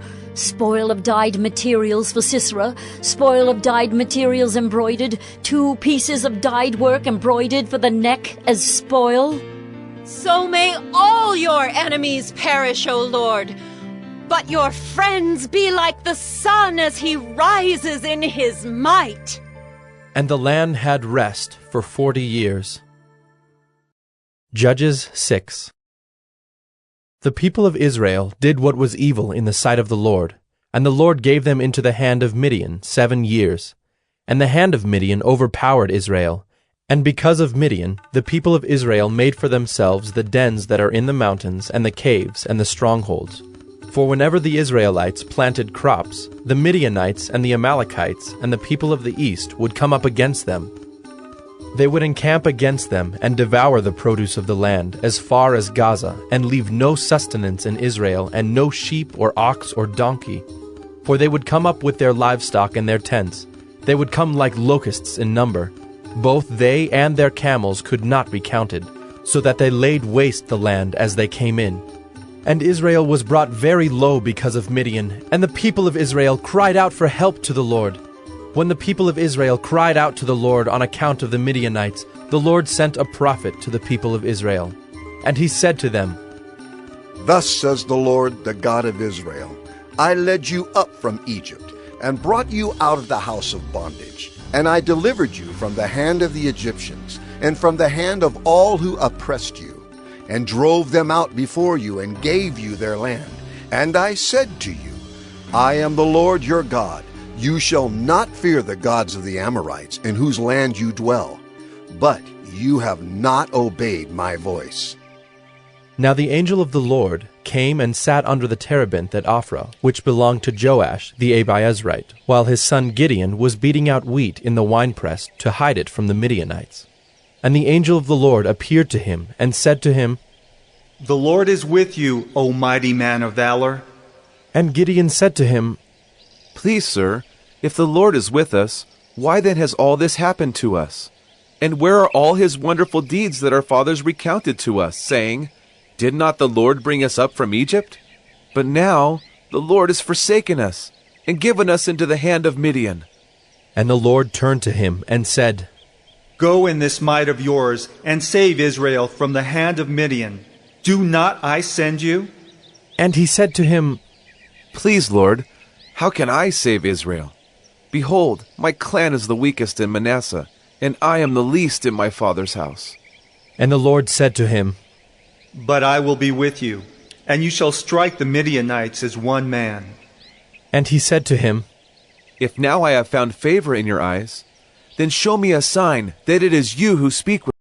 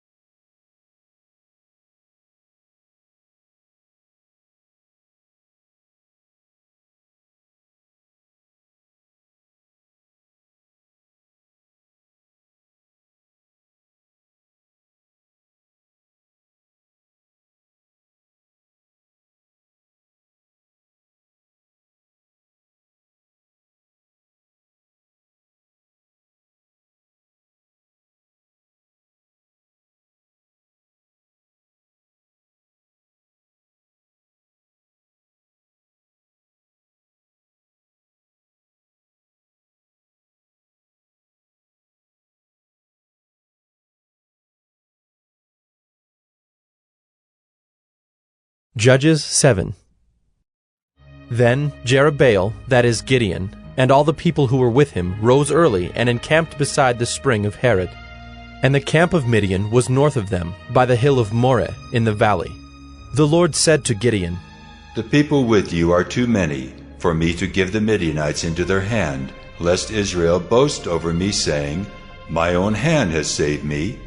Now therefore proclaim in the ears of the people, saying, Whoever is fearful and trembling, let him return home, and hurry away from Mount Gilead. Then 22,000 of the people returned, and 10,000 remained. And the Lord said to Gideon, The people are still too many. Take them down to the water, and I will test them for you there. And any one of whom I say to you, This one shall go with you, shall go with you. And any one of whom I say to you, This one shall not go with you, shall not go. So he brought the people down to the water. And the Lord said to Gideon, Every one who laps the water with his tongue as a dog laps, you shall set by himself. Likewise, every one who kneels down to drink. And the number of those who lapped, putting their hands to their mouths, was 300 men, but all the rest of the people knelt down to drink water. And the Lord said to Gideon, With the 300 men who lapped, I will save you, and give the Midianites into your hand, and let all the others go, every man to his home. So the people took provisions in their hands and their trumpets. And he sent all the rest of Israel, every man to his tent, but retained the 300 men. And the camp of Midian was below him in the valley. That same night the Lord said to him, Arise, go down against the camp, for I have given it into your hand. But if you are afraid to go down to the camp with Purah your servant, and you shall hear what they say, and afterward your hands shall be strengthened to go down against the camp. Then he went down with Purah his servant to the outposts of the armed men who were in the camp. And the Midianites and the Amalekites and all the people of the east lay along the valley like locusts in abundance, and their camels were without number as the sand that is on the seashore in abundance. When Gideon came, behold, a man was telling a dream to his comrade. And he said, Behold, I dreamed a dream, and behold, a cake of barley bread tumbled into the camp of Midian, and came to the tent and struck it so that it fell, and turned it upside down, so that the tent lay flat. And his comrade answered, This is no other than the sword of Gideon, the son of Joash, a man of Israel. God has given into his hand Midian and all the camp. As soon as Gideon heard the telling of the dream and its interpretation, he worshipped, and he returned to the camp of Israel and said, Arise, for the Lord has given the host of Midian into your hand. And he divided the 300 men into 3 companies, and put trumpets into the hands of all of them, and empty jars with torches inside the jars. And he said to them, Look at me, and do likewise. When I come to the outskirts of the camp, do as I do. When I blow the trumpet, I and all who are with me, then blow the trumpets also on every side of all the camp, and shout, For the Lord, and for Gideon! So Gideon and the 100 men who were with him came to the outskirts of the camp at the beginning of the middle watch, when they had just set the watch. And they blew the trumpets and smashed the jars that were in their hands. Then the 3 companies blew the trumpets and broke the jars. They held in their left hands the torches, and in their right hands the trumpets to blow. And they cried out, A sword for the Lord and for Gideon! Every man stood in his place around the camp, and all the army ran. They cried out and fled. When they blew the 300 trumpets, the Lord set every man's sword against his comrade and against all the army. And the army fled as far as Bethshittah toward Zererah, as far as the border of Abel-Meholah by Tabbath. And the men of Israel were called out from Naphtali and from Asher and from all Manasseh, and they pursued after Midian. Gideon sent messengers throughout all the hill country of Ephraim, saying, Come down against the Midianites and capture the waters against them, as far as Beth-Barah and also the Jordan. So all the men of Ephraim were called out, and they captured the waters as far as Beth-Barah and also the Jordan. And they captured the 2 princes of Midian, Oreb and Zeeb. They killed Oreb at the rock of Oreb, and Zeeb they killed at the winepress of Zeeb. Then they pursued Midian, and they brought the heads of Oreb and Zeeb to Gideon across the Jordan. Judges 8. Then the men of Ephraim said to him, What is this that you have done to us, not to call us when you went to fight against Midian? And they accused him fiercely. And he said to them, What have I done now in comparison with you?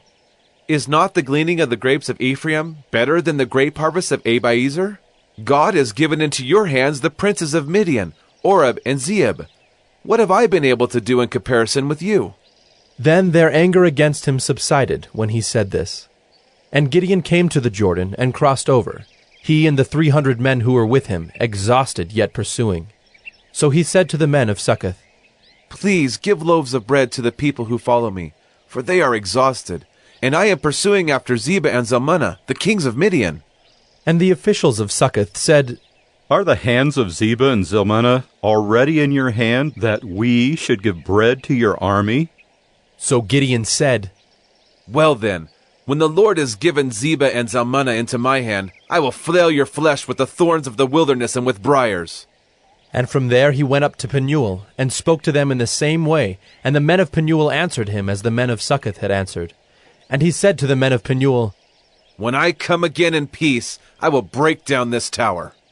Now Zebah and Zalmunna were in Karkor with their army, about 15,000 men, all who were left of all the army of the people of the east, for there had fallen 120,000 men who drew the sword. And Gideon went up by the way of the tent dwellers, east of Nobah and Jogbehah, and attacked the army, for the army felt secure. And Zebah and Zalmunna fled, and he pursued them and captured the 2 kings of Midian, Zebah and Zalmunna. And he threw all the army into a panic. Then Gideon the son of Joash returned from the battle by the ascent of Heres, and he captured a young man of Succoth and questioned him. And he wrote down for him the officials and elders of Succoth, 77 men. And he came to the men of Succoth and said, Behold, Zebah and Zalmunna, about whom you taunted me, saying, Are the hands of Zebah and Zalmunna already in your hand, that we should give bread to your men who are exhausted? And he took the elders of the city, and he took thorns of the wilderness and briars, and with them taught the men of Succoth a lesson. And he broke down the tower of Penuel, and killed the men of the city. Then he said to Zebah and Zalmunna, Where are the men whom you killed at Tabor? They answered, As you are, so were they. Every one of them resembled the son of a king. And he said, They were my brothers, the sons of my mother. As the Lord lives, if you had saved them alive, I would not kill you. So he said to Jether, his firstborn, Rise and kill them! But the young man did not draw his sword, for he was afraid because he was still a young man. Then Zebah and Zalmunna said, Rise yourself and fall upon us, for as the man is, so is his strength. And Gideon arose and killed Zebah and Zalmunna, and he took the crescent ornaments that were on the necks of their camels. Then the men of Israel said to Gideon, Rule over us, you and your son and your grandson also, for you have saved us from the hand of Midian. Gideon said to them, I will not rule over you, and my son will not rule over you. The Lord will rule over you. And Gideon said to them, Let me make a request of you. Every one of you give me the earrings from his spoil. For they had golden earrings, because they were Ishmaelites. And they answered, We will willingly give them. And they spread a cloak, and every man threw in it the earrings of his spoil. And the weight of the golden earrings that he requested was 1,700 shekels of gold, besides the crescent ornaments and the pendants and the purple garments worn by the kings of Midian, and besides the collars that were around the necks of their camels. And Gideon made an ephod of it and put it in his city, in Ophrah. And all Israel whored after it there, and it became a snare to Gideon and to his family. So Midian was subdued before the people of Israel, and they raised their heads no more. And the land had rest 40 years in the days of Gideon. Jerubbaal, the son of Joash, went and lived in his own house. Now Gideon had 70 sons, his own offspring, for he had many wives. And his concubine, who was in Shechem, also bore him a son, and he called his name Abimelech. And Gideon, the son of Joash, died in a good old age, and was buried in the tomb of Joash his father, at Ophrah of the Abiezrites. As soon as Gideon died, the people of Israel turned again, and whored after the Baals, and made Baal-berith their god. And the people of Israel did not remember the Lord their God, who had delivered them from the hand of all their enemies on every side, and they did not show steadfast love to the family of Jerubbaal, that is Gideon, in return for all the good that he had done to Israel. Judges 9. Now Abimelech, the son of Jerubbaal, went to Shechem to his mother's relatives, and said to them and to the whole clan of his mother's family, Say in the ears of all the leaders of Shechem, which is better for you, that all 70 of the sons of Jerubbaal rule over you, or that one rule over you? Remember also that I am your bone and your flesh. And his mother's relatives spoke all these words on his behalf in the ears of all the leaders of Shechem, and their hearts inclined to follow Abimelech, for they said, He is our brother. And they gave him 70 pieces of silver out of the house of Baal-berith, with which Abimelech hired worthless and reckless fellows who followed him. And he went to his father's house at Ophrah, and killed his brothers, the sons of Jerubbaal, 70 men on one stone. But Jotham, the youngest son of Jerubbaal, was left, for he hid himself. And all the leaders of Shechem came together, and all Beth Millo, and they went and made Abimelech king by the oak of the pillar at Shechem.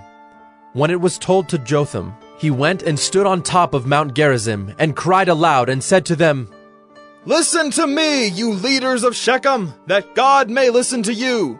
The trees once went out to anoint a king over them, and they said to the olive tree, 'Reign over us.' But the olive tree said to them, 'Shall I leave my abundance by which gods and men are honored, and go hold sway over the trees?' And the trees said to the fig tree, 'You come and reign over us.' But the fig tree said to them, 'Shall I leave my sweetness and my good fruit, and go hold sway over the trees?'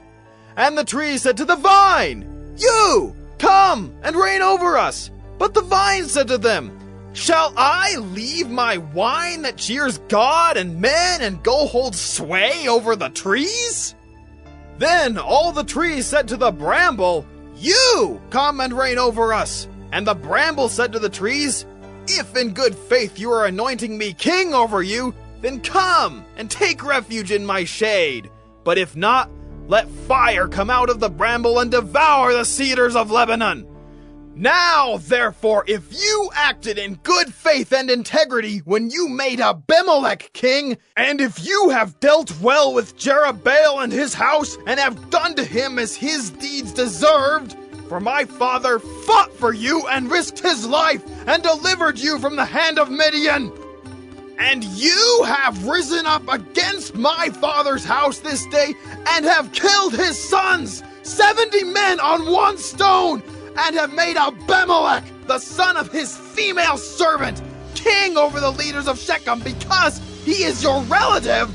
If you then have acted in good faith and integrity with Jerubbaal and with his house this day, then rejoice in Abimelech, and let him also rejoice in you. But if not, let fire come out from Abimelech and devour the leaders of Shechem and Beth Millo. And let fire come out from the leaders of Shechem and from Beth Millo and devour Abimelech."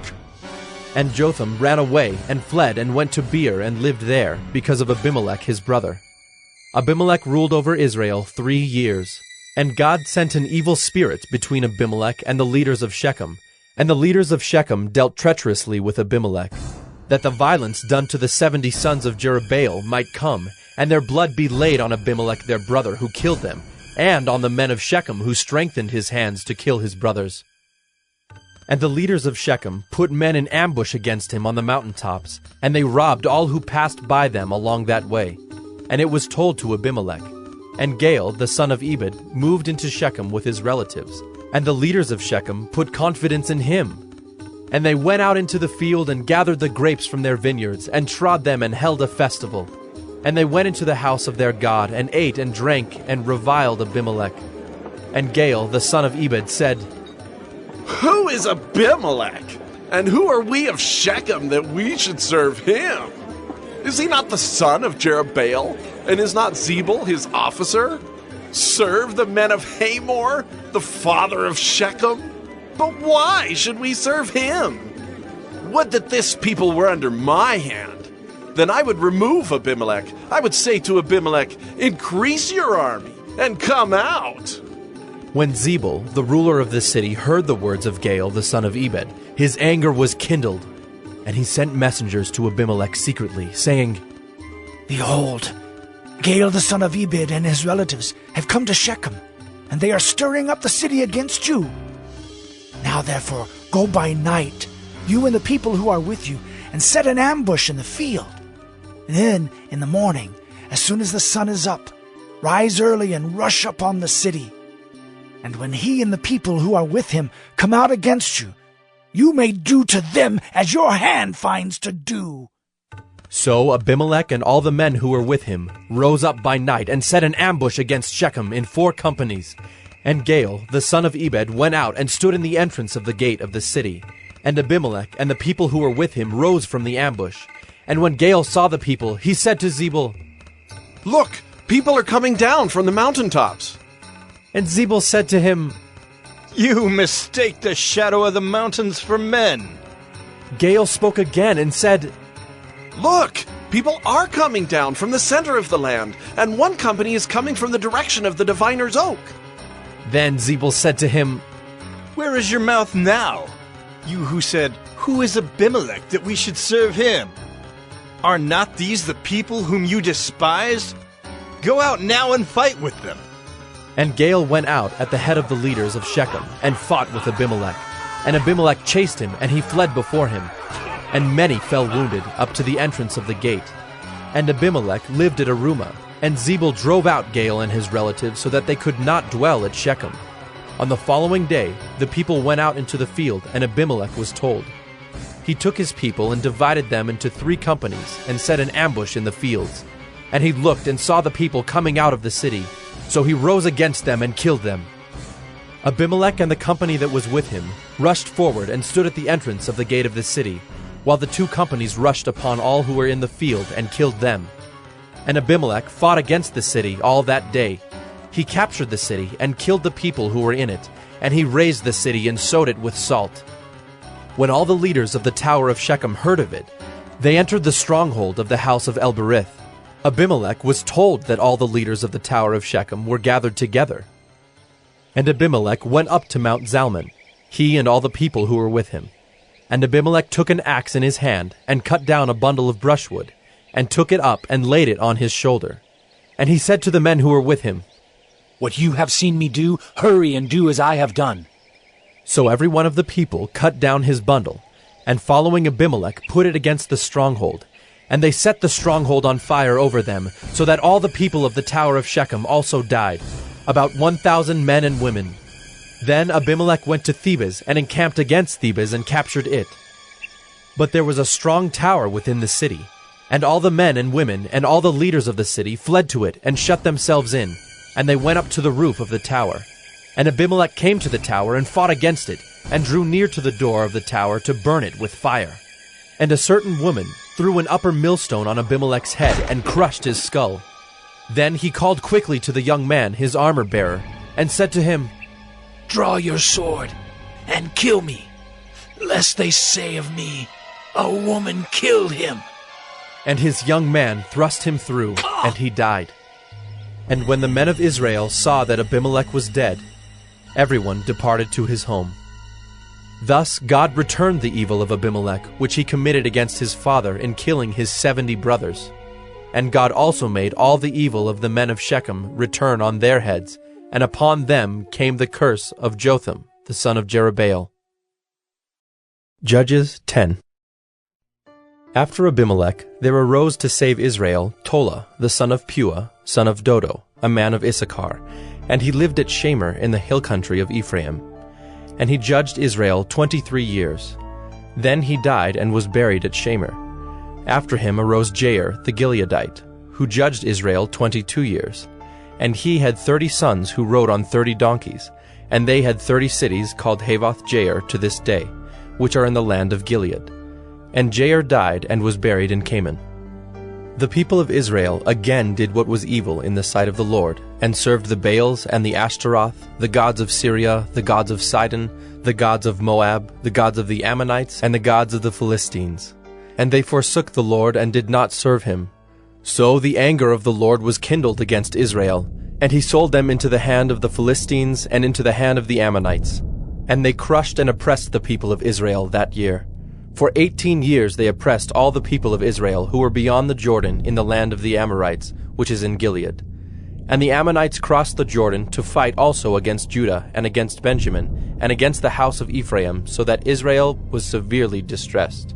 And the people of Israel cried out to the Lord, saying, "We have sinned against you, because we have forsaken our God and have served the Baals." And the Lord said to the people of Israel, Did I not save you from the Egyptians and from the Amorites, from the Ammonites and from the Philistines, the Sidonians also, and the Amalekites, and the Maonites oppressed you, and you cried out to me, and I saved you out of their hand. Yet you have forsaken me and served other gods. Therefore I will save you no more. Go and cry out to the gods whom you have chosen. Let them save you in the time of your distress. And the people of Israel said to the Lord, "We have sinned. Do to us whatever seems good to you. Only please deliver us this day."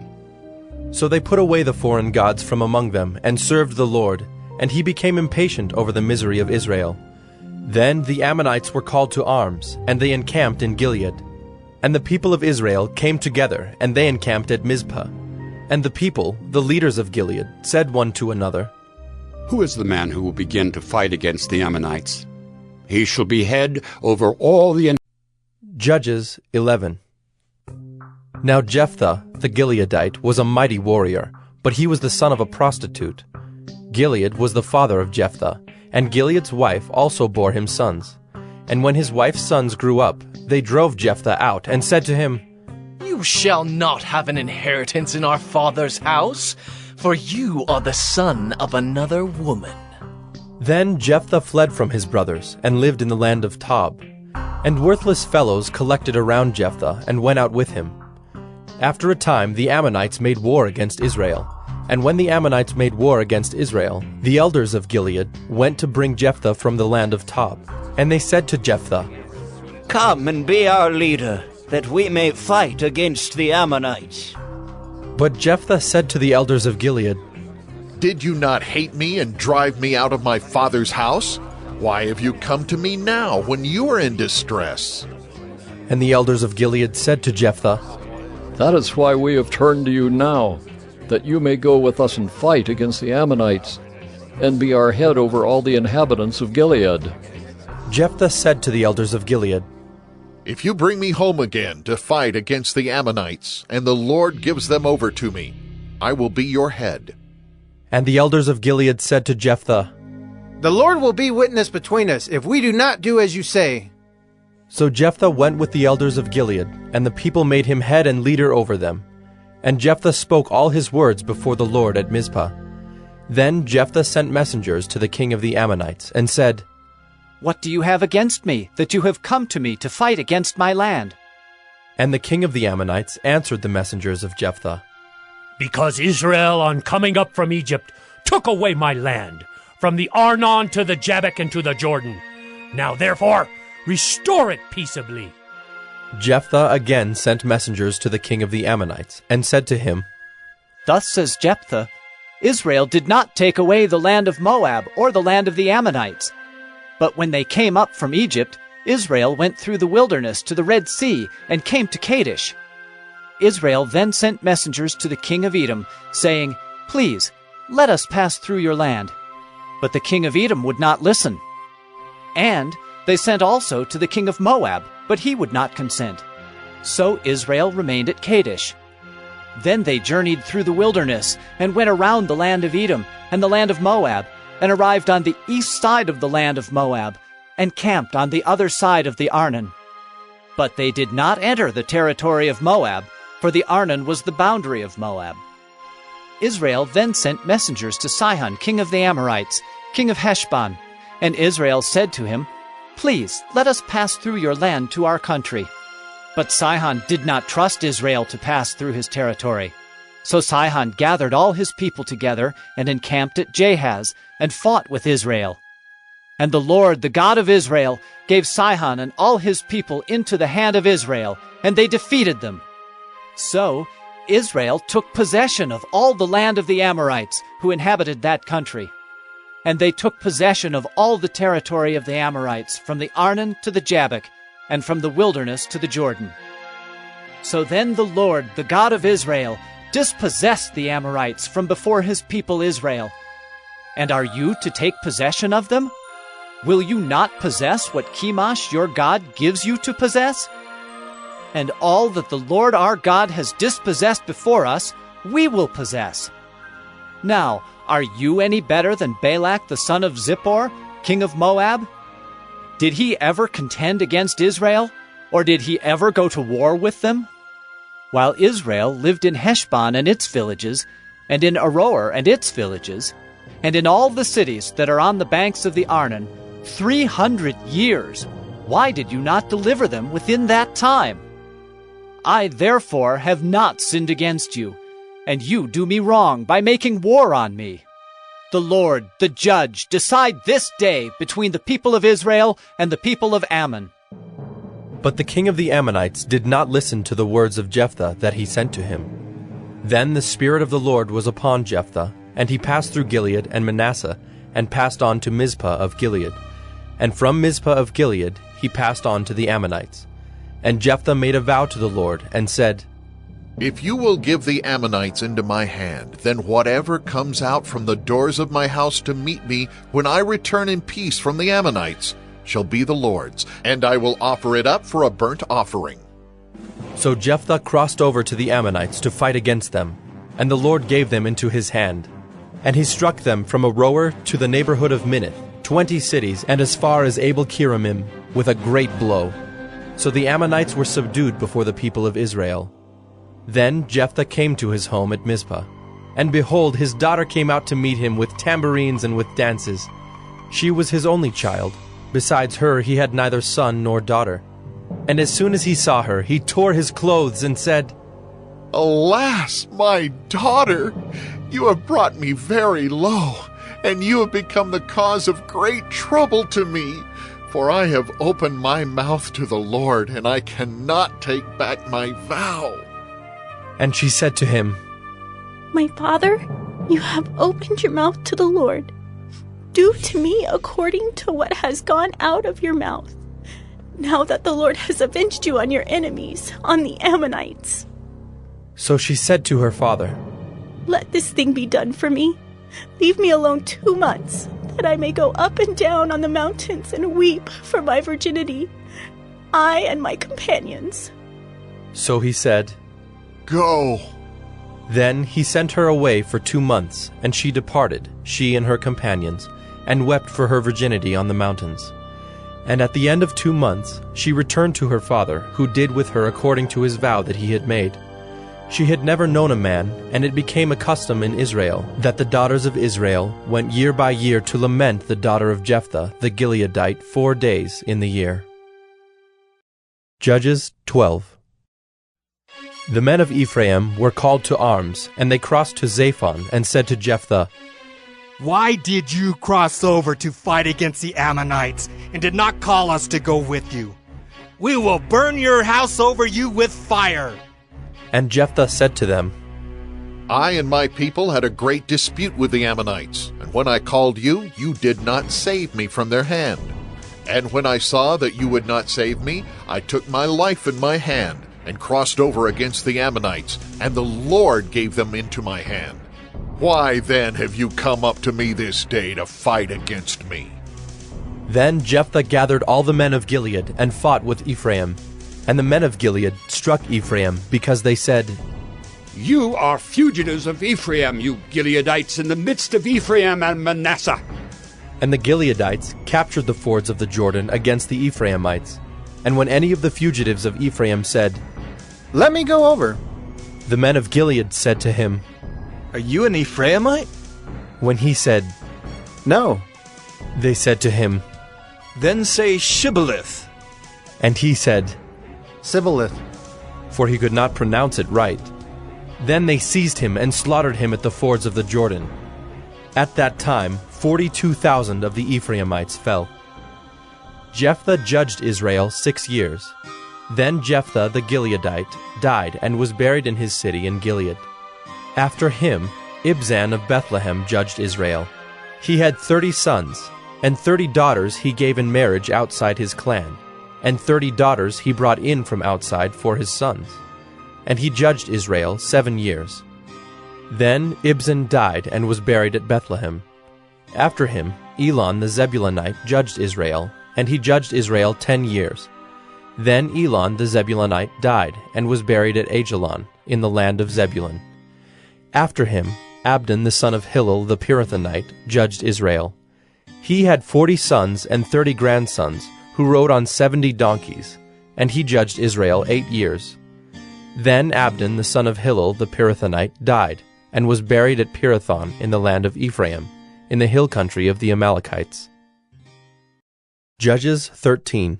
And the people of Israel again did what was evil in the sight of the Lord. So the Lord gave them into the hand of the Philistines for 40 years. There was a certain man of Zorah, of the tribe of the Danites, whose name was Manoah, and his wife was barren and had no children. And the angel of the Lord appeared to the woman, and said to her, Behold, you are barren and have not borne children, but you shall conceive and bear a son. Therefore be careful and drink no wine or strong drink, and eat nothing unclean. For behold, you shall conceive and bear a son. No razor shall come upon his head, for the child shall be a Nazirite to God from the womb, and he shall begin to save Israel from the hand of the Philistines. Then the woman came and told her husband, A man of God came to me, and his appearance was like the appearance of the angel of God, very awesome. I did not ask him where he was from, and he did not tell me his name, but he said to me, Behold, you shall conceive and bear a son. So then drink no wine or strong drink, and eat nothing unclean, for the child shall be a Nazirite to God from the womb to the day of his death. Then Manoah prayed to the Lord and said, O Lord, please let the man of God whom you sent come again to us and teach us what we are to do with the child who will be born. And God listened to the voice of Manoah. And the angel of God came again to the woman as she sat in the field. But Manoah her husband was not with her. So the woman ran quickly and told her husband, Behold, the man who came to me the other day has appeared to me. And Manoah arose and went after his wife, and came to the man and said to him, Are you the man who spoke to this woman? And he said, I am. And Manoah said, Now when your words come true, what is to be the child's manner of life, and what is his mission? And the angel of the Lord said to Manoah, Of all that I said to the woman, let her be careful. She may not eat of anything that comes from the vine, neither let her drink wine or strong drink, or eat any unclean thing. All that I commanded her, let her observe. Manoah said to the angel of the Lord, Please, let us detain you and prepare a young goat for you. And the angel of the Lord said to Manoah, If you detain me, I will not eat of your food. But if you prepare a burnt offering, then offer it to the Lord. For Manoah did not know that he was the angel of the Lord. And Manoah said to the angel of the Lord, What is your name, so that when your words come true, we may honor you? And the angel of the Lord said to him, Why do you ask my name, seeing it is wonderful? So Manoah took the young goat with the grain offering, and offered it on the rock to the Lord, to the one who works wonders. And Manoah and his wife were watching. And when the flame went up toward heaven from the altar, the angel of the Lord went up in the flame of the altar. Now Manoah and his wife were watching, and they fell on their faces to the ground. The angel of the Lord appeared no more to Manoah and to his wife. Then Manoah knew that he was the angel of the Lord. And Manoah said to his wife, We shall surely die, for we have seen God. But his wife said to him, If the Lord had meant to kill us, he would not have accepted a burnt offering and a grain offering at our hands, or shown us all these things, or now announced to us such things as these. And the woman bore a son, and called his name Samson. And the young man grew, and the Lord blessed him. And the Spirit of the Lord began to stir him in Mahanadan, between Zorah and Eshtaol. Judges 14. Samson went down to Timnah, and at Timnah he saw one of the daughters of the Philistines. Then he came up and told his father and mother, I saw one of the daughters of the Philistines at Timnah. Now get her for me as my wife.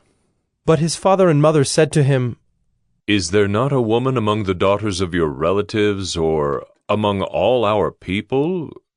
That you must go to take a wife from the uncircumcised Philistines? But Samson said to his father, Get her for me, for she is right in my eyes. His father and mother did not know that it was from the Lord, for he was seeking an opportunity against the Philistines. At that time the Philistines ruled over Israel. Then Samson went down with his father and mother to Timnah, and they came to the vineyards of Timnah. And behold, a young lion came toward him roaring. Then the Spirit of the Lord rushed upon him, and although he had nothing in his hand, he tore the lion in pieces as one tears a young goat. But he did not tell his father or his mother what he had done. Then he went down and talked with the woman, and she was right in Samson's eyes. After some days he returned to take her. And he turned aside to see the carcass of the lion, and behold, there was a swarm of bees in the body of the lion, and honey. He scraped it out into his hands, and went on, eating as he went. And he came to his father and mother, and gave some to them, and they ate. But he did not tell them that he had scraped the honey from the carcass of the lion. His father went down to the woman, and Samson prepared a feast there, for so the young men used to do. As soon as the people saw him, they brought 30 companions to be with him. And Samson said to them, Let me now put a riddle to you. If you can tell me what it is within the 7 days of the feast, and find it out, then I will give you 30 linen garments and 30 changes of clothes. But if you cannot tell me what it is, then you shall give me 30 linen garments and 30 changes of clothes. And they said to him, Put your riddle that we may hear it.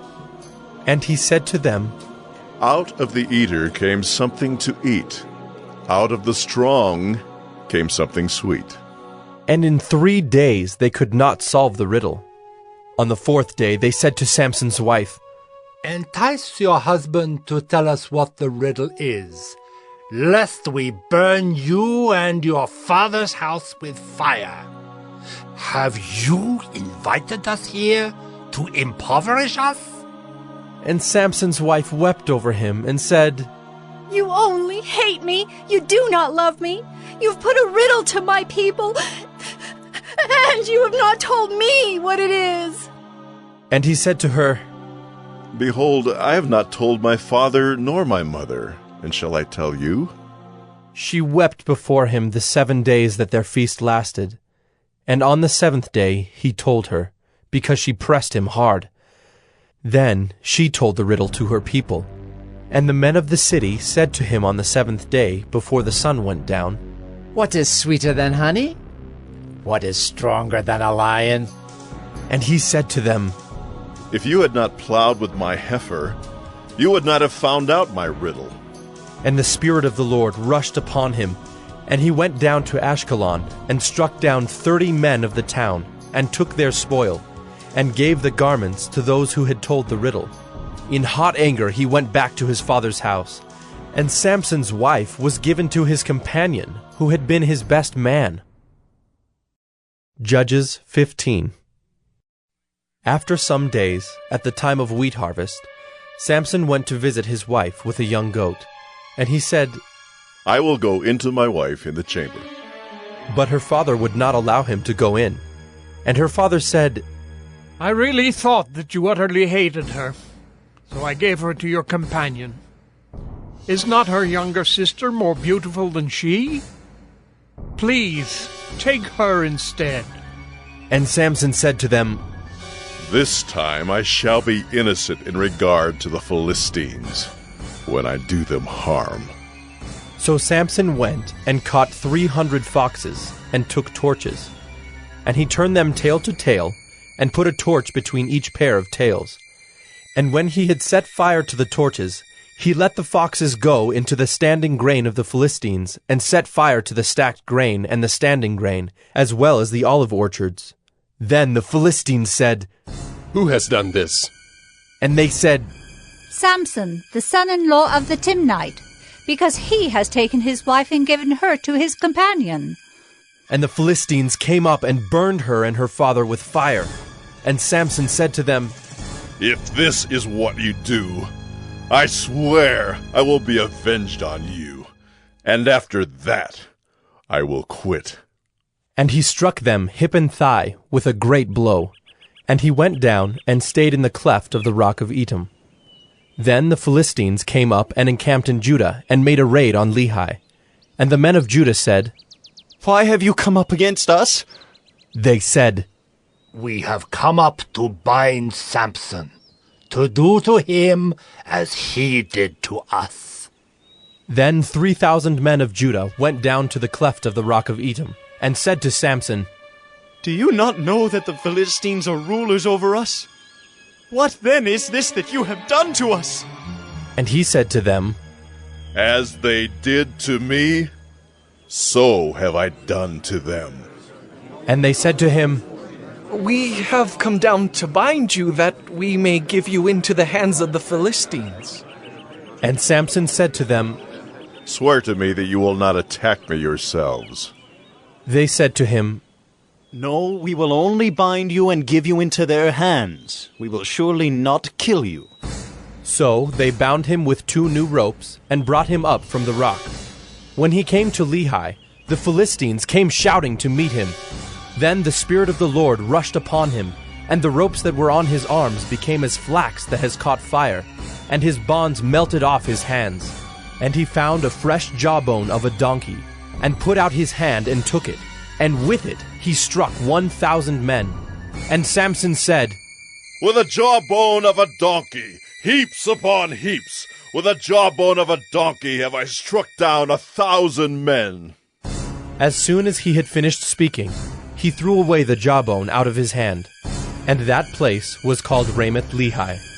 And he was very thirsty, and he called upon the Lord and said, You have granted this great salvation by the hand of your servant, and shall I now die of thirst and fall into the hands of the uncircumcised?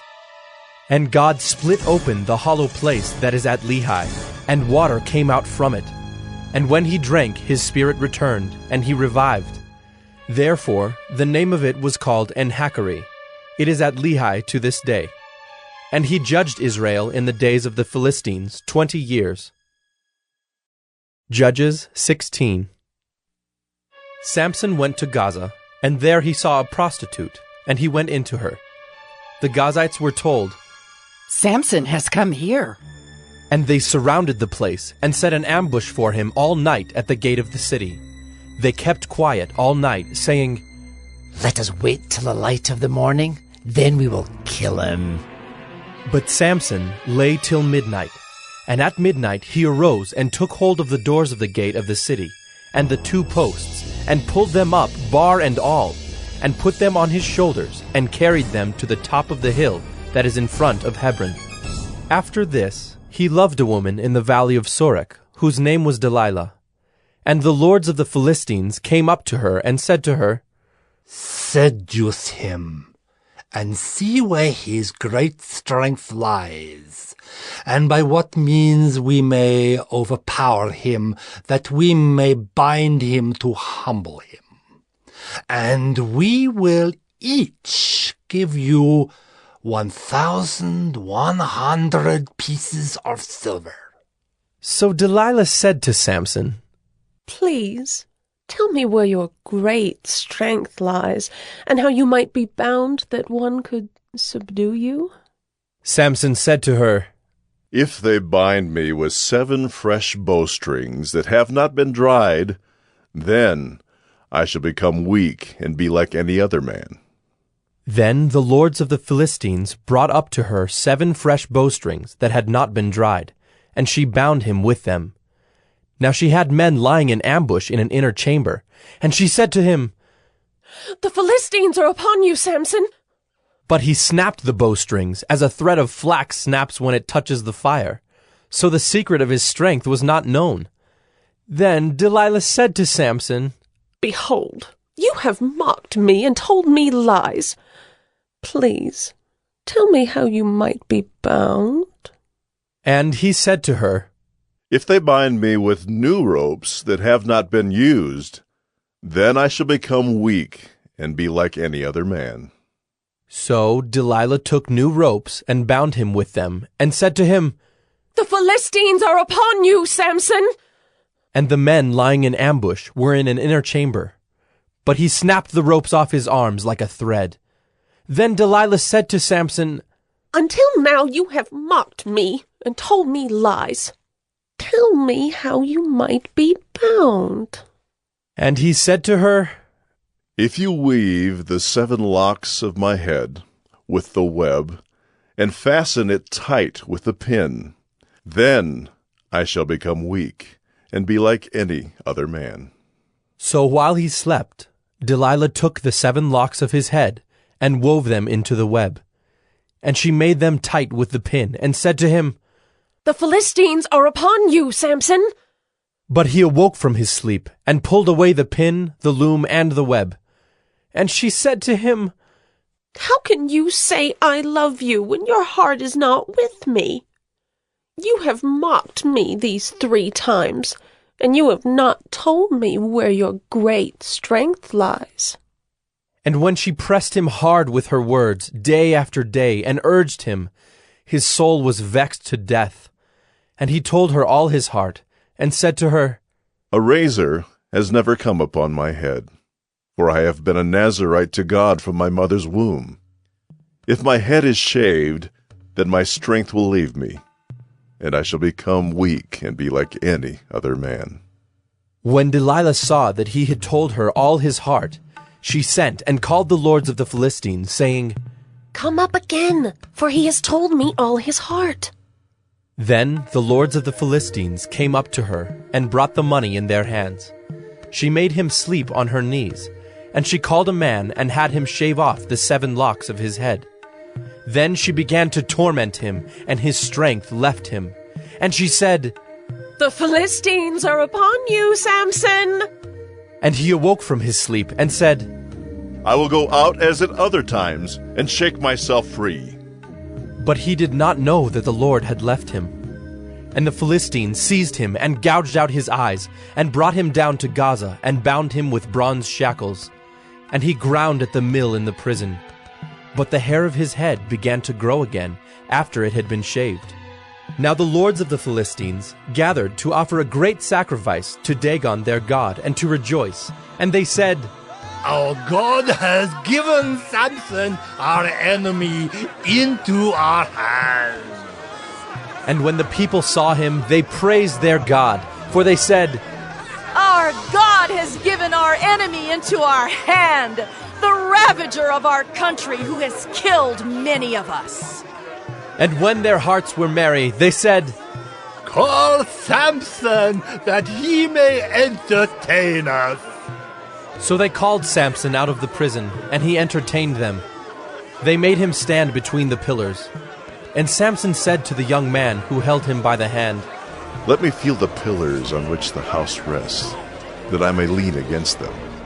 Now the house was full of men and women.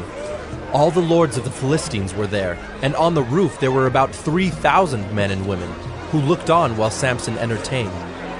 Then Samson called to the Lord and said, O Lord God, please remember me, and please strengthen me only this once. O God, that I may be avenged on the Philistines for my 2 eyes. And Samson grasped the 2 middle pillars on which the house rested, and he leaned his weight against them, his right hand on the one and his left hand on the other. And Samson said, Let me die with the Philistines.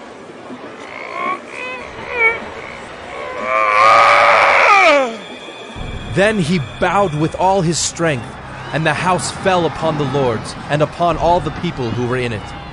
So the dead whom he killed at his death were more than those whom he had killed during his life. Then his brothers and all his family came down and took him and brought him up and buried him between Zorah and Eshtaol in the tomb of Manoah his father. He had judged Israel 20 years. Judges 17. There was a man of the hill country of Ephraim, whose name was Micah. And he said to his mother, The 1,100 pieces of silver that were taken from you, about which you uttered a curse, and also spoke it in my ears, behold, the silver is with me. I took it. And his mother said, Blessed be my son by the Lord. And he restored the 1,100 pieces of silver to his mother. And his mother said, I dedicate the silver to the Lord from my hand for my son, to make a carved image and a metal image. Now therefore I will restore it to you. So when he restored the money to his mother took 200 pieces of silver, and gave it to the silversmith, who made it into a carved image and a metal image. And it was in the house of Micah. And the man Micah had a shrine, and he made an ephod and household gods, and ordained one of his sons, who became his priest. In those days there was no king in Israel. Everyone did what was right in his own eyes. Now there was a young man of Bethlehem in Judah, of the family of Judah, who was a Levite, and he sojourned there. And the man departed from the town of Bethlehem in Judah to sojourn where he could find a place. And as he journeyed, he came to the hill country of Ephraim, to the house of Micah. And Micah said to him, Where do you come from? And he said to him, I am a Levite of Bethlehem in Judah, and I'm going to sojourn where I may find a place. And Micah said to him, Stay with me, and be to me a father and a priest, and I will give you 10 pieces of silver a year, and a suit of clothes, and your living. And the Levite went in. And the Levite was content to dwell with the man, and the young man became to him like one of his sons. And Micah ordained the Levite, and the young man became his priest, and was in the house of Micah. Then Micah said, Now I know that the Lord will prosper me, because I have a Levite as priest. Judges 18. In those days there was no king in Israel. And in those days the tribe of the people of Dan was seeking for itself an inheritance to dwell in, for until then no inheritance among the tribes of Israel had fallen to them. So the people of Dan sent 5 able men from the whole number of their tribe, from Zorah and from Eshtaol, to spy out the land and to explore it. And they said to them, Go and explore the land. And they came to the hill country of Ephraim, to the house of Micah, and lodged there. When they were by the house of Micah, they recognized the voice of the young Levite. And they turned aside and said to him, Who brought you here? What are you doing in this place? What is your business here?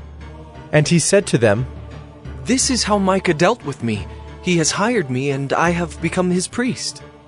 And they said to him, Inquire of God, please, that we may know whether the journey on which we are setting out will succeed. And the priest said to them, Go in peace. The journey on which you go is under the eye of the Lord. Then the 5 men departed and came to Laish, and saw the people who were there, how they lived in security, after the manner of the Sidonians, quiet and unsuspecting, lacking nothing that is in the earth, and possessing wealth, and how they were far from the Sidonians, and had no dealings with anyone. And when they came to their brothers at Zorah and Eshtaol, their brothers said to them, What do you report?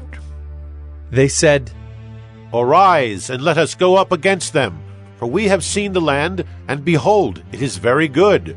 And will you do nothing? Do not be slow to go to enter in and possess the land. As soon as you go, you will come to an unsuspecting people. The land is spacious, for God has given it into your hands, a place where there is no lack of anything that is in the earth. So 600 men of the tribe of Dan, armed with weapons of war, set out from Zorah and Eshtaol, and went up and encamped at Kiriath-Jearim in Judah. On this account that place is called Mahaneh-dan to this day. Behold, it is west of Kiriath-Jearim. And they passed on from there to the hill country of Ephraim, and came to the house of Micah. Then the 5 men who had gone to scout out the country of Laish said to their brothers, Do you know that in these houses there are an ephod, household gods, a carved image, and a metal image? Now therefore consider what you will do.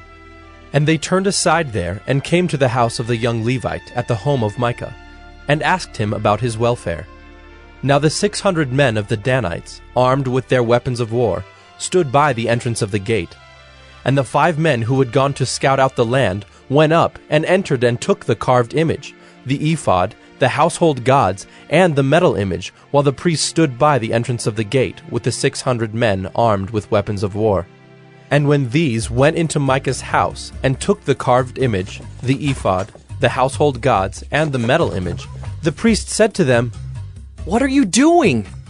And they said to him, Keep quiet, put your hand on your mouth, and come with us, and be to us a father and a priest. Is it better for you to be priest to the house of one man, or to be priest to a tribe and clan in Israel? And the priest's heart was glad. He took the ephod, and the household gods, and the carved image, and went along with the people. So they turned and departed, putting the little ones and the livestock and the goods in front of them.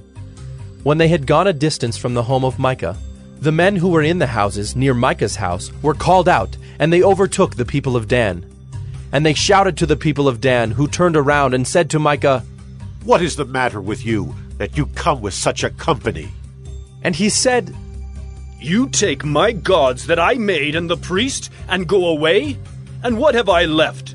How then do you ask me, What is the matter with you?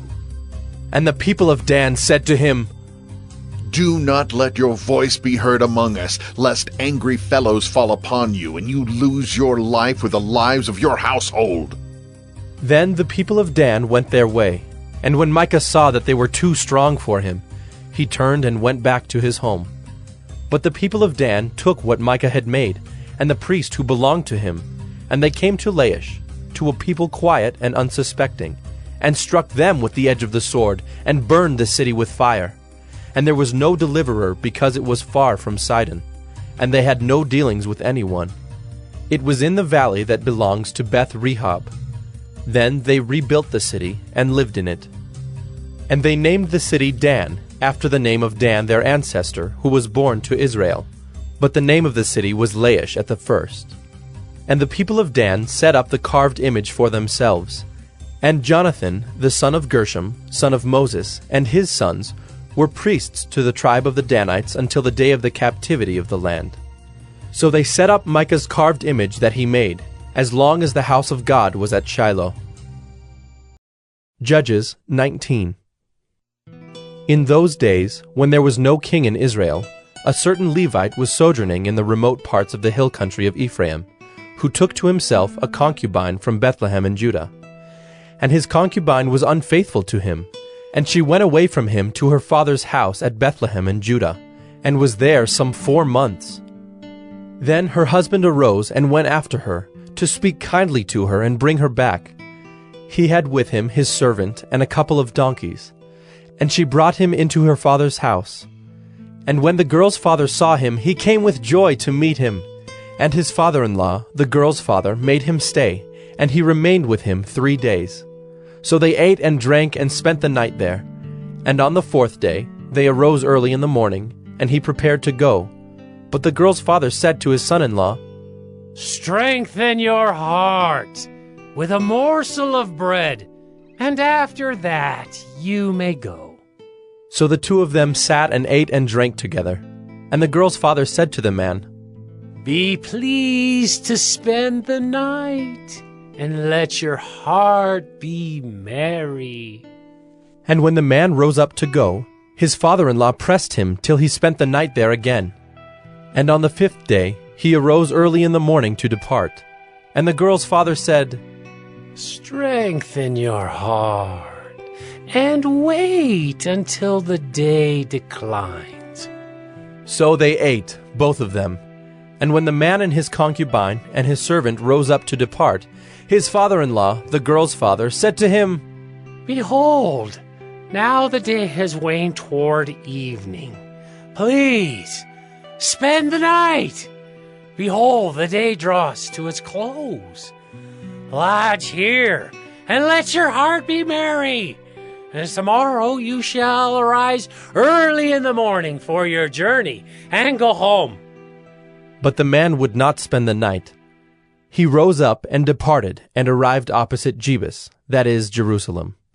He had with him a couple of saddled donkeys, and his concubine was with him. When they were near Jebus, the day was nearly over, and the servant said to his master, Come now, let us turn aside to this city of the Jebusites, and spend the night in it.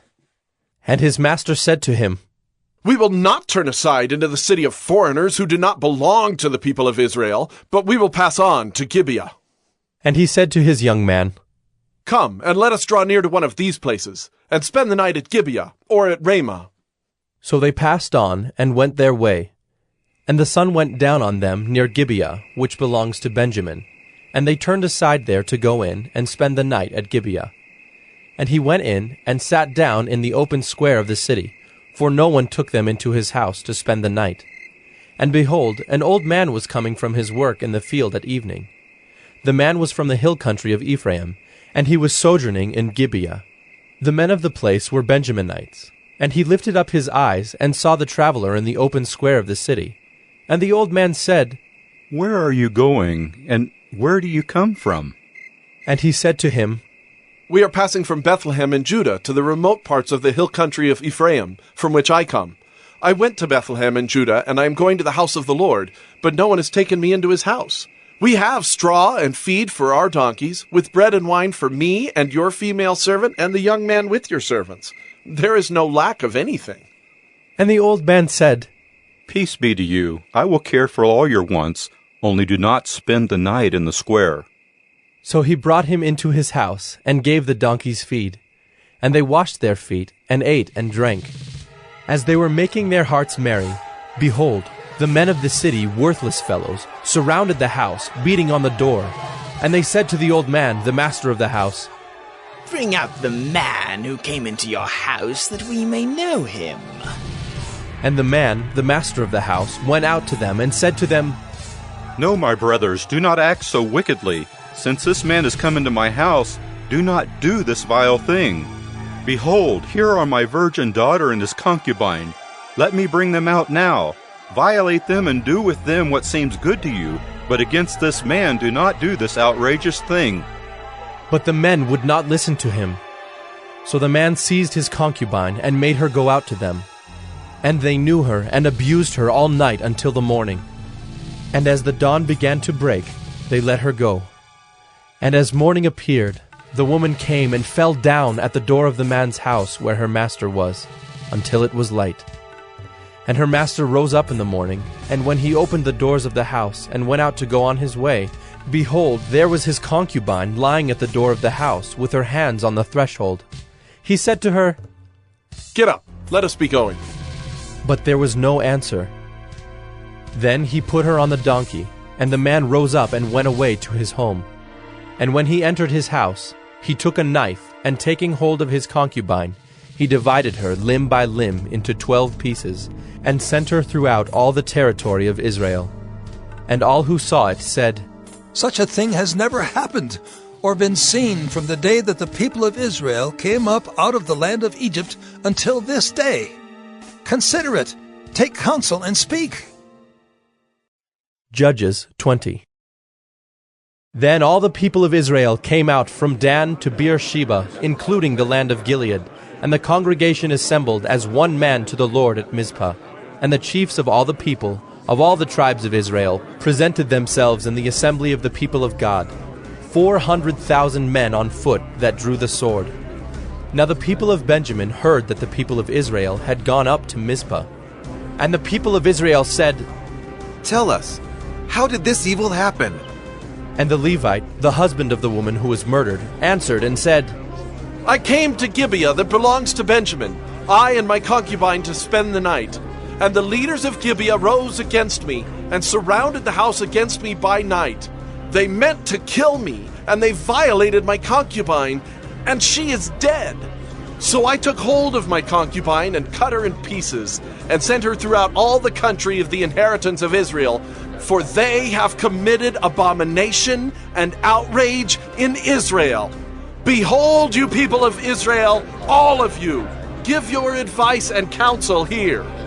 And all the people arose as one man, saying, "None of us will go to his tent, and none of us will return to his house. But now, this is what we will do to Gibeah.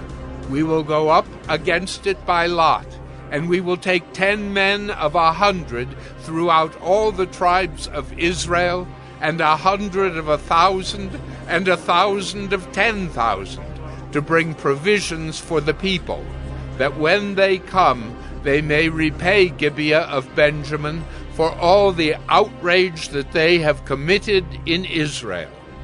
So all the men of Israel gathered against the city, united as one man. And the tribes of Israel sent men through all the tribe of Benjamin, saying, "What evil is this that has taken place among you? Now therefore give up the men, the worthless fellows in Gibeah, that we may put them to death and purge evil from Israel." But the Benjaminites would not listen to the voice of their brothers, the people of Israel.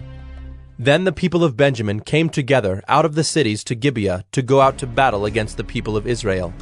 And the people of Benjamin mustered out of their cities on that day 26,000 men who drew the sword, besides the inhabitants of Gibeah, who mustered 700 chosen men. Among all these were 700 chosen men who were left-handed. Every one could sling a stone at a hair and not miss. And the men of Israel, apart from Benjamin, mustered 400,000 men who drew the sword. All these were men of war. The people of Israel arose and went up to Bethel and inquired of God, "Who shall go up first for us to fight against the people of Benjamin?" And the Lord said, "Judah shall go up first." Then the people of Israel rose in the morning and encamped against Gibeah. And the men of Israel went out to fight against Benjamin, and the men of Israel drew up the battle line against them at Gibeah. The people of Benjamin came out of Gibeah and destroyed on that day 22,000 men of the Israelites. But the people, the men of Israel, took courage, and again formed the battle line in the same place where they had formed it on the first day. And the people of Israel went up and wept before the Lord until the evening. And they inquired of the Lord, "Shall we again draw near to fight against our brothers, the people of Benjamin?" And the Lord said, "Go up against them." So the people of Israel came near against the people of Benjamin the second day. And Benjamin went against them out of Gibeah the second day, and destroyed 18,000 men of the people of Israel. All these were men who drew the sword. Then all the people of Israel, the whole army, went up and came to Bethel and wept. They sat there before the Lord and fasted that day until evening, and offered burnt offerings and peace offerings before the Lord. And the people of Israel inquired of the Lord, for the ark of the covenant of God was there in those days. And Phinehas, the son of Eleazar, son of Aaron, ministered before it in those days, saying, "Shall we go out once more to battle against our brothers, the people of Benjamin, or shall we cease?" And the Lord said, "Go up, for tomorrow I will give them into your hand." So Israel sent men in ambush around Gibeah. And the people of Israel went up against the people of Benjamin on the third day, and set themselves in array against Gibeah, as at other times. And the people of Benjamin went out against the people, and were drawn away from the city. And as at other times, they began to strike and kill some of the people in the highways, one of which goes up to Bethel, and the other to Gibeah, and in the open country about 30 men of Israel. And the people of Benjamin said, "They are routed before us, as at the first." But the people of Israel said, "Let us flee and draw them away from the city to the highways." And all the men of Israel rose up out of their place and set themselves in array at Baal Tamar. And the men of Israel who were in ambush rushed out of their place from Mearagibah. And there came against Gibeah 10,000 chosen men out of all Israel. And the battle was hard, but the Benjaminites did not know that disaster was close upon them. And the Lord defeated Benjamin before Israel. And the people of Israel destroyed 25,100 men of Benjamin that day. All these were men who drew the sword. So the people of Benjamin saw that they were defeated. The men of Israel gave ground to Benjamin, because they trusted the men in ambush whom they had set against Gibeah. Then the men in ambush hurried and rushed against Gibeah. The men in ambush moved out and struck all the city with the edge of the sword. Now the appointed signal between the men of Israel and the men in the main ambush was that when they made a great cloud of smoke rise up out of the city, the men of Israel should turn in battle. Now Benjamin had begun to strike and kill about 30 men of Israel. They said, "Surely they are defeated before us, as in the first battle." But when the signal began to rise out of the city in a column of smoke, the Benjaminites looked behind them, and behold, the whole of the city went up in smoke to heaven. Then the men of Israel turned, and the men of Benjamin were dismayed, for they saw that disaster was close upon them. Therefore they turned their backs before the men of Israel in the direction of the wilderness, but the battle overtook them. And those who came out of the cities were destroying them in their midst. Surrounding the Benjaminites, they pursued them, and trod them down from Noah as far as opposite Gibeah on the east. 18,000 men of Benjamin fell, all of them men of valor. And they turned and fled toward the wilderness, to the rock of Rimmon. 5,000 men of them were cut down in the highways, and they were pursued hard to Gidom, and 2,000 men of them were struck down. So all who fell that day of Benjamin were 25,000 men who drew the sword, all of them men of valor. But 600 men turned and fled toward the wilderness to the rock of Rimmon, and remained at the rock of Rimmon 4 months. And the men of Israel turned back against the people of Benjamin, and struck them with the edge of the sword, the city, men and beasts, and all that they found. And all the towns that they found they set on fire. Judges 21. Now the men of Israel had sworn at Mizpah, No one of us shall give his daughter in marriage to Benjamin. And the people came to Bethel, and sat there till evening before God. And they lifted up their voices and wept bitterly. And they said, O Lord, the God of Israel, why has this happened in Israel, that today there should be one tribe lacking in Israel? And the next day the people rose early and built there an altar, and offered burnt offerings and peace offerings. And the people of Israel said, Which of all the tribes of Israel did not come up in the assembly to the Lord? For they had taken a great oath concerning him who did not come up to the Lord to Mizpah, saying, He shall surely be put to death. And the people of Israel had compassion for Benjamin their brother, and said, One tribe is cut off from Israel this day. What shall we do for wives for those who are left, since we have sworn by the Lord that we will not give them any of our daughters for wives? And they said, What one is there of the tribes of Israel that did not come up to the Lord to Mizpah? And behold, no one had come to the camp from Jabesh-Gilead to the assembly.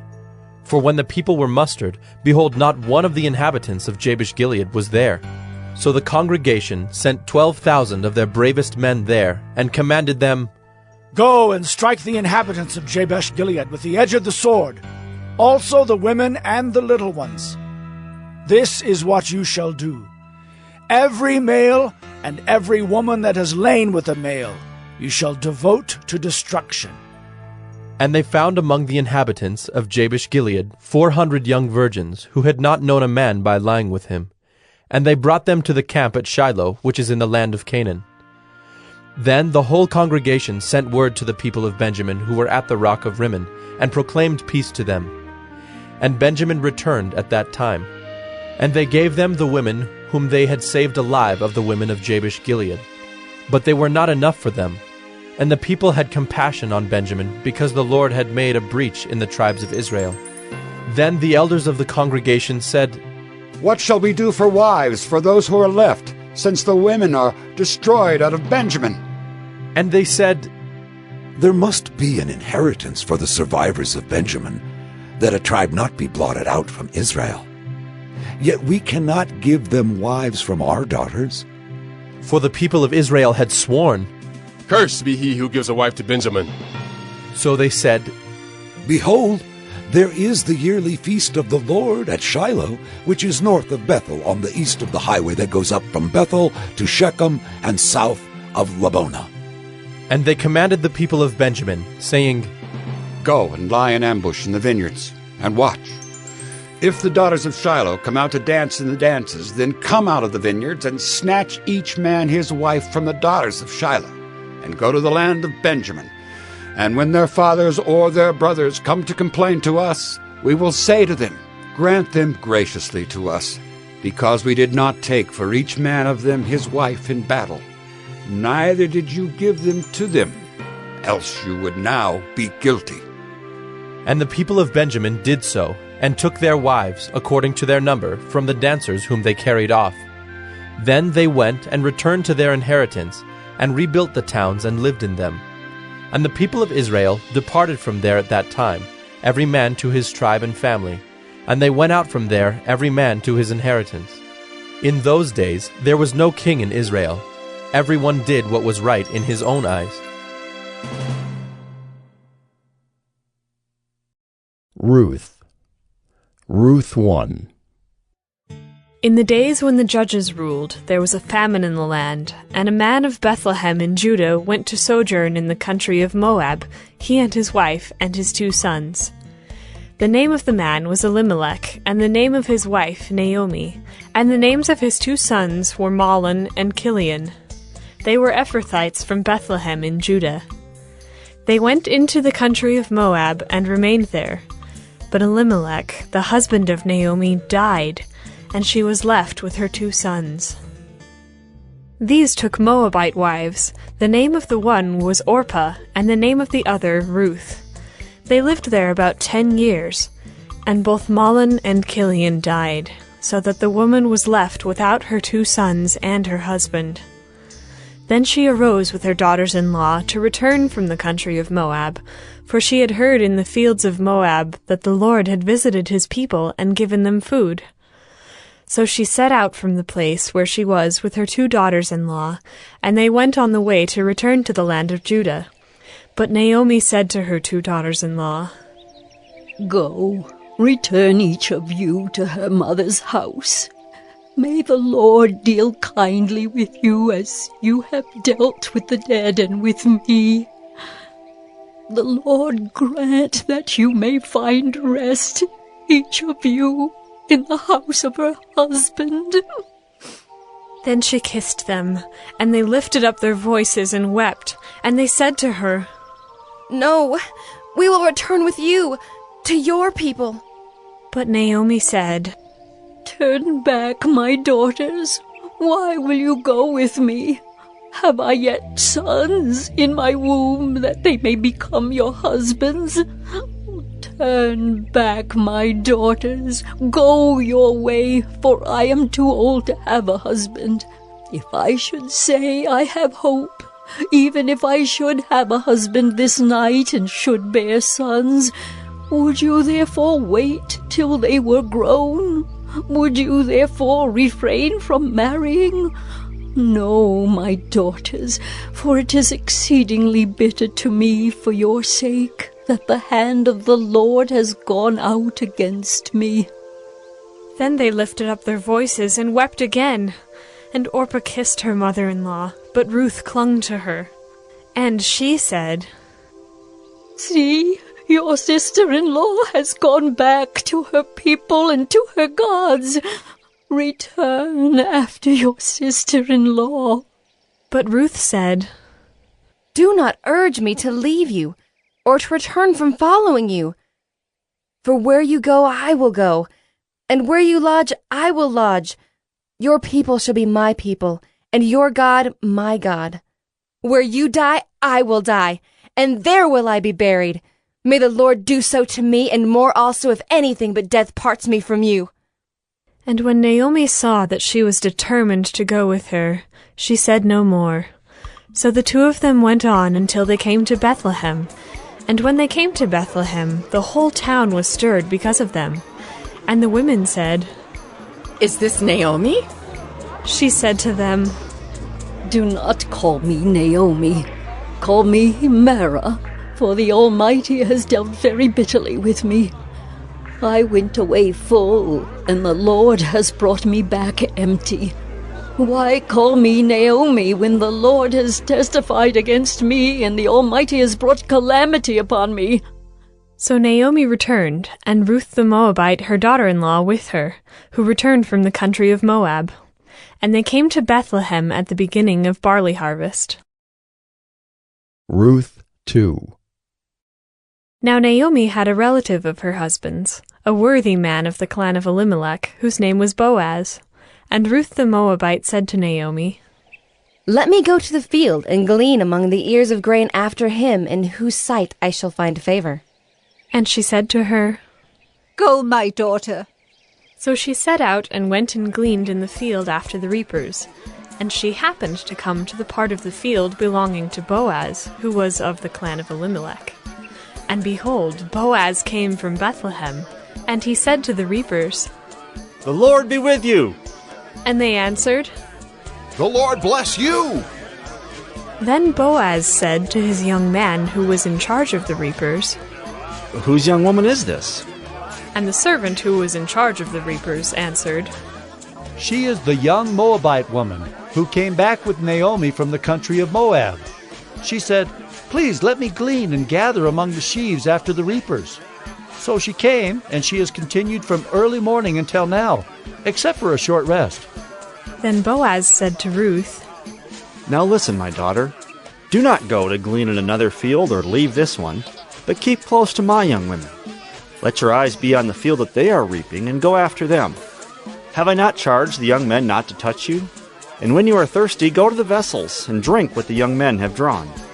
Then she fell on her face, bowing to the ground, and said to him, Why have I found favor in your eyes, that you should take notice of me, since I am a foreigner? But Boaz answered her, All that you have done for your mother-in-law since the death of your husband has been fully told to me, and how you left your father and mother and your native land and came to a people that you did not know before. The Lord repay you for what you have done, and a full reward be given you by the Lord, the God of Israel, under whose wings you have come to take refuge. Then she said, I have found favor in your eyes, my lord, for you have comforted me and spoken kindly to your servant, though I am not one of your servants. And at mealtime Boaz said to her, Come here and eat some bread and dip your morsel in the wine. So she sat beside the reapers, and he passed to her roasted grain, and she ate until she was satisfied, and she had some left over. When she rose to glean, Boaz instructed his young men, saying, Let her glean, even among the sheaves, and do not reproach her. And also pull out some from the bundles for her, and leave it for her to glean, and do not rebuke her. So she gleaned in the field until evening. Then she beat out what she had gleaned, and it was about an ephah of barley. And she took it up and went into the city. Her mother-in-law saw what she had gleaned. She also brought out and gave her what food she had left over after being satisfied. And her mother-in-law said to her, Where did you glean today, and where have you worked? Blessed be the man who took notice of you. So she told her mother-in-law with whom she had worked, and said, The man's name with whom I worked today is Boaz. And Naomi said to her daughter-in-law, May he be blessed by the Lord, whose kindness has not forsaken the living or the dead. Naomi also said to her, The man is a close relative of ours, one of our redeemers. And Ruth the Moabite said, Besides, he said to me, You shall keep close by my young men until they have finished all my harvest. And Naomi said to Ruth, her daughter-in-law, It is good, my daughter, that you go out with his young women, lest in another field you be assaulted. So she kept close to the young women of Boaz, gleaning until the end of the barley and wheat harvests. And she lived with her mother-in-law. Ruth 3. Then Naomi, her mother-in-law, said to her, My daughter, should I not seek rest for you, that it may be well with you? Is not Boaz our relative, with whose young women you were? See, he is winnowing barley tonight at the threshing floor. Wash, therefore, and anoint yourself, and put on your cloak and go down to the threshing floor. But do not make yourself known to the man until he has finished eating and drinking. But when he lies down, observe the place where he lies. Then go and uncover his feet and lie down, and he will tell you what to do. And she replied, All that you say, I will do. So she went down to the threshing floor and did just as her mother-in-law had commanded her. And when Boaz had eaten and drunk, and his heart was merry, he went to lie down at the end of the heap of grain. Then she came softly and uncovered his feet and lay down. At midnight the man was startled and turned over, and behold, a woman lay at his feet. He said, Who are you? And she answered, I am Ruth, your servant. Spread your wings over your servant, for you are a redeemer. And he said, May you be blessed by the Lord, my daughter. You have made this last kindness greater than the first, in that you have not gone after young men, whether poor or rich. And now, my daughter, do not fear. I will do for you all that you ask, for all my fellow townsmen know that you are a worthy woman. And now it is true that I am a redeemer, yet there is a redeemer nearer than I. Remain tonight, and in the morning, if he will redeem you, good, let him do it. But if he is not willing to redeem you, then, as the Lord lives, I will redeem you. Lie down until the morning. So she lay at his feet until the morning, but arose before one could recognize another. And he said, Let it not be known that the woman came to the threshing floor. And he said, Bring the garment you are wearing, and hold it out. So she held it, and he measured out 6 measures of barley and put it on her. Then she went into the city. And when she came to her mother-in-law, she said, "How did you fare, my daughter?" Then she told her all that the man had done for her, saying, "These 6 measures of barley he gave to me, for he said to me, 'You must not go back empty-handed to your mother-in-law.'" She replied, "Wait, my daughter, until you learn how the matter turns out, for the man will not rest, but will settle the matter today." Ruth 4. Now Boaz had gone up to the gate and sat down there. And behold, the Redeemer, of whom Boaz had spoken, came by. So Boaz said, "Turn aside, friend. Sit down here." And he turned aside and sat down. And he took 10 men of the elders of the city and said, "Sit down here." So they sat down. Then he said to the Redeemer, Naomi, who has come back from the country of Moab, is selling the parcel of land that belonged to a relative, Elimelech. So I thought I would tell you of it and say, buy it in the presence of those sitting here and in the presence of the elders of my people. If you will redeem it, redeem it. But if you will not, tell me, that I may know. For there is no one besides you to redeem it, and I come after you. And he said, I will redeem it. Then Boaz said, The day you buy the field from the hand of Naomi, you also acquire Ruth the Moabite, the widow of the dead, in order to perpetuate the name of the dead in his inheritance. Then the Redeemer said, I cannot redeem it for myself, lest I impair my own inheritance. Take my right of redemption yourself, for I cannot redeem it. Now this was the custom in former times in Israel concerning redeeming and exchanging. To confirm a transaction, the one drew off his sandal and gave it to the other, and this was the manner of attesting in Israel. So when the Redeemer said to Boaz, Buy it for yourself, he drew off his sandal. Then Boaz said to the elders and all the people, You are witnesses this day that I have bought from the hand of Naomi all that belonged to Elimelech, and all that belonged to Chilion and to Mahlon. Also Ruth the Moabite, the widow of Mahlon, I have bought to be my wife, to perpetuate the name of the dead in his inheritance, that the name of the dead may not be cut off from among his brothers and from the gate of his native place. You are witnesses this day. Then all the people who were at the gate and the elders said, We are witnesses. May the Lord make the woman who is coming into your house like Rachel and Leah, who together built up the house of Israel. May you act worthily in Ephrathah and be renowned in Bethlehem. And may your house be like the house of Perez, whom Tamar bore to Judah, because of the offspring that the Lord will give you by this young woman. So Boaz took Ruth, and she became his wife. And he went in to her, and the Lord gave her conception, and she bore a son. Then the women said to Naomi, Blessed be the Lord, who has not left you this day without a redeemer, and may his name be renowned in Israel. He shall be to you a restorer of life, and a nourisher of your old age. For your daughter-in-law who loves you, who is more to you than 7 sons, has given birth to him. Then Naomi took the child and laid him on her lap, and became his nurse. And the women of the neighborhood gave him a name, saying, A son has been born to Naomi. They named him Obed. He was the father of Jesse, the father of David. Now these are the generations of Perez. Perez fathered Hezron. Hezron fathered Ram. Ram fathered Amminadab. Amminadab fathered Nahshon. Nahshon fathered Salmon. Salmon fathered Boaz. Boaz fathered Obed. Obed fathered Jesse. And Jesse fathered David.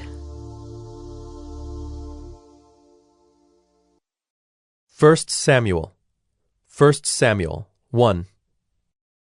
There was a certain man of Ramathaim Zophim, of the hill country of Ephraim, whose name was Elkanah the son of Jeroham, son of Elihu, son of Tohu, son of Zuph, an Ephrathite. He had 2 wives. The name of the one was Hannah, and the name of the other Peninnah. And Peninnah had children, but Hannah had no children. Now this man used to go up year by year from his city to worship and to sacrifice to the Lord of hosts at Shiloh, where the 2 sons of Eli, Hophni and Phinehas, were priests of the Lord. On the day when Elkanah sacrificed, he would give portions to Peninnah his wife, and to all her sons and daughters.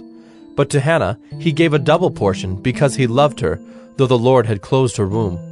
And her rival used to provoke her grievously to irritate her, because the Lord had closed her womb. So it went on year by year. As often as she went up to the house of the Lord, she used to provoke her. Therefore Hannah wept and would not eat. And Elkanah her husband said to her, Hannah, why do you weep? And why do you not eat? And why is your heart sad? Am I not more to you than 10 sons? After they had eaten and drunk in Shiloh, Hannah rose. Now Eli the priest was sitting on the seat beside the doorpost of the temple of the Lord. She was deeply distressed, and prayed to the Lord, and wept bitterly. And she vowed a vow, and said, O Lord of hosts, if you will indeed look on the affliction of your servant, and remember me, and not forget your servant, but will give to your servant a son, then I will give him to the Lord all the days of his life, and no razor shall touch his head. As she continued praying before the Lord, Eli observed her mouth. Hannah was speaking in her heart, only her lips moved, and her voice was not heard. Therefore Eli took her to be a drunken woman, and Eli said to her, How long will you go on being drunk? Put your wine away from you. But Hannah answered, No, my lord. I am a woman troubled in spirit. I have drunk neither wine nor strong drink, but I have been pouring out my soul before the Lord.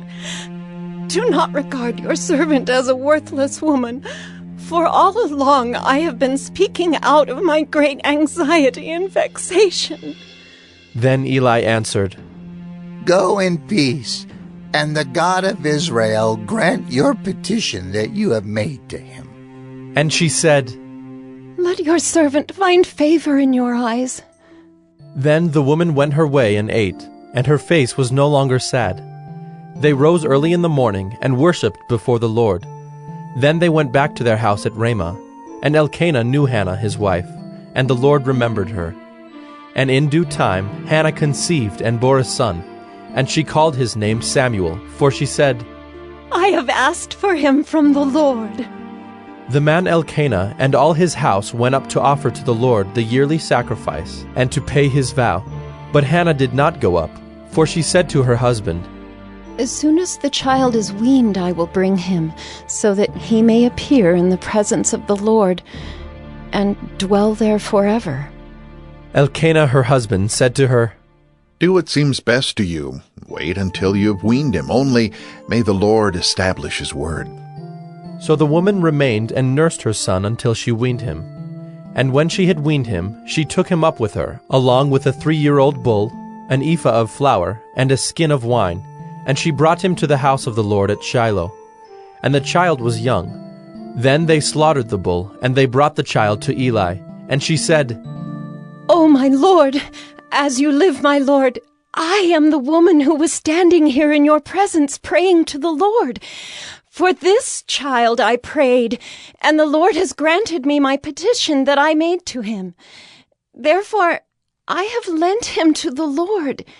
As long as he lives, he is lent to the Lord. And he worshipped the Lord there. 1 Samuel 2. And Hannah prayed and said, My heart exults in the Lord. My strength is exalted in the Lord. My mouth derides my enemies because I rejoice in your salvation. There is none holy like the Lord. There is none besides you. There is no rock like our God. Talk no more so very proudly. Let not arrogance come from your mouth. For the Lord is a God of knowledge, and by him actions are weighed. The bows of the mighty are broken, but the feeble bind on strength. Those who were full have hired themselves out for bread, but those who were hungry have ceased to hunger. The barren has borne 7, but she who has many children is forlorn. The Lord kills and brings to life. He brings down to Sheol and raises up. The Lord makes poor and makes rich. He brings low and he exalts. He raises up the poor from the dust. He lifts the needy from the ash heap to make them sit with princes and inherit a seat of honor. For the pillars of the earth are the Lord's, and on them he has set the world. He will guard the feet of his faithful ones, but the wicked shall be cut off in darkness, for not by might shall a man prevail. The adversaries of the Lord shall be broken to pieces. Against them he will thunder in heaven. The Lord will judge the ends of the earth. He will give strength to his king and exalt the power of his anointed. Then Elkanah went home to Ramah, and the boy ministered to the Lord in the presence of Eli the priest. Now the sons of Eli were worthless men. They did not know the Lord. The custom of the priests with the people was that when any man offered sacrifice, the priest's servant would come while the meat was boiling, with a 3-pronged fork in his hand, and he would thrust it into the pan or kettle or cauldron or pot. All that the fork brought up, the priest would take for himself. This is what they did at Shiloh to all the Israelites who came there. Moreover, before the fat was burned, the priest's servant would come and say to the man who was sacrificing, "Give meat for the priest to roast, for he will not accept boiled meat from you, but only raw." And if the man said to him, "Let them burn the fat first, and then take as much as you wish," he would say, "No, you must give it now, and if not, I will take it by force." Thus the sin of the young men was very great in the sight of the Lord, for the men treated the offering of the Lord with contempt. Samuel was ministering before the Lord, a boy clothed with a linen ephod. And his mother used to make for him a little robe and take it to him each year when she went up with her husband to offer the yearly sacrifice. Then Eli would bless Elkanah and his wife and say, "May the Lord give you children by this woman, for the petition she asked of the Lord." So then they would return to their home. Indeed, the Lord visited Hannah, and she conceived and bore 3 sons and 2 daughters. And the young man Samuel grew in the presence of the Lord. Now Eli was very old, and he kept hearing all that his sons were doing to all Israel, and how they lay with the women who were serving at the entrance to the tent of meeting. And he said to them, "Why do you do such things? For I hear of your evil dealings from all the people. No, my sons, it is no good report that I hear the people of the Lord spreading abroad. If someone sins against a man, God will mediate for him. But if someone sins against the Lord, who can intercede for him?" But they would not listen to the voice of their father, for it was the will of the Lord to put them to death. Now the young man Samuel continued to grow both in stature and in favor with the Lord, and also with man. And there came a man of God to Eli, and said to him, "Thus the Lord has said, Did I indeed reveal myself to the house of your father when they were in Egypt, subject to the house of Pharaoh? Did I choose him out of all the tribes of Israel to be my priest, to go up to my altar, to burn incense, to wear an ephod before me? I gave to the house of your father all my offerings by fire from the people of Israel.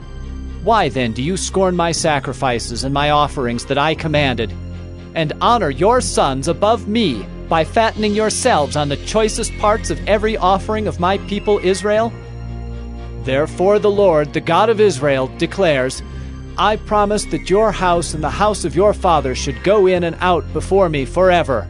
But now, the Lord declares, far be it from me, for those who honor me I will honor, and those who despise me shall be lightly esteemed.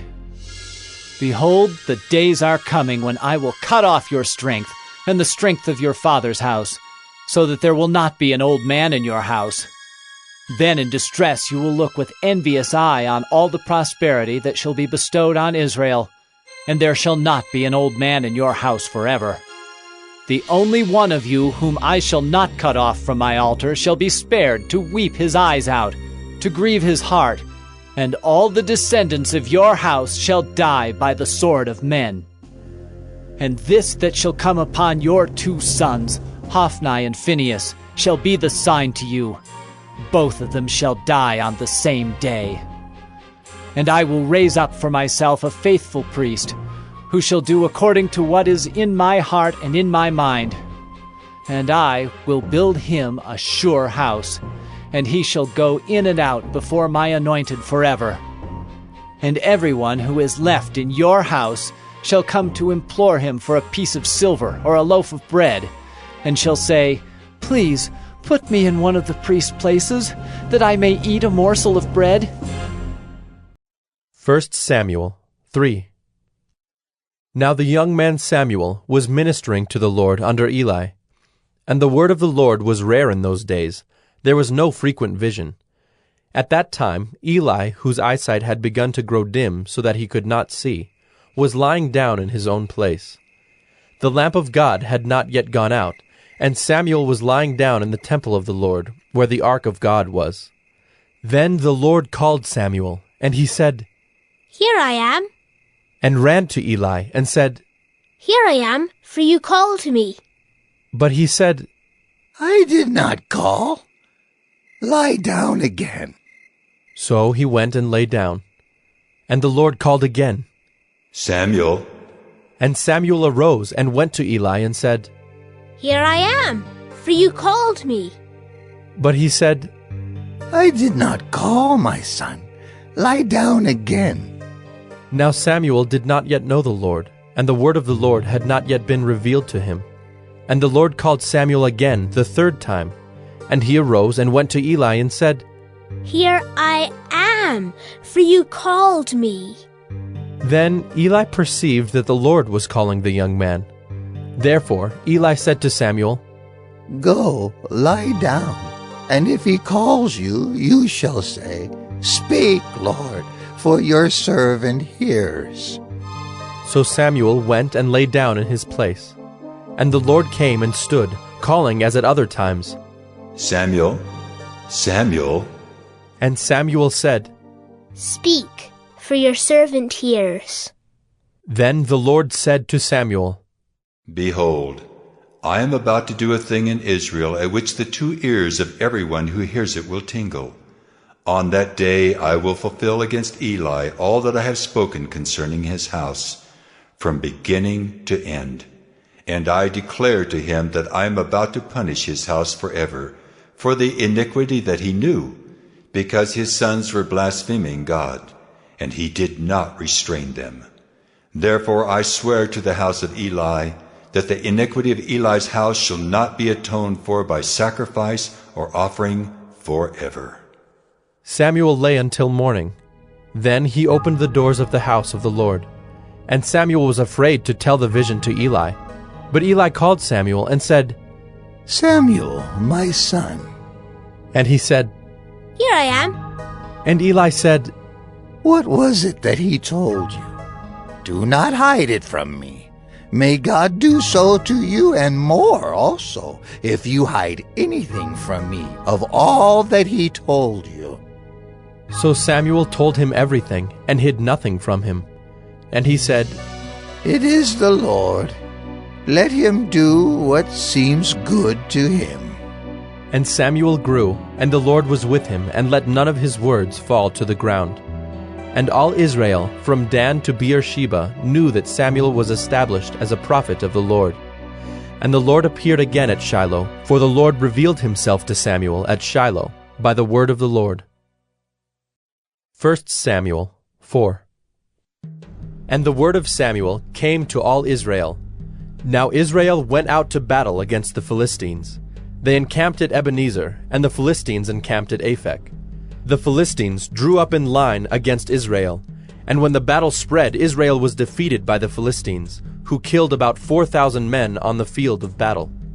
And when the troops came to the camp, the elders of Israel said, Why has the Lord defeated us today before the Philistines? Let us bring the ark of the covenant of the Lord here from Shiloh, that it may come among us and save us from the power of our enemies. So the people sent to Shiloh, and brought from there the ark of the covenant of the Lord of hosts, who is enthroned on the cherubim. And the 2 sons of Eli, Hophni and Phinehas, were there with the ark of the covenant of God. As soon as the ark of the covenant of the Lord came into the camp, all Israel gave a mighty shout, so that the earth resounded. And when the Philistines heard the noise of the shouting, they said, "What does this great shouting in the camp of the Hebrews mean?" And when they learned that the ark of the Lord had come to the camp, the Philistines were afraid, for they said, "A god has come into the camp!" And they said, "Woe to us, for nothing like this has happened before! Woe to us! Who can deliver us from the power of these mighty gods? These are the gods who struck the Egyptians with every sort of plague in the wilderness. Take courage and be men, O Philistines, lest you become slaves to the Hebrews, as they have been to you. Be men and fight!" So the Philistines fought, and Israel was defeated, and they fled, every man to his home. And there was a very great slaughter, for there fell of Israel 30,000 foot soldiers. And the ark of God was captured, and the 2 sons of Eli, Hophni and Phinehas, died. A man of Benjamin ran from the battle line and came to Shiloh the same day, with his clothes torn and with dirt on his head. When he arrived, Eli was sitting on his seat by the road watching, for his heart trembled for the ark of God. And when the man came into the city and told the news, all the city cried out.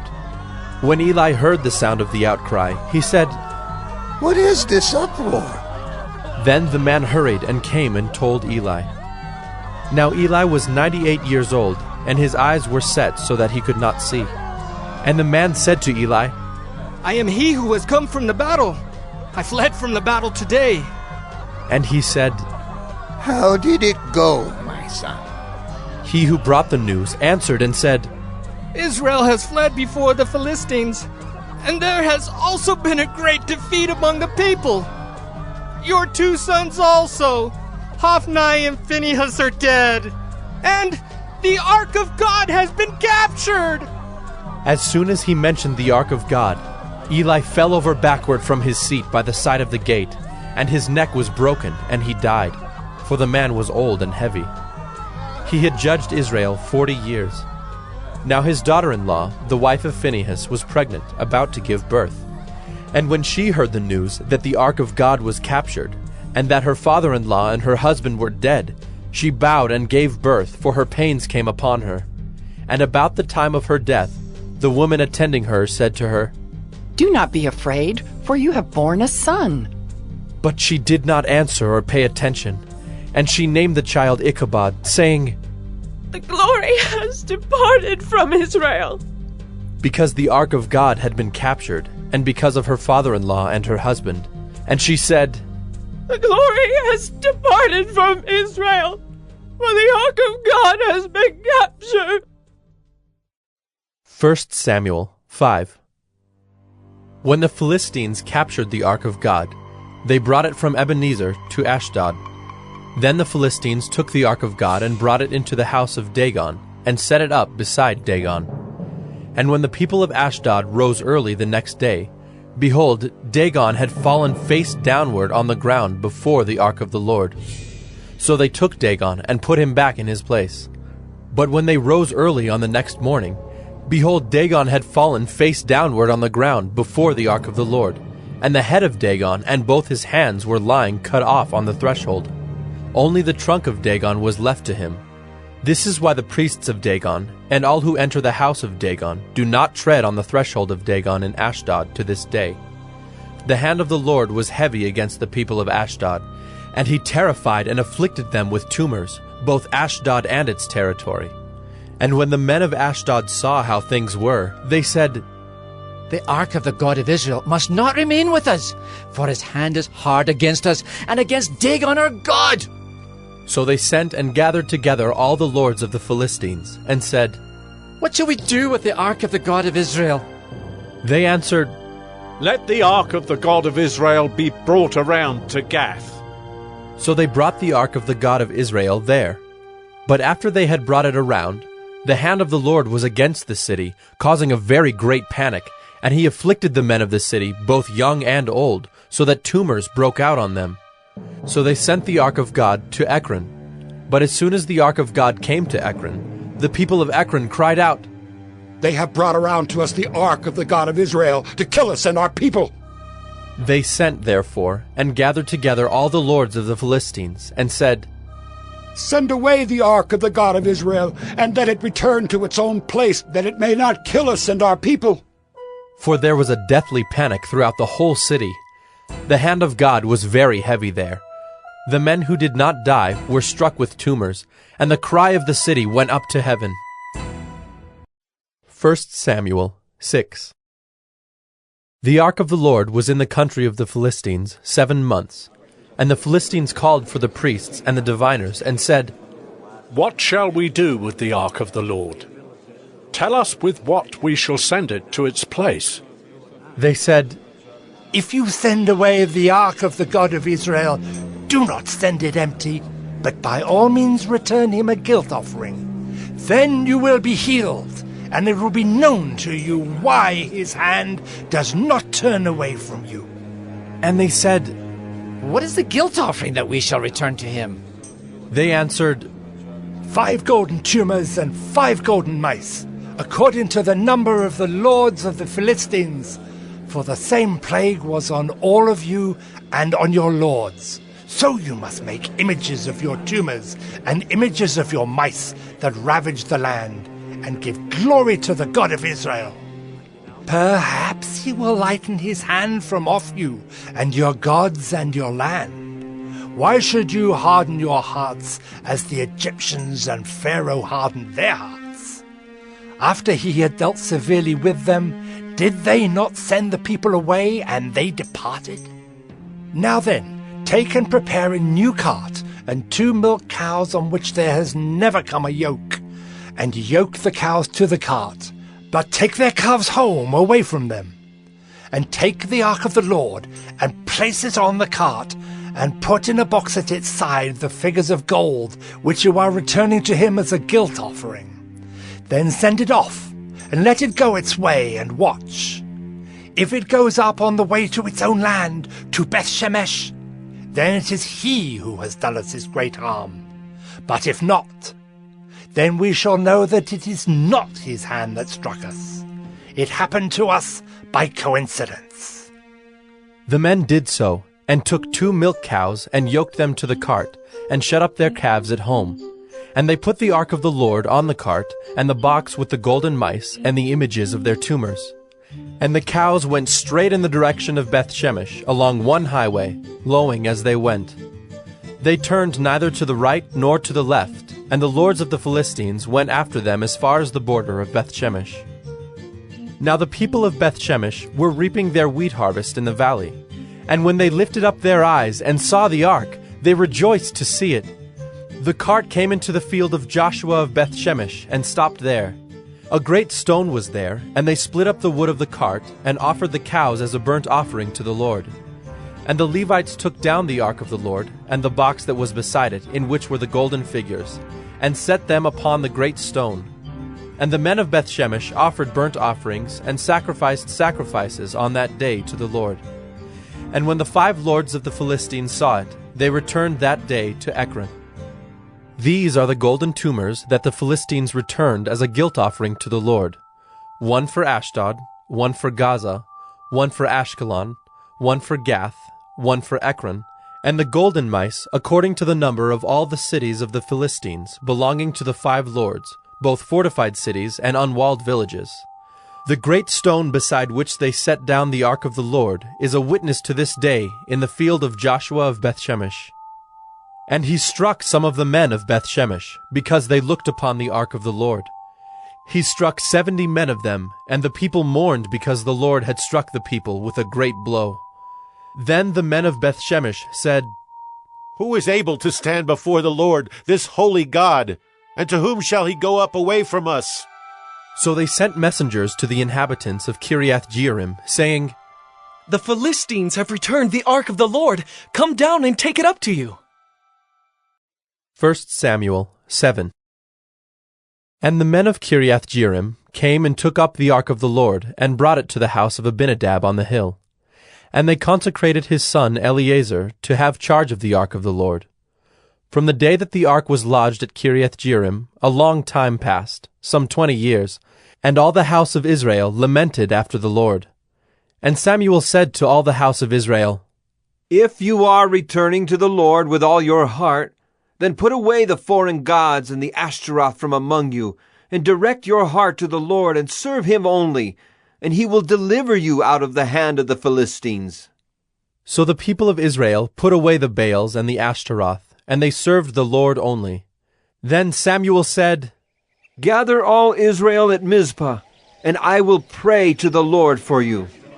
So they gathered at Mizpah, and drew water and poured it out before the Lord, and fasted on that day, and said there, We have sinned against the Lord.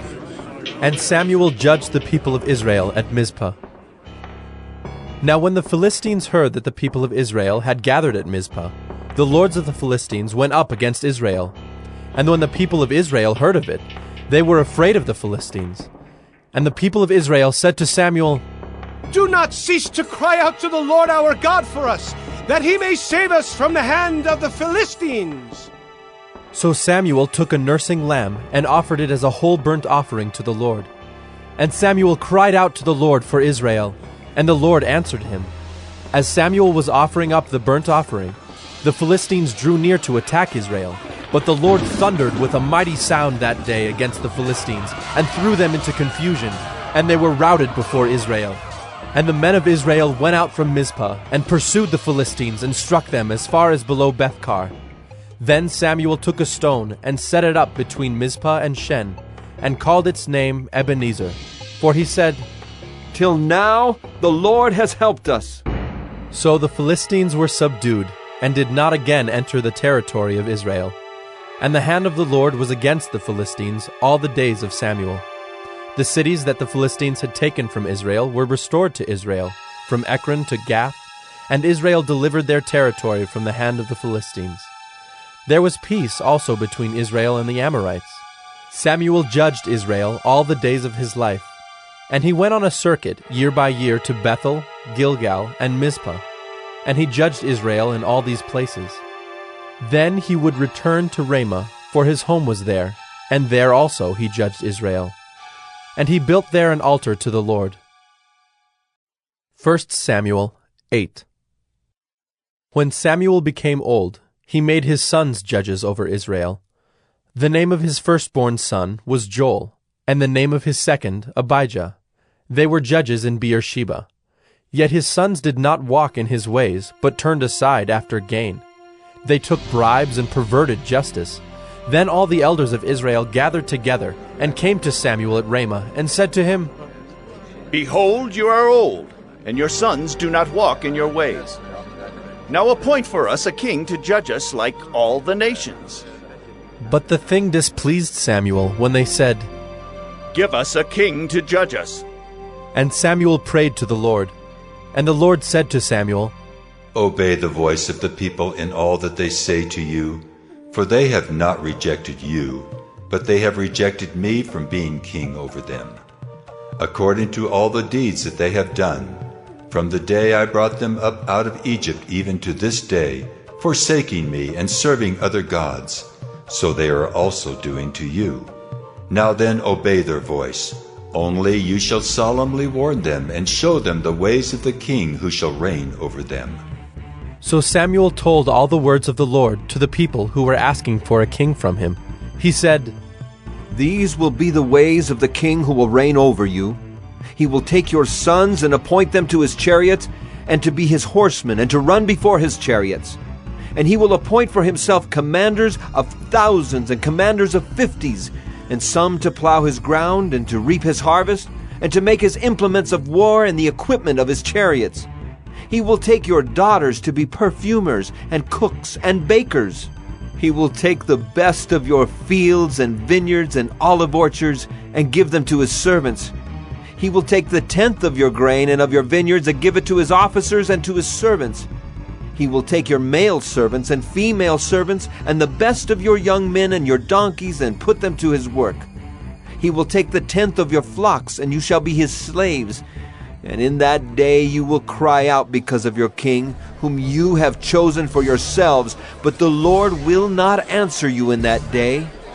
But the people refused to obey the voice of Samuel, and they said, No, but there shall be a king over us, that we also may be like all the nations, and that our king may judge us and go out before us and fight our battles.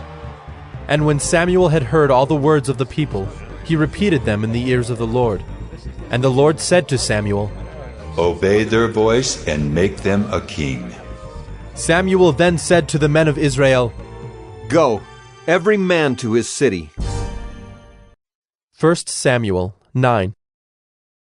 There was a man of Benjamin whose name was Kish, the son of Abiel, son of Zerah, son of Bechorath, son of Aphiah, a Benjaminite, a man of wealth. And he had a son whose name was Saul, a handsome young man. There was not a man among the people of Israel more handsome than he. From his shoulders upward he was taller than any of the people. Now the donkeys of Kish, Saul's father, were lost. So Kish said to Saul his son, Take one of the young men with you, and arise. Go and look for the donkeys. And he passed through the hill country of Ephraim, and passed through the land of Shalisha, but they did not find them. And they passed through the land of Shaalim, but they were not there. Then they passed through the land of Benjamin, but did not find them. When they came to the land of Zuph, Saul said to his servant who was with him, Come, let us go back, lest my father cease to care about the donkeys and become anxious about us. But he said to him, Behold, there is a man of God in this city, and he is a man who is held in honor. All that he says comes true. So now let us go there. Perhaps he can tell us the way we should go. Then Saul said to his servant, But if we go, what can we bring the man? For the bread in our sacks is gone, and there is no present to bring to the man of God. What do we have?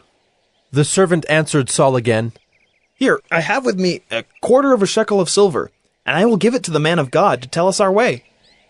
Formerly in Israel, when a man went to inquire of God, he said, Come, let us go to the seer, for today's prophet was formerly called a seer. And Saul said to his servant, Well said. Come, let us go. So they went to the city where the man of God was. As they went up the hill to the city, they met young women coming out to draw water, and said to them, Is the seer here? They answered, He is. Behold, he is just ahead of you. Hurry! He has come just now to the city, because the people have a sacrifice today on the high place. As soon as you enter the city, you will find him before he goes up to the high place to eat. For the people will not eat till he comes, since he must bless the sacrifice. Afterward, those who are invited will eat. Now go up, for you will meet him immediately. So they went up to the city. As they were entering the city, they saw Samuel coming out toward them on his way up to the high place. Now the day before Saul came, the Lord had revealed to Samuel, Tomorrow, about this time, I will send to you a man from the land of Benjamin, and you shall anoint him to be prince over my people Israel. He shall save my people from the hand of the Philistines. For I have seen my people, because their cry has come to me. When Samuel saw Saul, the Lord told him, Here is the man of whom I spoke to you. He it is who shall restrain my people. Then Saul approached Samuel in the gate and said, Tell me, where is the house of the seer? Samuel answered Saul, I am the seer. Go up before me to the high place. For today you shall eat with me, and in the morning I will let you go and will tell you all that is on your mind. As for your donkeys that were lost 3 days ago, do not set your mind on them, for they have been found. And for whom is all that is desirable in Israel? Is it not for you and for all your father's house? Saul answered, Am I not a Benjaminite, from the least of the tribes of Israel? And is not my clan the humblest of all the clans of the tribe of Benjamin? Why then have you spoken to me in this way? Then Samuel took Saul and his young man, and brought them into the hall, and gave them a place at the head of those who had been invited, who were about 30 persons. And Samuel said to the cook, Bring the portion I gave you, of which I said to you, Put it aside. So the cook took up the leg and what was on it, and set them before Saul. And Samuel said, See, what was kept is set before you. Eat, because it was kept for you until the hour appointed, that you might eat with the guests. So Saul ate with Samuel that day. And when they came down from the high place into the city, a bed was spread for Saul on the roof, and he lay down to sleep. Then at the break of dawn, Samuel called to Saul on the roof, Up, that I may send you on your way. So Saul arose, and both he and Samuel went out into the street. As they were going down to the outskirts of the city, Samuel said to Saul, Tell the servant to pass on before us, and when he has passed on, stop here yourself for a while, that I may make known to you the word of God. 1 Samuel 10. Then Samuel took a flask of oil, and poured it on his head, and kissed him, and said, Has not the Lord anointed you to be prince over his people Israel? And you shall reign over the people of the Lord, and you will save them from the hand of their surrounding enemies. And this shall be the sign to you that the Lord has anointed you to be prince over his heritage. When you depart from me today, you will meet 2 men by Rachel's tomb in the territory of Benjamin at Zelzah. And they will say to you, The donkeys that you went to seek are found, and now your father has ceased to care about the donkeys and is anxious about you, saying, What shall I do about my son? Then you shall go on from there farther and come to the oak of Tabor. 3 men going up to God at Bethel will meet you there, one carrying 3 young goats, another carrying 3 loaves of bread, and another carrying a skin of wine. And they will greet you and give you 2 loaves of bread, which you shall accept from their hand. After that, you shall come to Gibeath Elohim, where there is a garrison of the Philistines. And there, as soon as you come to the city, you will meet a group of prophets coming down from the high place, with harp, tambourine, flute, and lyre before them, prophesying. Then the Spirit of the Lord will rush upon you, and you will prophesy with them, and be turned into another man. Now when these signs meet you, do what your hand finds to do, for God is with you. Then go down before me to Gilgal. And behold, I am coming to you to offer burnt offerings and to sacrifice peace offerings. 7 days you shall wait, until I come to you and show you what you shall do. When he turned his back to leave Samuel, God gave him another heart. And all these signs came to pass that day. When they came to Gibeah, behold, a group of prophets met him, and the Spirit of God rushed upon him, and he prophesied among them. And when all who knew him previously saw how he prophesied with the prophets, the people said to one another, What has come over the son of Kish? Is Saul also among the prophets? And a man of the place answered, And who is their father? Therefore it became a proverb, Is Saul also among the prophets? When he had finished prophesying, he came to the high place. Saul's uncle said to him and to his servant, Where did you go? And he said, To seek the donkeys. And when we saw they were not to be found, we went to Samuel. And Saul's uncle said, Please tell me what Samuel said to you. And Saul said to his uncle, He told us plainly that the donkeys had been found. But about the matter of the kingdom, of which Samuel had spoken, he did not tell him anything. Now Samuel called the people together to the Lord at Mizpah, and he said to the people of Israel, Thus says the Lord, the God of Israel, I brought up Israel out of Egypt, and I delivered you from the hand of the Egyptians and from the hand of all the kingdoms that were oppressing you. But today you have rejected your God, who saves you from all your calamities and your distresses, and you have said to him, Set a king over us. Now therefore present yourselves before the Lord by your tribes and by your thousands. Then Samuel brought all the tribes of Israel near, and the tribe of Benjamin was taken by lot. He brought the tribe of Benjamin near by its clans, and the clan of the Matrites was taken by lot. And Saul, the son of Kish, was taken by lot. But when they sought him, he could not be found. So they inquired again of the Lord, Is there a man still to come? And the Lord said, Behold, he has hidden himself among the baggage. Then they ran and took him from there. And when he stood among the people, he was taller than any of the people, from his shoulders upward. And Samuel said to all the people, Do you see him whom the Lord has chosen? There is none like him among all the people. And all the people shouted, Long live the king! Then Samuel told the people the rights and duties of the kingship, and he wrote them in a book and laid it up before the Lord. Then Samuel sent all the people away, each one to his home. Saul also went to his home at Gibeah, and with him went men of valor, whose hearts God had touched. But some worthless fellows said, How can this man save us? And they despised him and brought him no present.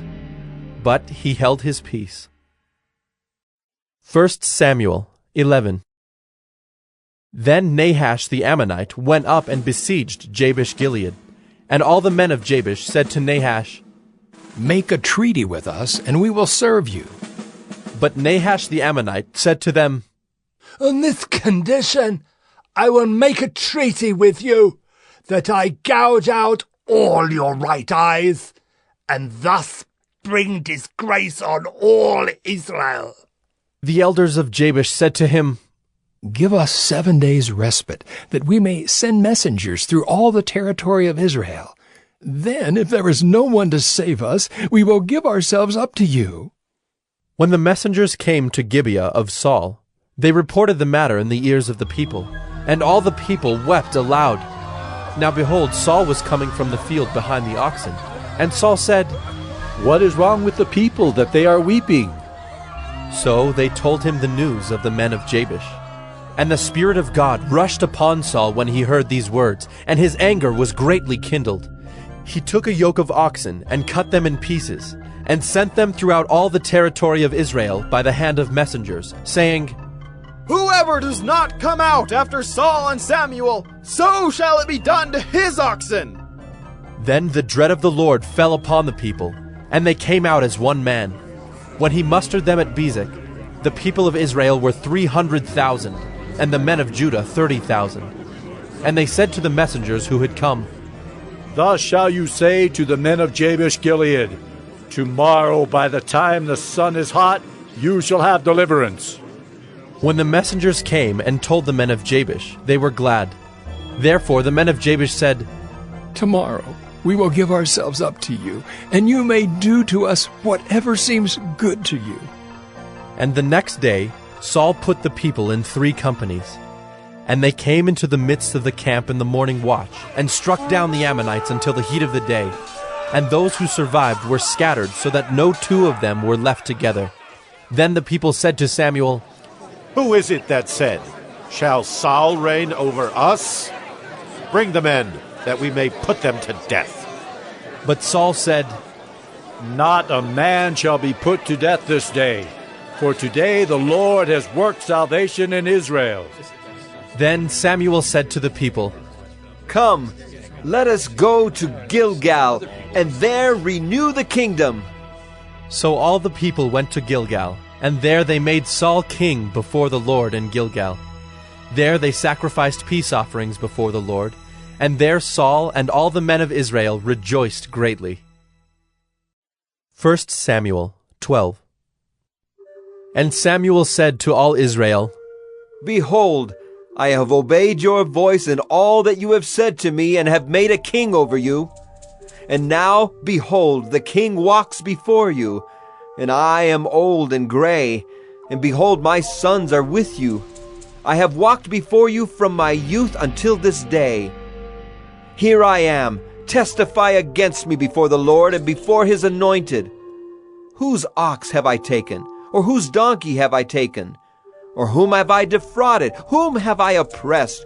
Or from whose hand have I taken a bribe to blind my eyes with it? Testify against me, and I will restore it to you. They said, You have not defrauded us, or oppressed us, or taken anything from any man's hand. And he said to them, The Lord is witness against you, and his anointed is witness this day that you have not found anything in my hand. And they said, He is witness. And Samuel said to the people, The Lord is witness, who appointed Moses and Aaron and brought your fathers up out of the land of Egypt. Now therefore stand still, that I may plead with you before the Lord concerning all the righteous deeds of the Lord that he performed for you and for your fathers. When Jacob went into Egypt and the Egyptians oppressed them, then your fathers cried out to the Lord, and the Lord sent Moses and Aaron, who brought your fathers out of Egypt and made them dwell in this place. But they forgot the Lord their God, and he sold them into the hand of Sisera, commander of the army of Hazor, and into the hand of the Philistines, and into the hand of the king of Moab. And they fought against them. And they cried out to the Lord and said, We have sinned, because we have forsaken the Lord and have served the Baals and the Ashtaroth. But now deliver us out of the hand of our enemies, that we may serve you. And the Lord sent Jerubbaal and Barak and Jephthah and Samuel, and delivered you out of the hand of your enemies on every side, and you lived in safety. And when you saw that Nahash the king of the Ammonites came against you, you said to me, No, but a king shall reign over us, when the Lord your God was your king. And now behold the king whom you have chosen, for whom you have asked. Behold, the Lord has set a king over you. If you will fear the Lord and serve him and obey his voice, and not rebel against the commandment of the Lord, and if both you and the king who reigns over you will follow the Lord your God, it will be well. But if you will not obey the voice of the Lord, but rebel against the commandment of the Lord, then the hand of the Lord will be against you and your king. Now therefore stand still and see this great thing that the Lord will do before your eyes. Is it not wheat harvest